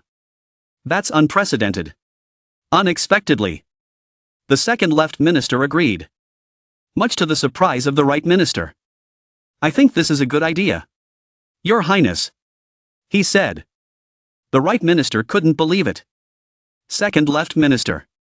Isn't this the best solution we have? Indeed, he replied. The prince, hearing this, gave the order. Then proceed immediately. The sooner, the better. Yes. Your Highness. They all responded. As they left the throne hall, the chief minister of state turned to the second left minister and asked. Second left minister. Why are you in such a hurry? There's still time. Isn't this the best approach we have? That's all there is to it. The second left minister replied. If you had been more adamant, the advantage would have been ours. Isn't that right? No, there's no better option at this point. He added. Besides, we don't have any reason to oppose the prince. If we can convince the Ministry of Personnel and bring them in. Before he could finish, the second left minister interrupted. If the Minister of Personnel hears about the prince's suggestion, he will undoubtedly accept it. Don't you understand? The Ministry of Personnel has always had trouble with staff allocations. Naturally, the Minister of Personnel holds the most significant voice among the 6 ministries. And in this situation, isn't this the best approach? Furthermore, with each department selecting one chief examiner, the Ministry of Personnel will surely seize this opportunity. He fell silent, deep in thought. This must be the Crown Prince's idea. Suddenly, an image of He Yang's smug expression appeared in his mind. He turned to the right minister. Gather the 6 ministers immediately. If we're not careful, the most talented individuals will be taken by the Crown Prince. If that happens, the Ministry of Public Works will be excluded. And he also holds a position in the Research Institute. This will be a battle between us and him. Meanwhile, He Yang was in conversation with Scholar Truong. As you know, my proposal has been accepted. It seems Father understands our intentions. But, Scholar Truong, curious, asked, why is it that the higher the opponent's rank, the more advantageous it is for us? He Yang smiled and explained. If they make a mistake, doesn't that increase the chances of their failure? He Yang smiled and explained. Now I'll tell you the reason why. Since I've already informed them that Scholar Yun will be one of the chief examiners, they will likely appoint people of higher rank in response. At least 2 or 3 individuals of high status will be chosen. This is exactly what I'm aiming for. The higher their rank, the more they will focus on scrutinizing the exams related to literature. Even if they review the arithmetic exams directly, it will be difficult for them to assess the mathematical skills of the candidates accurately. That's why the higher their rank, the more advantageous it is for us. We only need to focus on the candidates' mathematical abilities. You must identify those who excel in mathematics. Don't pick too many, but not too few either. Aim for around 10 to 15 candidates. The scholar listened but seemed slightly confused. I understand. Your Highness. But what did you just say? What does deal mean? He Yang was startled, realizing he had slipped into English. He chuckled and explained. Nothing. It's just a Western word. Deal means agreement. That's all. The scholar repeated the word. Deal? Strange. But it sounds interesting. Back in the present, as the Assistant Minister of Revenue tried to stop Scholar Trong, The two were locked in a heated argument. The research institute needs people skilled in mathematics. Everyone here does. The assistant minister insisted. Others in the room murmured in agreement. Yes. So young scholar is this kind of person? This is outrageous. Scholar Yang, looking at the score list, said. Fine. Then I'll take the top 5 and the bottom 5. I must follow the crown prince's orders. Right? the others protested. No. We need mathematically skilled people too. You can't do that. Seeing the growing opposition, young scholar conceded. All right. I'll take the top 8 candidates then. Outside the royal city gates, the candidates were anxiously waiting for the results. Has the list of successful candidates been posted yet? Not yet. I don't think so. Someone replied. Lee Sun-ji, standing at the very back of the crowd, sighed. There are so many people in front of me. I can't see the questions or the results. The large gates of the royal city slowly creaked open, and 2 officials emerged. The candidates' anticipation grew as they watched the 2 approach the notice board. The officials brushed a layer of glue onto the board and then posted the results. Immediately, the crowd surged forward to see the list. A man in yellow robes pointed to the board and shouted, "The list of successful candidates." As soon as the announcement was made, the crowd rushed forward to see the results. I passed. I passed too. I failed again. Lee Sun-ji squinted his eyes, trying to catch a glimpse. But he still couldn't see anything. Suddenly, a voice rang out from the crowd. "Please make way. Let me through." Before he realized what was happening, Lee Sun-ji was lifted high into the air, exclaiming in surprise. "Ah!" Jordan's appearance startled him. "Jordan?" he called out. Jordan smiled and asked, "Can you see it now, young master?" Lee Sun-ji smiled back. "Aren't I heavy?" Jordan responded. "I wasn't able to secure a good seat for you, so I must do this instead. Hurry. Check the results." "That's easier said than done," Lee Sun-ji muttered as Jordan wobbled beneath him. "I still can't see, young master," Jordan announced. As Lee Sun-ji swayed back and forth, he sighed in frustration. "Oh my. You're moving too much. I can't see anything," Ricken urged from the side. "Hurry, young master." Suddenly, a court official grabbed a loudspeaker and spoke. "Please keep quiet. From now on, those whose names are called, step forward. Yonghan from Gaesan. Lee Sun-ji from MANHUA. Lee Kanjin from Bai. Mr. Sun." Lee Sun-ji and Jordan exchanged glances. "I think he just called your name, young master," Jordan exclaimed. "Yes. That's me. I'm going up," Lee Sun-ji replied. He made his way to another official holding a clipboard. "I am Lee Sun-ji from MANHUA. And your original hometown? Aeon Seoul. Here's my exam badge," Lee Sun-ji said, handing it over. The official glanced at the paper. "Yes. That's correct. Stand here next to me." As the official counted the candidates, 2 young men nearby chatted. "What are they doing over there? Looks like the shooting range." "Yeah. What's going on?"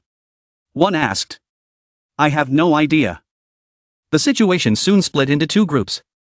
Those who passed were invited into the palace, while those who failed sobbed uncontrollably. "I'm 40 years old now. What will I do? How can I face my parents?" Meanwhile, in the throne hall, the prince reviewed the exam results and said, "A total of 185 candidates have passed the final exam.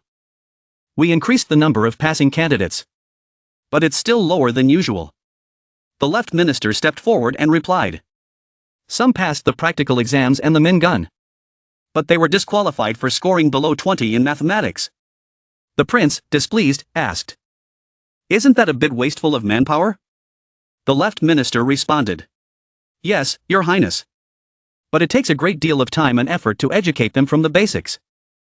Hearing this, the prince slammed his hand down on his knee and said sternly, "I understand. Those who have passed are carefully selected talents for the court. So make sure to utilize them well. He continued.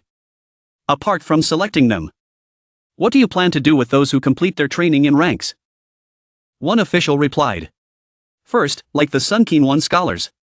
We will rank them based on their academic performance and work efficiency. Then they will be evenly distributed among the 6 ministries. As agreed, after a 3-month probationary period, they will receive official appointments. The prince, hearing this, seemed satisfied. I see. But will there be any disputes over the distribution of personnel among the 6 ministries? Everyone was in good spirits. The right minister answered. No, Your Highness. We've almost reached a full agreement. The prince stroked his chin thoughtfully and asked. That's good. However, what if they wish to move on to Sun King 1? This time, the left minister responded. If that's the case, they must start from the lowest rank. But if we think carefully, their work here would be much more beneficial than going to Sun King 1. Besides, many changes are expected at Sun King 1 in the near future. For this reason, we plan to send all the scholars there out of office. The prince pondered this for a moment and replied. But not everyone might agree with that. Outside the royal city, an official addressed the crowd. You will be able to begin your work after completing your training. Suddenly, a chubby scholar raised his hand and asked. I aim to take the imperial examination. Will I still be able to attend Sun King 1? The official answered his question. No. Starting this year, the system at Sun King 1 will change. All the scholars there will be removed from office. The conditions for participating in the imperial exam will also change. Up until now, those who passed the exam would go to Sun King 1. After studying there for some time, they could face the imperial exam. Only government officials could take this path, with top scholars being from the 5th to 6th ranks and higher-ranking officials from the 3rd to 4th ranks.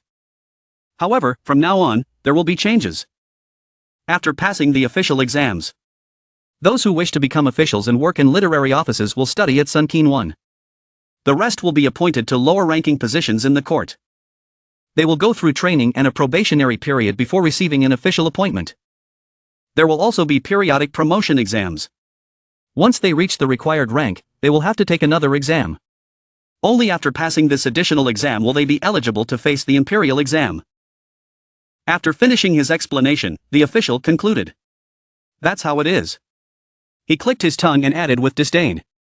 If you lack ability, you'll never be promoted. Moreover, you might even be dismissed before you get the chance to be promoted. The chubby scholar raised his hand again, asking. So, I can't just take the imperial exam? The official, suppressing his anger, thought. If someone this incompetent becomes my colleague or subordinate, it would be a disaster. But he remained calm outwardly and responded. Not, new, but, you. Did you even listen to my explanation? Then he lost his temper and shouted. What did I say earlier? If you want to hold a high position in the court, you need to have the ability first. You fool, get out of here. The chubby scholar, stunned and embarrassed, stood there dumbfounded. Wait, am I being expelled? The official slammed his hand on the table and declared. You're dismissed, you idiot, but the chubby scholar wasn't going down without a fight. He retorted. Do you even know who I am? You jerk. The official, now completely fed up, asked. And who exactly are you? The scholar puffed up his chest and boasted. The former Minister of Public Works is my great-uncle. And my cousin works in the Ministry of Justice. Hearing this, General Jiang, who had been observing, scoffed. In the end, you're still nobody. The scholar, enraged, shouted. What did you say? You arrogant fool. The official, losing all patience, ordered the guards. The Taihan Fu and bring Song Chapnia here immediately. If anyone asks, tell them General Jiang of the Ministry of Personnel ordered it. After issuing the command, the official pointed at the chubby scholar and yelled. So, where's the power behind you now? Power, huh? I can dismiss you at will. Understand? This is all by royal decree. Got that? The power behind me is His Highness the Prince. At that moment, Song Chapnia arrived. The official, surprised, exclaimed. Well said, General Jiang. The sudden appearance of Song Chapnia caught General Jiang off guard. Oh, Song Chapnia, how did you get here so quickly? Song Chapnia, filled with fury, replied. I suspected something like this might happen. So I stationed my men here to keep an eye on things. Song Chapnia was a high-ranking official of the Taihin Fu. Holding the third rank, the Taihin Fu had the power to investigate and prosecute corrupt officials and crimes. It was an incredibly powerful institution, capable of approving or even overturning personnel and legal reforms. He then loudly commanded. What are you standing there for? Drag that insolent fool away. As the chubby scholar was dragged away, he cried out in despair. Please, spare me just once. Spare me, I beg you. Meanwhile, General Jiang reminded those who passed the exam. If any of you show misconduct during your training or probation, fall behind in your work, or cause any trouble, you'll be expelled immediately. Understood? At the Taihin Fu, the atmosphere was unusually tense. Two officials were conversing. Song Chapnia, I heard there was an incident during the announcement of the exam results. Wasn't there?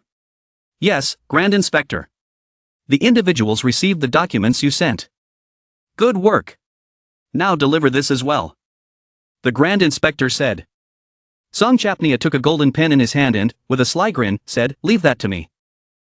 The golden pen bestowed by His Highness. I can sense some corrupt behavior at play here. In the throne hall, the prince was reading a newly submitted memorial. His hands trembled with anger as he read. They've only just passed the exam. And they're already so arrogant? How confident must he be in the power behind him? The prince continued. That one is about the same age as Rio and Yoon, right? The officials all bowed deeply and said in unison. Your Highness. The prince stood abruptly, clenching his fists in fury. No, this isn't a matter for formalities. If there is someone guilty of crimes within the court, I must question the power behind them. What are they up to? He turned to the chief minister and ordered. Immediately instruct the GI Camfu to investigate the family members he mentioned. The chief minister quickly responded. As you command. Your Highness. Elsewhere in the palace, a group of young scholars was walking along. Li Sunji asked the official guiding them. Where are we supposed to go now, sir? The official replied with a statement that left all the scholars shocked. You're going to the Eastern Palace. What? Why are we, the ones who just passed the exam, being sent to the Crown Prince's residence? The official calmly explained. Of course. You're going there. All of you have been assigned to work at the Crown Prince's Research Institute. What? They exclaimed. The official reassured them. Relax. Even the bravest feel nervous going in there. Then, he muttered under his breath. I wonder if I can get a lighter workload from this. Li Sunji overheard him and quietly remarked. I heard that. A little while later, in the Research Institute, an AI voice rang out. Welcome, everyone. The deputy director of the Research Institute bowed in greeting. I am the deputy director of the institute. The young scholars bowed back. It's our first time meeting you. Greetings, sir. Noticing their bright, sparkling eyes, the deputy director thought to himself. Their eyes are full of life. He imagined them in the future. Tired and constantly asking to go home. And chuckled to himself. But that will change soon enough. My apologies, new recruits. He gestured towards the chairs. For now, have a seat. Yes, sir. The young scholars replied as they took their seats. Li Sunji caught a familiar scent and thought. Just as I expected. This place has a familiar smell. He gripped the armrests of his chair. His emotions in turmoil. My heart is beating so fast. But in a way that's strangely comforting. I've never felt this before. He recalled the first time he had seen a book on mathematics in the attic where his grandfather's old keepsakes were stored. In that moment, countless unanswered questions rushed through his mind. The excitement he felt now was just like the first time he had encountered mathematics and its principles. At that moment, the deputy director spoke again. Now, I will tell you what you will be doing next. Does anyone here know about the Indian method of arithmetic? Li Sunji raised his hand. I do, sir. The deputy director was surprised and asked. From what I know, the Indian method hasn't been widely spread yet. How did you come to learn it? Li Sunji replied. I learned it through my interactions with merchants. Sir. The deputy director asked again, but was met with silence. I see. Very good. Does anyone else know? Seeing that no one else responded, the deputy director turned back to Lee Sun-ji and asked. So, you're the only one who knows? What's your name? My name is Lee Sun-ji. Sir. The deputy director, upon hearing the name, recognized him. Ah, so you're the Lee Sun-ji. Your scores were almost a fail on the first day. But you topped the mathematics exam. He then assigned a task. Very well. Let this scholar help teach all of you the Indian method. Once you've learned it, you will continue with advanced mathematics. And finally, you will receive specialized training for your duties. I'll give you a month and a half to complete this training. For now, go back to your hometowns. Inform your parents of the news. And gather your belongings. Then return to Hanson. The Crown Prince has high expectations for all of you. And so do I. It's fortunate that we've met. So let's do our best together. The young scholars responded. We will do our best. Late afternoon at the Lee estate. Voices could be heard. Sun-ji's back. He's home. Rakuten reassured. The boy will definitely pass the exam. So don't worry. Lee Sun-ji's father, however, was still anxious. Sun-ji is only good at messing around. I'm afraid he'll end up doing trivial tasks, which could harm the family's reputation. But then, his mother said something that left him speechless.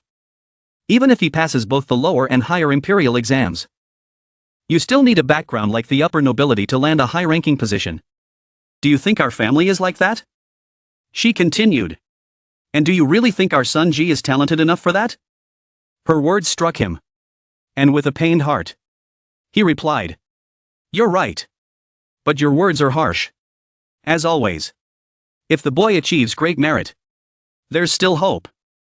He added, trying to stay optimistic.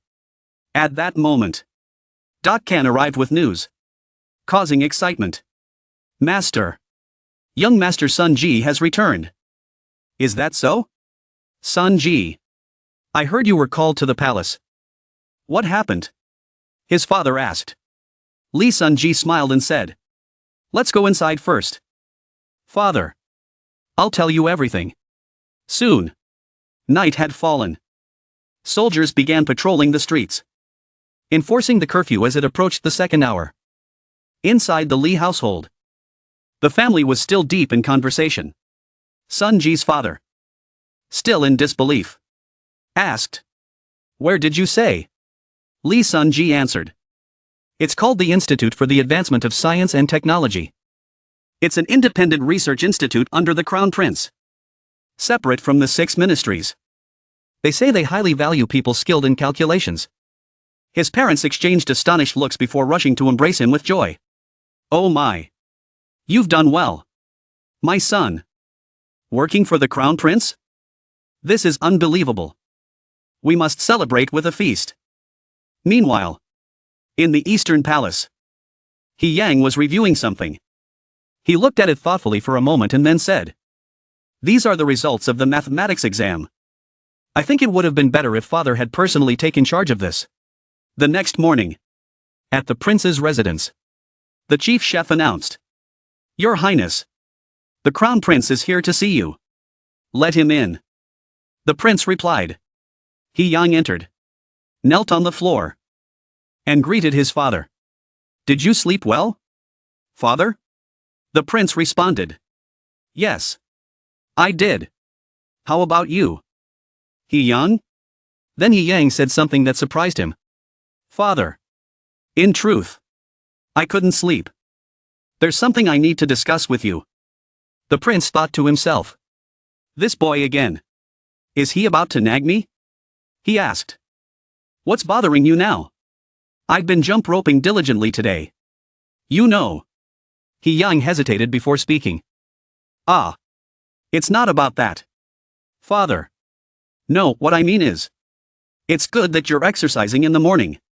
I wanted to thank you, Father, for the results of the recent periodic review. The prince, leaning on his hand, replied. Oh. So it's about that? This is the first time I've received thanks from the Research Institute. So, what was it you wanted to ask me about this morning? Go ahead. Meanwhile, At the Research Institute. Jiang Beitoa was deeply engrossed in his work. Does this method work? He thought to himself. Suddenly, someone arrived looking for him. Jiang Beitoa. Are you here? Is something wrong? He asked. The Crown Prince has summoned you. The messenger replied. Without hesitation, Jiang Beitoa left immediately. When he arrived, he saw He Yang standing there. Crown Prince? Jiang greeted, bowing. Without turning around, He Yang said, Jiang Beitoa. I've received the results of the recent periodic review. This is the first audit since the Research Institute was established. He Yang then turned around, his face serious. Whatever you say. You need to apologize immediately. I've spoken to the eunuchs. Go change into your formal attire. Jiang Beitoa, confused, responded. Yes. Your Highness. But internally, he was puzzled. Why is His Highness suddenly so cold? Did I make a serious mistake? On the way, He Yang kept urging. Hurry up. Yes. Your Highness. Jiang replied, still wondering what was happening. Suddenly, He Yang smiled. Oh. You're just in time. 3 military officers approached and bowed deeply. Greetings. Your Highness. How are you? He Yang glanced at Jiang Beitoa and introduced the officers. These are the captains of the military and future craftsmen. I'll be working with them. Jiang, feeling dejected, thought to himself. Is His Highness planning to dismiss me? He remembered their first meeting, which had been quite humorous. It felt like he could see right through me. That day was strange. Lost in thought, Jiang wasn't even aware of where he was standing. Ianshan. He thought to himself. It's time to wake up from this dream. Suddenly, He Yang's voice broke his reverie. Father. They've arrived. Jiang slowly opened his eyes, realizing where he was. He Yang was standing in front of him, bowing. Thank you, Father, for listening to my request. The prince, seated on the throne, replied. It's nothing. A king should do this. You've done well. Crown Prince, startled. Jiang and the 3 military officers quickly knelt down and bowed deeply. We greet your majesty. The emperor. The prince spoke kindly. Don't say such things. You are all citizens of my realm. How could you be considered lowly? Moreover, as the Crown Prince mentioned, haven't you all worked diligently this past year? He then turned to the royal chef. Khan. Read the decree I have issued. The royal chef immediately lifted the decree and said, Yes. Your Highness. I will read the decree according to your command. The decision has been made to appoint Jiang Yangsen from the Research Institute to the 5th rank. Jiang Bieto was shocked. What? He lifted his head to look at Heian, who was already looking at him. Heian bowed as he listened to the decree. And Jiang, overwhelmed with emotion, began to cry. The Crown Prince. You didn't intend to throw me out after all? The royal chef continued reading. Additionally, military officers Cham Bong Gompale, Bok Yong Min Su, and Choi Chillerduk will be promoted to the 8th rank. You 3 will now work at the Research Institute. The 3 military officers were equally moved to tears. Thank you, Your Highness. When the formalities were over, the prince spoke again. The reason I have personally promoted you all is to commend your service, but also to warn you. Promotion comes with greater responsibility. So you must always keep this in mind. Both I and the Crown Prince have high expectations for you. The prince glanced at Heian, and they exchanged looks. Well, Crown Prince, what do you think? Is this enough? Yes. Father. This is more than enough. Heian replied. This will motivate them to work even harder. Heian smiled with satisfaction. This will also allow them to unlock more of their potential, which will, in turn, improve their work. Jiang Bitoa and the military officers bowed deeply. We are eternally grateful. Your Highness. We will risk our lives to meet your expectations. Long live the Emperor. Long live the Emperor. The next morning, a figure emerged from the house. Lee Sun-ji was in an exceptionally good mood, swinging his arms like a lucky cat. The weather is so nice. Dakin approached and asked. Young master. No, my lord. How did you sleep last night? Lee Sun-ji replied cheerfully. Very well. Thank you. Dakin smiled. Jordan. The nanny. Said everyone else had trouble sleeping last night. Yes. My lord. He added. Lee Sun-ji's parents had given him a small house with 3 rooms. One for Jordan. One for the nanny who had taken care of him since childhood. And one for himself. Feeling inspired, Lee Sun-ji encouraged himself. This is the beginning of my journey. I must keep moving forward. At the Research Institute, the deputy director warmly greeted the group. I'm very happy to see you all again. It's been a month and a half. Hasn't it? I'm glad to see you all looking healthy. The young scholars responded in unison. We're glad to see you in good health as well. Sir. Suddenly, a voice rang out from outside, causing everyone to turn their heads. These are the scholars who passed the exam. Correct? The deputy director replied. Yes. Your Highness. They are. Lee Sun-ji and the others were shocked. Their mouths agape. The Crown Prince? Could this really be him? They wondered as he approached, walking with great dignity. As soon as they recognized him, the young scholars quickly bowed. We respectfully greet the Crown Prince. He glanced at one of the scholars dressed in orange and asked. You are Han Ingu. Correct? Yes. Your Highness. It is an honor. Han Ingu replied. He moved to the next person. And you are Park Jae-hun? That's correct. Your Highness. It is an honor to be recognized by you.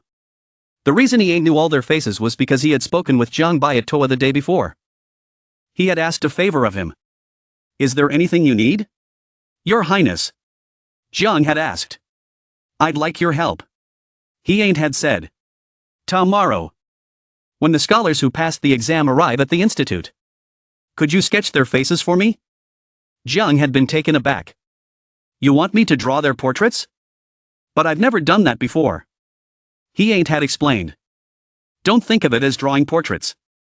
Consider it an analysis of their faces, focusing on capturing their distinct features. Recalling that conversation, he knew Jang Byatoa had an eye for detail. So he trusted him with the task. He continued calling out the names, making the scholars emotional and teary-eyed. You're Kim Jong-soo. Correct? Yes. Your Highness. It's an honor to be recognized. And you must be Park Tui. Right?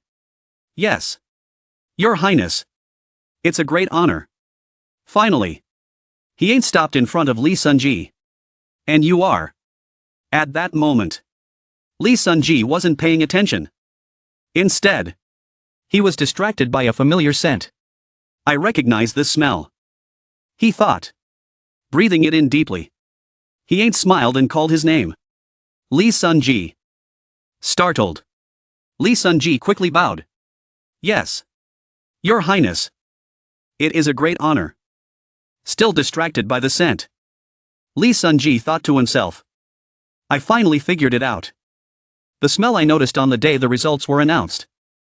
He praised him. Your performance in the exam was remarkable. Lee Sun-ji, embarrassed, replied. You're too kind. Your Highness. I'm just an ordinary person. He glanced at Jang Byatoa and said. Don't be so modest. Even Lord Dongsho remarked that the exam was incredibly difficult. Jang Byatoa added. The questions were set by a mathematics expert, which made some of them quite hard to understand. As he smiled at him, Lee Sun-ji became more confident in his realization. Yes. It's the same familiar scent. Exactly the same. After greeting everyone, he smiled and said. I believe you all will achieve great things. The young scholars, filled with enthusiasm, responded in unison. "This is an honor for us." He ain't then turned to young scholar and said, "Young scholar, you will supervise the training of the students. correct? Then let's get started immediately. Yes. Your Highness." I will fulfill my duties to the best of my ability. Young scholar replied. As the students walked away, he ain't thought to himself, "By the way, Lee Sun-ji. That name sounds familiar. Isn't he an important historical figure? Maybe this is the consequence of not paying enough attention to history."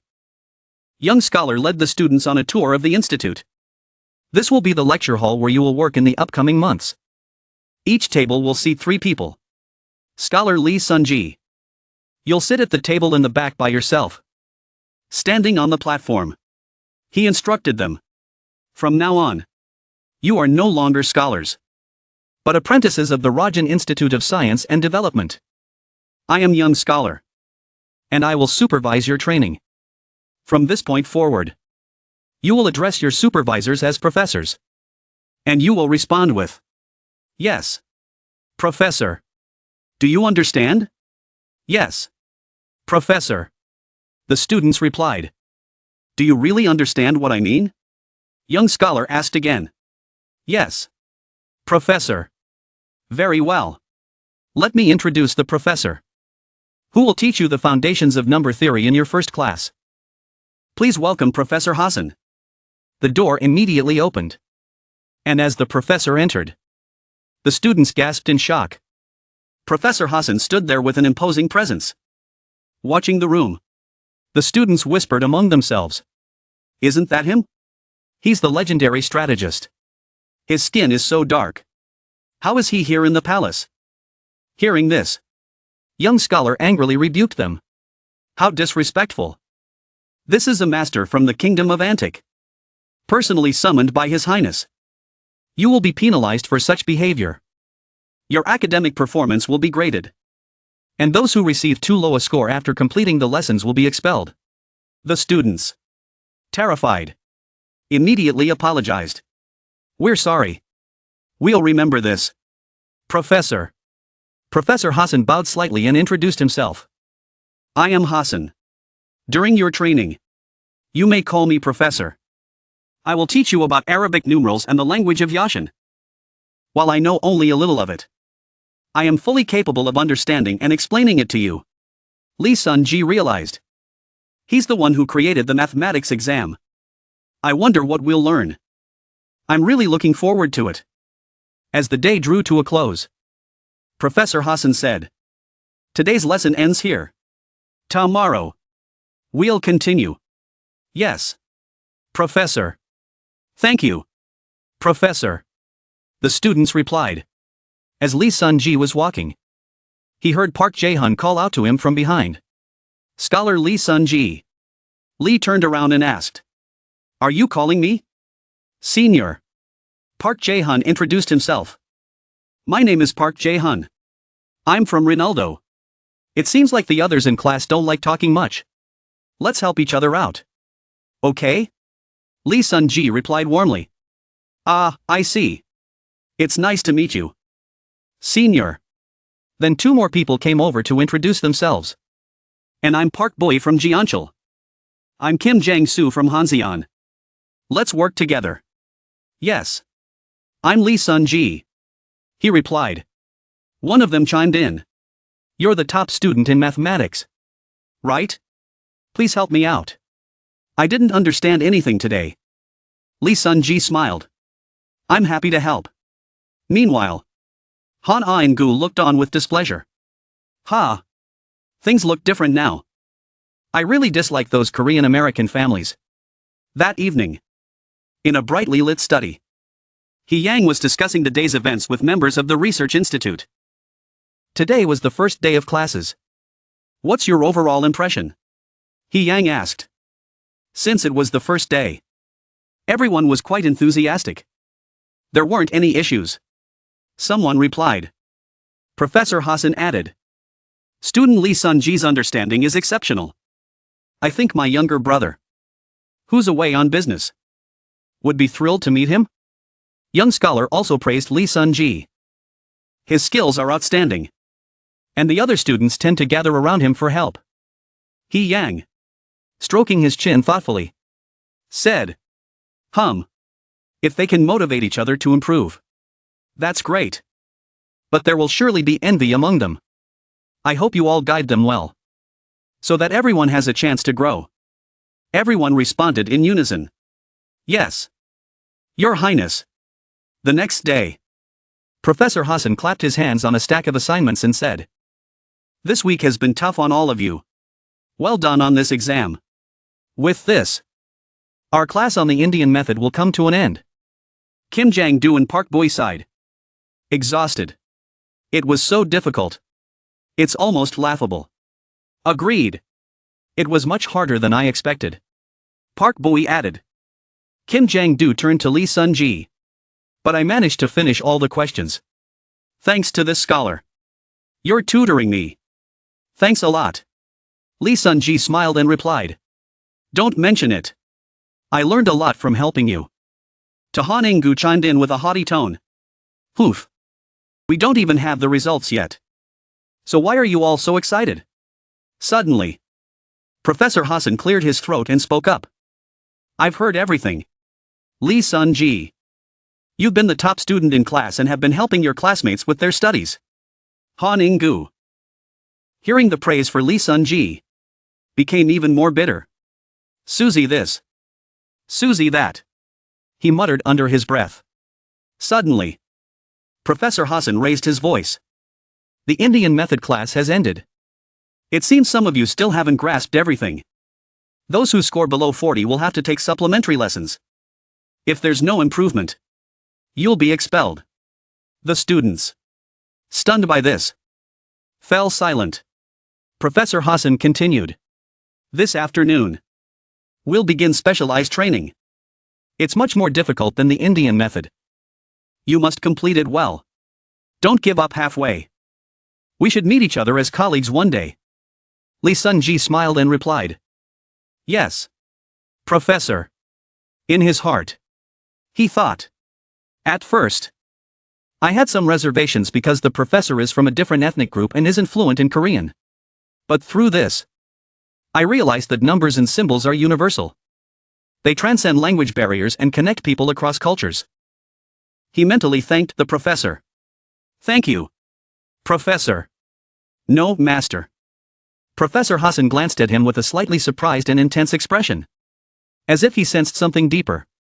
Later, He Yang reviewed the test results, holding the papers in his hand. These are the results of the Indian method exam, he asked. Professor Hassan, sitting across from him, responded. A bit lower than the final exam. But no one scored below 40. Hassan added. This is all thanks to Lee Sun-ji. Excellent work. He Yang, fired up with determination, clenched his fist and said. Then let's enhance their specialized training and raise their level even further. Yes. Your Highness. Hassan replied. Suddenly, the door to the lecture hall swung open, and the students gasped in surprise. What now? They wondered. Looking around, the deputy director of the research institute observed the person carrying in a stack of books and said, All right. Place them on the table. You've worked hard. The person carrying the books replied. It's no trouble at all. If you need anything, feel free to ask. The students watched in confusion as the two exchanged pleasantries. Then the deputy director placed his hand on the stack of books and addressed the class. It's been quite some time since your first day. As the deputy director, I will now oversee your specialized training. Come up and receive these books. He continued. This book contains information about the recovery process after last year's flood. However, it's not entirely accurate. Your first task is to analyze the errors. Note the reasons for correction. And write a report. You'll have ample time. So work carefully. He instructed. Lee Sun-ji looked at the book with a smile, thinking. Oh ho. So the problem lies here. First, I need to change the statistical data using the Indian method. Then performed the inverse calculation. Meanwhile, He Nong Gu, unable to find the solution, grew increasingly frustrated, shouting, "My head's about to explode. And my ears are smoking. I don't understand anything. Where do I even begin?" He stood up, ready to leave. "I'm done. I can't do this anymore." Kim Jang-do quickly patted his shoulder, trying to calm him down. "Relax. If you want to work in the royal court, you had to endure. It's only been an hour. And you're already giving up?" Suddenly, Lee Sun-ji stood up and started guiding Han In-gu. "You need to convert the totals into ratios. Then perform the inverse calculation. Focus on the smaller numbers instead of the large ones." After helping Han In-gu, Lee Sun-ji brought his completed work up to the professor. "I've finished everything, including correcting the report." "HM. Already?" The deputy director of the research institute reviewed his work and said, "I'll look over your report. So go back to your seat." However, instead of returning to his seat, Lee Sun-ji went around helping other students with their work. "Do it like this for this part. And for this section. You should." Watching this, the deputy director sighed to himself. Ah. No wonder Lee Sun-ji receives so much attention. That night, a voice echoed in the room. "Here are the results after 3 months of training." He Yang, seated with the other members of the research institute, picked up the results and said, "It's been a tough time for all of you. I won't forget your contributions." The deputy director and young scholar both replied, "Please don't say that. Your Highness. This work has been valuable for us. After all, isn't this all for the future of the research institute?" He Young turned to the deputy director. "Thank you for saying that. How has the specialized training been going? Is everything still progressing well?" The deputy director stroked his beard and replied, "I followed your Highness's orders. And had the students apply their skills in real-world scenarios immediately. We had them analyze and interpret actual data from last year. Even during specialized training. Lee Sun-ji stood out as an expert in mathematics. He has been helping struggling students and forming small study groups to work together." Professor Hassan added. During the Indian method in basic arithmetic lessons, Sun-ji helped weaker students improve significantly. Those who had to attend supplementary classes have shown considerable improvement. And it's all thanks to Sun-ji. He Yang, hearing about the research group, asked himself. "A research group? Huh?" Then he spoke aloud. "That's great news. So, all that's left is the appointment process. Right?" Young scholar responded. "Yes. That's correct. The students will accumulate experience in various departments over the next 3 months. And after that, they will receive approval for their official appointments based on their strengths." He Yang, feeling satisfied, said. "So, 3 more months. This is a long-standing procedure from the time of Joseon." Suddenly, the deputy director of the research institute asked a question that startled He Yang. "What does I don't care mean?" He had blurted out the phrase without thinking. And He Yang, caught off guard, explained. "Well, simply put, it refers to seniors and juniors working together and enduring for 3 months." The group seemed intrigued by the term. "You used a Western language earlier? If it means 3 months, it sounds good," they suggested. "Let's use that as the official name for the process." Ignoring their chatter, He Yang turned away and muttered to himself. "My mouth. I need to stop using modern language." The deputy director then addressed the prince seriously. "Your Highness. Even though they're only on probation, they will still need ranks, titles, and emblems for Area 51. I mentioned it in the report. But I think it's better for you to decide." He Yang became serious again and replied.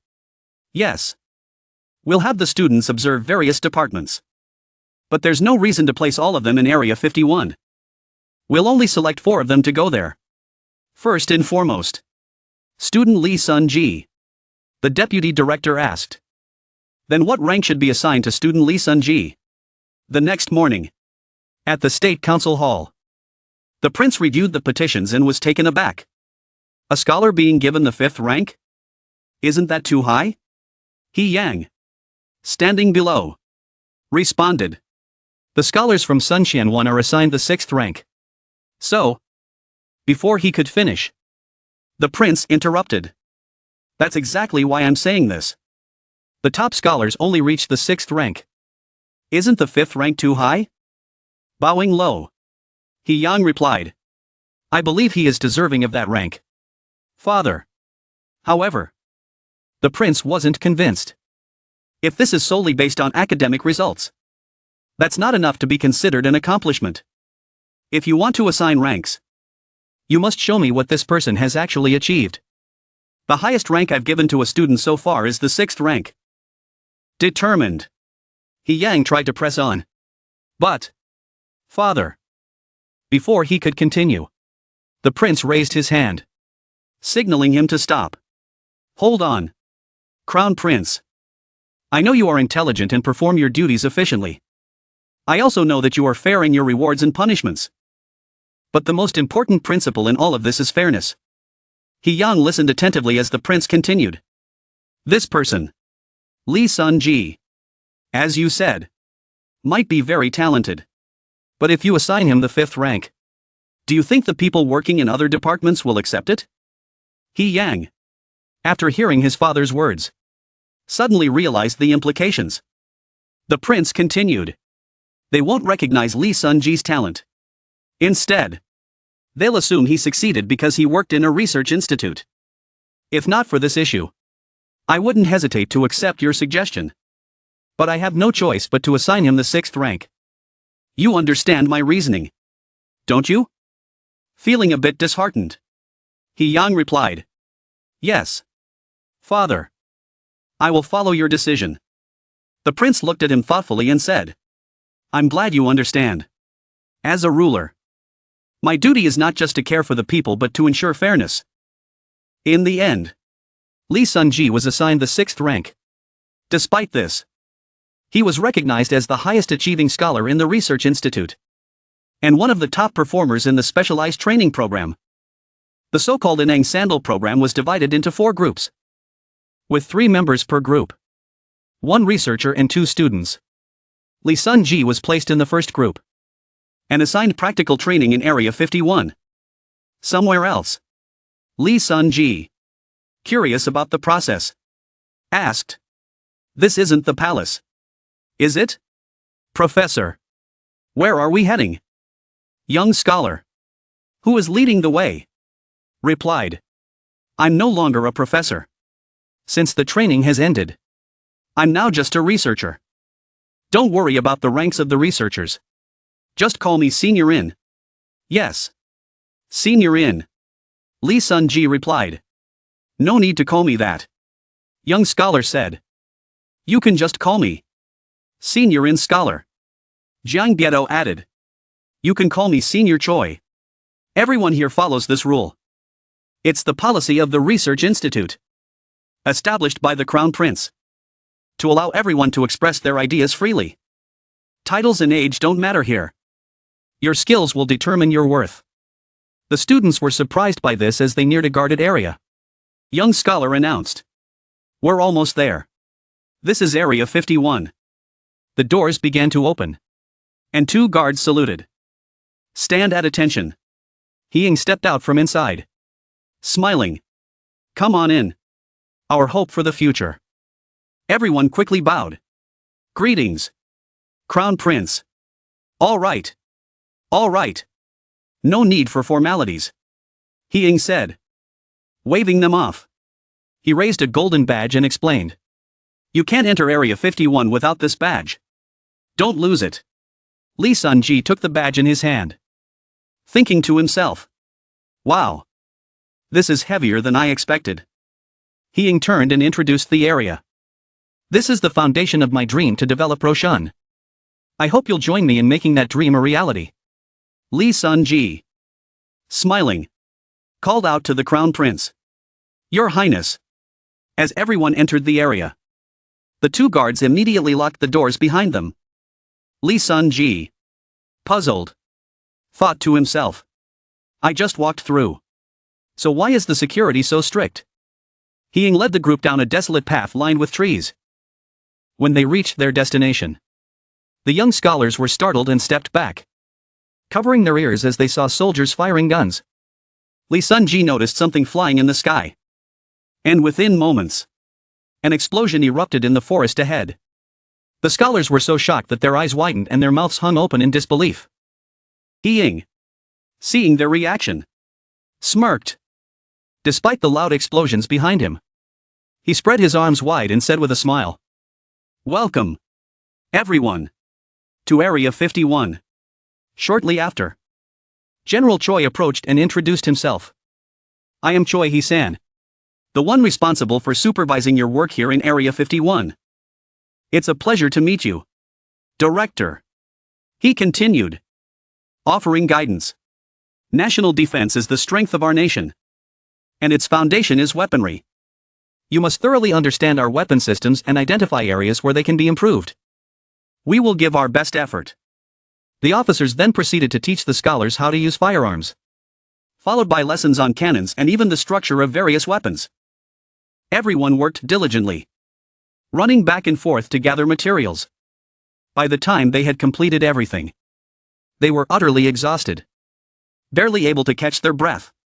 Sitting in a corner, they complained, "Oh, my goodness. It's done. The research institute was tough. But Area 51 is something else entirely. I've been here for a month, and I can count the times I've gone home on one hand. I feel like I'm going to die." Suddenly, Director Yang, looking equally worn out, threw open a window and shouted, "If you're that tired, just take a break." The scholars jumped, startled. Director Yang! Director Yang! Clearly annoyed. Frightened. "Do you want me to report you to the higher-ups? You passed the exam, which is why you're here working. Instead of sitting there complaining, why don't you get back to work?" The scholars fell silent, glancing at each other. Then director and scholar advised them, "Don't think of the work as difficult.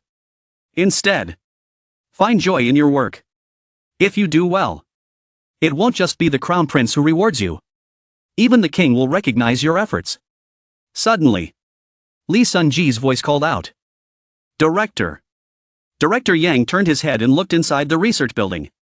"Lee Sun-ji, are you finished yet?" The scholars peeked in, marveling at him. Wow. He's always like this, working non-stop like a madman. Hey Nong-ji-yu, clearly upset, crossed his arms and muttered, "I don't like that guy at all." On another day at the Research Institute, Hey Nong-ji-yu spotted Lee Sun-ji, happily carrying a thick stack of documents. Han In-gu, with a smug expression, asked, "Where are you off to in such a hurry?" Lee Sun-ji smiled warmly. "Ah. You're heading to the lab today too? You all must be working hard." As Lee Sun-ji walked away, Hey Nong-ji-yu, along with a few others, began to mock him. "I wonder if he eats the same food as us." Someone sneered. Hey Nong-ji-yu added, "I'm sure there's something different about him. Every family's different. After all, doesn't his family have a bit of, well, something unusual?" He spoke loudly enough for Lee Sun-ji to hear. "That's why he's not like the rest of us." "That's a bit harsh, don't you think?" someone remarked. "Who knows if his blood is even as red as ours?" Hey Nong-ji-yu added with a smirk. Lee Sun-ji, now furious, clenched his fist so tightly that his hands trembled, and veins bulged on his arms. Turning slightly, he said with a cold, cutting tone, "I hope one day you'll see for yourselves." Unlike his usual friendly demeanor, Lee Sun-ji now exuded a menacing aura, driven by a fierce determination. "I need to push past my limits," he thought, silently vowing, "Just wait. I'll make sure you pay for this. Elsewhere, He Yang was in conversation with Director N. He Yang asked, "What do you mean by that?" Director N responded, "Yes. Crown Prince. Researcher Lee Sun-ji should have been officially appointed from the start. It might seem early, but I believe you should consider appointing him as an official government official sooner. He Yang, now understanding the gravity of the situation, replied. If Director N says so, then the deputy director must also agree. Director N nodded. Yes. Your Highness. He entrusted me with handling this. Indeed. Researcher Lee Sun-ji has been exceptional. Still unsure. He Yang asked. It's only been a month.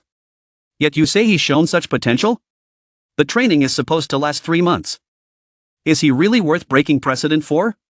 Director N bowed and answered. Yes. Your Highness. Lee Sun-ji's abilities far surpass those of the other researchers. However, because he's still in training, his work has been restricted.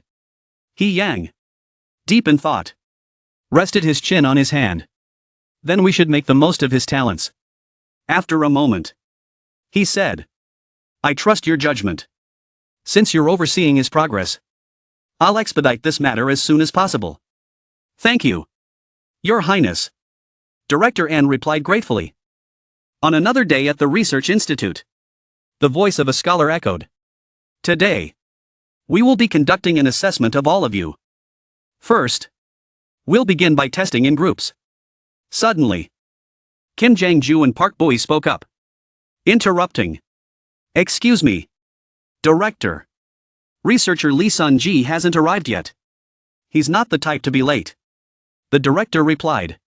Ah. Don't worry. Starting today, Researcher Lee Sun-ji will be assigned to a different task. Haenong-gu, feeling a surge of joy, thought to himself. Finally, that thorn in my side is gone. He worked, grinning to himself with smug satisfaction. Without him around, I'm the best researcher here. I'll use this opportunity to prove myself. But his moment of glee was short-lived. His face fell into a scowl as he saw someone in front of him. Lee Sun-ji was sitting in the director's chair. Lee Sun-ji, noticing Haenong-gu's reaction, asked, Why do you look so shocked? Are you thinking something over? Instead of answering, Haenong-gu fired back. Why are you sitting in the director's seat? Lee Sun-ji smiled and replied. I've been officially appointed as a full researcher. From today, my first task is to review all of your calculations. Haenong-gu, in disbelief, protested. This is ridiculous. There's no way this is happening. Lee Sun-ji stood up, snatching the report from Haenong-gu's hands, and said, If you have any concerns or want to file a complaint, feel free to report it. But the Crown Prince is quite busy. So if you're going to act, do it quickly. Without my approval, you won't be able to submit any reports. He continued. In simple terms, your report depends on my review. Sitting back down, Lee Sun-ji began looking over the report, saying, Now, let's see how my fellow scholars did with their calculations. Haenong-gu, seething with anger, couldn't do anything. Meanwhile, Lee Sun-ji pointed out the mistakes. You calculated this part wrong. Haenong-gu, defensive, retorted. That's impossible. Are you deliberately trying to nitpick at my work? Lee Sun-ji, still calm and helpful, responded. I'll show you the correct formula for this part. You do it like this and that. Then, with a bit of criticism, he added, I can't believe you made such a simple mistake. Have you ever considered reassessing your own calculation skills? Lee Sun-ji walked along, lost in thought. It had been half a year since he took the official civil service examination. Thinking about it, he couldn't help but feel a burst of joy. Wasn't it practically a transformation of body and soul? He had been spending time with merchants, helping them with calculations to pass the time.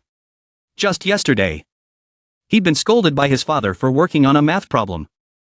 All that time had been radiant. Numbers were wonderful. Some numbers, not so much. Precise numbers or endless varieties of other numbers. Every day that passed was amazing. Kim Young-ju and Park Jae-hoon would always greet him warmly whenever they met, saying, Senior Lee Sun-ji. How's your health? He'd smile and respond. Stop teasing me. Then, whenever he met Han Young-ji and another person, he'd change his tone and chide them. Don't you know how to greet your senior? If you can't calculate, you don't know how to greet properly.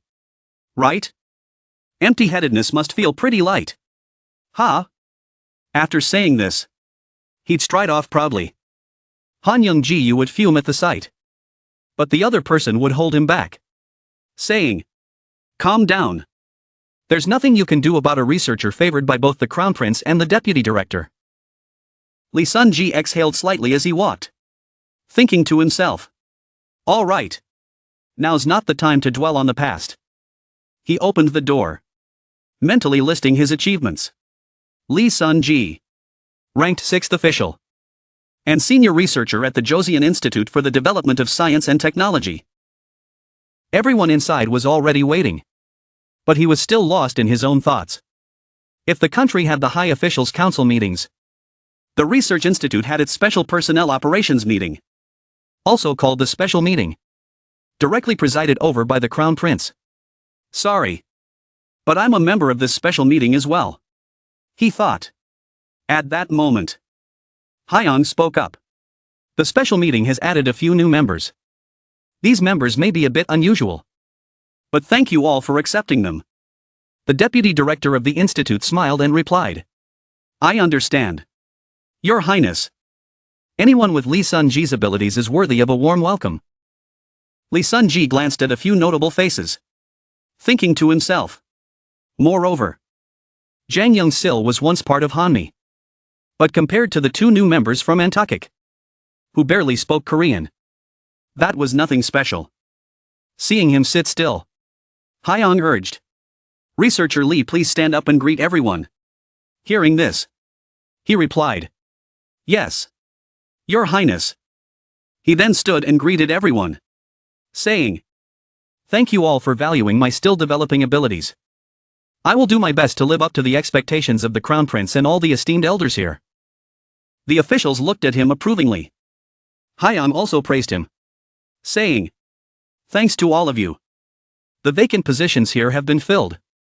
Now we can focus our key personnel on projects I have long envisioned. Specifically, developing our own calendar. Lee Sun-ji was confused by this statement. A calendar? Hyun continued. We've been working to modify the Ming calendar to suit our nation's needs, and have made some progress. Evening had fallen, but the meeting continued in the room. Father, do you remember the rescue ceremony a few years ago? Hyung asked. Yes. I remember.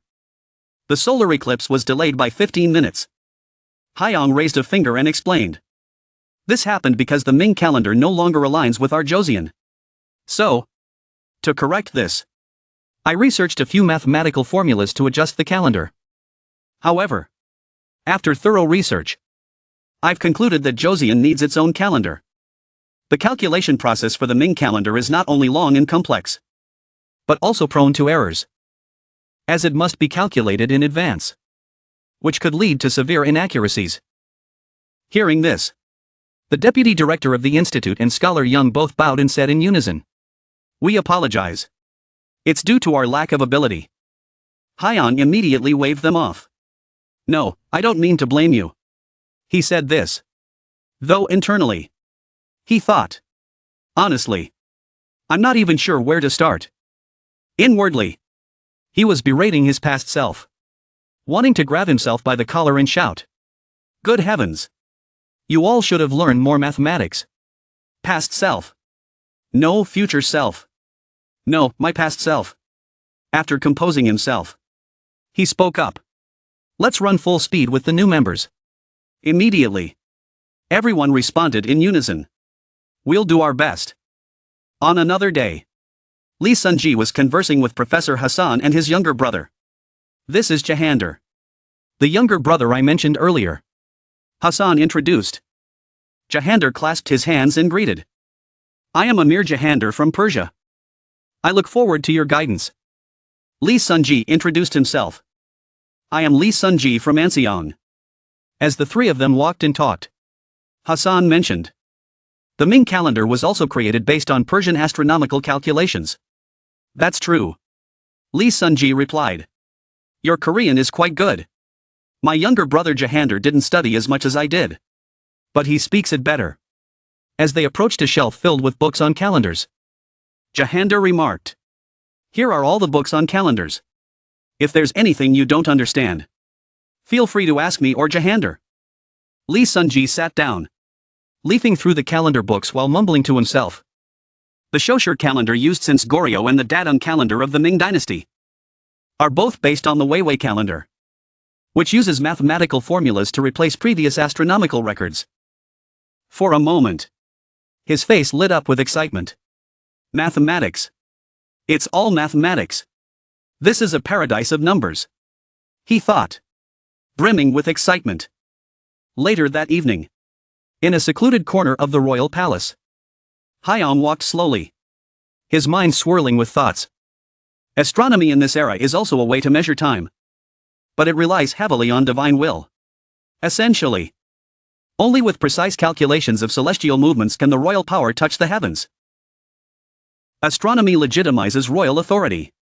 So an accurate calendar that suits all 8 provinces of Joseon is essential. Suddenly, he noticed a room still illuminated and muttered. Is someone still in there at this hour? That room must be. Lee Sun-ji was eagerly scribbling notes. Oh. They used this equation? I don't know. Let's calculate it and see. Hearing the noise behind him, he turned around, startled.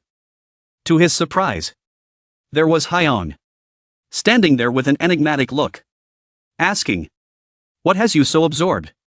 This startled him so much that he let out a yelp. He quickly bowed. Good evening, Your Highness. Hyang smiled and remarked. You're really passionate about this work. Researcher Lee Sun-ji. Hyang walked over to the table, glancing at the drawings he had made, and asked, What's got you so focused that you didn't even notice me standing behind you? Fixing his cap, Lee Sun-ji responded. Ah. Yes. Your Highness. First, I'm trying to convert previous records into mathematical expressions. The average error is calculated by comparing and recalculating the dates of the spring equinox and Duanwu festival. Hyang, resting his chin on his hand, thought to himself. As expected.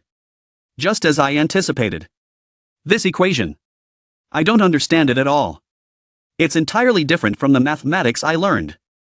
After contemplating, he asked, What do you think is the biggest issue at present?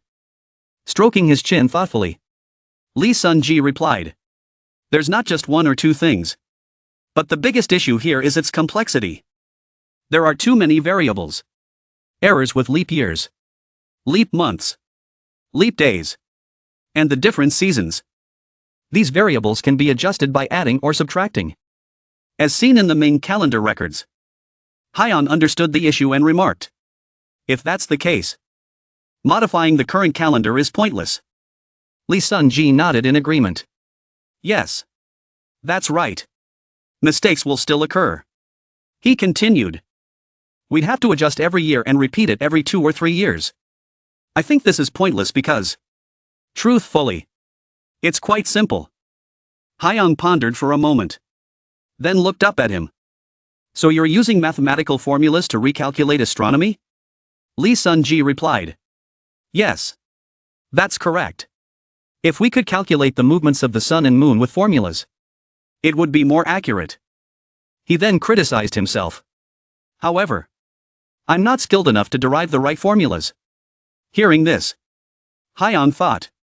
If you didn't have enough skill, you wouldn't be in the research institute. You can't calculate accurately if you don't move beyond the geocentric model.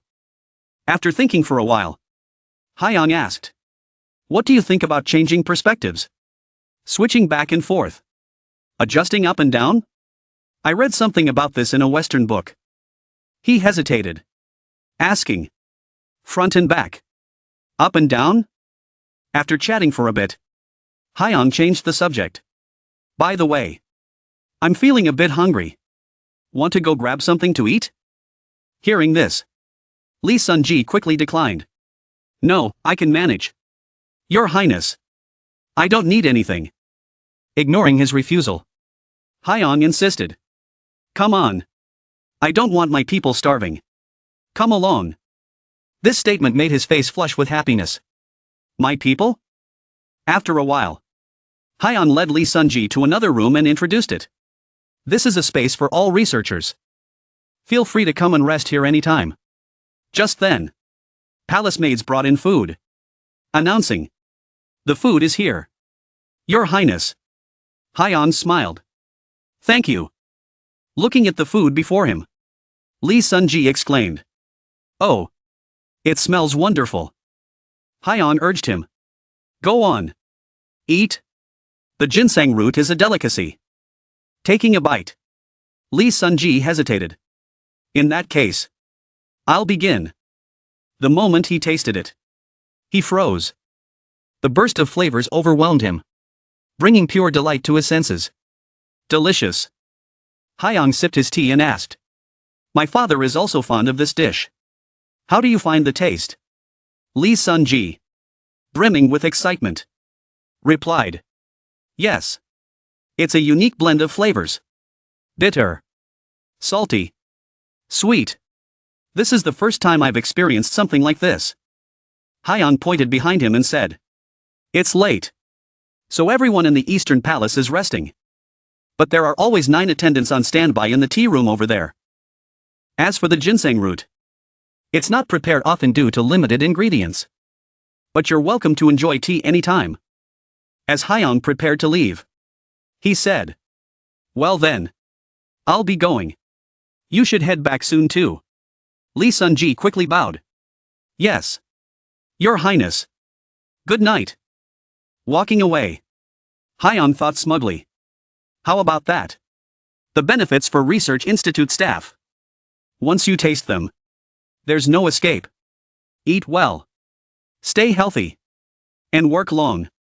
When Hyang had gone, Lee Sunji finally sank into his seat, letting out a sigh and wondering. Is this really not a dream? Propping his chin up thoughtfully, he marveled. I can't believe he takes such good care of his subordinates. No wonder the Research Institute is so effective. There must be some kind of system that allows the sun, moon, and stars to move around this earth. To some extent, I can grasp the system. But why does it still seem wrong? Origin and conversion. Back and forth. Back and forth. Lost in thought, he clutched his head in frustration, muttering. If this continues, I'm going to get dizzy. Just then, a realization struck him, and he froze. Wait. Dizzy? Rotating? He quickly left his seat, moved to his desk, and jotted down a few notes, muttering excitedly to himself. Wait a moment. What if the center of this circle isn't the Earth? As dawn began to break, Lee Sunji was still engrossed in writing and sketching, his eyes bloodshot from lack of sleep. Finally, he put down his pen, his face filled with satisfaction as he exclaimed. This is it. He leapt to his feet, knocking over his chair in the process, and raised his hands to the sky, thinking with a thrill. The center of the universe isn't the Earth. Everything is finally aligning. Morning in the Eastern Palace. Someone opened the door and walked in. While writing something, Hyung said, It would be better to do it this way. Please submit it to the Ministry of War like this. He handed the paper to Scholar Young and added. Also, I haven't seen a report from the Ministry of Law recently. It's been 7 days now. Young received the document and asked. Yes. Your Highness. Haven't you received a separate report? With a serious expression, he continued. This concerns researcher Lee Sunji. There's a strange rumor spreading everywhere. I've heard people say he's lost his mind and hasn't been working for days. Hyung was shocked. What? Meanwhile, in the Research Institute's rest area, an odd sound echoed repeatedly. Lee Sunji sat slumped over his desk, chuckling to himself non-stop. The deputy director of the institute saw him and reprimanded loudly. Why are we only hearing about something this important now? Professor Hyson explained. Of course. The rumor about him losing his mind is false. And it's also untrue that he stopped working. The deputy director sighed. If the crown prince finds out about this, he'll surely be displeased. On another day, the deputy director opened the door and saw Lee Sunji still at his desk. He called out. Look at you. Researcher Lee Sunji. Why are you staying up all night again? Seeing that Lee Sunji didn't respond, the deputy director patted his shoulder. Hey, didn't you hear me? No matter how dedicated you are to your work, you should still be mindful of those around you. Noticing him slumped over the desk, he was startled. Huh? In an instant, he panicked and called out loudly. Don't tell me. Lee Sunji. But Lee Sunji, still half asleep, mumbled. I know already. Your Highness. The deputy director breathed a sigh of relief. I just lost 10 years of my life. He's just asleep. Researcher Lee Sunji. Go home and rest. He picked up Lee Sunji's drawings, looking puzzled. What on earth has he been working on in here for days? This. What is this? Then, his eyes widened as he realized something. No way. This is. Professor Hassan walked over, his jaw dropping as he exclaimed. Oh. What is this? He praised. Oh. This is incredible. Truly. Jahander came to look and agreed. This approach is truly remarkable. Suddenly, someone poked the deputy director's shoulder and asked, What exactly are you talking about? Reflexively, he replied, This is a revolutionary formula. The person persisted. That's why I'm asking, what is it? He replied gruffly. This formula could change the entire world. Stop bothering me. Look here. But when he turned back, he saw Hyang standing there, looking rather annoyed, which made him jump. He quickly bowed. Forgive me, Your Highness. Hyang waved it off. It's fine. What are you looking at so intently? He replied. I'm reviewing researcher Lee Sunji's formulas. Your Highness. Hyang, still groggy, picked it up and glanced at it, thinking to himself. I saw this last time, too. But I still don't understand a thing. For a moment, Hyang froze. But this. I recognize this. Calculating the parallax to measure the distance between stars? Is he calculating based on observations of Venus? He may not realize it yet. But parallax is the clearest evidence of the heliocentric model. His face gradually lit up with excitement. More precise observations might be needed for exact calculations. But just the idea is thrilling. Looking at Lee Sunji, still fast asleep, he thought to himself. This is it. This is the treasure I've been searching for. Then Hyang turned to the deputy director of the institute and instructed. Have someone take Lee Sunji to a resting room. And quickly call a doctor to help him recover. The deputy director bowed and replied. Yes, Your Highness. Hyang continued. And keep this a secret from the king until he completes this work. They all responded in unison. Understood, Your Highness. Someone then gazed up at the sky, wondering to themselves. It's not the sky, but the earth that's moving? Looking down at their own feet, they pondered. But if that's true, how can humans remain stationary? The deputy director of the institute was lost in thought. Could this hypothesis really make sense? No, I've seen the formulas myself. Haven't I? There's nothing wrong with those calculations. They're flawless. So, could it be that everything we've known until now is wrong? Just as he was deep in contemplation, he looked up to find Hyang standing in front of him, saying, Deputy Director, you seem troubled. He hesitated before replying. Ah. Crown Prince. Hyang offered a suggestion. Take a walk with me for a bit. When the mind is tangled, walking is the best way to clear it. As they strolled, with the deputy director following behind, he commented. This situation reminds me of when we discussed revising the calendar not long ago. Hyang smiled. Ah. Yes. Back then, we debated whether it was the sun or the earth that moved. The deputy director nodded. Yes. That's right. At that time, I thought your highness's ideas were quite absurd. Then, suddenly, he blurted out. What does this mean? Hyang glanced at the design on the table. Explaining. This is the modified design of the Hantieni. Adjusted in some details. I'll entrust its construction to researcher Jang Yun-sil. The deputy director objected. This isn't right. The center should be the sun, not the earth. Hyang was startled by his words. Deputy director. Why are you? The deputy director insisted. The sun and moon revolve around the earth. Where we stand. The ancient sages taught us so. Hyang paused. Bewildered. Oh no, I forgot about this. How am I supposed to explain the heliocentric theory to them? I read about it in textbooks. But I can't remember the details. Yet another consequence of not studying. Professor Hassan chimed in. In my homeland, there were also those who made such claims. But the Inquisition killed them all. Thank God that Joseon does not have such an Inquisition. Frankly, I believe it too. I believe this earth is moving. Hyang outwardly smiled. Though inwardly he thought. Thank you, Hassan. But unfortunately, that doesn't help much. Then he added, addressing the deputy director. This hypothesis is based on observations made through a telescope by a man named Copernicus in the West. Catching on. The deputy director replied skeptically. So you're saying the sages of the West were right? And the sages of China were wrong? I'll need more concrete evidence for that. Right now. Your Highness doesn't seem very convincing. Hyang, a bit pouty, made a decision. I understand.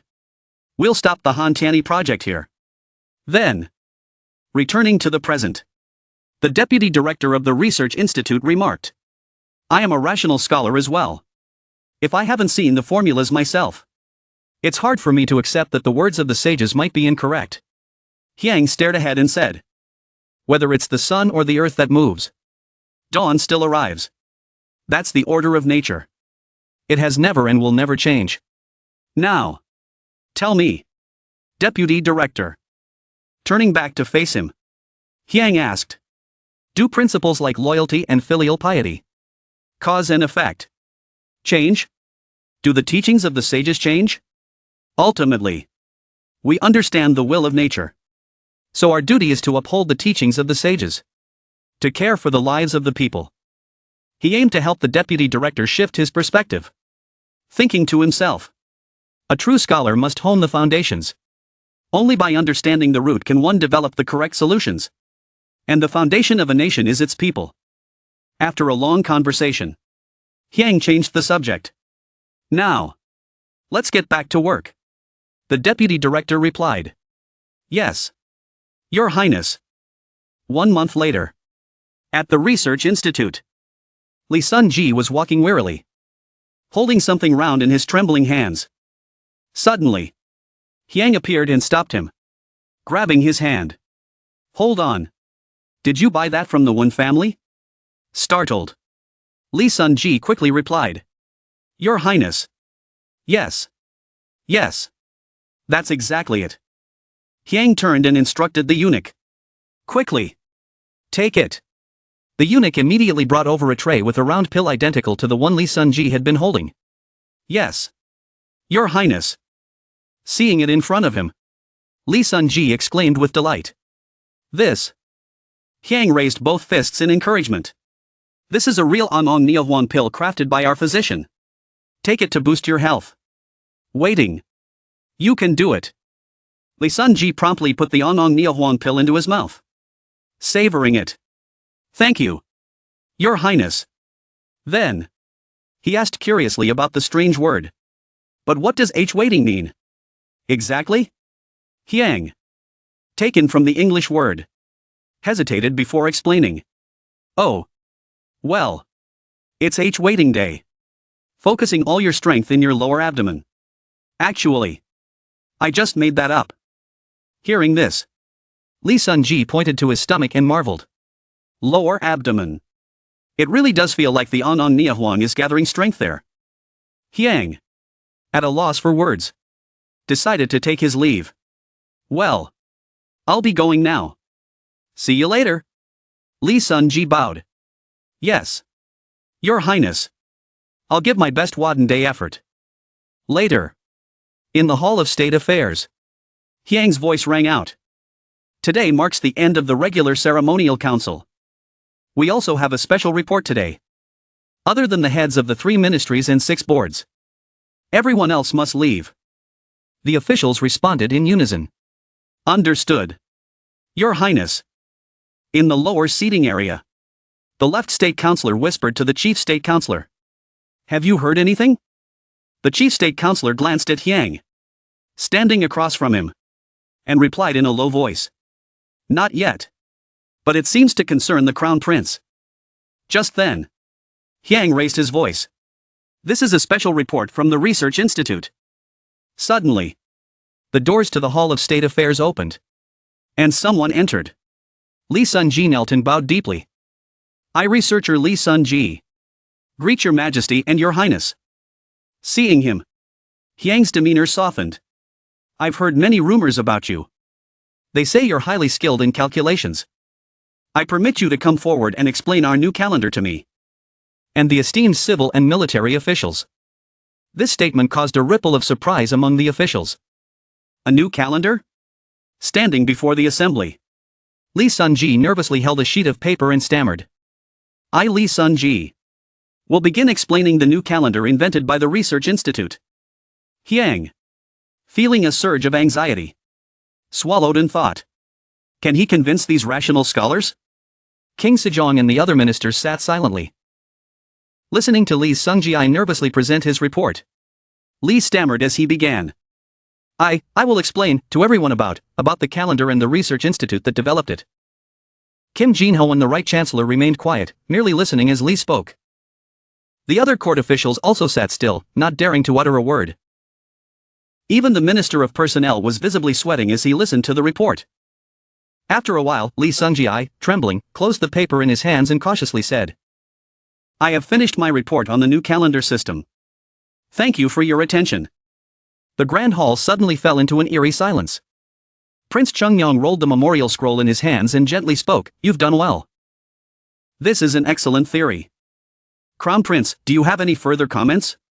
Kim Jin-ho bowed and replied.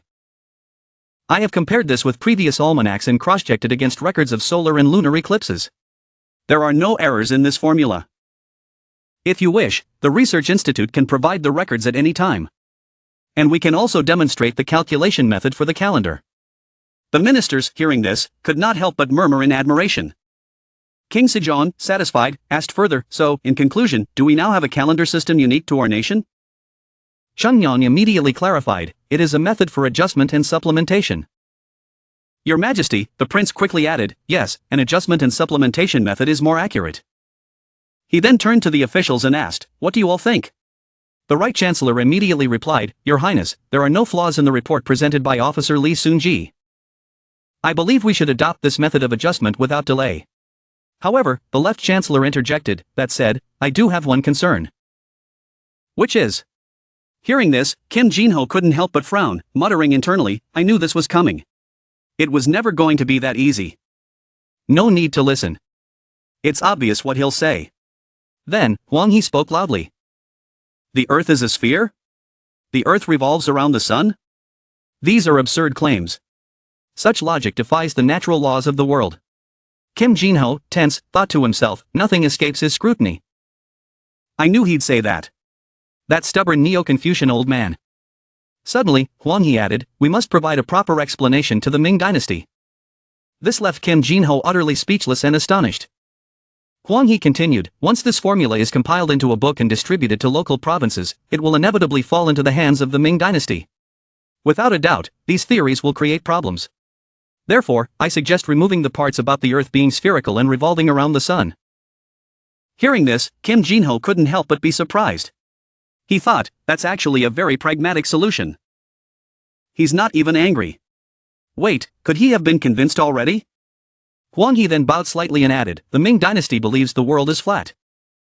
With China as its center, if they discover this theory, they will certainly claim our nation is in the wrong and impose unreasonable demands upon us. His face grew solemn, and it became evident that even Huang He himself understood. He knew the world was not flat. Recalling the Ming Emperor. He also realized that, although he was the prime minister, he could not openly oppose such beliefs. He muttered to himself, the sun stationary. The earth moving. What a novel idea. Huang He pondered deeply. If that's the case, what is the true nature of the sun? What is the nature of the earth? Most importantly, if the earth is not the center of the heavens and the earth, then, glancing back at Kim Jinho and Lee Soon-ji, he couldn't help but admire them. These young men proved their theory through calendar adjustments. Remarkable. His thoughts turned to the teachings of Confucius, and he affirmed inwardly. Yes, Confucius said. Learn without weariness, regardless of age, status, or stature. With that, Huang He's face reddened in excitement. If that's so, then we can call this the heliocentric theory. Confirming that the earth moves, truly. This has reignited my passion for learning. I must delve deeper into this matter. King Sejong clicked his tongue softly and spoke. Avoiding misfortune is always wise, but removing those arguments would make the theory less convincing. Is there another way? Huang He suggested, in that case, how about framing it as the fundamental laws of nature? However, to declare it as such, we'll need more compelling evidence. The current arguments presented by the Research Institute are still insufficient. Upon hearing this, Prince Chungnyeong replied, I see. Crown Prince, you know what needs to be done. Kim Jinho bowed and responded, Yes, Your Highness. We will work to provide stronger evidence. Satisfied, Huang He nodded and said, You understand me well. He then turned to the court officials and asked, So, what do you all propose? Li Jik stepped forward and said, I will strive to develop these theories based on the principles of nature while adhering to the four virtues. Chungnyeong then addressed everyone, I trust that all of you know your responsibilities. Prepare thoroughly, especially you, Clerk of Rights. Your role in diplomacy is critical. Startled, the Clerk of Rights quickly replied, Yes, Your Highness. King Sejong then declared. Very well, let us conclude for today. The ministers slowly left the inner hall, murmuring among themselves. Another arduous path ahead, convincing the Prime Minister. As the Clerk of Rights walked away, grumbling to himself. Why does the Crown Prince insist on such pointless matters? A sudden voice startled him. Clerk of Rights, did you just say my efforts are pointless? Realizing it was the Left Chancellor. He exhaled in relief and hastily explained, I meant to say that it's all because of the scholars in the academy. This is indeed futile. The more he spoke, the more Huang He frowned in displeasure. So far, our calendar has never been entirely accurate, has it?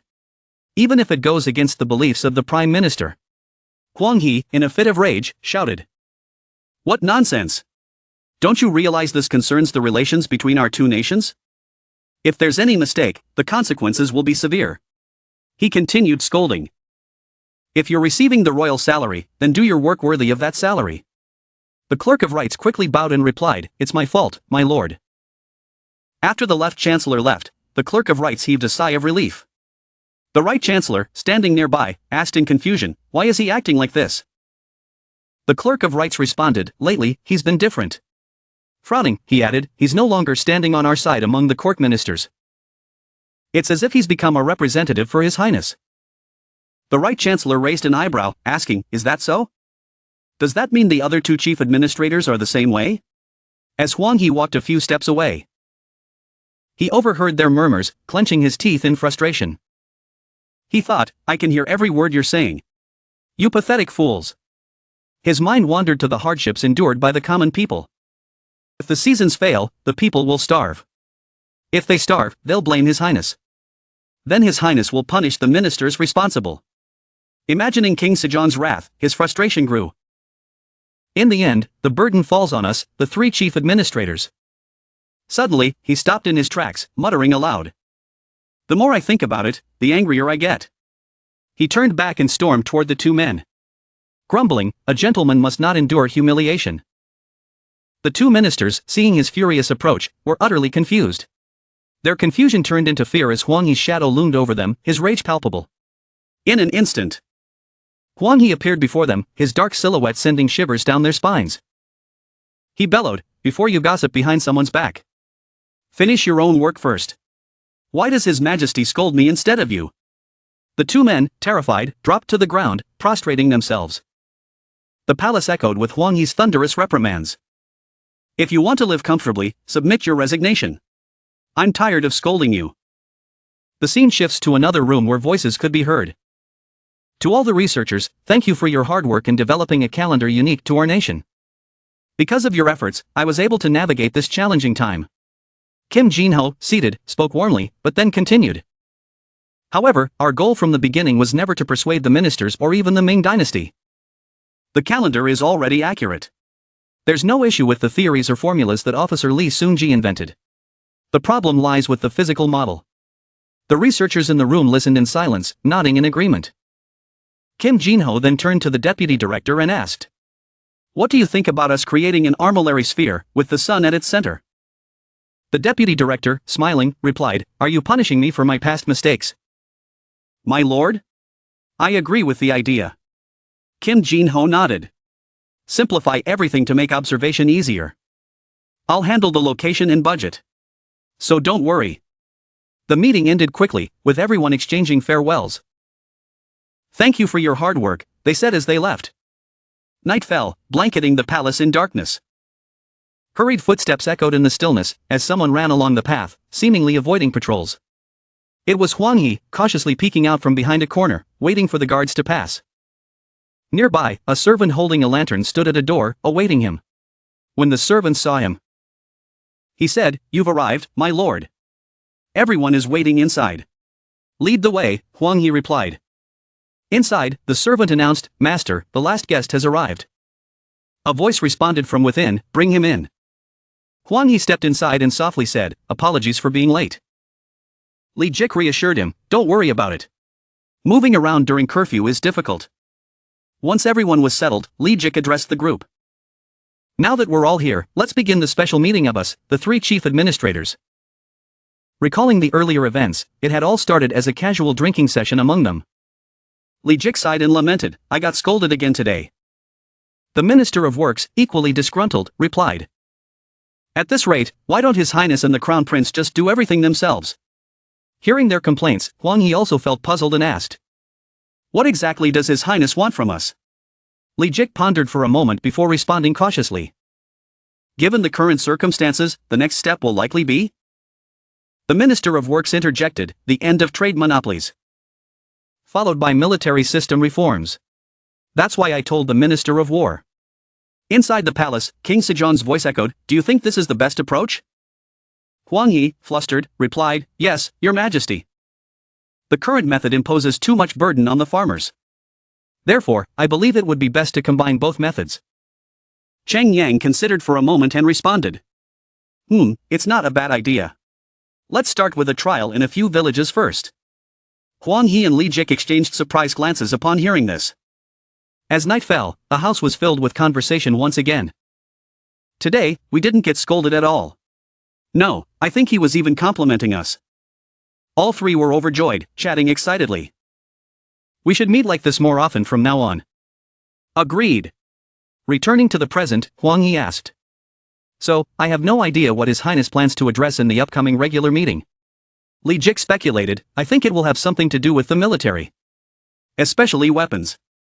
Stroking his beard thoughtfully, Huang Yi added, "I think so too. We should visit Site 51. The audit there has concluded. And its security will be extremely tight." The Minister of Works offered a suggestion. "What if we tie this to the work of the Ministry of War? After all, Toa-san also holds the position of Deputy Minister of War." Understanding the suggestion, Huang Yi nodded. "Ah, that's a good idea. I'll find an excuse to issue orders to the War Department's counselor." Under the cover of night, the three continued their lively discussion. "All right, let's do that. Once you issue the order, I'll work on executing it immediately." The scene transitions to the next morning. At the city gate, heavily guarded as usual, someone appeared to have been waiting there since dawn. Meanwhile, inside the capital, Kim Jin-ho turned his head in confusion. Why so sudden, he wondered, thinking of Huang Yi and the others. He asked, "The Deputy Minister of War and Toa-san are coming here together?" Kim Jin-ho turned to Choi Hee-sin and asked, "So the Deputy Minister of War has arrived? Haven't you heard any news from the Ministry of War?" Bowing his head, Choi Hee-sin replied, "No, Your Highness. They came without prior notice." Kim Jinho gave his instructions. I will greet them first. You focus on maintaining military secrecy. Choi Hee-sin bowed again. Yes, Crown Prince. With that, Kim Jinho happily ran off, thinking. Perfect, I'll use this opportunity to reform the military system in the local garrisons. When he reached the two visitors, he enthusiastically greeted them. Master Toa-song, Deputy Minister of War, please come inside. Huang He bowed deeply. Greetings, Your Highness. I didn't expect you to personally meet us here. Kim Jinho smiled and said. I came because I knew you were arriving. At that moment, Huang He presented an item. Saying, the reason I've come is because of this decree. Receiving the decree, Kim Jinho unrolled it and thought, this isn't from my father. It's something initiated by the Ministry of War. Excellent. After reading it, he asked. Oh, so you're proposing to distribute firearms to the local garrisons? Turning to Huang He, he offered his suggestion. Planning ahead isn't difficult. But I think it would be better for you to witness the manufacturing process firsthand. Last time, you only saw the drills. This time, I'll personally guide you through it. This left Huang He momentarily flustered, but he bowed and said. Thank you, Crown Prince. Kim Jinho thought to himself. If I show him the process directly, he'll see just how many skilled craftsmen work at Site 51. The Crown Prince is the heart of His Majesty. If he spent so much time with His Majesty, he'll surely understand my intentions. With that, Kim Jinho cheerfully led them to the forge, introducing them to the weapon manufacturing facilities. Before long, they arrived at the firearms assembly area.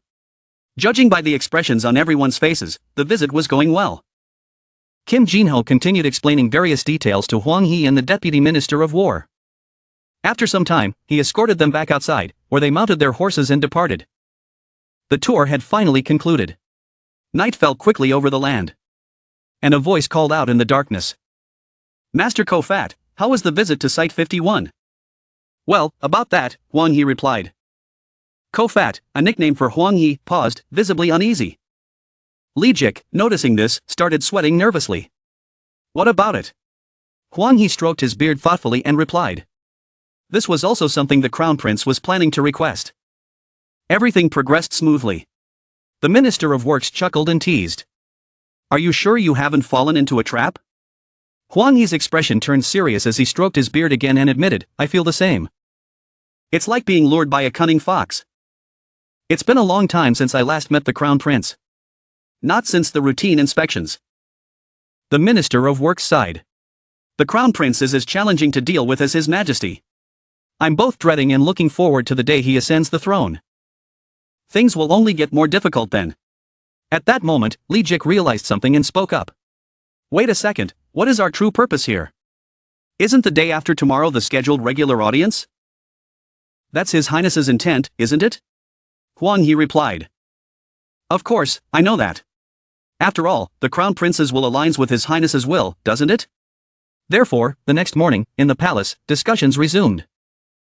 We will now move on to the matter of reforms, someone announced. King Sejong, seated on the throne, commanded, particularly regarding the military system. This department has been stagnating for too long, and I'm very disappointed. Ministers, share your opinions on this matter. Huang He stepped forward and respectfully reported. Your Majesty, I, Left Chancellor and Deputy Minister of War, Huang He, have a few words to say. The king nodded. Go ahead. With confidence, Huang He proposed. It would be highly impractical to completely overhaul the entire weapon system at this time. I believe it would be better to establish small-scale firearm units in local garrisons, while prioritizing the training of exceptional commanders. Prince Chungnyeong interjected. Not at the central level, but the local level?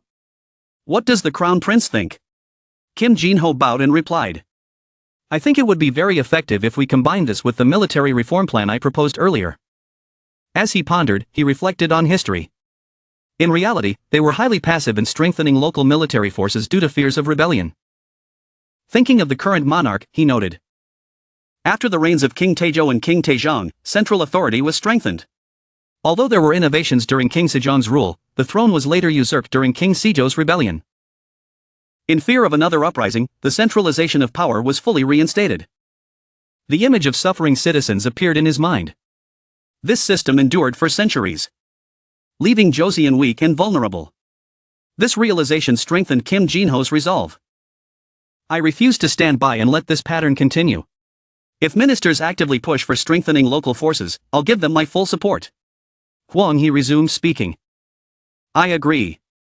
According to the recent military reform plan, the roles of civilian and military officials will be separated. First, we need to standardize the legal framework to delegate power effectively and promote the general economy, he continued suggesting. Additionally, firearm training units should be deployed along the northern borders, the eastern coast, and the southern coastline. If command authority is retained at the central level rather than the local level, it can rotate periodically to prevent the concentration of power, he concluded his presentation. This would mitigate potential risks. Both King Sejong and Kim Jin-ho exclaimed in unison. Oh, turning back to supplement his point, Huang He added, when forming these units, the number of soldiers and firearms must be calculated carefully. Deputy Minister, present your report to His Highness. The Deputy Minister stepped forward, offering a document. Here is the report, Your Highness. Chungnyeon opened the report and examined it. If this is the case, the biggest issue remains the supply of iron, the primary material for manufacturing firearms. King Sejong inquired, what is the current state of iron supply and demand? At this, Toasong stepped forward and reported, Your Majesty, I, Deputy Minister of Public Works, seek permission to address this. Recently, I mobilized farmers to work in the nearby iron mines, thinking of the miners, he continued. Of course, I've also provided them with farming tools and household goods as tribute to help retain their services. Chungnyeon then instructed, ensure that efficiency is maintained, consider additional methods to secure a stable supply of high-quality iron. The ministers responded in unison, yes, Your Highness.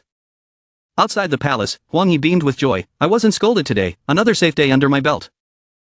The Minister of Works, equally delighted, added, I'll never forget the surprised expressions on His Majesty and the Crown Prince's faces earlier today. The three ministers, all wearing tired expressions, sat together, discussing their next steps. First, we need to recruit the Deputy Minister of Public Works into this group, one of them suggested. Li Jik nodded in agreement. That's right, he's close to the Crown Prince, so his involvement will be beneficial to us. Meanwhile, King Sejong and Kim Jin-ho were strolling together, deep in conversation. Actually, the king remarked, a few days ago, Master Toasong visited Site 51, I didn't expect him to share the same perspective as you. Hearing this, Kim Jin-ho responded, to be honest. Even I was surprised, I suppose, over time, they've come to understand. King Sejong nodded thoughtfully, I must admit, even today, I was a bit taken aback, it seems they've finally reached a breakthrough. Suddenly, Chungnyeon smiled slyly, at that moment. Both he and the Crown Prince felt a surge of determination, this is going to get interesting. King Sejong remarked, his eyes alight with anticipation, Kim Jin-ho, equally enthused, replied, I think so too, father, we've been moving a little too slowly until now. It's time to pick up the pace. Back in the minister's quarters, the three of them couldn't help but shiver, why do I suddenly feel a chill, one of them asked nervously, I feel it too. Huang He admitted, same here, Li Jik added, let's go inside and get some rest. The phrase scholars, farmers, artisans, and merchants are the foundation of the nation has been passed down for hundreds of years, originating beyond the Tumun River, it eventually reached the Korean peninsula and became a phrase that established a strict hierarchy of occupations. Scholars held the highest rank, followed by farmers, artisans, and merchants, who were regarded as the lowest of the low. Under the scorching sun, a commoner stood holding his belongings in both hands.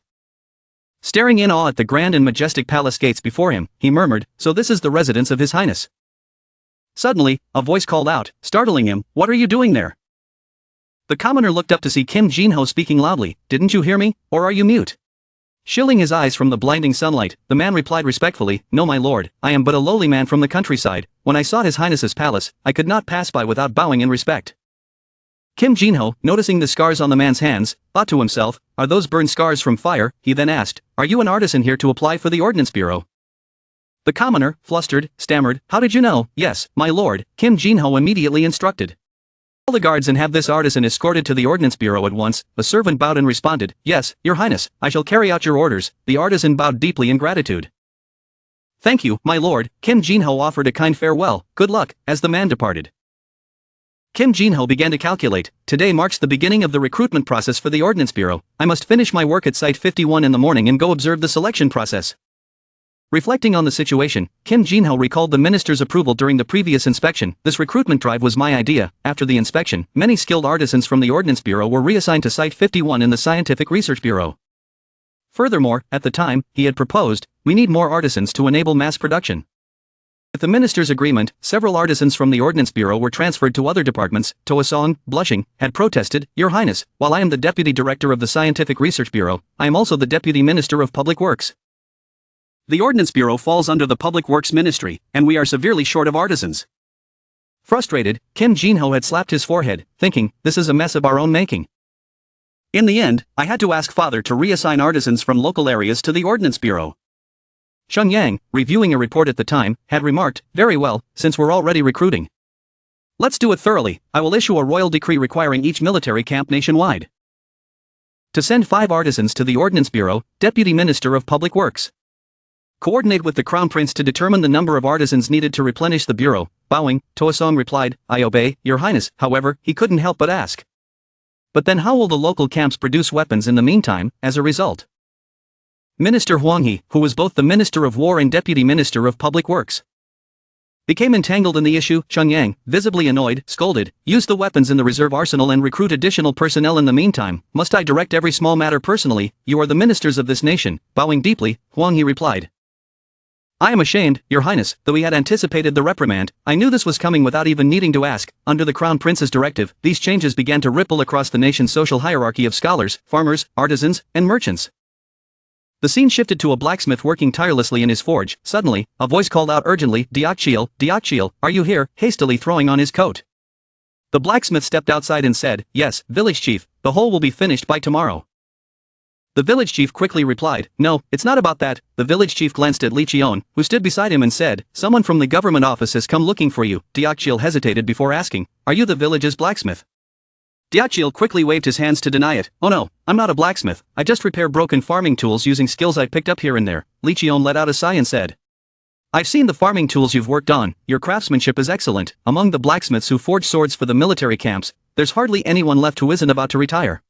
He then began offering Diakchiel special incentives. First, if you work at the military camp for 3 months, I'll grant you a year of tax exemption. Not only that, but you'll also have the chance to inherit the craft of sword making. Hearing this, the blacksmith's face lit up with joy, and he exclaimed, That's amazing. As benefits for artisans improved, the number of skilled craftsmen gradually increased, unbeknownst to Yang.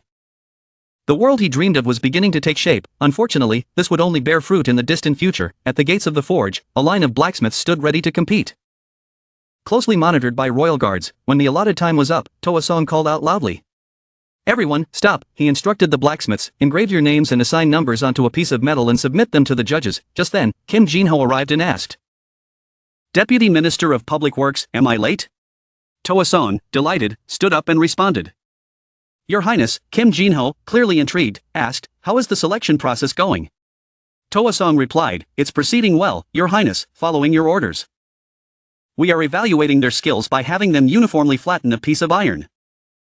This allows us to objectively assess their craftsmanship, so even those who fail will find it fair. Satisfied, Kim Jin-ho commented, They're all experienced artisans from local military camps, so their skill levels shouldn't differ significantly. This is indeed an objective method. A loud voice called out from nearby, The next group of artisans, prepare yourselves. The blacksmith who had been at the palace gates earlier recognized Kim Jin-ho and gasped, That young scholar, wasn't he the one from this morning? Meanwhile, Kim Jin-ho continued discussing with Toa-song, Those who aren't selected for the Ordnance Bureau will be reassigned to Site 51, so, remove those who lack potential and select only half of the best candidates for the Ordnance Bureau. He then shared his thoughts, and as I see it, His Highness won't stop at recruiting artisans for just the Ordnance Bureau. Toa-song was stunned as Kim Jin-ho elaborated, According to the reform plan, the number of artisans at the Ordnance Bureau will increase to a maximum of 300 per year, and the total number of artisans under the government will rise to 600. The blacksmith, now in line, asked a judge, Sir, who is that young scholar? The judge chuckled and replied, Oh, that's the Crown Prince. If you're recruited into the Ordnance Bureau, you'll see him often. He's a good man, always kind to humble artisans like us. Hearing this, the blacksmith froze and gasped, What?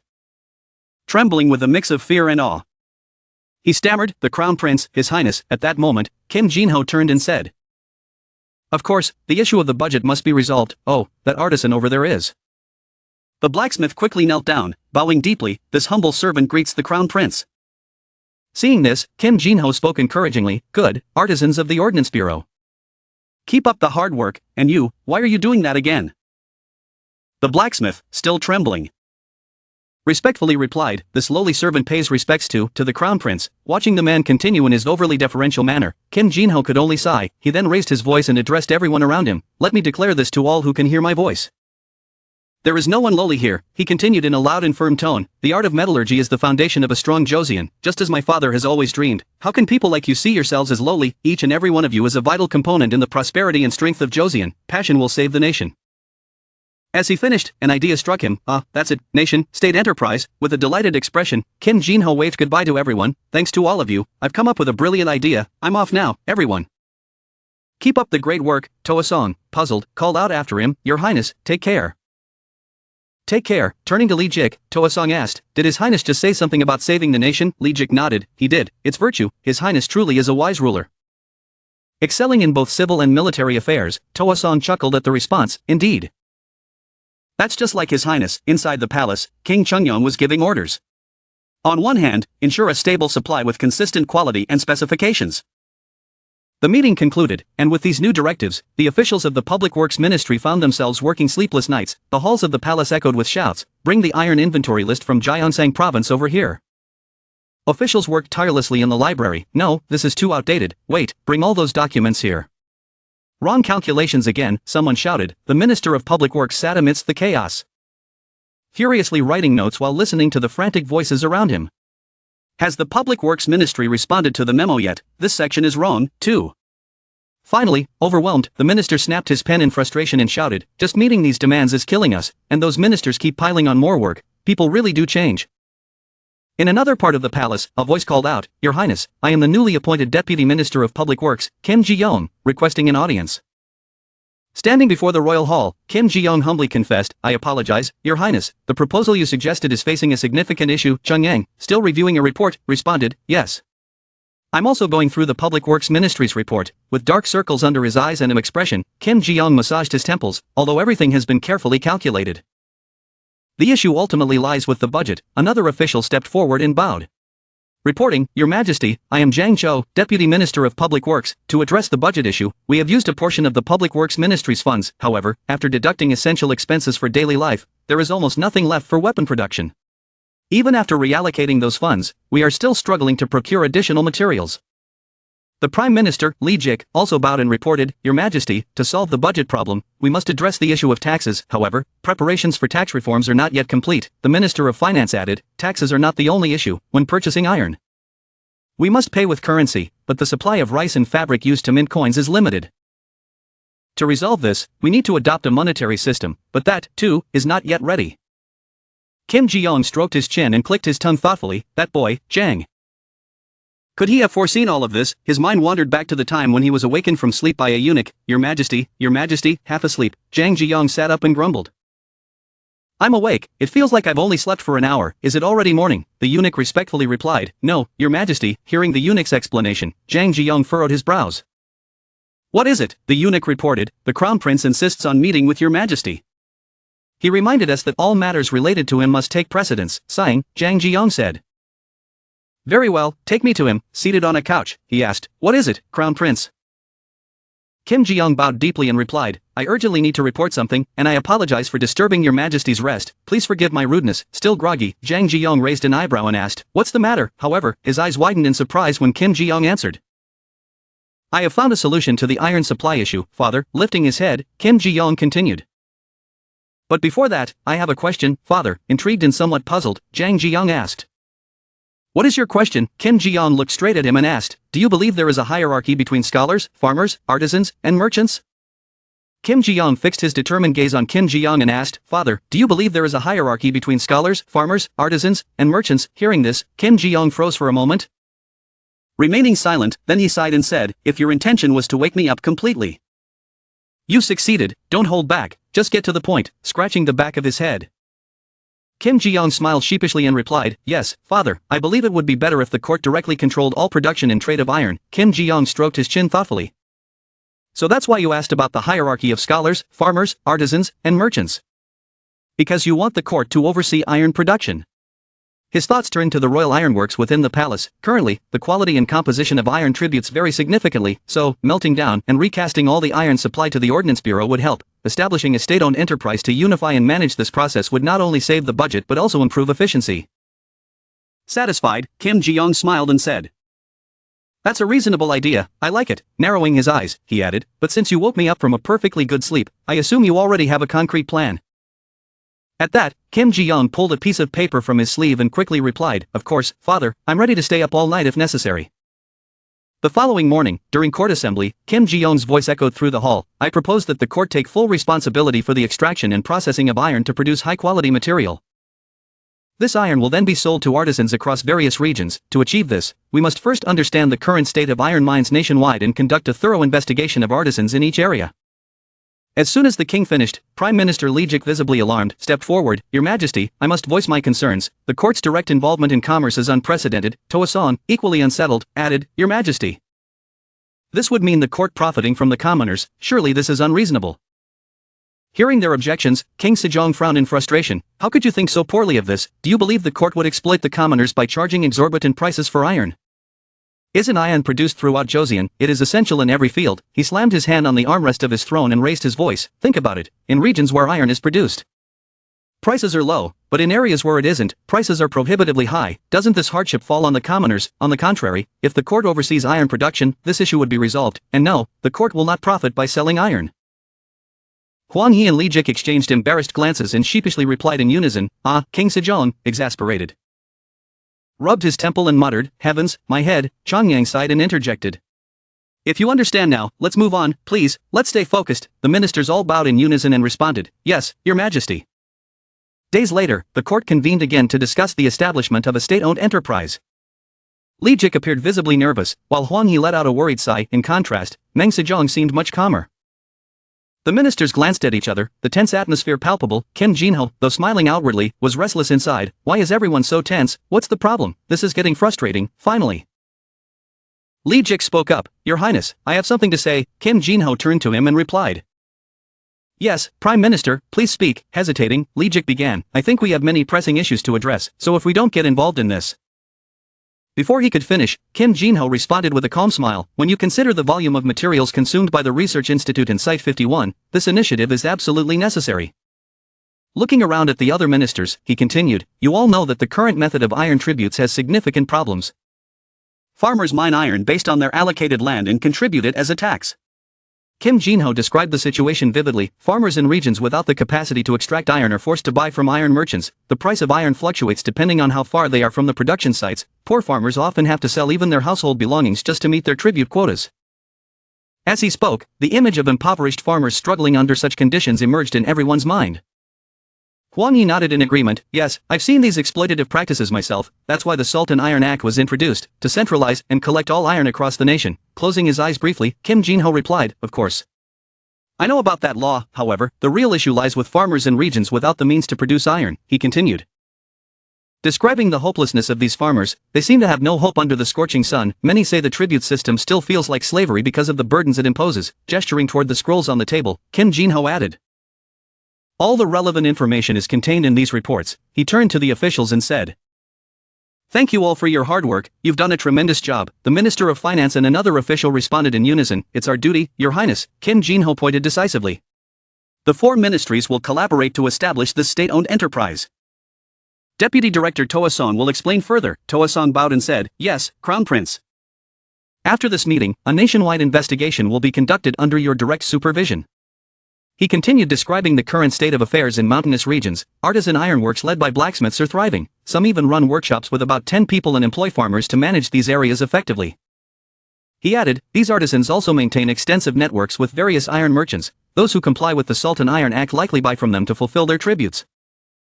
"Huang," he remarked, "so the commoners following the Salt and Iron Act are essentially fueling these merchants' wealth." Toasong nodded, "Exactly, the tribute system sustains their businesses." Then he asked Kim Jinho, if the iron mines were under state ownership, wouldn't that prevent these merchants from driving up prices? Kim Jinho replied confidently, "The court will take over the supply of iron from these merchants." Lijik, shocked, asked, "Is that even possible, Your Highness?" "Huang," he added skeptically, "you're not planning to grant these merchants official positions in the court, are you?" Kim Jinho quickly waved his hand. "Of course not, I don't have that authority, though. On second thought, having one of them as an official might not be a bad idea. However, such a sensitive matter should be discussed later with His Majesty and the senior ministers." He sighed inwardly. If I were to appoint them as officials, would I face backlash? These scruffy-looking men don't seem like much, but they remember every word I say, Toa-sung interjected, since we can't appoint them as officials. We should find another way to honor them. Surprised, Hwang, he asked, do you have a plan for that? Toa-sung smiled, yes, and it's a brilliant one. Kim Jin-ho pointed again and declared, that's exactly what we'll do, we'll invite artisans to a competition and award one of them the title of National Artisan. Smiling to himself, he thought, the name of the competition will be Show Me the Iron, and its slogan, Forging Iron, Finding Talent Across the Nation. His eyes sparkled with enthusiasm as he continued, the Ordnance Bureau and Public Works Ministry will judge the contestants' work, and I'll personally oversee the firearms segment. Everyone around him froze, their faces blank, so this is what he had in mind all along. They thought, excited. Kim Jin-ho turned and announced, let's get started. As he walked off to prepare, Lee Jik watched him leave from the window and remarked, the other day, the deputy director came to see me, he said he felt like the crown prince was haunting him, now I understand what he meant. Still somewhat worried, he added, I just hope everything turns out okay. Hwang, he appeared much more optimistic, don't worry, he said, I've already heard from the Deputy Director of Public Works, this must have been discussed with His Majesty beforehand, isn't this a good thing for us, we've been burdened with far too much work already, Lee Jik laughed loudly, now that I think about it, you're right, internally, he mused, Crown Prince, please handle more of this work for us. Kim Jin-ho's voice echoed through the palace, the first criterion for selection is the quality of the iron ingots. He presented his plan to the ministers, we'll begin by focusing on large-scale iron production facilities, don't bother with small operations that only produce iron for tribute. Next, we'll review the entire list of tribute items, everyone agreed in unison. Yes, Your Highness, Toa-sung added, after that, we'll ask the Ministry of Finance to provide a detailed list of tributes from recent years, Kim Jin-ho nodded approvingly, as expected. You're quick to act. Outside, the gentle sunlight spread across the palace grounds, while inside. Voices resonated, Deputy Director, yes, Crown Prince, Kim Jin-ho peeked into the room. Has the Ministry of Finance arrived yet? Toa-sung, flustered, replied, Your Highness, it hasn't even been an hour since I sent the request to the ministry, the door shut, and Kim Jin-ho's figure disappeared with a dismissive, I see. Moments later, the door opened again, it was still Kim Jin-ho.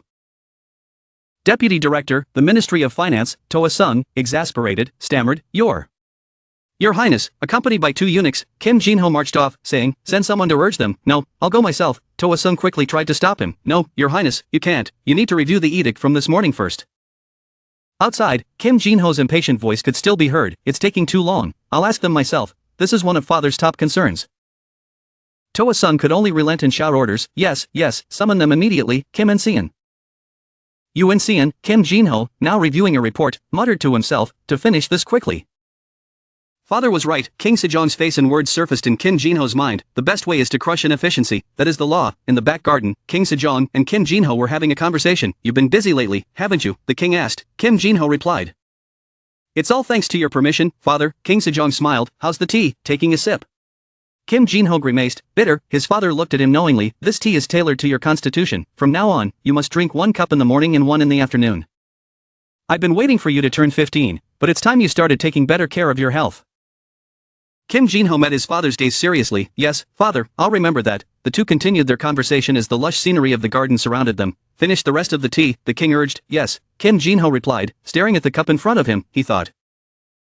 Today is an important day, father's tea of love. With a determined expression, he downed the entire cup in one go, placing the empty cup back on the servant's tray. His face bore the look of someone who had resigned himself to fate. Kim Jin-ho adjusted his hat. It had been almost a month since he first proposed his idea, after undergoing thorough evaluation by trusted ministers. The results were finally in. He was filled with excitement. The top 3 candidates for the title of National Artisan had been chosen. The first was a middle-aged man, Deok-soo, from Jeonju. Next was a larger, stockier man, Baek-di, from Chungcheong. Finally, there was a robust and athletic-looking individual, Man-jioke, from Hapcheon. The signage for the competition was already complete, boldly displaying the words, vote for your favorite artisan. A new day began in the palace. King Sejong looked at Kim Jin-ho and asked, Crown Prince, it's been over a month since you proposed the establishment of the state enterprise, is everything progressing smoothly? Kim Jin-ho nodded confidently, yes, father, I am focusing on selecting artisans to oversee the iron forging process. Intrigued, the king asked, artisan selection, what's the next step? Kim Jin-ho replied, I am summoning them to Hanseong and planning to hold a competition. Hwang Hee stepped forward and bowed, Your Majesty, I am Hwang Hee, Second Minister of Personnel. I have some concerns to raise, given the large number of artisans, is this truly feasible? King Sejong nodded, a valid question, Crown Prince, explain your reasoning, Kim Jin-ho, unfazed. began to explain the entire selection process. Yes, father, in reality, the number of artisans participating in this competition is not large. We prioritize selecting artisans from regions that have consistently produced iron ingots for years, not those who have only recently begun production. He continued, the process was conducted meticulously. I enlisted skilled ministers and experienced artisans with a keen eye to directly inspect the candidates. The results revealed that only a small number of blacksmiths were directly involved in producing iron ingots. Kim Jin-ho elaborated further, moreover, their methods of passing down their craft are highly specialized. These techniques are often family secrets, passed down through generations. In some cases, artisans had to relocate due to shortages in other regions. As ordered by local officials, he concluded, therefore, I assess their skill based on the quality of the iron ingots, their influence, and their reputation within their communities. Ultimately, only 3 candidates were summoned to Hanseong. King Sejong, impressed, remarked, whose son are you to handle everything so neatly? Excellent work. So, where will you hold the competition? Kim Jin-ho, brimming with excitement, replied, Father, we plan to hold it at Site 51. King Sejong raised an eyebrow, Site 51, but isn't security there extremely strict? You're planning to hold a competition in a place even the king isn't allowed to enter. Scratching his head, Kim Jin-ho explained, yes, father, I've made some adjustments to the security protocols. Previously, entry was cumbersome and wasted too many guards. So I've restructured the system into 3 security levels, with corresponding zones. He added, for areas with lower security levels, identification cards are used. And appointments must be made at least 2 days in advance. The security levels are color-coded. The artisan competition will be held in the lowest security zone, King Sejong encouraged him. It seems like this was your last resort, but make sure you give it your all. Kim Jin-ho replied earnestly, yes, father, I will prepare thoroughly. Later, outside the palace. Kim Jin-ho's surprised voice rang out, what did you just say? Appearing flustered, he asked. The artisans refused to forge iron in the same place. Why? Jang Yeon-sil, equally uneasy. Explained, the extraction process is a closely guarded secret. They claim they cannot allow their competitors to witness it. Choi Hae-sun frowned, this is a matter of national importance. Can't we just compel them to comply? Jang Yeon-sil sighed, because of their grueling work. Their personalities can be somewhat rough, they have their own pride and would rather face execution than be forced into something. Crossing his arms, Kim Jin-ho agreed, exactly. Furthermore, one of them is slated to become the first artisan recruiter for our state enterprise. We need to leave them with a good impression from the start. The challenge is to gain the cooperation of all 3.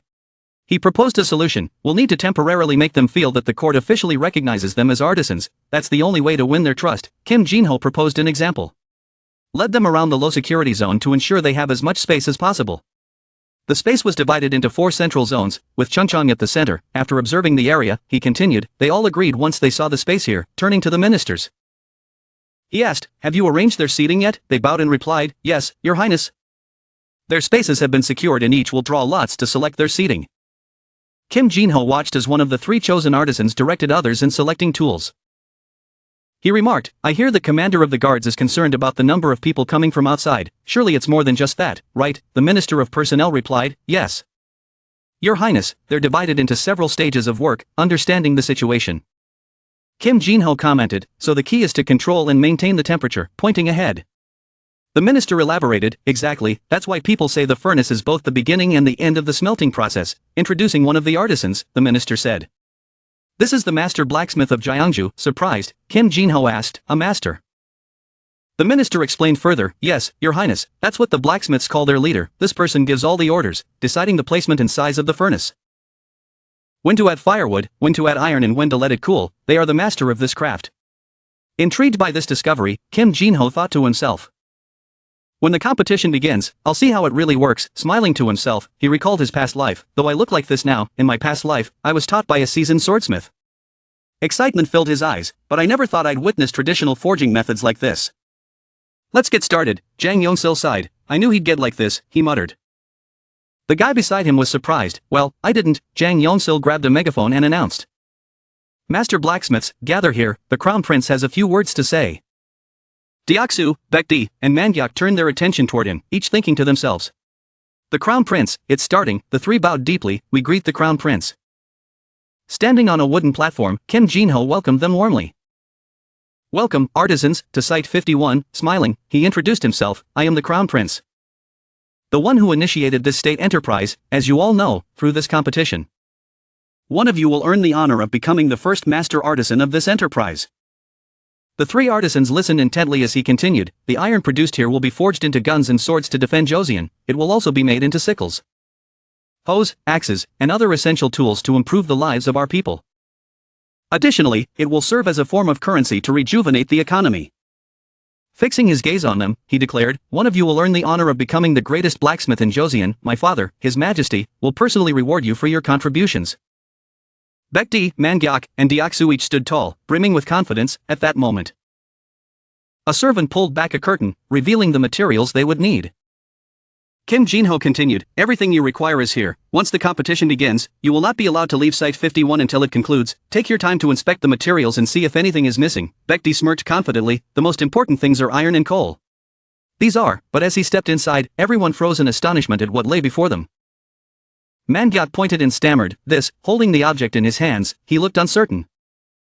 Your Highness, is this crucible steel? Kim Jinho smiled, that's right, not long ago. I discovered an iron mine. Without crucible steel, proper forging wouldn't be possible. Right, Baekdi exuded confidence, it's a bit cumbersome, but there's nothing I can't do. Mangyak pointed at himself, I can do it too. Deoksu refused to be outdone, of course. So can I. Hearing their determination, Kim Jinho nodded, alright then, feel free to use it. His eyes carefully followed each of their movements. He was especially impressed by Deoksu's swift and skillful actions. In just moments, Deoksu held a small needle in his hand. He began grinding the needle against fragments of crucible steel, finishing by passing it over a flame from an oil lamp. Kim Jinho was intrigued to see that all three artisans were performing similar actions. Are they all testing the combustion reaction of the iron powder? He wondered. Baekdi then turned to him and asked, where's the yellow earth? Jang Yongsil pointed in a direction, this way, follow me. The artisans moved outside, you can use the yellow earth here. Jang Yongsil told them, before using it, Baekdi insisted, I need to inspect it myself first. The three artisans dipped their fingers into the yellow earth, then brought it to their mouths to taste. After exchanging glances, they all shook their heads, puzzled. Kim Jinho asked, what's wrong, is there a problem? Baekdi replied, yes, Your Highness, this soil has too much sulfur mixed in with the rocks. Deoksu elaborated, to forge high-quality iron, the sulfur needs to be removed. But this particular soil is already unsuitable. Manhwa agreed, I concur, Your Highness. This soil is unusable. Also, we need a layer of clay as well. Kim Jinho issued an order to the Minister of Personnel. This is futile. Fetch the type used in military operations. No, let them see it first. Then, provide them with the soil they prefer. The minister bowed. Yes, Your Highness, Kim Jinho added, and bring some lime as well. The minister then led the artisans further. Now, let's move to the firewood storage area. The artisans stared in shock at what they saw. Huh, what's that? Is that firewood? The minister explained, this is coal. Its firepower is much stronger than wood, and it burns for much longer. You'll use it instead of firewood. Pointing to the coal, he added, the Ordnance Bureau has been using this coal for all smelting processes. Manhwa's eyes widened. Oh, I see, coal, you say? They quickly grew interested. Is it really stronger and longer lasting than wood? Fascinating. From outside, Kim Jinho could hear their excited chatter in the coal storage room. What's the ratio we should use? They wondered aloud. Kim Jinho called out, the Ordnance Bureau will guide you on its usage and properties. Exhaling, he thought to himself, Joseon has failed to fully utilize the talent of these remarkable artisans, but now that I'm here, I'll dismantle this broken system and rebuild it from the ground up.